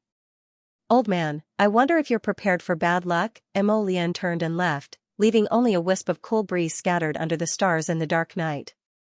When he returned to the inside room and walked into the room, he was slightly startled. He hurried to the bedside to take a look, and his handsome face immediately changed. His wife was missing? Dong dong, bang. Bang. Hu Shichen opened his sleepy eyes in a daze. Before he could speak, he felt his collar being pulled up. Where's Jojo? Hu Shichen, what's wrong with you? You're sleeping in the middle of the night and asking me for my wife. You didn't steal her? Steal your sister. Hu Shichen looked at him speechlessly. He forcefully pushed his 5 fingers away and smoothed out the creases on his clothes. Big brother, shouldn't you be looking for where your wife went missing now? When I left, Jojo was still sleeping very soundly. He-chan was speechless. Can't she sleep until the middle of the night? Suddenly wake up? Mo Lian frowned. Where could she have gone? Xianxia rolled her eyes and slowly took out a green vine from her sleeve. Sapling, where did your master go? The little tree did not respond. Xichen waved at Mo Lian, who looked upset. Give me some fire, come. Whoosh. A purple flame lit up between Mo Lian's fingers. Just as he got close to the vine, he heard Xiao squeak. Ah, take it away, take it away. Annoying. Stinky fire. Pfft, Xichen reached out to touch the little tree's vine. Are you willing to tell me now? You're extorting a confession. Xiao said angrily. I won't tell you even if I die. I won't hesitate to go through a mountain of swords or a sea of fire for my master. It's just a little fire, it won't scare me. Wah wah wah. Take it away, take it away. So annoying, isn't that holy fire? It hated holy lightning the most in its life, followed by holy fire. Annoying, annoying, annoying. What if it burns my beautiful skin, master? Sob sob sob. These two men are forcing me. Sob sob sob sob. I'll tell master. Xiao cried pitifully. You're bullying me when master isn't here. Xichen smiled very gently. Xiao, are you going to tell me now? Sob sob sob. I won't submit to force. Xiao wasn't born to be afraid of death. Ah. It's so itchy, don't burn Xiao. A vine twisted in Yichen's hand and said, You, stop. Annoying. Master has been lured away by Yilingmin. Mo Lian's expression immediately turned ugly. She flicked the vine with her finger. Where did you go? Xiao was being so secretive and unwilling to say anything. He felt that there was something fishy going on, strange. Ma Yingchen chuckled and opened her fan. She blinked and said, I advise you to be honest. Otherwise, I'll throw you into the manure pit later. Ah. Xiao immediately wilted. When these two unscrupulous people got together, they could think of anything. Master Silver went to the spring house. What? The two men yelled at him. What kind of lousy name was that? It didn't sound like a good place at all. Xiao didn't dare to make a sound after being yelled at. It silently lit a candle for its little master in its heart. Let's just say that running around with Yilingmin in the middle of the night instead of sleeping was really an unwise move. She went in now? Xiao had only pretended to be dead for a short while when Mo Lian picked it up and gave it a light swing. You can choose. Tell me now, or I'll roast you first. Woo, Master Silver. This man's terrifying true colors had been exposed. Seeing that Prince Mo was about to act impatiently, Xiao hurriedly said, She's at the door. She's at the door. Crown Prince, if you don't hurry over now, who knows? Wow. This spring house is so bustling. There are so many pretty boys inside, tsk. Wow, the male Silver at the door welcoming our little Master Silver is so beautiful. Prince Mo! Xichen. Shut up. Mo Lian gripped the vine tightly. Wah, don't break me. This is a vine clone that I painstakingly cultivated. Whoosh. Prince Mo threw away the noisy vine and went out the window. The corners of Ma Shichen's mouth twitched. She reached out to take the vine and caressed it. Xiao, if you dare to leak the news, haha. Xiao felt a chill run down his spine. Master Ma Shichen, I'm already asleep. Good night. Xiao greeted the venerable peach blossom immortal obediently and then fell silent. The latter found it funny. Seeing that Xiao was tactful, he didn't continue. He hurriedly opened the door and left quickly with Mo Lian. Arbor didn't know that Mo Lian and Ma Shichen had already found out about her escape in the middle of the night. Along the way, she followed Yilingmin's graceful back view and chased after her. She turned a corner and chased into a bustling street filled with the fragrance of cosmetics. Xiaomu also did not expect that while she was chasing after them, red lanterns were hung high on this street, and there were many young ladies and young men standing at the entrance. It looked like business was very good. Arbor didn't chase after Yilingmin with all her might. Seeing that she seemed to have lured her here, she couldn't help but feel curious. She thought of what Yilingmin had said earlier, whoosh. Yilingmin's shadow suddenly jumped onto a wall and disappeared behind the tall brothel. Xiaomu trotted up the steps and chased after him for a few steps before suddenly stopping. They saw a man in a white robe with a delicate and pretty face. He was like a noble young master that was free from dust under the snow. He was talking cheerfully and wittily, and he was smiling with his eyes narrowed as he invited a few covetous men to enter and have some fun. Arbor was expressionless. "Ah, a young lady is here." The men at the entrance were all dressed to the nines. "That's right, it's just plain flowers of all colors, red, orange, yellow, green, blue, indigo, and purple." Xiaomu didn't look sideways as she trotted to the white-robed man's side. She peeked at him before walking inside without saying a word. "Hey!" A fiery red feather fan suddenly blocked Arbor's path. The first thing that entered his eyes was a fair and tender left leg. She was wearing a fiery red short jacket, which revealed her white leg in a very fashionable fashion. What a strange outfit. Seriously. It stung the eyes, Arbor! "Aya, little girl, do your parents know that you've come to our spring house for a stroll?" Arbor glanced at the man in red. His taste in clothes was so much worse than rotten peach blossoms. Her looks were not bad, but it was a pity that she was painted like a flirtatious slut. She felt dizzy just looking at him. Everyone didn't know that in the little stoic's eyes, this row of red, orange, yellow, green, indigo, and purple had automatically been replaced with green peacock, scarlet chicken, yellow lantern grass, blue phoenix flower, and other exotic medicinal herbs and beasts. She automatically filtered out these men out of habit. Tap, tap, tap. She bypassed the man in red and continued to stride inside. Everyone couldn't help but be astonished. The man in blue hastily blocked her path again. "Little girl, we're asking you a question. Did you come with an adult? We're operating a legitimate business. If you come out to play without an adult's knowledge, don't let someone come and smash our brothel." "So long-winded." Jojo reprimanded in displeasure. "Pfft." A plump landlord walked over from the side and cast a sidelong glance at the little girl. He stuck out his big belly and laughed heartily. "You haven't even grown all your hair yet? Yet you dare to seek pleasure.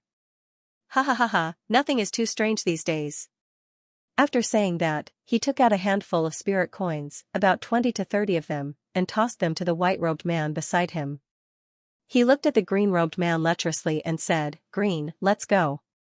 "Aya, landlord who, you're joking again, aren't you? I'm one of the spring house's 10 great handsome men." After saying the first half of his words, the green-robed man's handsome face darkened, and he snorted. "Those 20 to 30 spirit coins aren't even enough to treat me to a cup of tea. Slut." The landlord was humiliated, and he angrily stormed inside with a flick of his sleeves. What a joke, he had spent 20 to 30 spirit coins. At the very least, he could find a slightly low-end handsome man to touch. Arbor looked at the landlord who walked in, then looked at the smiling white-robed man beside him. He suddenly raised his hand, took out a large bag of spirit coins from his pocket, and directly stuffed it into the white-robed man's hand. Wow! That green-robed man immediately surrounded him, wanting to inspect the bag of spirit coins. The white-robed man pressed down on his hand and said softly with a chuckle, "Xiao Lu, don't be rude." Then he turned to Arbor and said, "Miss, please come inside." As expected, one had to pay to enter. The little stoic nodded pensively and walked towards the House of Spring. Bah, a young lady actually doesn't learn the good things and imitates those trashy people to whore men. When Xiaomu heard the sound, she turned around and saw a red-painted and green-painted old procuress standing in front of her red apricot house. She was currently in front of her red apricot house, snacking on melon seeds as she started cursing. Arbor was baffled. He didn't feel like paying attention to this old fellow and stepped into the spring house. At this time, 2 plain-clothed men were performing a dance on a stage on the first floor of the house. A crowd of idiots surrounded the stage and repeatedly cheered. From time to time, someone would toss spirit coins onto the stage. Xiaomu instantly creased her brows. Those people had completely blocked the road ahead. She still had to go to the second floor to take a look. "Little girl, would you like to order a green sign later?" The green-cloaked man changed his previous attitude of disdain and ridicule towards the landlord and followed Arbor like a little bird. "Scram! Don't pretend to be pitiful. The man in blue hurriedly pushed him away and said to Arbor with a smile, point at me, point at me. I'm called Lanning. Arbor looked at them expressionlessly. At this moment, the dance on the stage stopped, eliciting cheers and thunderous applause from the audience. Someone shouted, wow, young Master Song Feng is here. Everyone quickly turned around and looked at the 8 handsome men beside Arbor in a daze, red, orange, yellow, green, blue, purple, and white, hee. Arbor stepped forward. From time to time, a group of handsome young men's cries of surprise could be heard. Eh? Such a young female guest came to our house. She seems to have facial paralysis. She doesn't have any expression. Wow, she was escorted in by young Master Song Feng and the 7 handsome men. I wonder what her background is. She looks so delicate. Turn around. A woman with a square face angrily turned her male companion's face back. What are you looking at? What's there to see? Of course, the little girl was pretty. As soon as she entered the room, she attracted the attention of many people. Arbor didn't pay attention to other people's expressions. She glanced around the hall and suddenly saw Yi Lingmin's figure in front of the railing on the 2nd floor. Halt! Xiaomu was enraged. She gave up a good sleep and walked around with this woman for a long time. She still didn't know what she wanted to do. Arbor flew forward and frowned when she saw a group of people blocking the way. She lowered her head and rummaged through her pocket. She took out a large handful of spirit coins and threw them all at the corner. As a result, the scene immediately became chaotic. Everyone cried out in alarm and rushed toward the spirit coins on the ground. A path was cleared in front of her. Arbor's figure flashed and went to the 2nd floor. She kicked open a door without saying anything. F***ck, it stung her eyes. When she kicked open the door, she saw a woman in a red tutu standing in the room and turning around with a small leather whip. The woman was petrified when she saw her. Arbor was also petrified when she saw the woman. There was a pitiful little beautiful man crying in the corner of the bed. He was looking at her with pitiful eyes like a puppy begging for pity. That white-robed man, the young Sir Song Feng that everyone spoke of as peerlessly handsome, hastily walked up. His mouth twitched inwardly as he dragged Xiaomu out and closed the door behind him. Fan Meng, Fan Yu, accompany this little girl to sit in the wing room. Yes, young master. Red, orange, yellow, green, cyan, blue, and purple walked out. They were very good-looking, but Jojo couldn't remember them. Red, orange, yellow, green, cyan, blue, and purple stared at the 2 men with jealousy. Green Peacock shouted angrily, young master, I don't agree. Every time there's a good thing, you always entrust it to Fan Meng and Fan Yu. Are they raised by a mother and we are born by a concubine? Young Master Song Feng glanced at him and said, Little Green, you talk too much. Green Peacock stopped talking. He suppressed the anger in his heart and glared at Fan Meng and Fan Yu. Arbor frowned. He wanted to refuse. Why would he enter a room and sit down, but now that he thought about it, he wondered if these people knew Yi Lingmin. That fellow must have lured her here for a reason. As soon as they entered the room, Fan Meng and Fan Yu washed their hands and burned incense. One of them boiled some fragrant tea for her, while the other took a zither and sat down. Arbor waved his hand. Don't bother. All of you, sit down. Don't do anything. The 2 of them looked at each other and obediently sat down in front of the little stoic. Let me ask you too, have you heard of Yi Lingmin's name? The 2 of them looked confused and shook their heads at the same time. Arbor frowned and asked, You've never heard of it? Miss, this Miss Yi Lingmin you're looking for, could she be one of our guests? But the guests usually don't reveal their names to us. Arbor glanced at the 2 of them. Fan Meng hurriedly said, Miss, do you want to drink wine or tea? No need. It was the middle of the night, and they were drinking tea. Did they still want to go home and sleep? Senseless. Could it be that Yi Lingmin had nothing better to do and was toying with her? Arbor stood up in a huff. Go home. Miss, wait. Fan Yu stood up in a panic and hastily ran to block the door. He looked at her pleadingly. Miss, could you please wait for 5 minutes before leaving? If Miss leaves now, Fan Meng and I will be regarded as inconsiderate guests. We'll be blacklisted by the brothel and will be severely punished. Arbor blinked, took out a bag of spirit coins from his pocket, and threw it at them. You just want money, right? Alright, get out of the way. Fan Yu stood pitifully by the door, hugging the bag of spirit coins without saying a word, and his head hung low. Hello? Arbor put his two little paws behind his back and tilted his head to look at her. She saw that kid raise his head, and his eyes were full of pitiful tears. He looked like he was bullied by her, but also a bit humiliated. Thinking of her impatient attitude when she spoke before, it seemed that she was indeed a bit disrespectful.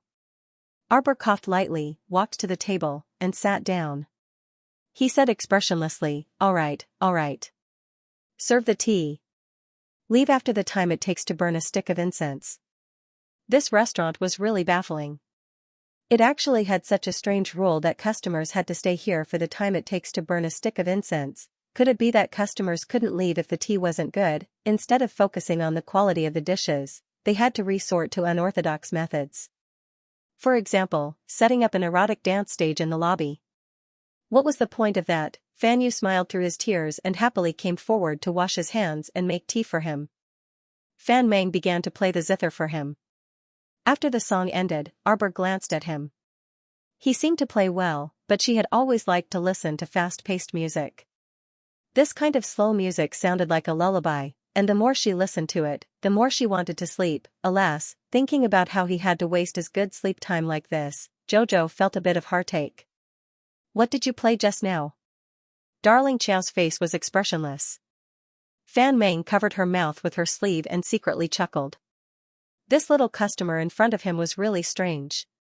Usually, the customers who pretended to be elegant in their restaurant would pretend to be very knowledgeable even if they didn't understand the tune he played. But this little girl asked what tune it was with a calm expression, not at all thinking that she would be ridiculed if she asked. This is young Master Song Feng's new tune from the ancient tune of yearning. Miss Qiao's expression was calm as if she had never heard of lovesickness before. She replied with an "oh" and didn't continue the conversation. Fan Yu handed her a cup of hot tea and asked with a smile, "Do you want some snacks?" "Why are you eating snacks in the middle of the night?" Arbor glanced at Fan Yu expressionlessly. As soon as the little fellow stopped talking, the atmosphere in the room fell silent. However, the two of them were used to visiting brothels and were used to seeing all kinds of guests.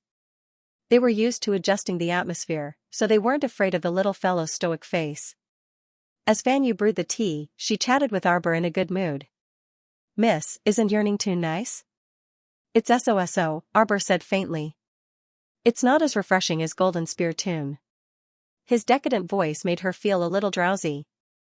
"Pfft. Refreshing? Little girl, are you sure you're not here to make fun of me?" Yearning tune expresses the strong feelings between a man and a woman, and the whole tune is lingering with faint sadness. It's about a female general falling in love with a young master from a scholarly family, but it's hard for her to express her love. The female general went around in circles, but before she could express her feelings, she was sent to the battlefield by the great king. She returned from the battlefield, and that young master committed suicide for love. Arbor glanced at Fan Yu. "It's hard to confess your love?" "Yes, it's obvious that you like him very much, but you're stubbornly refusing to confess." Arbor looked at him thoughtfully. "Then, what if you feel very happy when you see someone?" Fan Yu was startled, then smiled. "Ah, the little girl has someone she likes." Arbor nodded vigorously. "I didn't jump out from a crack in a rock, of course I have someone I like." Fan Yu chuckled and nodded. "Then have you confessed to him?" "Confessed?" Arbor thought for a moment and shook his head. Every time, Prince Mo would say to him, "Jojo, I like you." Then he would naturally say, "Me too." This shouldn't be considered a confession. Arbor blinked. "Is there still a need to confess?" Fan Yu and Fan Meng leaned closer to her and nodded. "Of course there's a need to confess. Since you like him, you have to confess. If you don't confess, how can you let the other party know that you like him?" Yes. Not only do you have to confess, many girls will personally sew something they like and give it to the other party. Yes. The tone of the conversation changed, inexplicably becoming cheerful. Arbor, however, didn't realize it. He thought about their words and nodded. "What you said makes some sense. But what do girls usually give? I embroidered a lotus for him in the past, and he liked it very much. Arbor turned to look at Fan Meng. What do you give your lover? Fan Meng covered her mouth and chuckled. Naturally, I'll give him whatever he likes. Arbor looked up at the ceiling and thought hard. He's never said that he likes anything in particular. He likes everything I give him. Why don't I plant a lotus for him? Fan Meng, Fan, you couldn't help but want to laugh. This was the most interesting girl he had met in a long time. Since he likes everything, then there's no need to give him anything. Arbor nodded. I think so too. At this point, the awkward atmosphere between the three of them had become much more harmonious. Fan Yu and Fan Meng helped her think of a solution, such as how to confess to Prince Mo and how to present it to him. Unknowingly, half an hour had passed. As for the crown prince, who had angrily gone to the House of Spring to capture his wife, not long after he and Xianxia ran onto the street, they encountered a small group of assassins. The other party had come in a hurry, and there were only 20 or so people in total. All of them were 10th level spirit realm experts. Even in Xianxia Prefecture, this was not a small force. However, to Imo Lian and He Chen, it was clearly too weak. The assassins came quickly, but so did Tong and the others. Within a few minutes, there was no need for Imo Lian to personally take action. Tong led a group of secret guards and took care of these small flies in a matter of minutes. Imo Lian stood there gloomily. He Chen couldn't help but laugh. It's the middle of the night, and you're being assassinated the moment you go out on the street. I'm afraid that the other party isn't joking, right? If this was not a joke, then what was it? Just a few kittens, what could they do? Master, please punish us. Tong led a group of people and knelt on one knee in front of Imo Lian with some fear and trepidation. Prince Imo waved his hand and said, "You may leave." Yes. It looks like they've planted spies around you. A small action in the middle of the night attracted assassins. He Chen smiled faintly. However, this person obviously doesn't have enough brains. Otherwise, they wouldn't have sent these small fries to assassinate him. No matter what, they had to transfer over 1,000 people, otherwise, how could they surround and kill the crown prince? Imo Lian glared at that guy. This damned guy looked like he wanted to see the world in chaos. Hateful. It's not bad that he could come out in the middle of the night and transfer so many people in a hurry, Imo Lian said indifferently. Oh? It seems that you already know who made a move against you. Now, he's still in Xianxia Prefecture, coincidentally has a grudge with me, and his brain isn't very bright. Who else could it be? That heir of giant Pain Wang family? He Chen blinked. Imo, what's his name again? Imo Kuan, Imo Lian said indifferently. Oh. He Chen nodded and looked at him with a playful expression. In your Imo family, other than you, is there anyone else with a slightly higher IQ? Imo Lian snorted and turned to look at him. Of course there is. He Chen made an end sound. Imo Lian didn't say anything else. With a frown, his figure flashed, and he headed toward the House of Spring not far away. Just as the two walked into the House of Spring's lobby, they attracted the gasps of the crowd. Heavens, House of Spring is indeed Xianxia Prefecture's #1 brothel. Look, look. 2 more peerless beauties have come. Wow, they're better looking than the 10 great handsome men in the brothel. Yes, yes, among the 10 great handsome men, only young Master Song Feng can compare to them. Not good enough, not good enough. Imo Lian's gaze swept across the lobby and saw a group of fools drooling at him and He Chen. The two men's faces darkened, and a trace of annoyance flitted through their hearts at the same time. In this hall, not only were there fat men, there were also many women. Beside them sat delicate and weak officials to keep them company. They were drinking wine, playing music, and singing. If the two didn't suddenly appear at the door, the music wouldn't have stopped. Imo Lian's handsome face completely revealed a dark expression. This little guy really had guts, she dared to barge into such a lousy place. Io, where did this little beauty come from? Come and give me a hug. A fat official wearing a scholar's hat walked towards Imo Lian with a jug of wine in his hand. However, before he could approach, Crown Prince Imo swatted him away with a black face with a flick of his sleeve. Ah! He heavily hit the corner of the table, then bounced off the table and fell to the ground.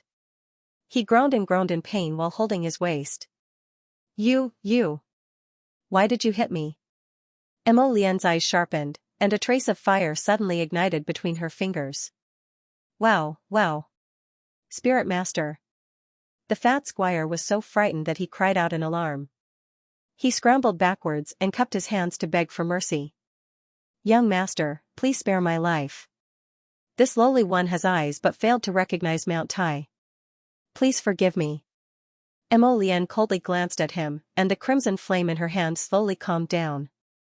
Hichin clicked his tongue and asked cheerfully, have you seen a little girl with a stoic face? Everyone saw that the two of them didn't come with good intentions, so they didn't dare to provoke them. They hurriedly nodded and talked at the same time. Yes. She went upstairs with Fan Meng and Fan Yu. Yes. Fan Meng and Fan Yu are greeting the little girl. What the hell were Fan Meng and Fan Yu? The two men looked at each other. A trace of danger flashed across Mo Lian's deep phoenix eyes.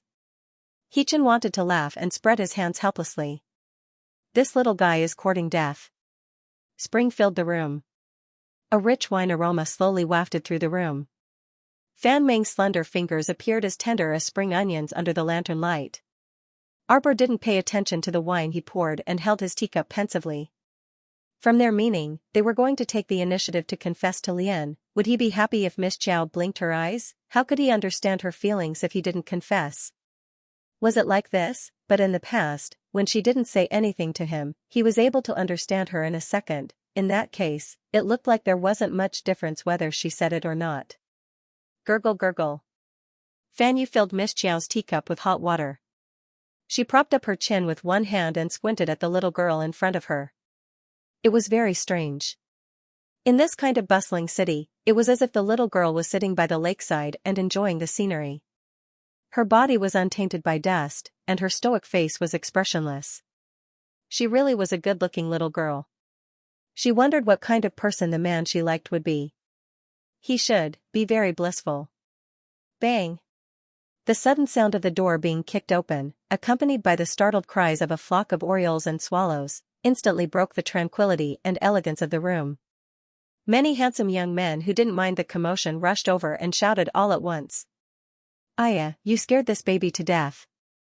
General Jia is showing off his might. Wow. It's Shuntian Prefecture's Tiger Pendant Camp's General Jia. He looks so mighty.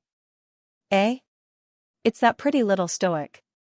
TSK, I don't know why, but when I see this stoic face, I suddenly have a feeling that my heart is moved. Go **T yourself. Which outstanding person isn't moved when you see one? So hateful. I'll slap you to death if you talk like that. Miss Chow put down her teacup with a bang and abruptly stood up with a slap on the table. A green vine swiftly darted out of her sleeve and abruptly whipped the person's chest. Wah! Cries came from the surroundings. They saw that Tiger Pendant Camp's General Jia was sent flying by the little stoic's whip. He crashed into the opposite room with a bang and directly smashed the door. Wah! The little stoic is mighty. This little girl with a stoic face is really good at martial arts. A crowd of clowns stood on both sides of the doorway, cheering, clapping and waving flags at Arbor. The little girl felt a headache coming on. She really didn't know what was wrong with Yi Ling Min to bring her to such a messy place. Young Master Song Feng is here. Quickly move aside.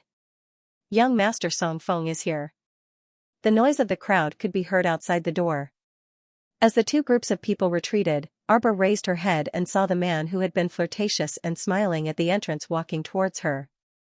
Along the way, they were accompanied by laughter that sounded like background music.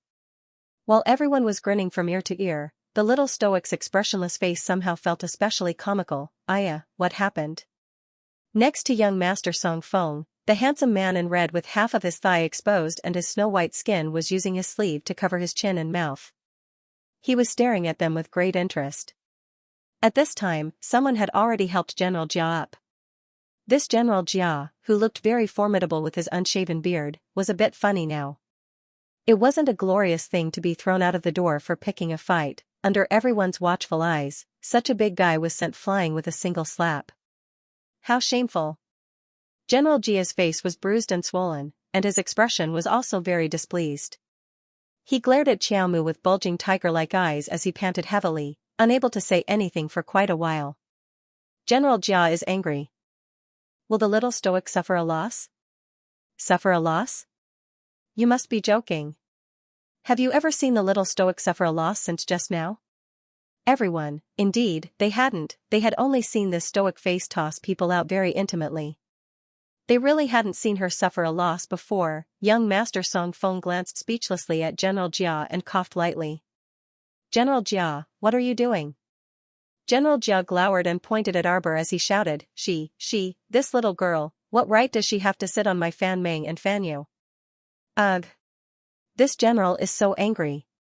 He, the Grand General of Shuntian Prefecture's Pentiger Battalion, actually didn't call for his top hostess to serve him when he came here to drink with prostitutes. What right did a little girl who hadn't even grown out her hair yet have to invite two great beauties, Arbor? Everyone's eyelids twitched when they saw her withdraw a beam of lush green wood spirit energy from her hand. Stop. The man in fiery red clothes hastily reached out to stop her from exerting force. Don't smash it. This building can't withstand 2 smashes from you. Fan Meng, who finally had a pleasant chat with Miss Jiao, hastily stepped forward and said, General Jia, this is our young master's arrangement. Would you like to come another day? Why should I come another day? So long-winded.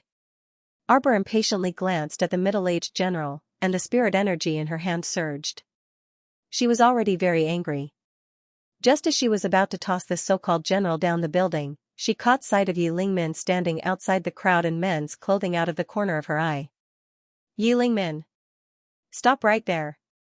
Arbor shouted angrily and turned around, abandoning everyone.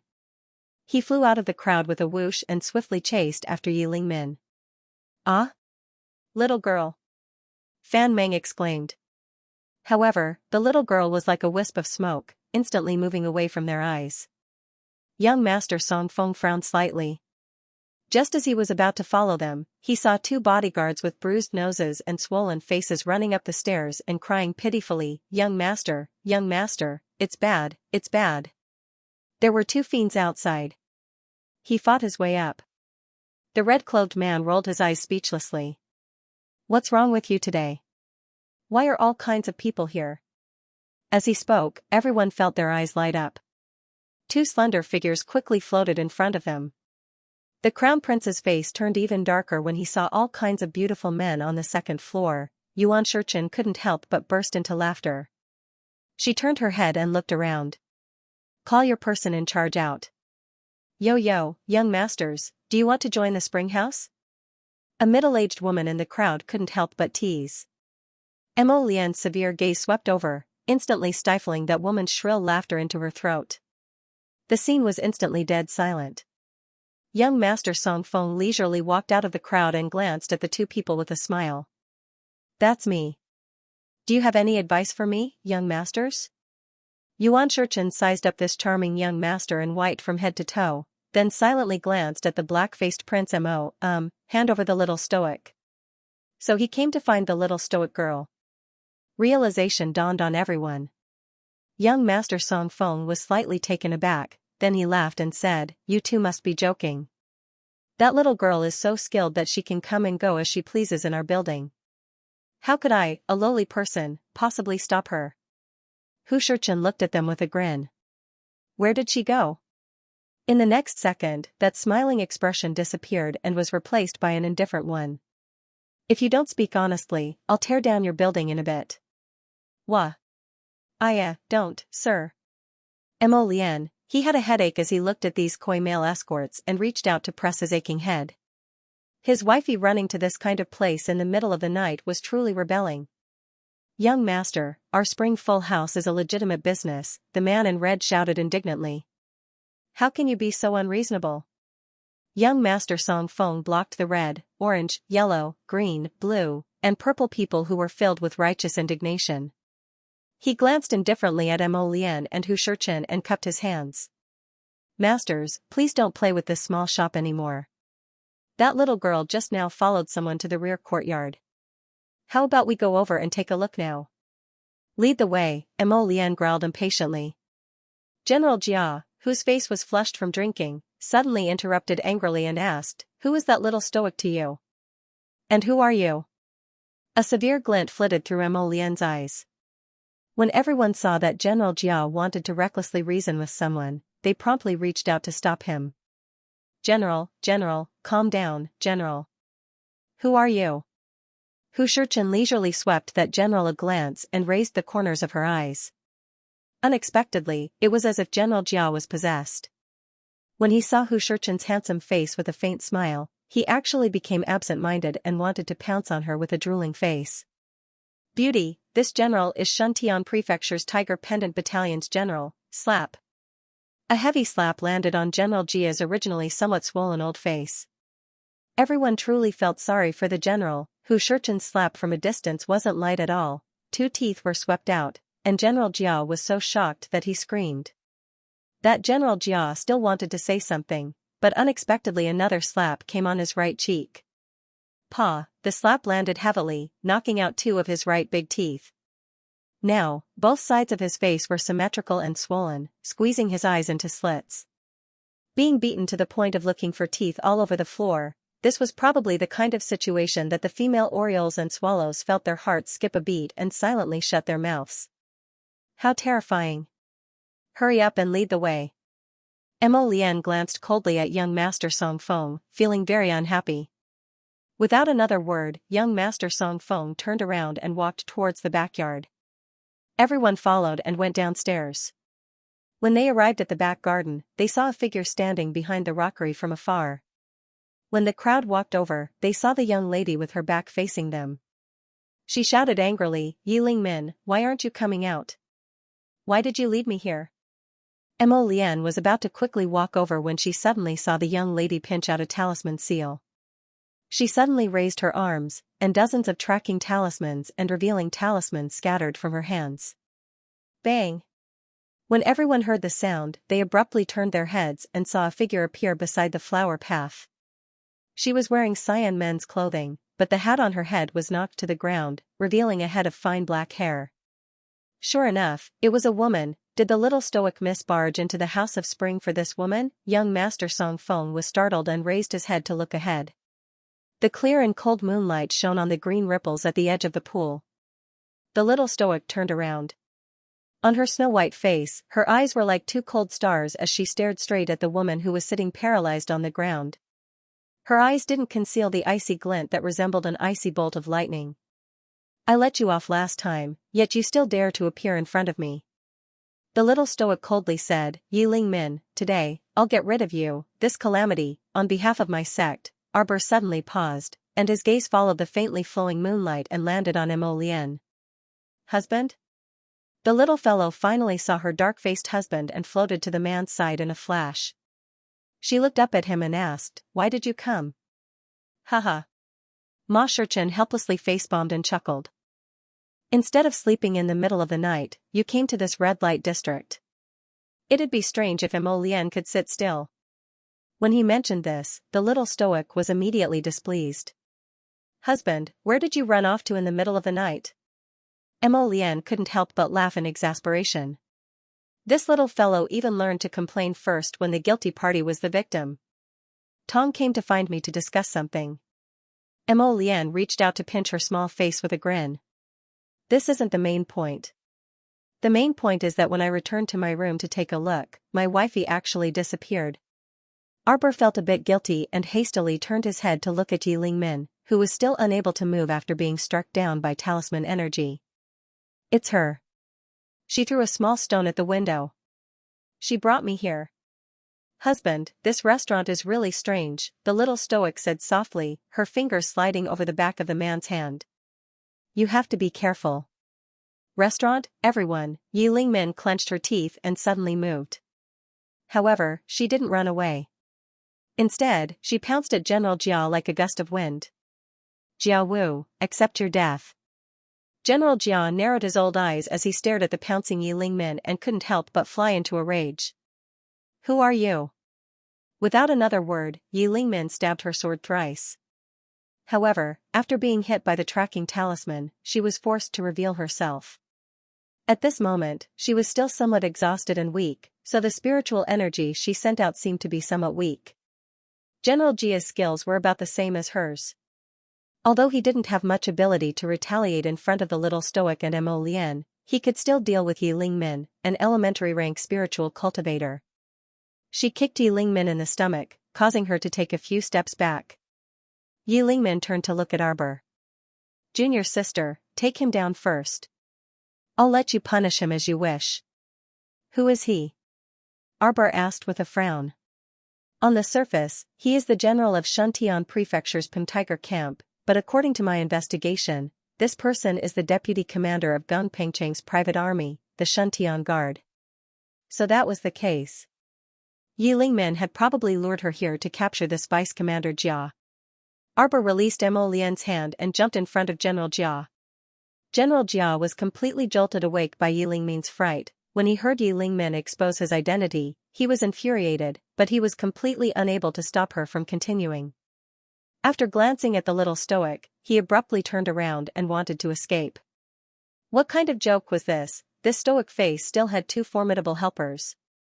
If he didn't leave now, when would he? Unfortunately, he had just turned around when his left leg was grabbed by a vine. He looked down and saw a green vine coiled around his left leg. Someone exerted force, and he was abruptly pulled to the ground. With a bang, he smashed into the ground like a dog eating shit. At this time, General Jia was probably cursing in his heart. A belly full of anger rushed out from the depths of his heart, and Jia Zhong angrily berated, "You people, let go of this general. You dare to attack the general of Tigerpun camp?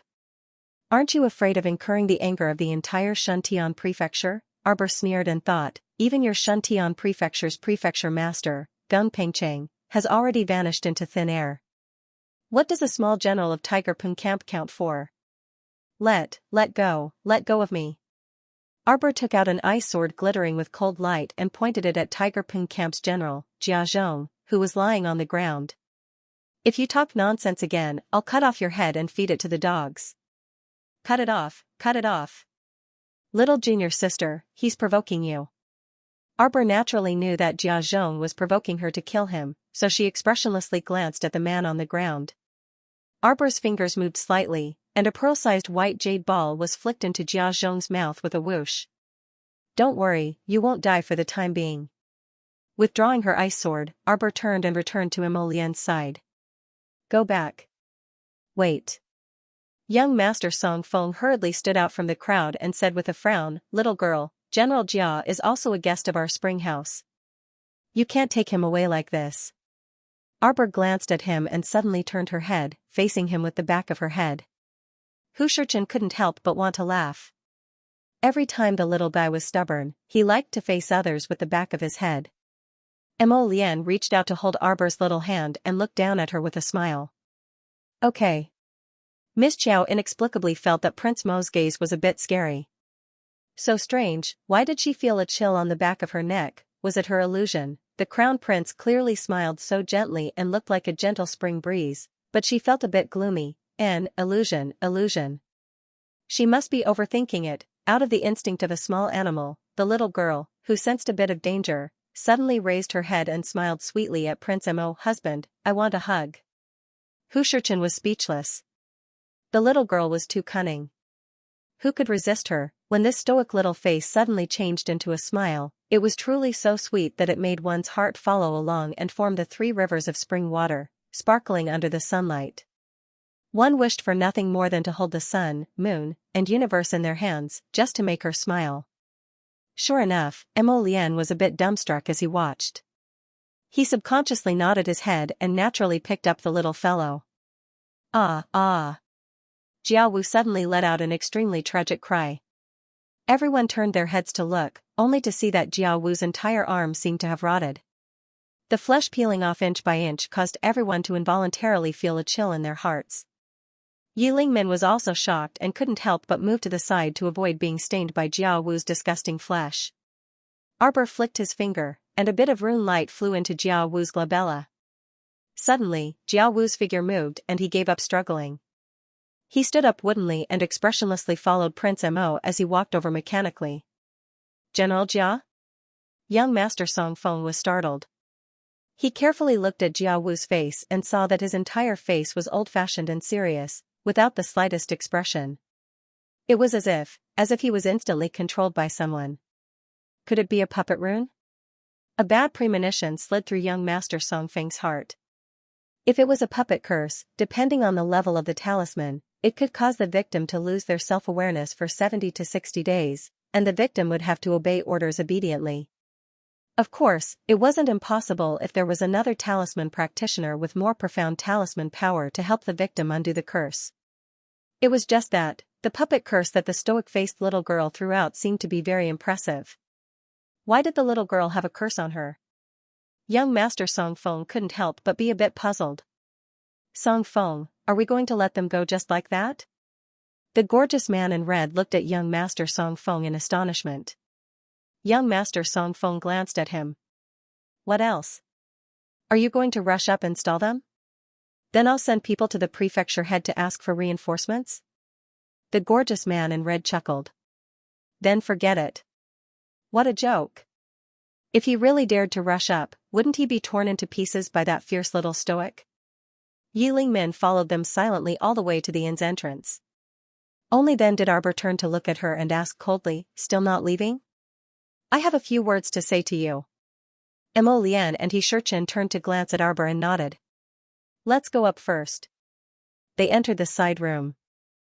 After being tormented for most of the night, the sky was already a bit bright. Arbor looked at her indifferently. What is it? At that time, I was in a hurry to go to Shuntian Prefecture, so I found a secret medicine and took it. Although my cultivation improved by leaps and bounds in a short time, my cultivation will gradually dissipate. However, with the passage of time, my cultivation will slowly disperse, and it will disperse faster and faster with each passing year, Yi Lingmin said softly. That's what you deserve. Don't expect me to save you. Arbor said bluntly. Yes, I never expected little junior sister to save me. Yi Lingmin nodded and said, I deserve it, but I'm telling little junior sister this because I want to tell you that I might not have much time left. So I want to tell you in advance about the things I've investigated over the years. Arbor was silent for a long time. He looked at her coldly and said, Speak. I have followed this Jia Wu for a long time. After many investigations, I found out that he is the deputy commander of Gung Pengcheng's private army. Yi Lingmin glanced at General Jia, who was standing silently at the side.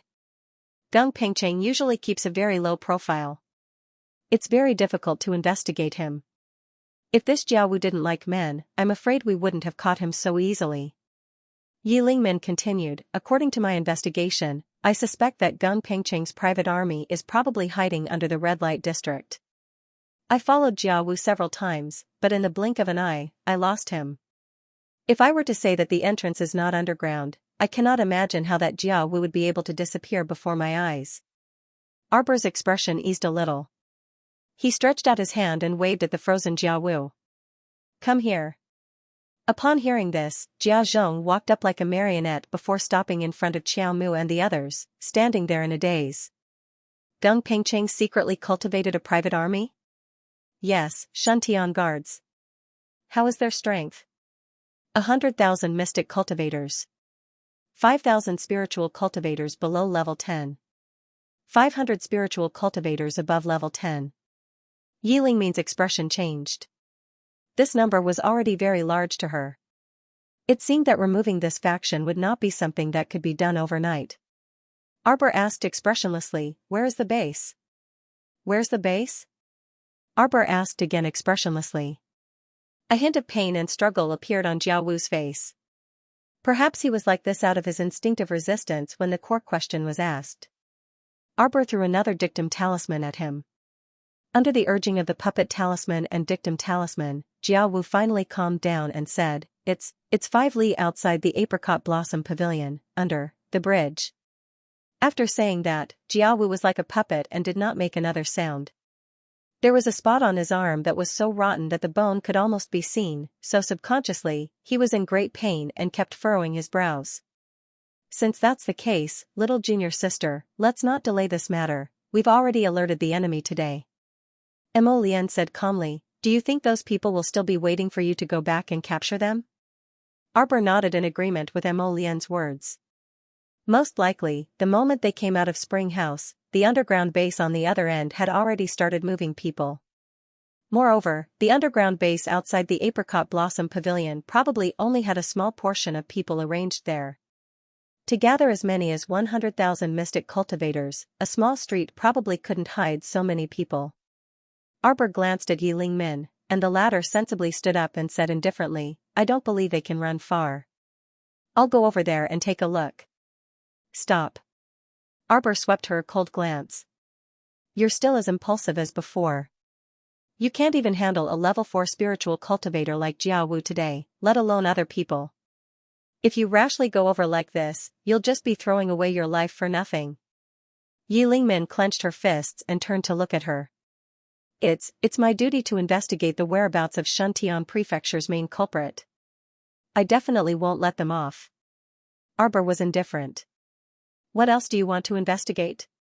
Lu Yizhi is dead, and Gung Pengcheng also vanished into thin air. The remaining people are merely unimportant people. I won't let any of the people who deserve to die off. Gung Pengcheng is dead? The Gung Pengcheng you assassinated at the banquet that night was one of my men, Arbor said coldly.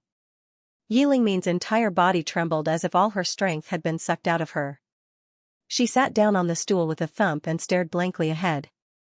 I've been investigating for so many years, I've put in so much effort, but in the end.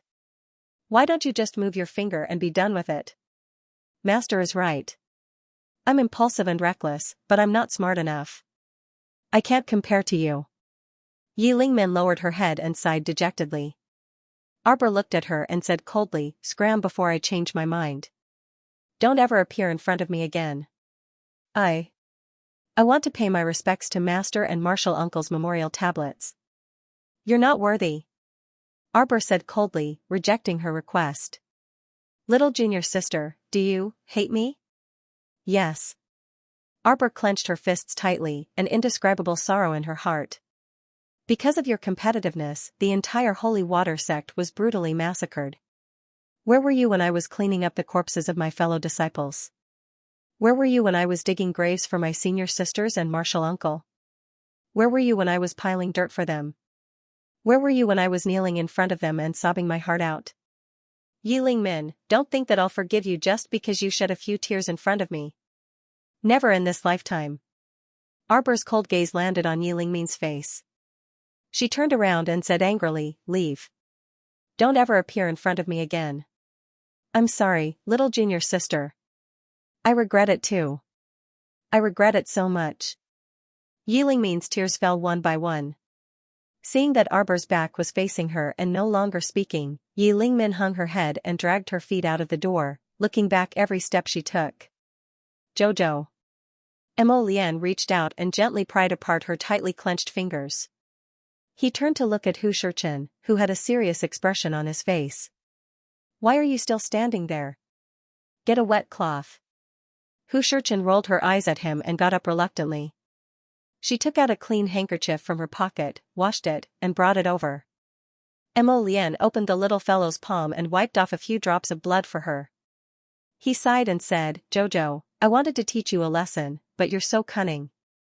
How can I bear to teach you a lesson now that you're like this? Arbor sniffled and glanced at him. She said expressionlessly, what did I do wrong? Huh. Hu Shurchen chuckled and said, you didn't do anything wrong? You went to the red light district alone in the middle of the night to look for a man. Isn't that great? What man am I looking for? Arbor's expression said, you're making it up, keep making it up. Red, orange, yellow, green, blue, purple, and all those dreams and worries? Aren't they all yours? Are you talking about the green peacock and the red chicken? Arbor frowned. That restaurant just has more people of all shapes and sizes. The tea is average and the food isn't that good either.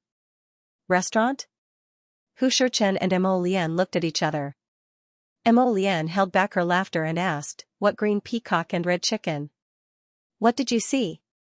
It's so colorful. Green peacock, red chicken, yellow lantern grass, blue phoenix flowers. A bunch of messy colors. It hurts my eyes. The two men, don't you think these people are good-looking? Xianxia's mouth twitched as she asked. Arbor shook his head. What's there to see? It was a jumble of colors. It's not even 1% as good as Duanyu. Crown Prince Mo's smiling face abruptly stiffened. Originally, he was still very pleased with himself. Sure enough, his baby automatically filtered out a group of orioles and swallows. But why the heck did Jojo always like to use Duanyu as the benchmark? For example, what does Jojo think of Yes, Jojo? I don't know him. He's not even 1/10 as good-looking as Duanyu. Duanyu, this guy, was truly a lingering spirit. So hateful, Hichin blinked and suddenly laughed. What about me? What about me? Am I better looking or is that Duanyu better looking? Xiamu glanced at him before looking at her dear husband, who was sitting on the side and looking at her with a grin. A very strong desire to live inexplicably arose in her heart, and she hastily hugged Mo Lian's arm and exclaimed, My Lian is the most beautiful. Xianxia guffawed and patted the little fellow's head. Suddenly, his hand paused, and his gaze landed on her palm. Jojo, you're wound? Miss Chow looked down. Mo Lian's gaze also landed on her palm, which was seeping with a few drops of blood. There were now a few tiny bruises on her originally fair and tender hand. They were small wounds caused by pinching her fingertips. But they had completely disappeared by now. Her hands had returned to their original incomparably fair appearance, and not a single wound could be seen. With a small update, you're a little pleasantly surprised, ******, that's it for today. The author is dog-tired. Those with votes, please vote. Those without votes, please leave a comment. Remember to leave a 5-star review. Let me take a look. Mo Lian pulled her into his arms and flipped open her little paws to examine them carefully again. He nodded and said, Your recovery ability is very strong. I can't tell that you were once injured at all. It was really quite strange. The recovery speed of this kind of injury was a little strange. Arbor looked up at the two of them and said with a blank expression, It was like this in the past. Aya, my Chiao, your little body may contain an extremely strong strange energy. It's probably the effect of the Xuanji core?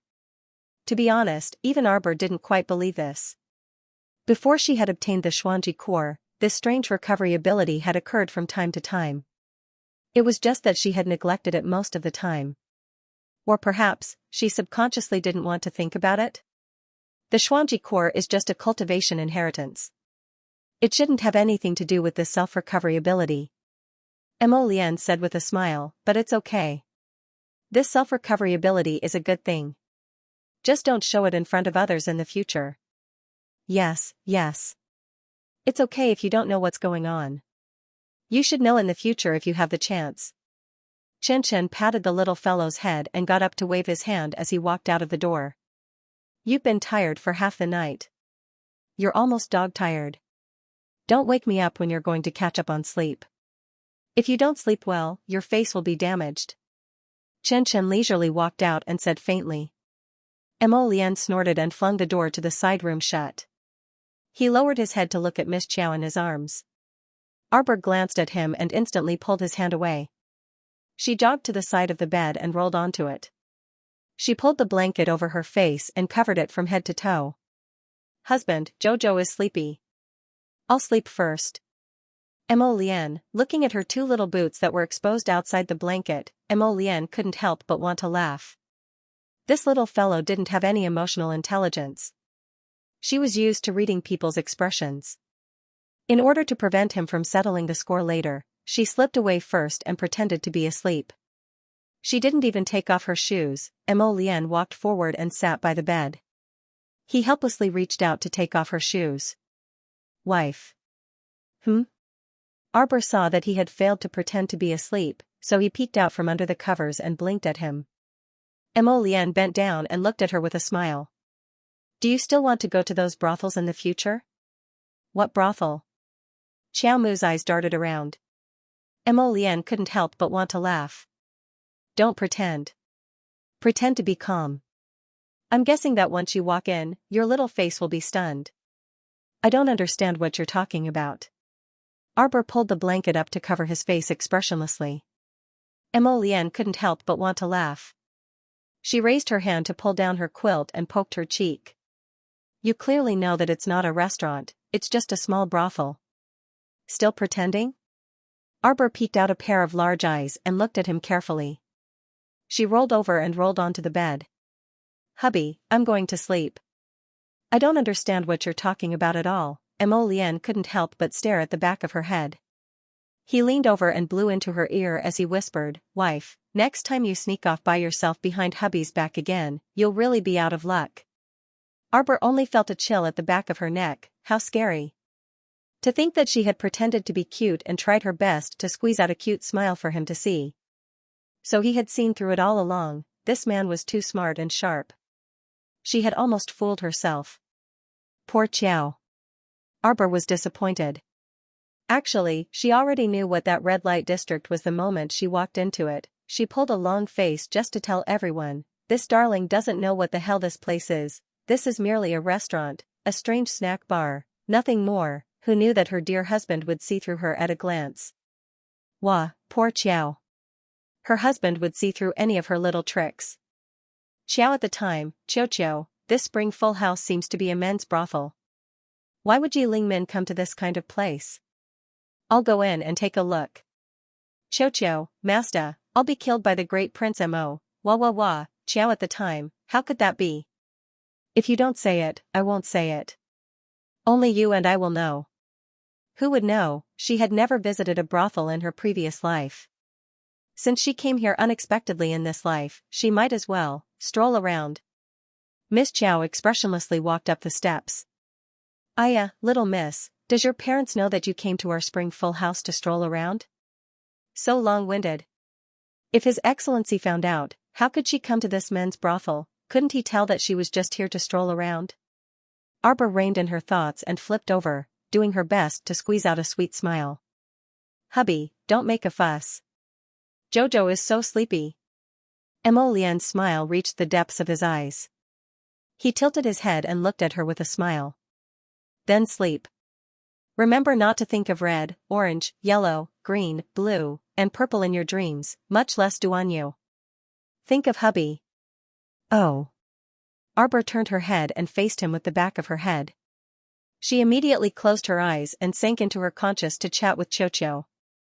Qiu, you're capable now. You'll divulge little master's whereabouts to hubby.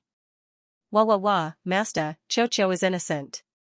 You don't know how terrifying the great crown prince and the venerable peach blossom immortal were back then. They both threatened Qiu. One wanted to roast Qiu, and the other wanted to throw Qiu into the frying pan. The most wicked thing was that they even wanted to throw Qiu into the cesspool. Qiu can't go into the cesspool. Arbor, wicked indeed. Master, Qiu is in trouble. The crown prince had brought out his flames. How terrifying. Qiu hates lightning and fire the most. Qiu is too pitiful. Enough. Sell your ass in misery. Xiaomu directly blocked this little fellow. This stinking brat had purposely exposed her whereabouts. No matter how vicious those two men were, they wouldn't hurt Qiu. Don't think that she didn't know. Initially, he thought that he wouldn't be able to fall asleep if he pretended to be asleep. Who knew? In less than 2 minutes, she lost all consciousness and fell into a deep slumber. By the time he woke up, the sky was already dark. Arbor looked out of the window blankly and rolled out of bed. What's going on? She actually slept all the way tonight. The little fellow jumped off the bed. Just as he finished putting on his clothes, he heard the door of the room move. Emolienne pushed the door open and walked in. Upon seeing her standing inside the room, Crown Prince Mo couldn't resist curling his lips in amusement. Xiao woke up. Arbor felt that the Crown Prince's gaze was clearly filled with mockery. Arbor raised her hand to tidy up her messy long hair. Her eyes drifted as she looked around. It's already so late. I didn't think that I would sleep the entire afternoon. Haha. Ha. Dao Wuji's laughter came from outside the door. My sister-in-law. You didn't sleep the entire afternoon.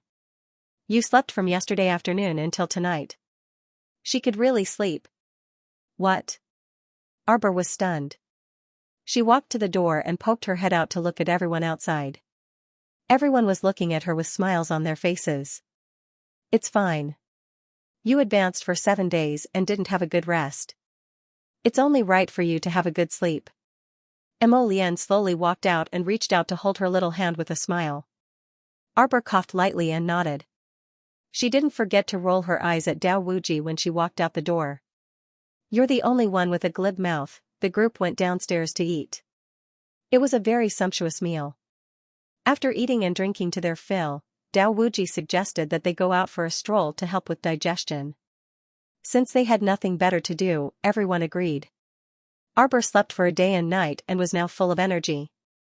She could even walk with the wind. Emolienne saw that she was walking quickly and reached out to pull her to his side. He looked at her in amusement. Why are you running? I'm not running. Why aren't you running? Are you worried that your husband will settle the score with you? Arbor's eyes turned and she reached out to grab his arm. Husband, did Dunjan send any news yesterday? Stiffly changing the topic. Emolienne poked her forehead and couldn't help but laugh. Dunjan didn't send any news. I also find it a little strange. Wife, are you willing to accompany your husband on a night trip to Xianxia Prefecture's main residence? Arbor's eyes lit up. There had been no news from Dunjan for 2 days. It was reasonable for the two of them to sneak into the main residence and see how he was doing. Okay. Take me there, take me there. Everlasting Blade was walking in front of the two of them, so he could hear their conversation clearly. Now that he heard that they could sneak into Xianxia Prefecture's main residence to play, how could he sit still? He quickly volunteered and praised himself. Arbor glanced at him and said with a serious expression, We're not going there to play. Lian and I are going there to do serious business. Yes, yes, yes, yes. I'm also going to do something serious. Everlasting Blade pointed at his face and said with a mischievous smile, Look at my serious face. Xiaomu averted her eyes in disdain. You don't look very reliable, so I'd better not. Dao Wuji looked at Emolienne with a bitter expression. Breaking into Xianxia Prefecture at night, Jojo and I alone will be enough. Emolienne said indifferently. If there are too many people, it'll be easier to alert the enemy. All right. Dao Wuji lowered his head. Arbor glanced at him and snorted. My peaches have ripened again. Do you want some? Alas. Dao Wuji was about to sigh when the word peach popped up in his head. He suddenly sobered up and raised his head. Yes, yes, yes. Give me a truckload. Bah. Arbor spat at him. This person was really asking for an exorbitant price. Dao Wuji looked a little aggrieved. Ever since he ate 2 peaches last time, this stingy little sister-in-law had stopped giving him any more. There were so many peach trees on Paradise Planet. The heavy peaches were about to crush the branches. What do you know? Jojo wants to use them to make spiritual peach wine. The venerable peach blossom immortal rolled his eyes at Dao Wuji and waved his hand. Go, go, go to the side. Don't meddle. Spiritual peach wine. Dao Wuji chuckled. In that case, venerable immortal must have drunk it before? Hu Shurchen snorted. Of course. Then do you have any with you? No. Xichen glanced at him warily. Unfortunately, his brainless answer was almost instantaneous. Instead, it made Endless Blade certain that the venerable peach blossom immortal definitely had the spiritual peach wine. Brother Chen, you're wrong. Of course, good wine should be shared with good friends. Xichen glared at him with a look that said, Who's your brother? His expression was full of condemnation. You're already so old, yet you still want to pretend to be young and call me brother. The peony fairy couldn't help but burst into laughter. Endless Blade's mouth twitched. He threw himself at Xichen, wanting to hug Xichen's arm. Brother Chen, let's enjoy our blessings together. Good things should be shared. It's better to share than to share alone, get lost. Xichen kicked him without hesitation and dodged to little Taisui's side. Endless Blade thumped his chest and stamped his feet. This spiritual peach wine must be especially delicious. Otherwise, why would you be like this? For a sip of wine, he had become friendless. This wine was becoming more and more attractive to Endless Blade. Little Taisui glanced at Endless Blade in disdain. Where's your shame? I don't want it anymore. Everyone, why was this idiot Everlasting Blade a member of their team? Just how careless was his answer? They really felt embarrassed for Endless Blade. Xiaomu glanced at a certain person, Dao, who was incessantly making a scene, and helplessly took out a jug of wine. However, Endless Blade had his back to her, and Jichen was especially fast. In the blink of an eye, he was beside her. In the next instant, the jug in her little hand was taken away by this uncle. Ah! Jichen, what are you doing? You shameless bastard, how dare you steal my wine? Is this wine really that good? The Peony Fairy's curiosity was piqued. Luoda sniffed hard and praised, it's really good wine. The wine hadn't been opened yet, but they could already smell the faint fragrance of peach blossoms, accompanied by the rich fragrance of wine. Just smelling it made them feel refreshed. It really is good wine. Thin Monk, a man of few words, couldn't help but look up at the wine jug in Jichen's hand. Thin Tuchuo's image was a bit strange. Half of this fellow's hair was bald, and the other half was loose like a clump of withered grass. His entire face was sallow, and he didn't like to talk much. Most of the time, he sat there silently, listening to the conversations of others. A wine that could make him open his mouth was obviously a top-notch wine. Limitless Blade wanted to take back his wine even more. He grabbed Yuan Shurchen's arm and persistently shouted, Yuan Shurchen, hurry up and give me back my wine. Arbor couldn't stand it anymore. Alright, everyone has one. Everlasting Blade hurriedly left Shurchen behind and jogged over to Arbor. He beamed with joy and said, Jojo, let me try it first. Mo Lien glanced at him and scolded him in her heart, what a glutton. Arbor handed Limitless Blade a pot and distributed the rest of the wine to everyone. Finally, he glanced at Xing Chen, who was looking at him expectantly. You brewed so many pots in the first batch. Miss Chow glared at him angrily. Most of the peach blossom wine had been stolen by this guy, Yuan Shurchen. The remaining small portion had been distributed to everyone today. She only had 2 pots left. 2 pots, the winemaker had no wine to drink. How infuriating, Yuan Shurchen glanced at her listlessly. My Jojo. Arbor's mouth twitched. He threw the last jug of wine to him and shouted, Scram. Hu Shurchen giggled, took the peach blossom wine, and hurriedly moved to the side. Prince Mo's face darkened as he looked Hu Shurchen up and down. This damned Hu Shurchen, she had already seen through Jojo's easily softened temperament. His wife was too popular, how could he get angry? Dao Wuji had already pulled out the cork of the wine jug. After taking a sip, his eyes suddenly lit up. Little sister-in-law, you actually hid such good wine for so long. She should have taken it out and shared it earlier. Dao Wuji beat his chest and stamped his feet. Strange, why did he feel warm all over when the wine entered his stomach, and a subtle stream of saint power slowly flowed in his body? Hu Shurchen glanced at Dao Wuji with a smug look. How is it? Do you feel it? This spiritual wine can stimulate the flow of saint power in the body. Are you surprised? Are you pleasantly surprised?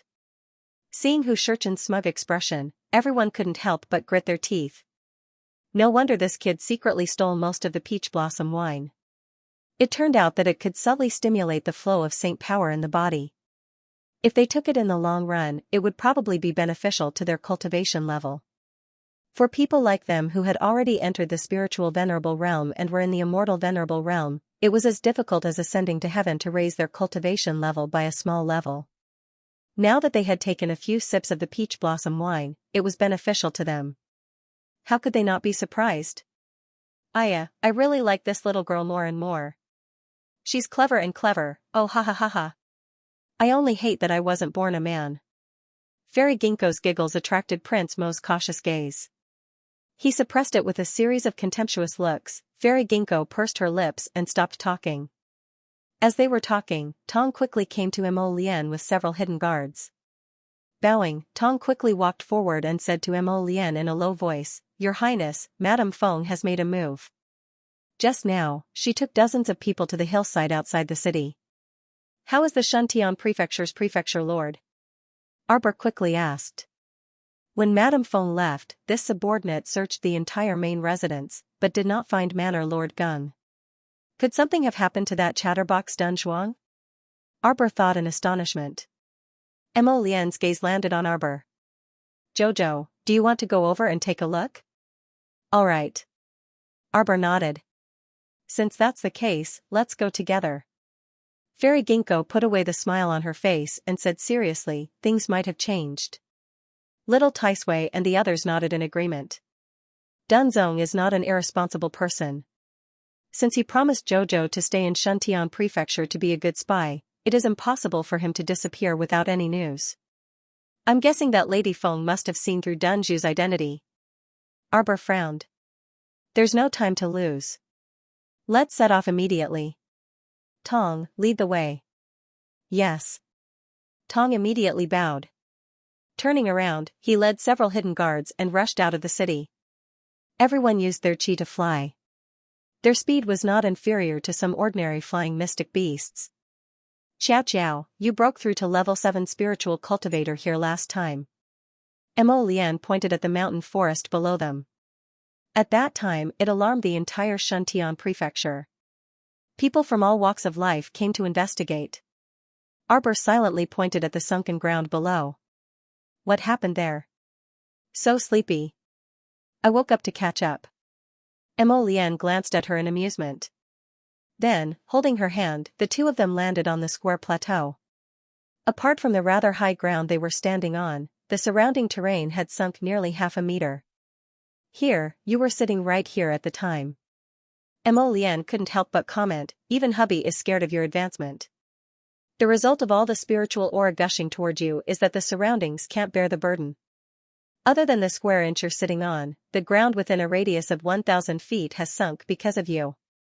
Arbor expressionlessly turned her head away. Mo Lian was amused and pulled her small body back. Hubby saw it with his own eyes. Don't try to deny it, a perfectly fine mountain forest was turned into this by a little vandal like you. Little Taisui and the others also followed them to the sunken terrain. After studying it for a moment, they all turned to look at the expressionless Arbor.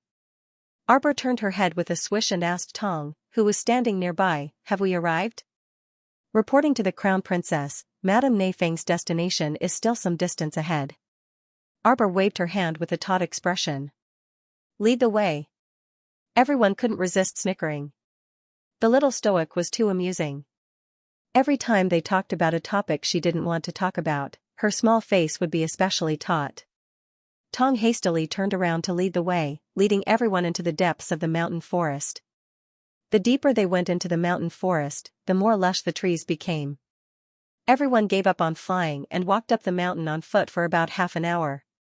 From afar, they could see that the terrain had opened up slightly. After walking for another half an hour, Tong led everyone to a cliff entrance. He pointed below and said, Madame Neifeng led her people down from here. Everyone looked at each other in bewilderment. Arbor waved the fog in front of her and said aloofly, the fog below is poisonous. Little Taisui and the others hastily retreated a few steps. Arbor took out several handmade antidote pills with special effects from her inner world and distributed them to everyone. It looks like there are many poisonous insects and ants below. Be careful. Ordinary poisons were basically useless against them. Even so, Arbor still reminded them to be careful and not fail miserably. Let's go down and take a look. Arbor and Mo Lian glanced at each other. Both of them raised their chi and flew down the cliff. Little Taisui and the others also followed behind. They controlled their speed and slowly made their way to the bottom of the cliff. He was surrounded by a thick layer of white fog, from which tiny water droplets constantly seeped out. However, since everyone had activated their defensive barriers, these small corrosive water droplets could not get close to them at all. The distance from the cliff to the bottom of the cliff was actually not too high. After everyone slowly swayed down, their eyes couldn't help but turn solemn. In front of them, there were countless palm-sized scorpions crawling back and forth.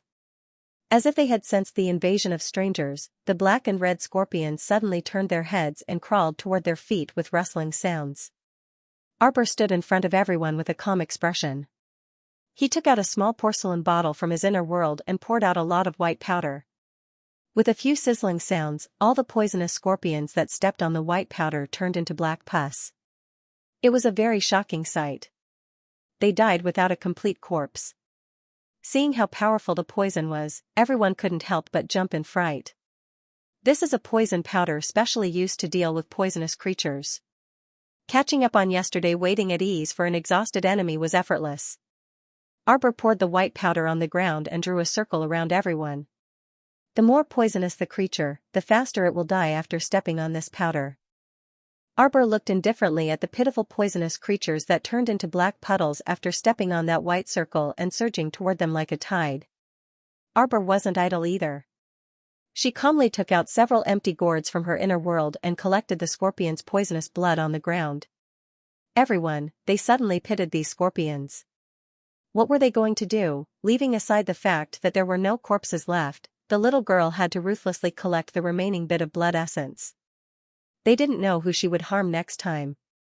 The little girl was too savage. Arbor unhurriedly collected the scorpion's poisonous blood for about half a quarter of an hour. Everyone's eyes swept around, and they couldn't help but laugh out loud. Those slow-witted poisonous scorpions finally reacted. However, at this very moment, about 2/3 of their brothers and sisters were already dead. How would the several thousand poisonous scorpions dare to approach the remaining 1/3?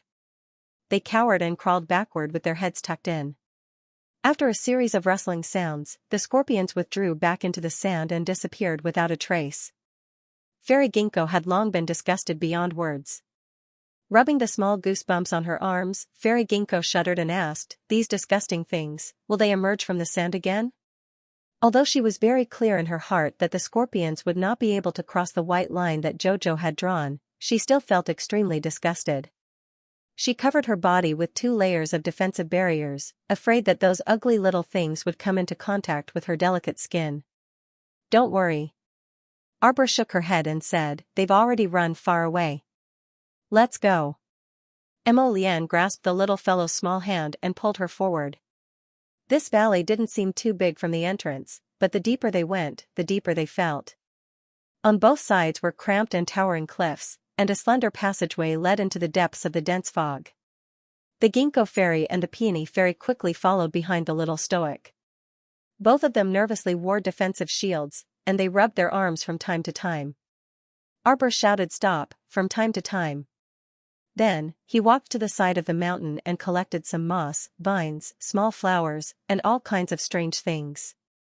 Sometimes, when she saw a half-lying, motionless lizard, she would use her silver needles to kill it. Then, she would walk over expressionlessly, pick up the lizard, and bottle it. Everyone was speechless. Why did they feel that Xiao didn't seem to be taking a stroll in a dangerous poison garden? Instead, it was as if they had entered her amusement park. In her eyes, there were top-notch materials for making poison everywhere. Stop. Everyone's eyes twitched involuntarily. Sure enough, the little guy walked a few steps forward, squatted down, and fiddled with the soil. He pulled out a small twisting blue snake from the soil and glared at it threateningly. "Don't move." The little white snake originally coiled around her wrist also raised its round head and glared at the little blue snake to intimidate it. The little blue snake was scared silly. They didn't know if it was frightened by the little fellow or by the big boss on the little fellow's wrist. Its snake body hung down stiffly like a dead fish, stiff and motionless. Lian and the rest looked at the snake sympathetically. The little fellow was quick to react and ruthless. She pried open the snake's mouth and gave it a warning glare. "Don't move, don't move." Everyone. In the blink of an eye, Miss Jiao forcefully pulled out the 2 venomous fangs from the snake's mouth. It hurt so much, everyone looked at the snake's contorted expression and sincerely shed tears of sympathy for it. Xiaomu tossed away that blue snakelet. The little snake whimpered and wriggled its body, trying to escape. Arbor stepped on its tail. "Everyone, little fellow, you're too much." Arbor put the 2 venomous fangs into a small crystal bottle. After putting away the bottle, he squatted down and lifted the snake up. The snake was helpless. Its head tilted up slightly, and its eyes were filled with pitiful tears. It's crying." Fairy Ginkgo exclaimed as if she had discovered a new continent. How could it not cry? Everyone looked at the cowardly little blue snake with great sympathy. "What are you crying for?" The little fellow slapped the snake's head and pried open its mouth again, sprinkling 2 drops of medicinal liquid into it. "It'll grow back in a month." What a stupid snake, crying. Your two venomous fangs aren't growing well. Otherwise, how could they be pulled out so easily? Now that I've removed them before they're completely crooked, the ones that grow back in the future will be much sturdier than this. Pig. Arbor scolded the little snake to himself and threw it into the soil. Scram. The little blue snake, who had its fangs pulled out and was scolded as a pig, felt that it had never felt so wronged in its life. So wronged, it wriggled its slender little tail and was about to hurriedly burrow back into the soil when it suddenly saw Arbor take out a bottle of medicinal liquid from his sleeve and feed it to the big white snake on his wrist. What a sweet smell! The little blue snake paused and suddenly slithered towards Chow Moo's feet with a rustle. Everyone thought, "You're courting death." The little blue snake slithered to Arbor's feet and suddenly collapsed on the ground in a very human-like manner. Then, its belly flipped, and it actually rolled towards the sky like a fish. It stuck out its belly and had a "please feed me" expression on its face. Everyone was speechless. Arbor glanced at it and said expressionlessly, "You can eat it if you want. In the future, I will offer a drop of venom essence every 3 months." The corner of Ma Shurchen's mouth twitched as she stole a glance at Mo Lien, who was standing beside her. He dared to bet his head with Mo Lien that the little fellow was definitely doing this on purpose. This little blue snake was definitely not an ordinary creature. Unfortunately, he was caught by Chow Chow today, even though he had been living in this poison valley for so many years. This is a blue spirit snake emperor. Arbor picked up the little blue snake, who was willing to sell himself because of his gluttony, and expressionlessly threw him back to the 100 Poison Valley on Paradise Planet. Although it is only a little snake at the peak of spiritual beast level, its venom is the most poisonous in the world. A drop of poison essence every 3 months was more than enough for her. The blue spirit snake emperor's venom was very malleable and could be made into all kinds of poisons. In the future, this venom would be very effective against great spiritual masters above level 10. Arbor turned around and looked at everyone. "What's with your expressions?" "And nothing." Fairy Ginkgo mumbled and closed her mouth. She secretly thought that the little blue snake was a little pitiful. Look, even after selling herself, she's still happily counting money for her master." Arbor glanced at them. Although no one said anything, their eyes were full of drama. Humph. Miss Chow turned her head and continued walking forward. Everyone followed the thin and long path filled with thick fog.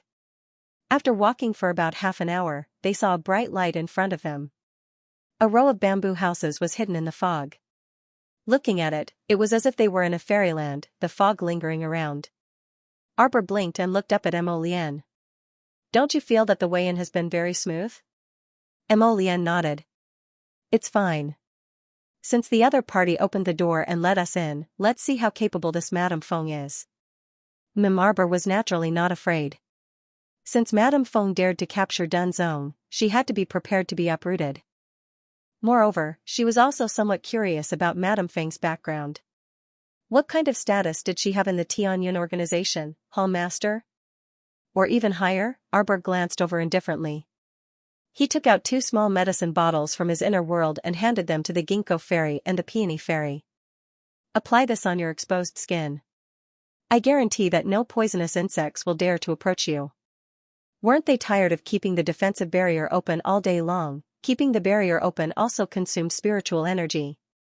Oh no, they were consuming sacred energy. Okay, the 2 hurriedly took the medicine and removed the barrier after applying it. They looked around and saw that no poisonous creatures dared to approach them. Only then did they relax. Everyone walked towards the entrance of the bamboo house. At the same time, Dun Zong, who was tied to an interrogation pillar, was cursing at Madame Feng. "Stop dreaming. A warrior prefers death to humiliation. I won't tell you who I am even if I die." It was really like a tiger being bullied by dogs, to think that he, a dignified venerable realm cultivator, was forced to be suppressed in Gung Pengcheng's small spirit realm body. Woo, he wanted to regain his previous cultivation and had to continue cultivating. The problem was that he needed time to train. Although he was already training as hard as he could, Gung Pengcheng's body was limited. The more he thought about it, the more pitiful he felt.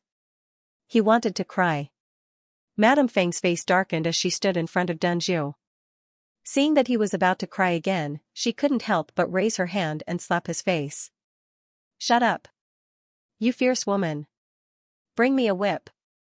Wow. Don't hit me, don't hit me. Ah." The moment the whip came down, the stalks let out a heart-wrenching cry and a heart-rending scream. "Shut up." Madame Feng scolded angrily. Her face was slightly distorted. At this moment, the door of Nethery's room was pushed open. A woman who looked like a maid hurried over with her head lowered. She whispered to Madame Feng, "Madam, Hall Master Gong is here." Madame Feng frowned slightly. She handed the whip in her hand to the maidservant and said, "Continue." "Yes." She turned around and walked out. Miserable screams rose again. As the door of Nethery's room slammed shut, Madame Feng raised her hand and rubbed the space between her eyebrows. Everything had been going wrong recently. After her stubborn disciple, Huang He, discovered her biggest secret, she wanted to get rid of Huang He but failed. What happened next was even more dramatic. She actually discovered that her husband seemed to have been replaced by someone else. This Gung Pengcheng in front of her was completely different from her husband in terms of temperament and behavior. Although he usually covered it up very well and could clearly describe many of the past events between them, he naturally couldn't match the small details. 2 days ago, Madame Feng was completely certain that the Gung Pengcheng in front of her had definitely been swapped. However, that person's skills were very good. The appearance did not change, but the heart was different. In other words, the original Gung Pengcheng's soul had probably dissipated long ago, and his spiritual consciousness had been destroyed. Although this man had never loved her from the beginning to the end, they had been husband and wife for so many years. It would be a lie to say that she did not regret it. If it were not for Gung Pengcheng, she would not have joined the organization and undergone such a drastic change.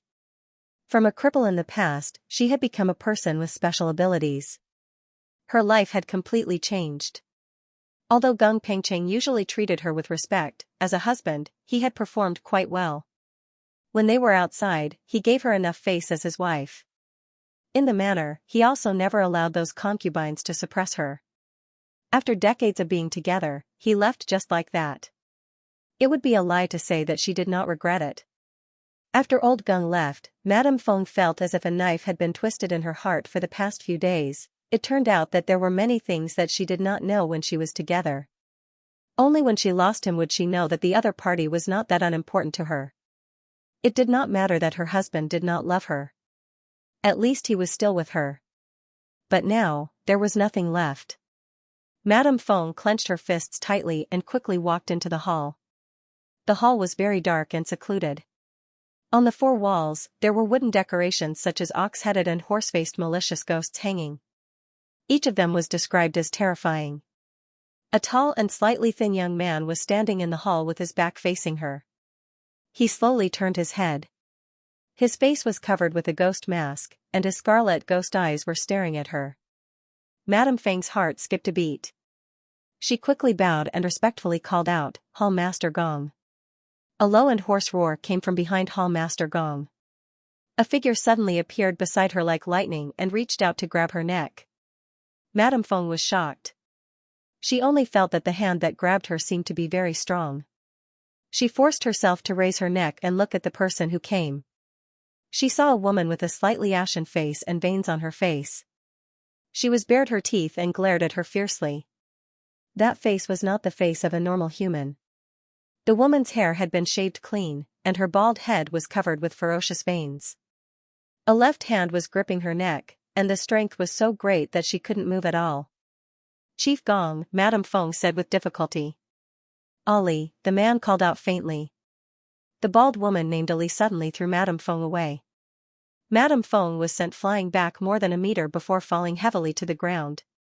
She lay on the ground and gasped for air. Hiding the fear in her eyes, she raised her head with difficulty and glanced at Hall Master Gong. She quickly lowered her head and said respectfully, "Hall Master, please spare my life. Hall Master, please spare my life. Feng Lan." Hall Master Gong looked at her coldly and said, "Do you know where you went wrong?" Madame Feng lowered her head and didn't even dare to breathe loudly. "You've greatly disappointed the Lord." Hall Master Gong sneered. Your impatience has ruined the Lord's plans. Now that those people have found their way here, what are you going to do? A cold and bloody smile appeared on Feng Lan's face. Kill them and make sure they don't return. With just you? Humiliation flashed through Feng Lan's eyes. She raised her head and said with a twisted expression, of course, it's not just me. There are also the 100,000 mystic cultivators under my command, your subordinates? Yes, Master's subordinates. Master didn't have you nurture these people for you to squander as you wish. Feng Lan silently lowered her head. Everyone thought that Gung Pengcheng had a very powerful private army under his command, but they didn't know that this private army was actually collected and nurtured by her master. They directly obeyed her master, but she had the authority to mobilize them. But Hall Master Gong said she couldn't abuse this authority to mobilize troops. Feng Lan was naturally unconvinced. If she didn't mobilize these troops, how could she deal with those people from Arbor? How could she avenge her husband? At this moment, she didn't know that Gung Pengcheng's original body had died in Arbor's hands. She only vaguely felt that this matter probably had something to do with that stoic-faced little girl. But now, Hall Master Gong actually issued such an order? Feng Lan, it's best if you don't act on your own, Hall Master Gong said to her coldly. Hand over the transfer order for the Shuntian guards. Madame Nei Feng silently clenched her fists. Unexpectedly, she heard an inhuman roar coming from behind Hall Master Gong. Madame Nei Feng's heart tightened. She looked up at the bald woman standing a few steps behind Hall Master Gong, her palm sweating. This woman's strange appearance made her wonder who she was. Madame Nei Feng broke out in cold sweat and thought, she doesn't look human, but her appearance is infinitely close to a human's. Could it be? Madame Nei Feng's eyes almost completely lit up. Hall Master, could it be? It's a perfect zombie. Pfft, Hall Master Gong sneered coldly. Do you think her appearance is perfect? This was far from a perfect zombie, okay? Her evolution failed. She's now a rank 1 special grade zombie.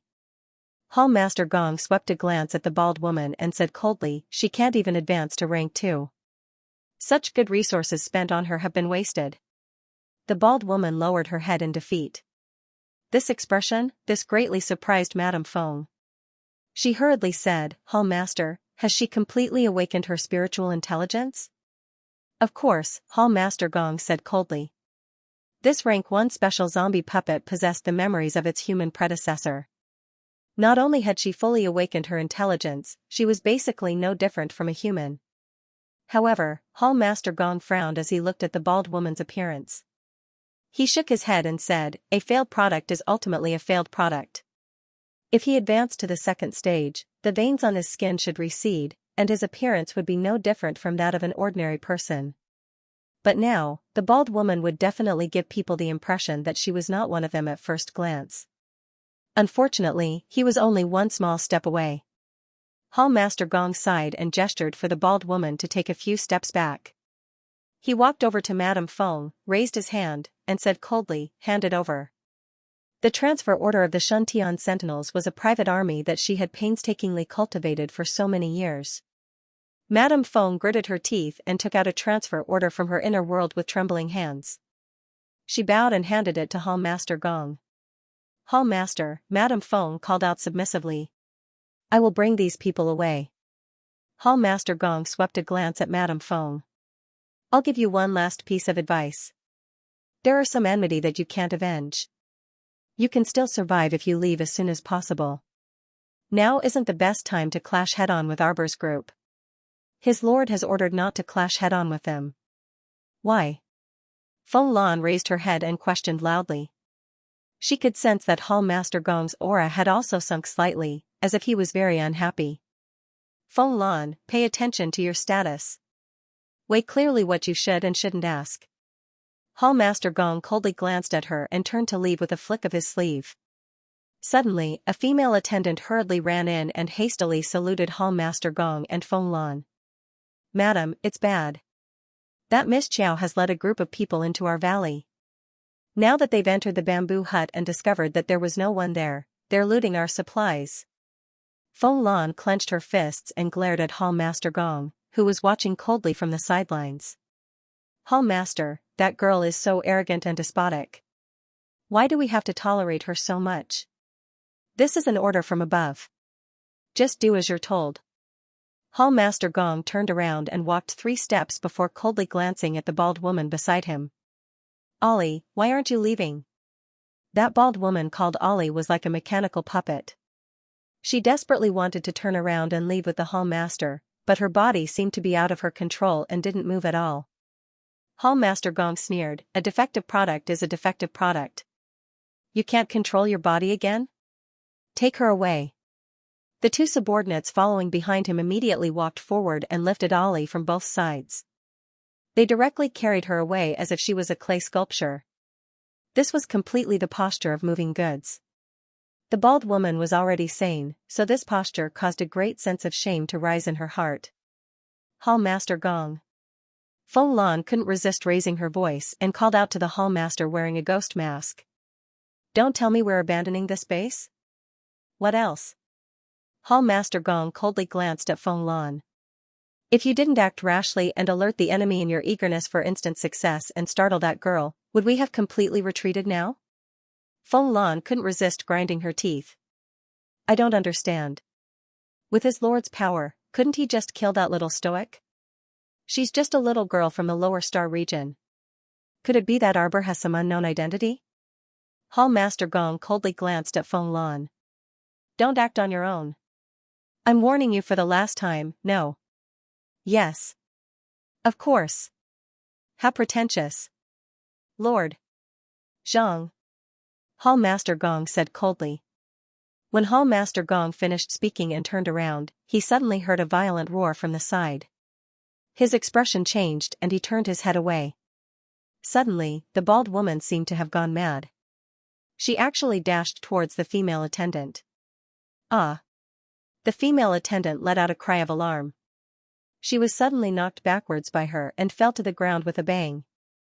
Hall Master Gong angrily shouted, Ali!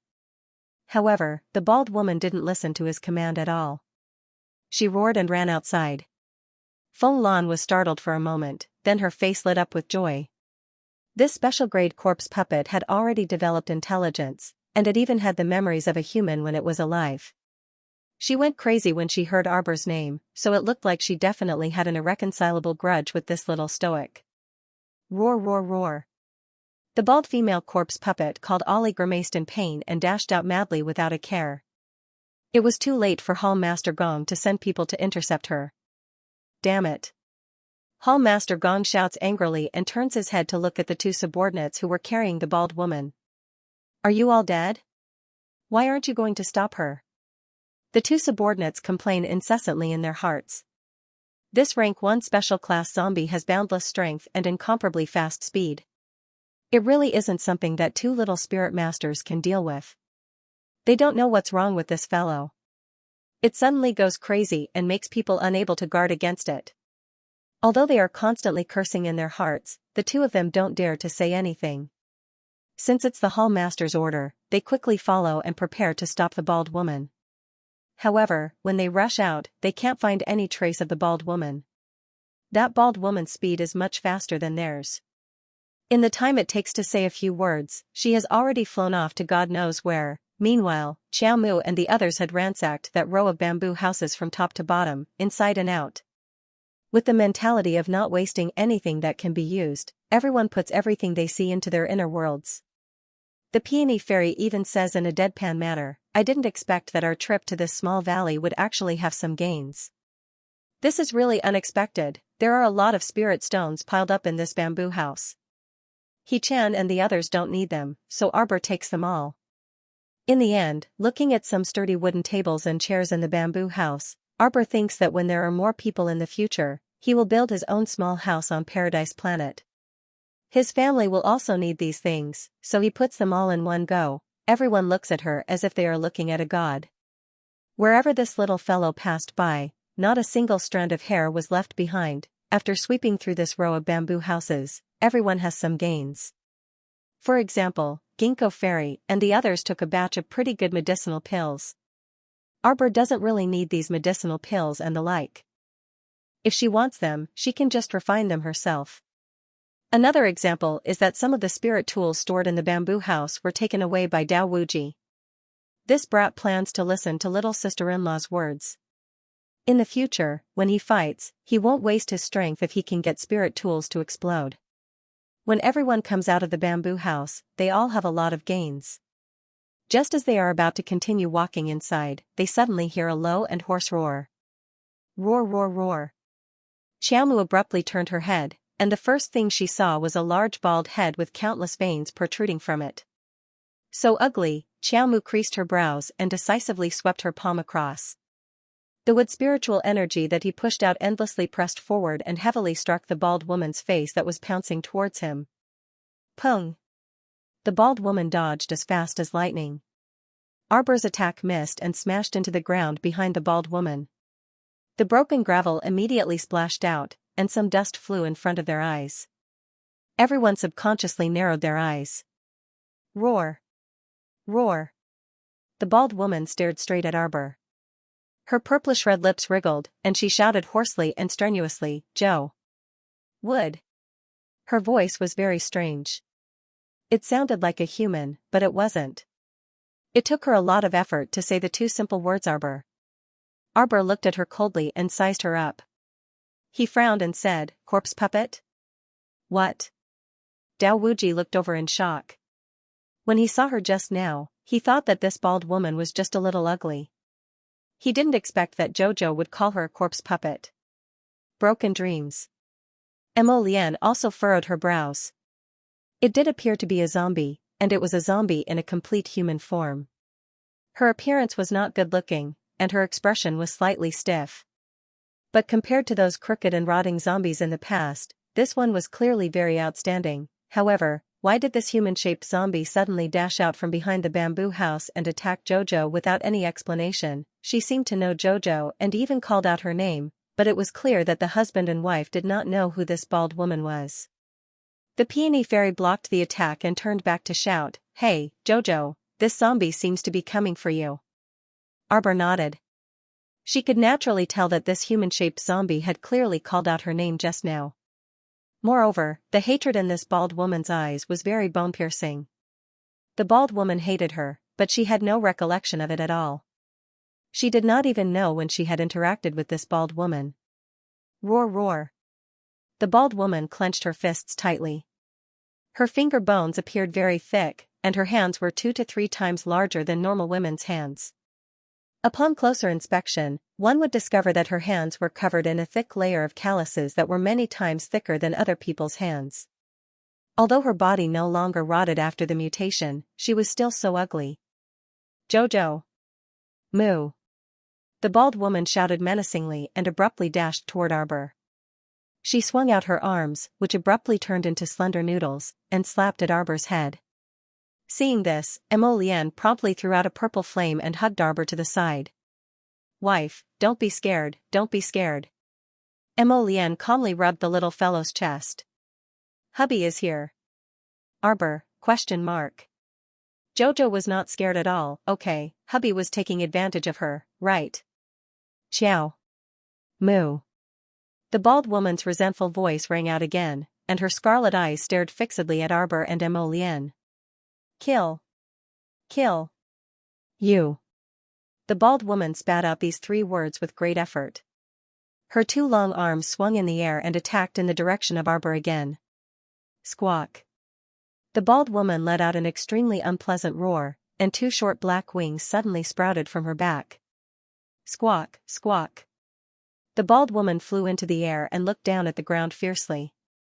She flapped her short wings and swooped down from a height of 100 meters. She looked like she was going to throw Arbor to the ground and tear it apart. "I wonder what level this corpse puppet is," the peony fairy said with a strange expression. "It seems that it has evolved to a certain extent. Compared to the little monsters we saw before, this zombie can fly and mutate parts of its body. She doesn't seem like a high-level zombie." While everyone was discussing, the purple flames in Mo Lian's hands had already built a high defensive wall of fire in front of the 2 of them.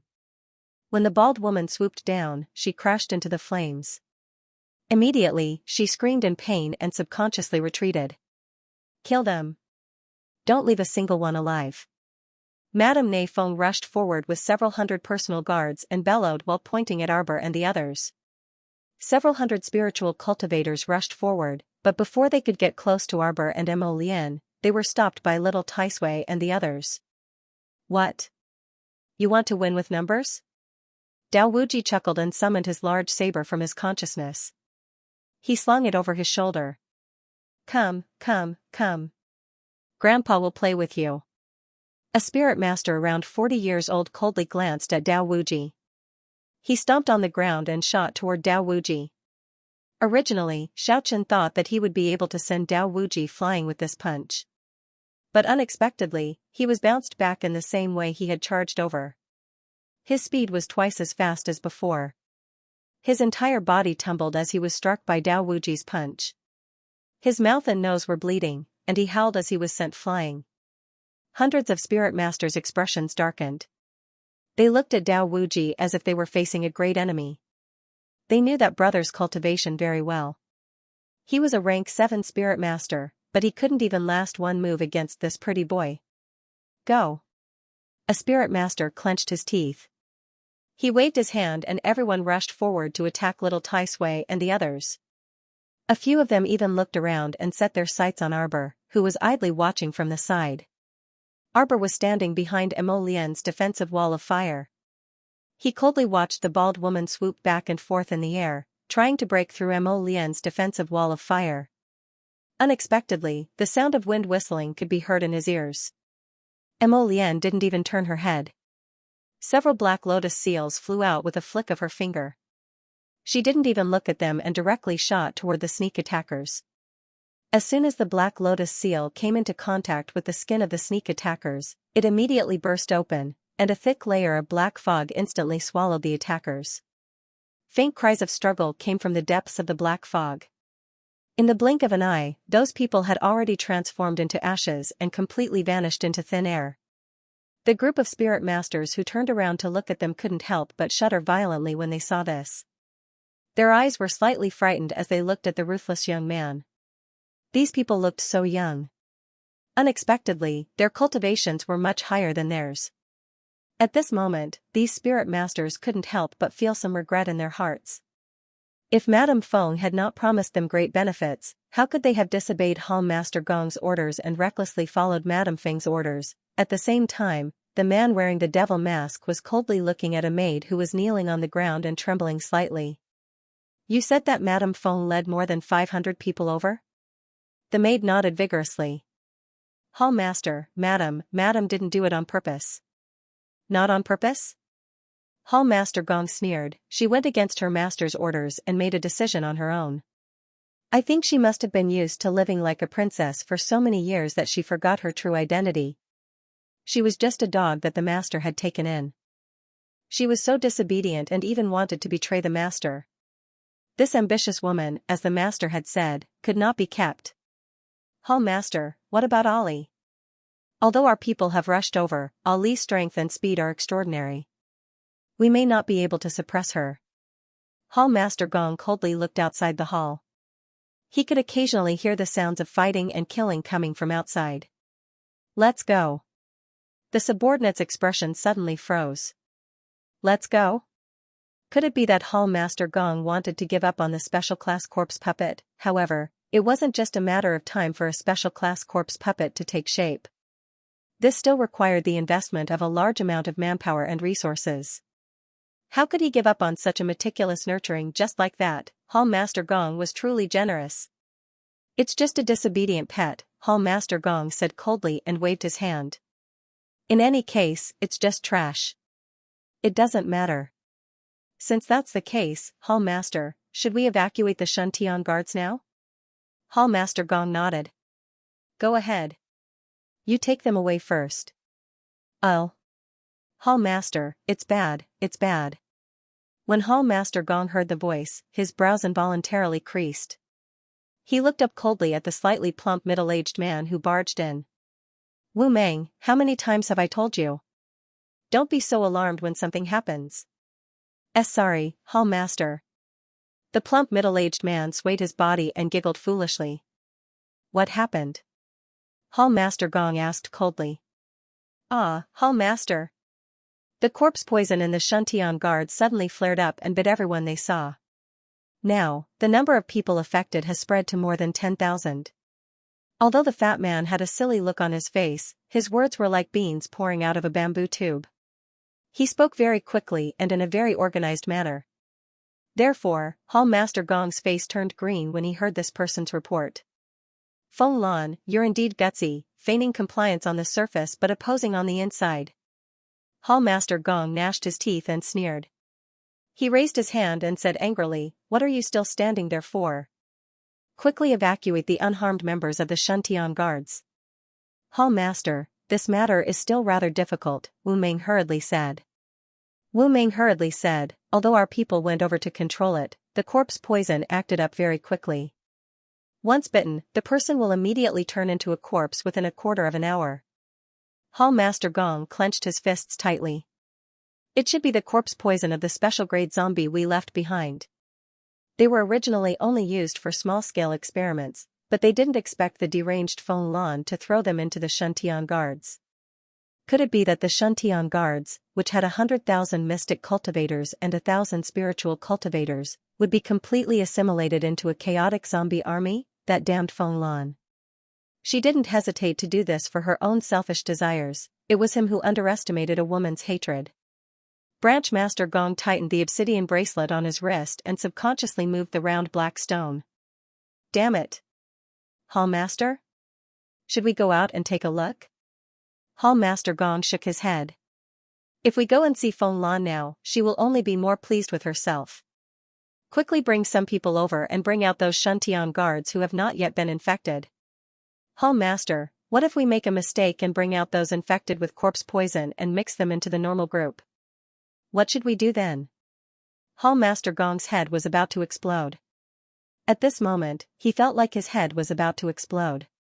When he heard his subordinates say such words, he couldn't help but be angry. Then open your eyes and take a good look before you speak. After he finished speaking, he waved his hand and asked them to scram.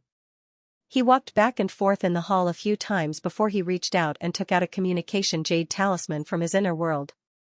He reported everything that had happened here, including Feng Lan's disloyalty and corpse puppet Ali's disobedience to his command to his master. Soon, the other party replied with a line of words, abandon all of them. This meant that he didn't want the mutated Xianxia guards either. Branch Master Gong glanced at the transfer order for the Xianxia guards in his hand and couldn't help but sneer. Bang! He smashed the transfer order into pieces. As though he still couldn't vent his anger, Hall Master Gong ruthlessly stomped on the shard again.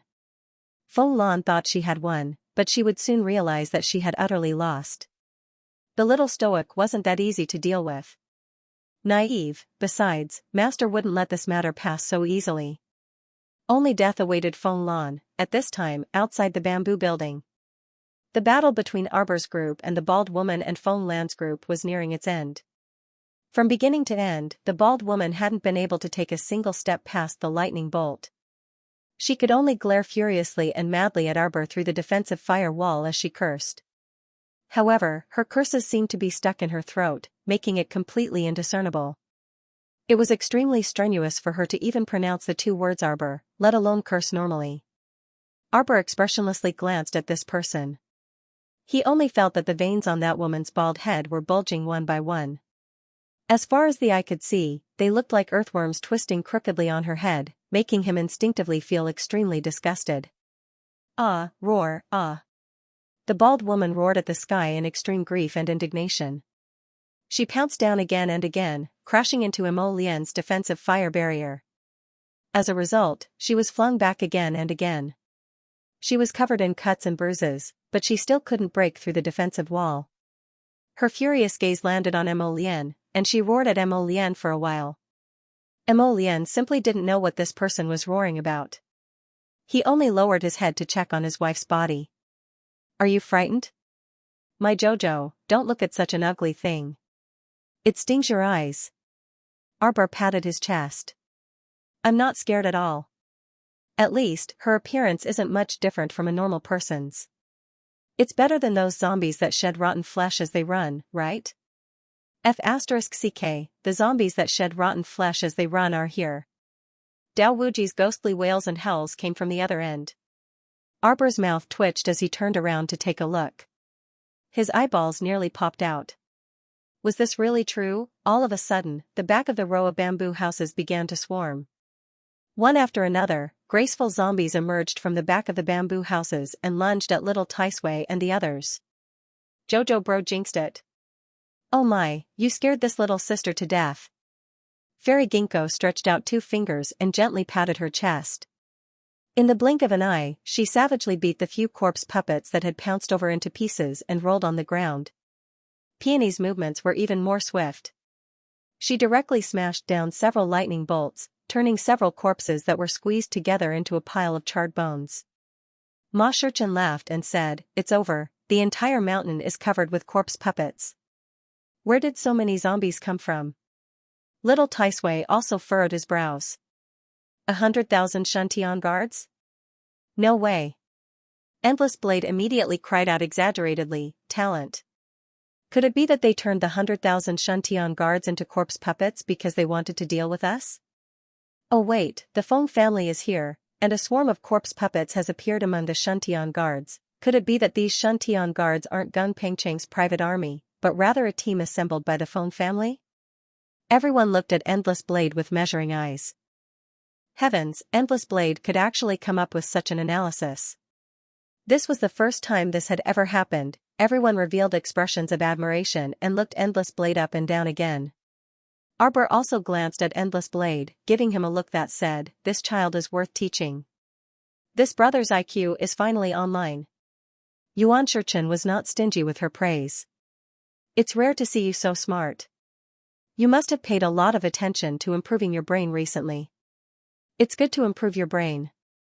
Little Taisui chimed in. Since it's so effective, remember to improve your brain often in the future. Don't make it worse. F*CKU. Dao Wuji glared at Yuan Shurchin in annoyance, then glared at little Taisui. It's rare for me to be wise, but there are so many people who can't stand to see me doing well and are mocking me. What the hell is going on? Dao Wuji rolled his eyes and glared back at them one by one. I'll take out a small notebook later and write them down one by one. In the future. Humph, I'll mock them back. Everyone looked at the endless stream of zombies and charged forward with their sabers. This time, they had to be serious. Feng Lan looked on coldly for a while. Seeing that the bald woman who had been hovering in the air was unable to break through Prince Mo's defense line, she couldn't help but frown. This young couple was really detestable. Feng Lan waved her hand, and 4 or 5 maids immediately came over with a cart of spiritual energy balls. They put 3 or 4 spiritual energy balls into something that looked like a small catapult and aimed it in the direction of Mo Lian and Arbor. A chilly glint leaked out of Feng Lan's eyes. Xiao Mu, was it you people who harmed my husband and stole his soul? With a flick of Xiao Mu's finger, several hundred defensive talismans made from ebony flew out. They circled around Mo Lian's defensive fire wall and tightly encircled the fire wall, adding 2 layers of protection. Feng Lan questioned sternly, "What? You dare to do it but don't dare to admit it?" "Why wouldn't I dare to admit it?" Arbor sneered. "You reap what you sow. Gung Pengcheng sent people to trick me and assassinate me many times. Why can't I retaliate? Am I a pitiful little girl who can be beaten and scolded? Is it my fault that I resisted?" Feng Lan stared at her with a pale face and anxiously cursed, "Old Gung has never met you before." Why did he? Halfway through her words, Feng Lan paused as a faint light of understanding flashed in her eyes. "What's your relationship with Long Chuyun? Are you?" Arbor's expression changed. Just as he was about to fly out of the defensive layer, Mo Lian suddenly reached out and hugged him tightly. "Don't be fooled. This woman is trying to lure you over." Mo Lian looked at Feng Lan indifferently, a trace of coldness flashing in her eyes. "It doesn't matter if you don't say it. We can probably guess it. Although the Shuntian Prefecture's prefecture lord married you, he probably never had you in his heart." "You're talking nonsense." Feng Lan's face instantly twisted. Mo Lian was actually just bluffing her a little, but who would have thought that Feng Lan would be duped by him at once? Hence, he had a better grasp of the situation. He looked at Madame Ne Feng with a sneer and said, "Your husband has someone else in his heart. That person should be a member of the Mu clan, right?" Feng Lan's pupils almost shrank. What kind of emotion could make a person willingly self-detonate their spiritual conscience in order to keep the secret with them? Mo Lian smiled faintly as he sized up the pale-faced Feng Lan. "I can understand Prefecture Lord Gung's actions very well.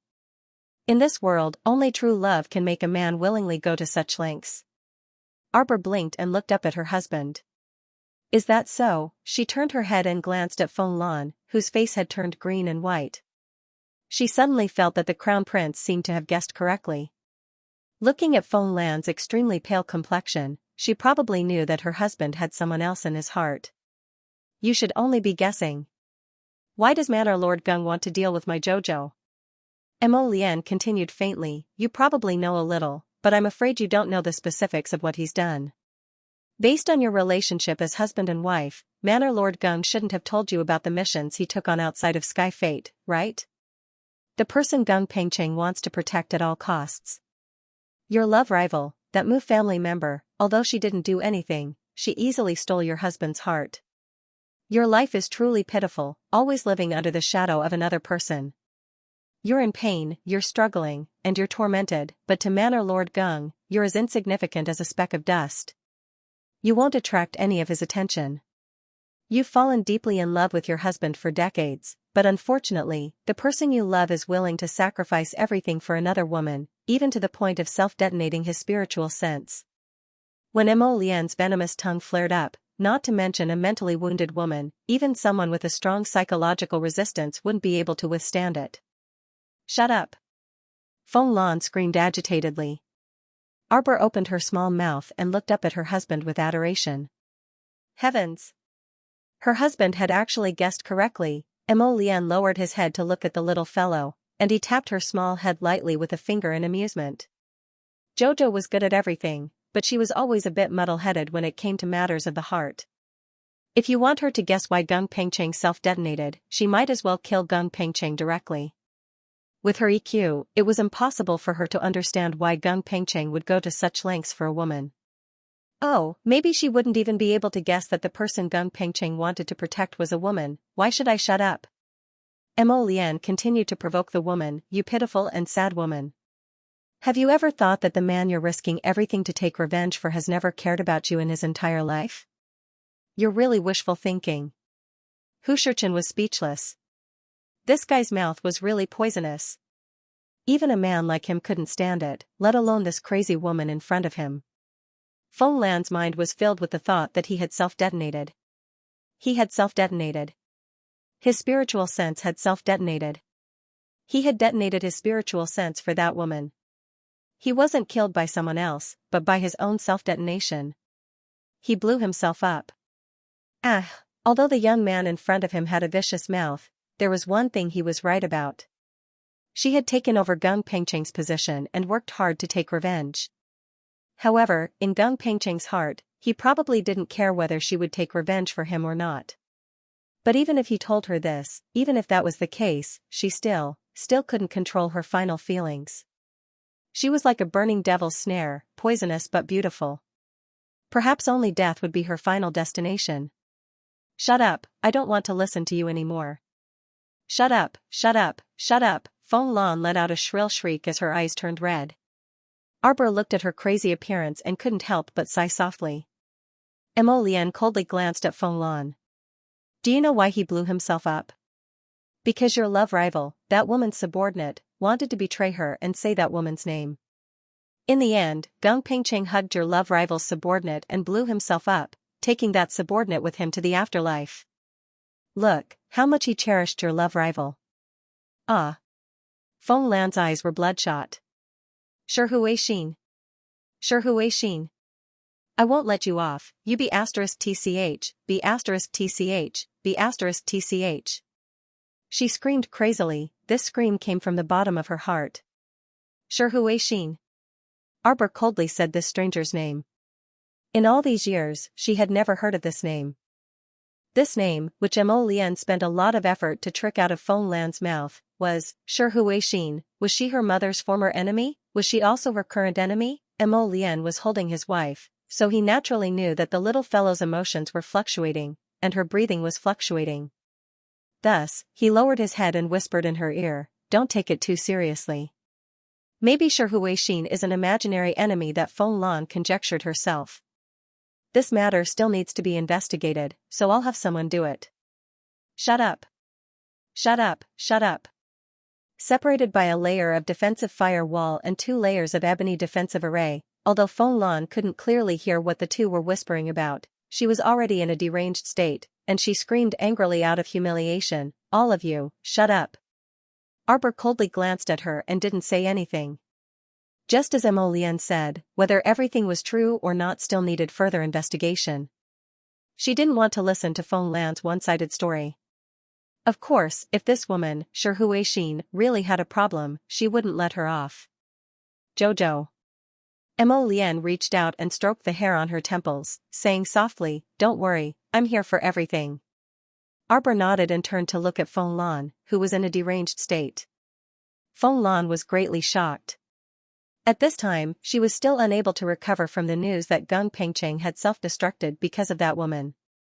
She raised her hand crazily, and a few servants immediately pulled the mechanism of the catapult with a sullen face. After a few whooshing sounds, the entire catapult trembled slightly, and several balls of spiritual energy were launched out with a series of bangs. Like shooting stars, several spiritual energy balls landed on the defensive talisman matrix that Xiao Mu had set up with a thud. The defensive array glyphs were instantly smashed by the spiritual energy ball. The entire array glyphs were instantly turned into fine powder. Arbor coldly glanced over, and his gaze fell on Madame Feng's face, who seemed to have gone mad. "I want all of you to die here today." Madame Feng screamed. Her body was like a willow leaf, trembling in the wind. "Arbor, die." Madame Feng screamed and waved her hand heavily. Immediately, 4 or 5 spirit energy balls rushed towards the defensive array glyphs set up in Arbor under her command. Boom! The entire array glyphs were once again turned into nothingness in this violent tremor. At this point, the 2 layers of array glyphs set up by Arbor were completely destroyed by the spiritual energy balls. Xiaomu creased her brows and swept an indifferent glance at Madame Nei Feng. This person wasn't a cultivator. She was just an ordinary woman who had coincidentally obtained the special ability of speed and strength. Originally, it was impossible for her to break Arbor's double array glyphs by herself. Arbor glanced at Madame Feng in displeasure. Just as she was about to throw out more defensive array glyphs, Mo Lian reached out and pressed down on her small hand. "Wait a moment," he said softly as he held her hand. 1 or 2 of these spiritual energy balls couldn't break Jojo's defensive array glyphs. But releasing several of them in a row with this kind of dispenser was very powerful. He didn't want Jojo's defensive array glyphs to be broken by that woman every time. Rather than letting his wife waste her energy, it was better for him to deal with this woman. He waved his hand, and clusters of gorgeous red flames jumped between his fingers like dancing fairies. Xiaomu raised her head to look at him. She saw these clusters of small flames that resembled fairies slowly fusing together. Then, a purple flame sprang up from within and completely merged with the scarlet flame. Whoosh! That flame pounced at Feng Lan as fast as lightning. Feng Lan shouted loudly, "This kind of speed can't hurt me at all." Just as she finished speaking, Feng Lan felt as if she was hit by a huge force. Her entire body was instantly enveloped by heat. The red and purple flames completely wrapped around her limbs, giving off steaming hot flames. Feng Lan felt as if her bones were placed on top of a bonfire, and she couldn't move at all. Damn it, there was definitely something strange about the man in front of her. His fire spiritual energy was completely different from others.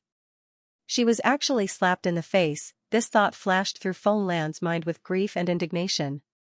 Her special abilities of speed and strength were completely useless in front of those who were truly supreme in terms of strength. Feng Lan didn't know that Mo Lian's fire spiritual energy was mixed with medicinal power. Naturally, it was different from others. Roar roar. The special grade zombie named Ali suddenly roared, and a small spatial whirlpool suddenly appeared in front of Mo Lian. This whirlpool disappeared as quickly as it appeared. When Arbor reached out to grab it, Prince Mo's figure actually quickly disappeared in that whirlpool. This female zombie actually grasped the special ability of teleportation, Arbor looked at her dear husband who was teleported away with a stunned expression. She was so angry that her head hurt. Her husband was taken away by a demon, this simply made her feel unwell. The little fellow didn't expect that this bald female zombie had actually comprehended a special ability. This was something she had never seen before. Her husband, Arbor, waved out hundreds of butterflies and shouted in exasperation, "Go find that bald female zombie, whoosh, whoosh, whoosh, whoosh." A group of butterflies immediately flapped their wings and flew in all directions. At the same time, Hall Master Gong's group, who had already retreated from the valley. Gong coldly glanced at the bottom of the cliff. "Hall Master, do you want to burn the entire valley below?" Wu Meng made a gesture of setting fire to the valley. Hall Master Gong glanced at him indifferently, and the fat man called Wu Meng immediately stopped talking. Because he knew when he needed to speak, and when he needed him to shut up. Just like now, Hall Master's meaning was very clear. He didn't want to make Arbor's group an enemy for the time being. Since that was the case, as a subordinate, it wasn't convenient for him to say anything. "How should we report to Master about Ali when we return?" Wu Meng couldn't help but ask. Hall Master Gong turned around and glanced at him indifferently. "What's there to report?" Wu Meng was slightly taken aback. Hall Master Gong glanced at him and said coldly, "I'll tell you the truth. Ali, this failed evolution product, doesn't have many days left to live." This was the first time Wu Meng had heard of this. He couldn't help but ask curiously, "Is what Hall Master said true?" Hall Master Gong nodded with a cold expression. "Master has long since given up on this failed product. When this special class zombie was promoted to rank 2, she was given many precious medicines. Among them was a medicinal liquid specially used to promote special abilities. This special class zombie comprehended the special ability of spatial teleportation. Unfortunately, the teleportation range is limited to 100 feet, so it's practically useless. Her special ability was different from ordinary people's, which could be upgraded by absorbing the crystal cores in low-class zombies' brains. Her special ability was permanent. Her special ability would remain at whatever level it was supposed to be. She wouldn't be able to upgrade even half a step until she died. Therefore, although this person had become a special class zombie, it was useless. Her special ability level hadn't reached special class at all. Hall Master Gong silently looked up at the completely darkened sky. "Let's go. This valley couldn't be used anymore. The Xianxia sentinels were almost completely wiped out here." However, this didn't matter to Hall Master Gong. Since Master had given the order, then, they should give up. Wu Meng turned back and looked deeply at the valley before following Hall Master Gong's footsteps. With the two of them leaving like this, it meant that they had completely given up on the Xianxia sentinels and special class zombies. Of course, to them, Feng Lan was an existence they could do without. However, they couldn't help but feel that it was a pity for the 100,000 elite soldiers that they had painstakingly nurtured. After the two of them left, the deep valley below was still covered by smoke. The poisonous insects and creatures in the valley seemed to have sensed something as they all crawled out of their nests and scrambled to climb up the cliff. For some reason, it felt like a storm was about to come. Feng Chen strode up to Qiao Mu and stared at her small face that was flushed red from anger.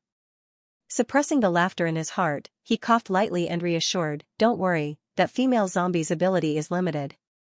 This venerable one doesn't think they can move too far. This baldy caught my husband." Arbor was exasperated. She was really angry. That female monster had actually taken her husband away in front of her. How preposterous. Feng Chen coughed lightly when she heard this. "I don't think that spatial vortex is too big. I estimate that it's only about 100 feet in diameter. It won't exceed that by too much. Why don't we split up and look for it?" Arbor shook his head and looked at the black poison-tailed butterflies fluttering in the air. He said softly, "Let's go. We already have a direction." Feng Chen nodded and turned to give Dao Wuji and the others a look, telling them to continue to stay here and exterminate the corpse puppets that had lost their minds. He called little Taisui and followed Jojo and the poison-tailed butterfly to Emolien. The poison-tailed butterfly fluttered its wings and quickly led Arbor's group to a place. Walking into the valley from the valley, there was a small, gurgling stream. Both paths were filled with lush trees. Behind the layers of trees, there was an old wooden house hidden in the middle. Arbor pushed aside the branches and rushed over. In the end, she saw a scene that made her very angry. The bald demoness had found a red veil from somewhere and covered her head. She was determined to grab Emolien's hand. Emolien dodged her several times, but was strangely trapped in the 4 small vortexes. No matter where he dodged, there was always the possibility of being sucked in. Arbor! Exclamation point. On the other hand, Fengchen couldn't resist laughing. My heavens, this zombie is disguised as a ghost. Does it want to marry Emolien? Arbor quickly walked toward her husband. She originally wanted to avoid the spatial vortexes and fly to her husband's side, but the vortexes were very strange. Once a person got close, they would be sucked in by an endless suction force. Miss Xiao was furious. She looked coldly at the bald female zombie with the red veil, who was desperately trying to pounce to her husband's side. She was courting death. Xiao Mu's gaze harshly shot out a burst of water spiritual energy at the bald female zombie's back. The water spirit rippled into the air and instantly turned into millions of ice shards, which shot toward the bald female zombie's head. This sudden attack forced the female zombie to give up on pursuing Emolien, and she could only turn around to deal with Xiao Mu first. Arbor naturally wouldn't be polite with this monster. After the first wave of ice shards, the second wave came. Arbor had basically reached the point of perfection in the use of water and wood spirit power. Thus, it was a piece of cake for her to consecutively unleash instantaneous attacks. Roar, roar, roar. After being smashed by 3 waves of ice rain, the special class zombie fell backward, dizzy and disoriented. With a wave of Xiao Mu's small hand, rows of earth spikes burrowed out from under the special level zombie's feet and abruptly transformed into several hundred confinement vines, firmly binding the special level zombie's legs within the vines. Ah! Ah! This zombie could actually let out a very human-like scream. Arbor couldn't help but look at her a few more times. Compared to any of the corpse puppets in the past, the one in front of him clearly had a complete intelligence. She could even look at him with resentment in her eyes. However, a corpse puppet was still a corpse puppet. She was something that could be resurrected after death. Her value was very, very low. Roar! The special grade zombie lifted the red veil on its head and glared at Arbor in front of it. He seemed to be resentful that she had rushed over at such a critical juncture. Her wedding ceremony was ruined by this woman again. This vicious woman, it was her who had turned her into this state that was neither human nor ghost. It was her. He ordered her to be pushed down from the city gate tower to be fed to the zombies, making her suffer pain and torture before she died. Such a vicious woman was actually able to win Prince Mo's affections, and he actually treated her like the apple of his eye. On what basis? How was she inferior to this unruly, willful, arrogant, and unbridled woman in front of her? She, Wei Mingli, refused to accept this. Arbor's thoughts suddenly moved, and the startled swan dagger suddenly appeared and pierced through the special class zombie's left shoulder blade. As a corpse puppet, she naturally didn't feel any pain, but the startled swan dagger was no ordinary item. Therefore, after being pierced by the startled swan dagger, the bald female corpse puppet suddenly felt that her entire left arm couldn't move. It was unbearably stiff. After all, ever since she had advanced to become a special class zombie, her entire body was no different from a human's flexibility. But now, a trace of anger flashed across the bald female's face. D***it. Finally, Xiao Mu heard the bald female zombie's words clearly. As expected, this zombie already had emotions of its own and could even curse people. Arbor glanced at her curiously and then instinctively asked, "Do you have memories of when you were a human?" Roar! The female zombie roared angrily at Arbor. Her eyes flickered with a bone-deep hatred. Yes, she wanted nothing more than to kill Arbor right now. However, this woman's strength was several notches higher than before. It would be very difficult to kill her if she didn't succeed in one hit. Wei Mingli, Wei Mingli. The female zombie roared these words in a very strange voice. Xiao Mu expended a great deal of effort before realizing that the 3 words she said were Wei something Li. Arbor carefully sized her up again and shook his head. I don't know you. Fortunately, Wei Mingli couldn't be considered a human in essence. Thus, she didn't explode in anger at Arbor, but her eyes were filled with a strange look. At the same time, Mo Lian finally broke free of the four-layered space vortex set up by Wei Mingli with several lotus marks. She turned to look at Arbor. He hurriedly flew to her side, but before he could say anything to his wife, Wei Mingli was already beside him. On the side, Wei Mingli seemed to have been bewitched, pouncing on Crown Prince Mo the moment she saw him. This hungry tiger pouncing on its prey was extremely large. Arbor's eyelids twitched at the sight. Without thinking too much, he directly sent a flying kick towards Wei Something Li. "What are you doing?" Not only did this whimsical female zombie want to secretly marry Mo Lian, but she also wanted to pounce on her husband right in front of her. She simply didn't know what death was. On the other side, Wei Mingli, who was blocked by Arbor, was 100 times more furious and tormented than Arbor. Especially, when she saw Prince Mo walk over and naturally wrap his arm around the little girl's waist, Wei Mingli felt the world's malice toward her. His eyes were still so focused. Wei Mingli reflexively touched her vein-covered cheek. His face was truly frightening. Walking on the streets at night would probably scare people to death. In the past, when she was as beautiful as a flower, the crown prince didn't even spare her a glance, let alone now. But she couldn't accept it. Arbor, that little bitch, she didn't even remember who she was. Since that was the case, a vicious glint flitted across Wei Mingli's eyes. Wei Mingli abruptly jumped to her feet and screamed, "I'll let you completely remember who I am." Wei Mingli suddenly stretched out her hands and raised them toward the sky. Immediately, 7 or 8 spatial vortexes appeared around Arbor. It wanted to suck her in. Scram! Arbor couldn't help but get angry. This female corpse puppet actually wanted to transfer her out of here. He wanted to occupy her lotus with all his heart. Jojo. Mo Lian only felt her heart skip a beat, and she was about to pounce over. Suddenly, a person rushed out from the side and pressed down on Arbor at an incomparably fast speed, forcefully flipping her to the ground. At the same time, Arbor only felt that the figure pressing down on top of her seemed to be squeezed by spatial power and vibrated. With a pft, she spat out a mouthful of blood. That person's aura instantly turned from strong to weak, becoming dispirited. Arbor narrowed her eyes at the woman pressing down on top of her, and her gaze couldn't help but become angry. "Who told you to act on your own and save me? Sleep. Die." A dark red glint flashed through Arbor's eyes. In a split second, the soil in front of the female zombie started rolling, and countless rocks rained down on her head. Bam, bam, bam. After several bangs, Wei Mingli struggled and screamed. She barely revealed half her face from under the jagged rocks and screamed at Arbor. "Arbor, Arbor, you'll die a horrible death." Wei Mingli mumbled these words. To be honest, Miss Chow couldn't hear a single word clearly. Her eyes were filled with the blood on her hands. This blood wasn't her own, but Yilingmin's. Yilingmin's body was stained with blood, and she was barely breathing. She looked like she wouldn't die in this world.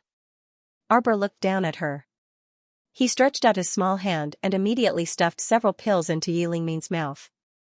At the same time, he raised countless sharp ice spikes with his right hand and pierced them toward the bald female zombie's head. Whoosh, whoosh, whoosh. The sound of something breaking through the air rang out. Wei Mingli roared. Now that she was crushed under a pile of rocks, she was like a target. Naturally, the ice spikes hit her accurately. Hundreds of ice spikes immediately pierced her into a sieve. Boom! Wei Mingli's strength suddenly surged, and she abruptly shifted the pile of rocks on top of her. However, before he could get up, he felt that his limbs were entangled by endless vines. They wrapped around her tightly, layer upon layer. She tried her best to break free, but unfortunately, after breaking free of one layer, dozens of layers of vines wrapped around her again. From afar, Wei Mingli seemed to have become a giant cocoon. Arbor knew that Feng Chen had made a move, so he immediately summoned the startled swan dagger while Wei Mingli was entangled by the giant vines. The startled swan dagger buzzed in the air. It was connected to its master's mind, and it swiftly stabbed toward Wei Mingli's head. Ah! Wei Mingli let out a piercing scream. Being stabbed in the head by the startled swan dagger was no joke. However, Wei Mingli was already a special-grade zombie, and her head was much harder than any other zombies. The startled swan dagger failed to pierce through the special-grade corpse puppet's vital points, but it did cause some damage to her. This made Wei Mingli a little scared. She originally thought that after her body was made into a monster like a corpse puppet, both her strength and speed would be greatly improved. She even obtained a very rare dimensional vortex arcana. But now, she suddenly felt that she might not be as strong and invincible as she thought. She seemed to be able to die too. When Arbor realized that Wei Mingli hadn't been stabbed to death by the startled swan dagger, she couldn't help but frown. This female zombie named Wei Somethingly seemed to have a brain structure that was very different from other low-level zombies. Just now, when the startled swan dagger pierced over, it actually could not pierce her in the slightest. His head was like an iron plate, and he couldn't go in at all. Arbor narrowed his eyes at Wei Mingli, feeling a little angry. The startled swan dagger was no ordinary spiritual weapon. Mo Lian said that it was a growth-type weapon. In other words, as her cultivation level rose, this spiritual weapon could very likely advance to a divine weapon or even a holy weapon. Yet, this startled swan dagger actually couldn't kill that zombie. Xiamu clenched her fists and lowered her head to look at the silent Yi Lingmin. When she looked up to stare at the female zombie again, her eyes were already below the freezing point. A mere zombie dares to be so arrogant in front of me.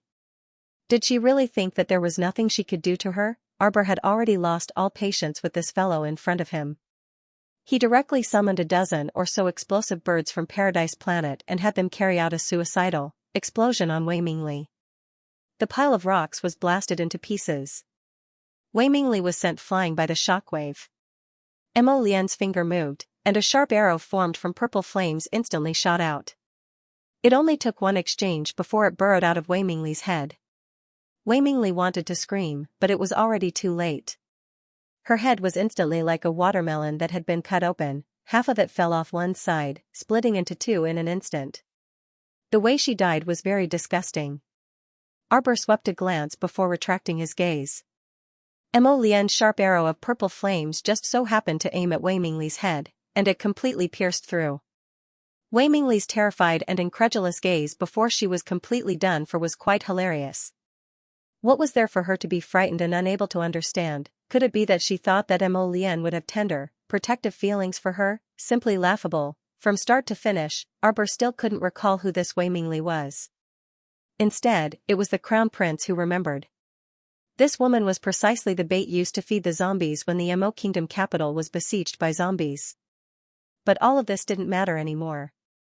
Since his Jojo couldn't recall, then he shouldn't think about it. In any case, the trouble had already been resolved. Cough, cough, cough. Yi Lingmin coughed violently and slowly opened her eyes. The first thing she saw was Xiaomu's small, taut face. What did you run out for? Arbor reflexively grasped her wrist. You were corroded by the spatial compression force. You can't be saved, do you understand? Cough, cough. Yi Lingmin nodded with a bitter smile.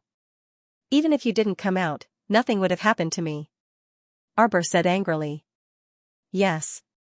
Yi Lingmin nodded weakly. Arbor pursed his lips and stared at her. Aren't you afraid of death? I'm afraid of death, junior sister. Yi Lingmin said with some difficulty, I only know, but I never thought that I would be able to see master and martial uncles after I die. Being able to see all my senior and junior sisters, I feel very comfortable in my heart. Are you stupid? Second Aunt Master and the 200 Holy Water Sect disciples are all alive and well. Where are you going to see them? Arbor wanted to punch her, but he didn't know where to start.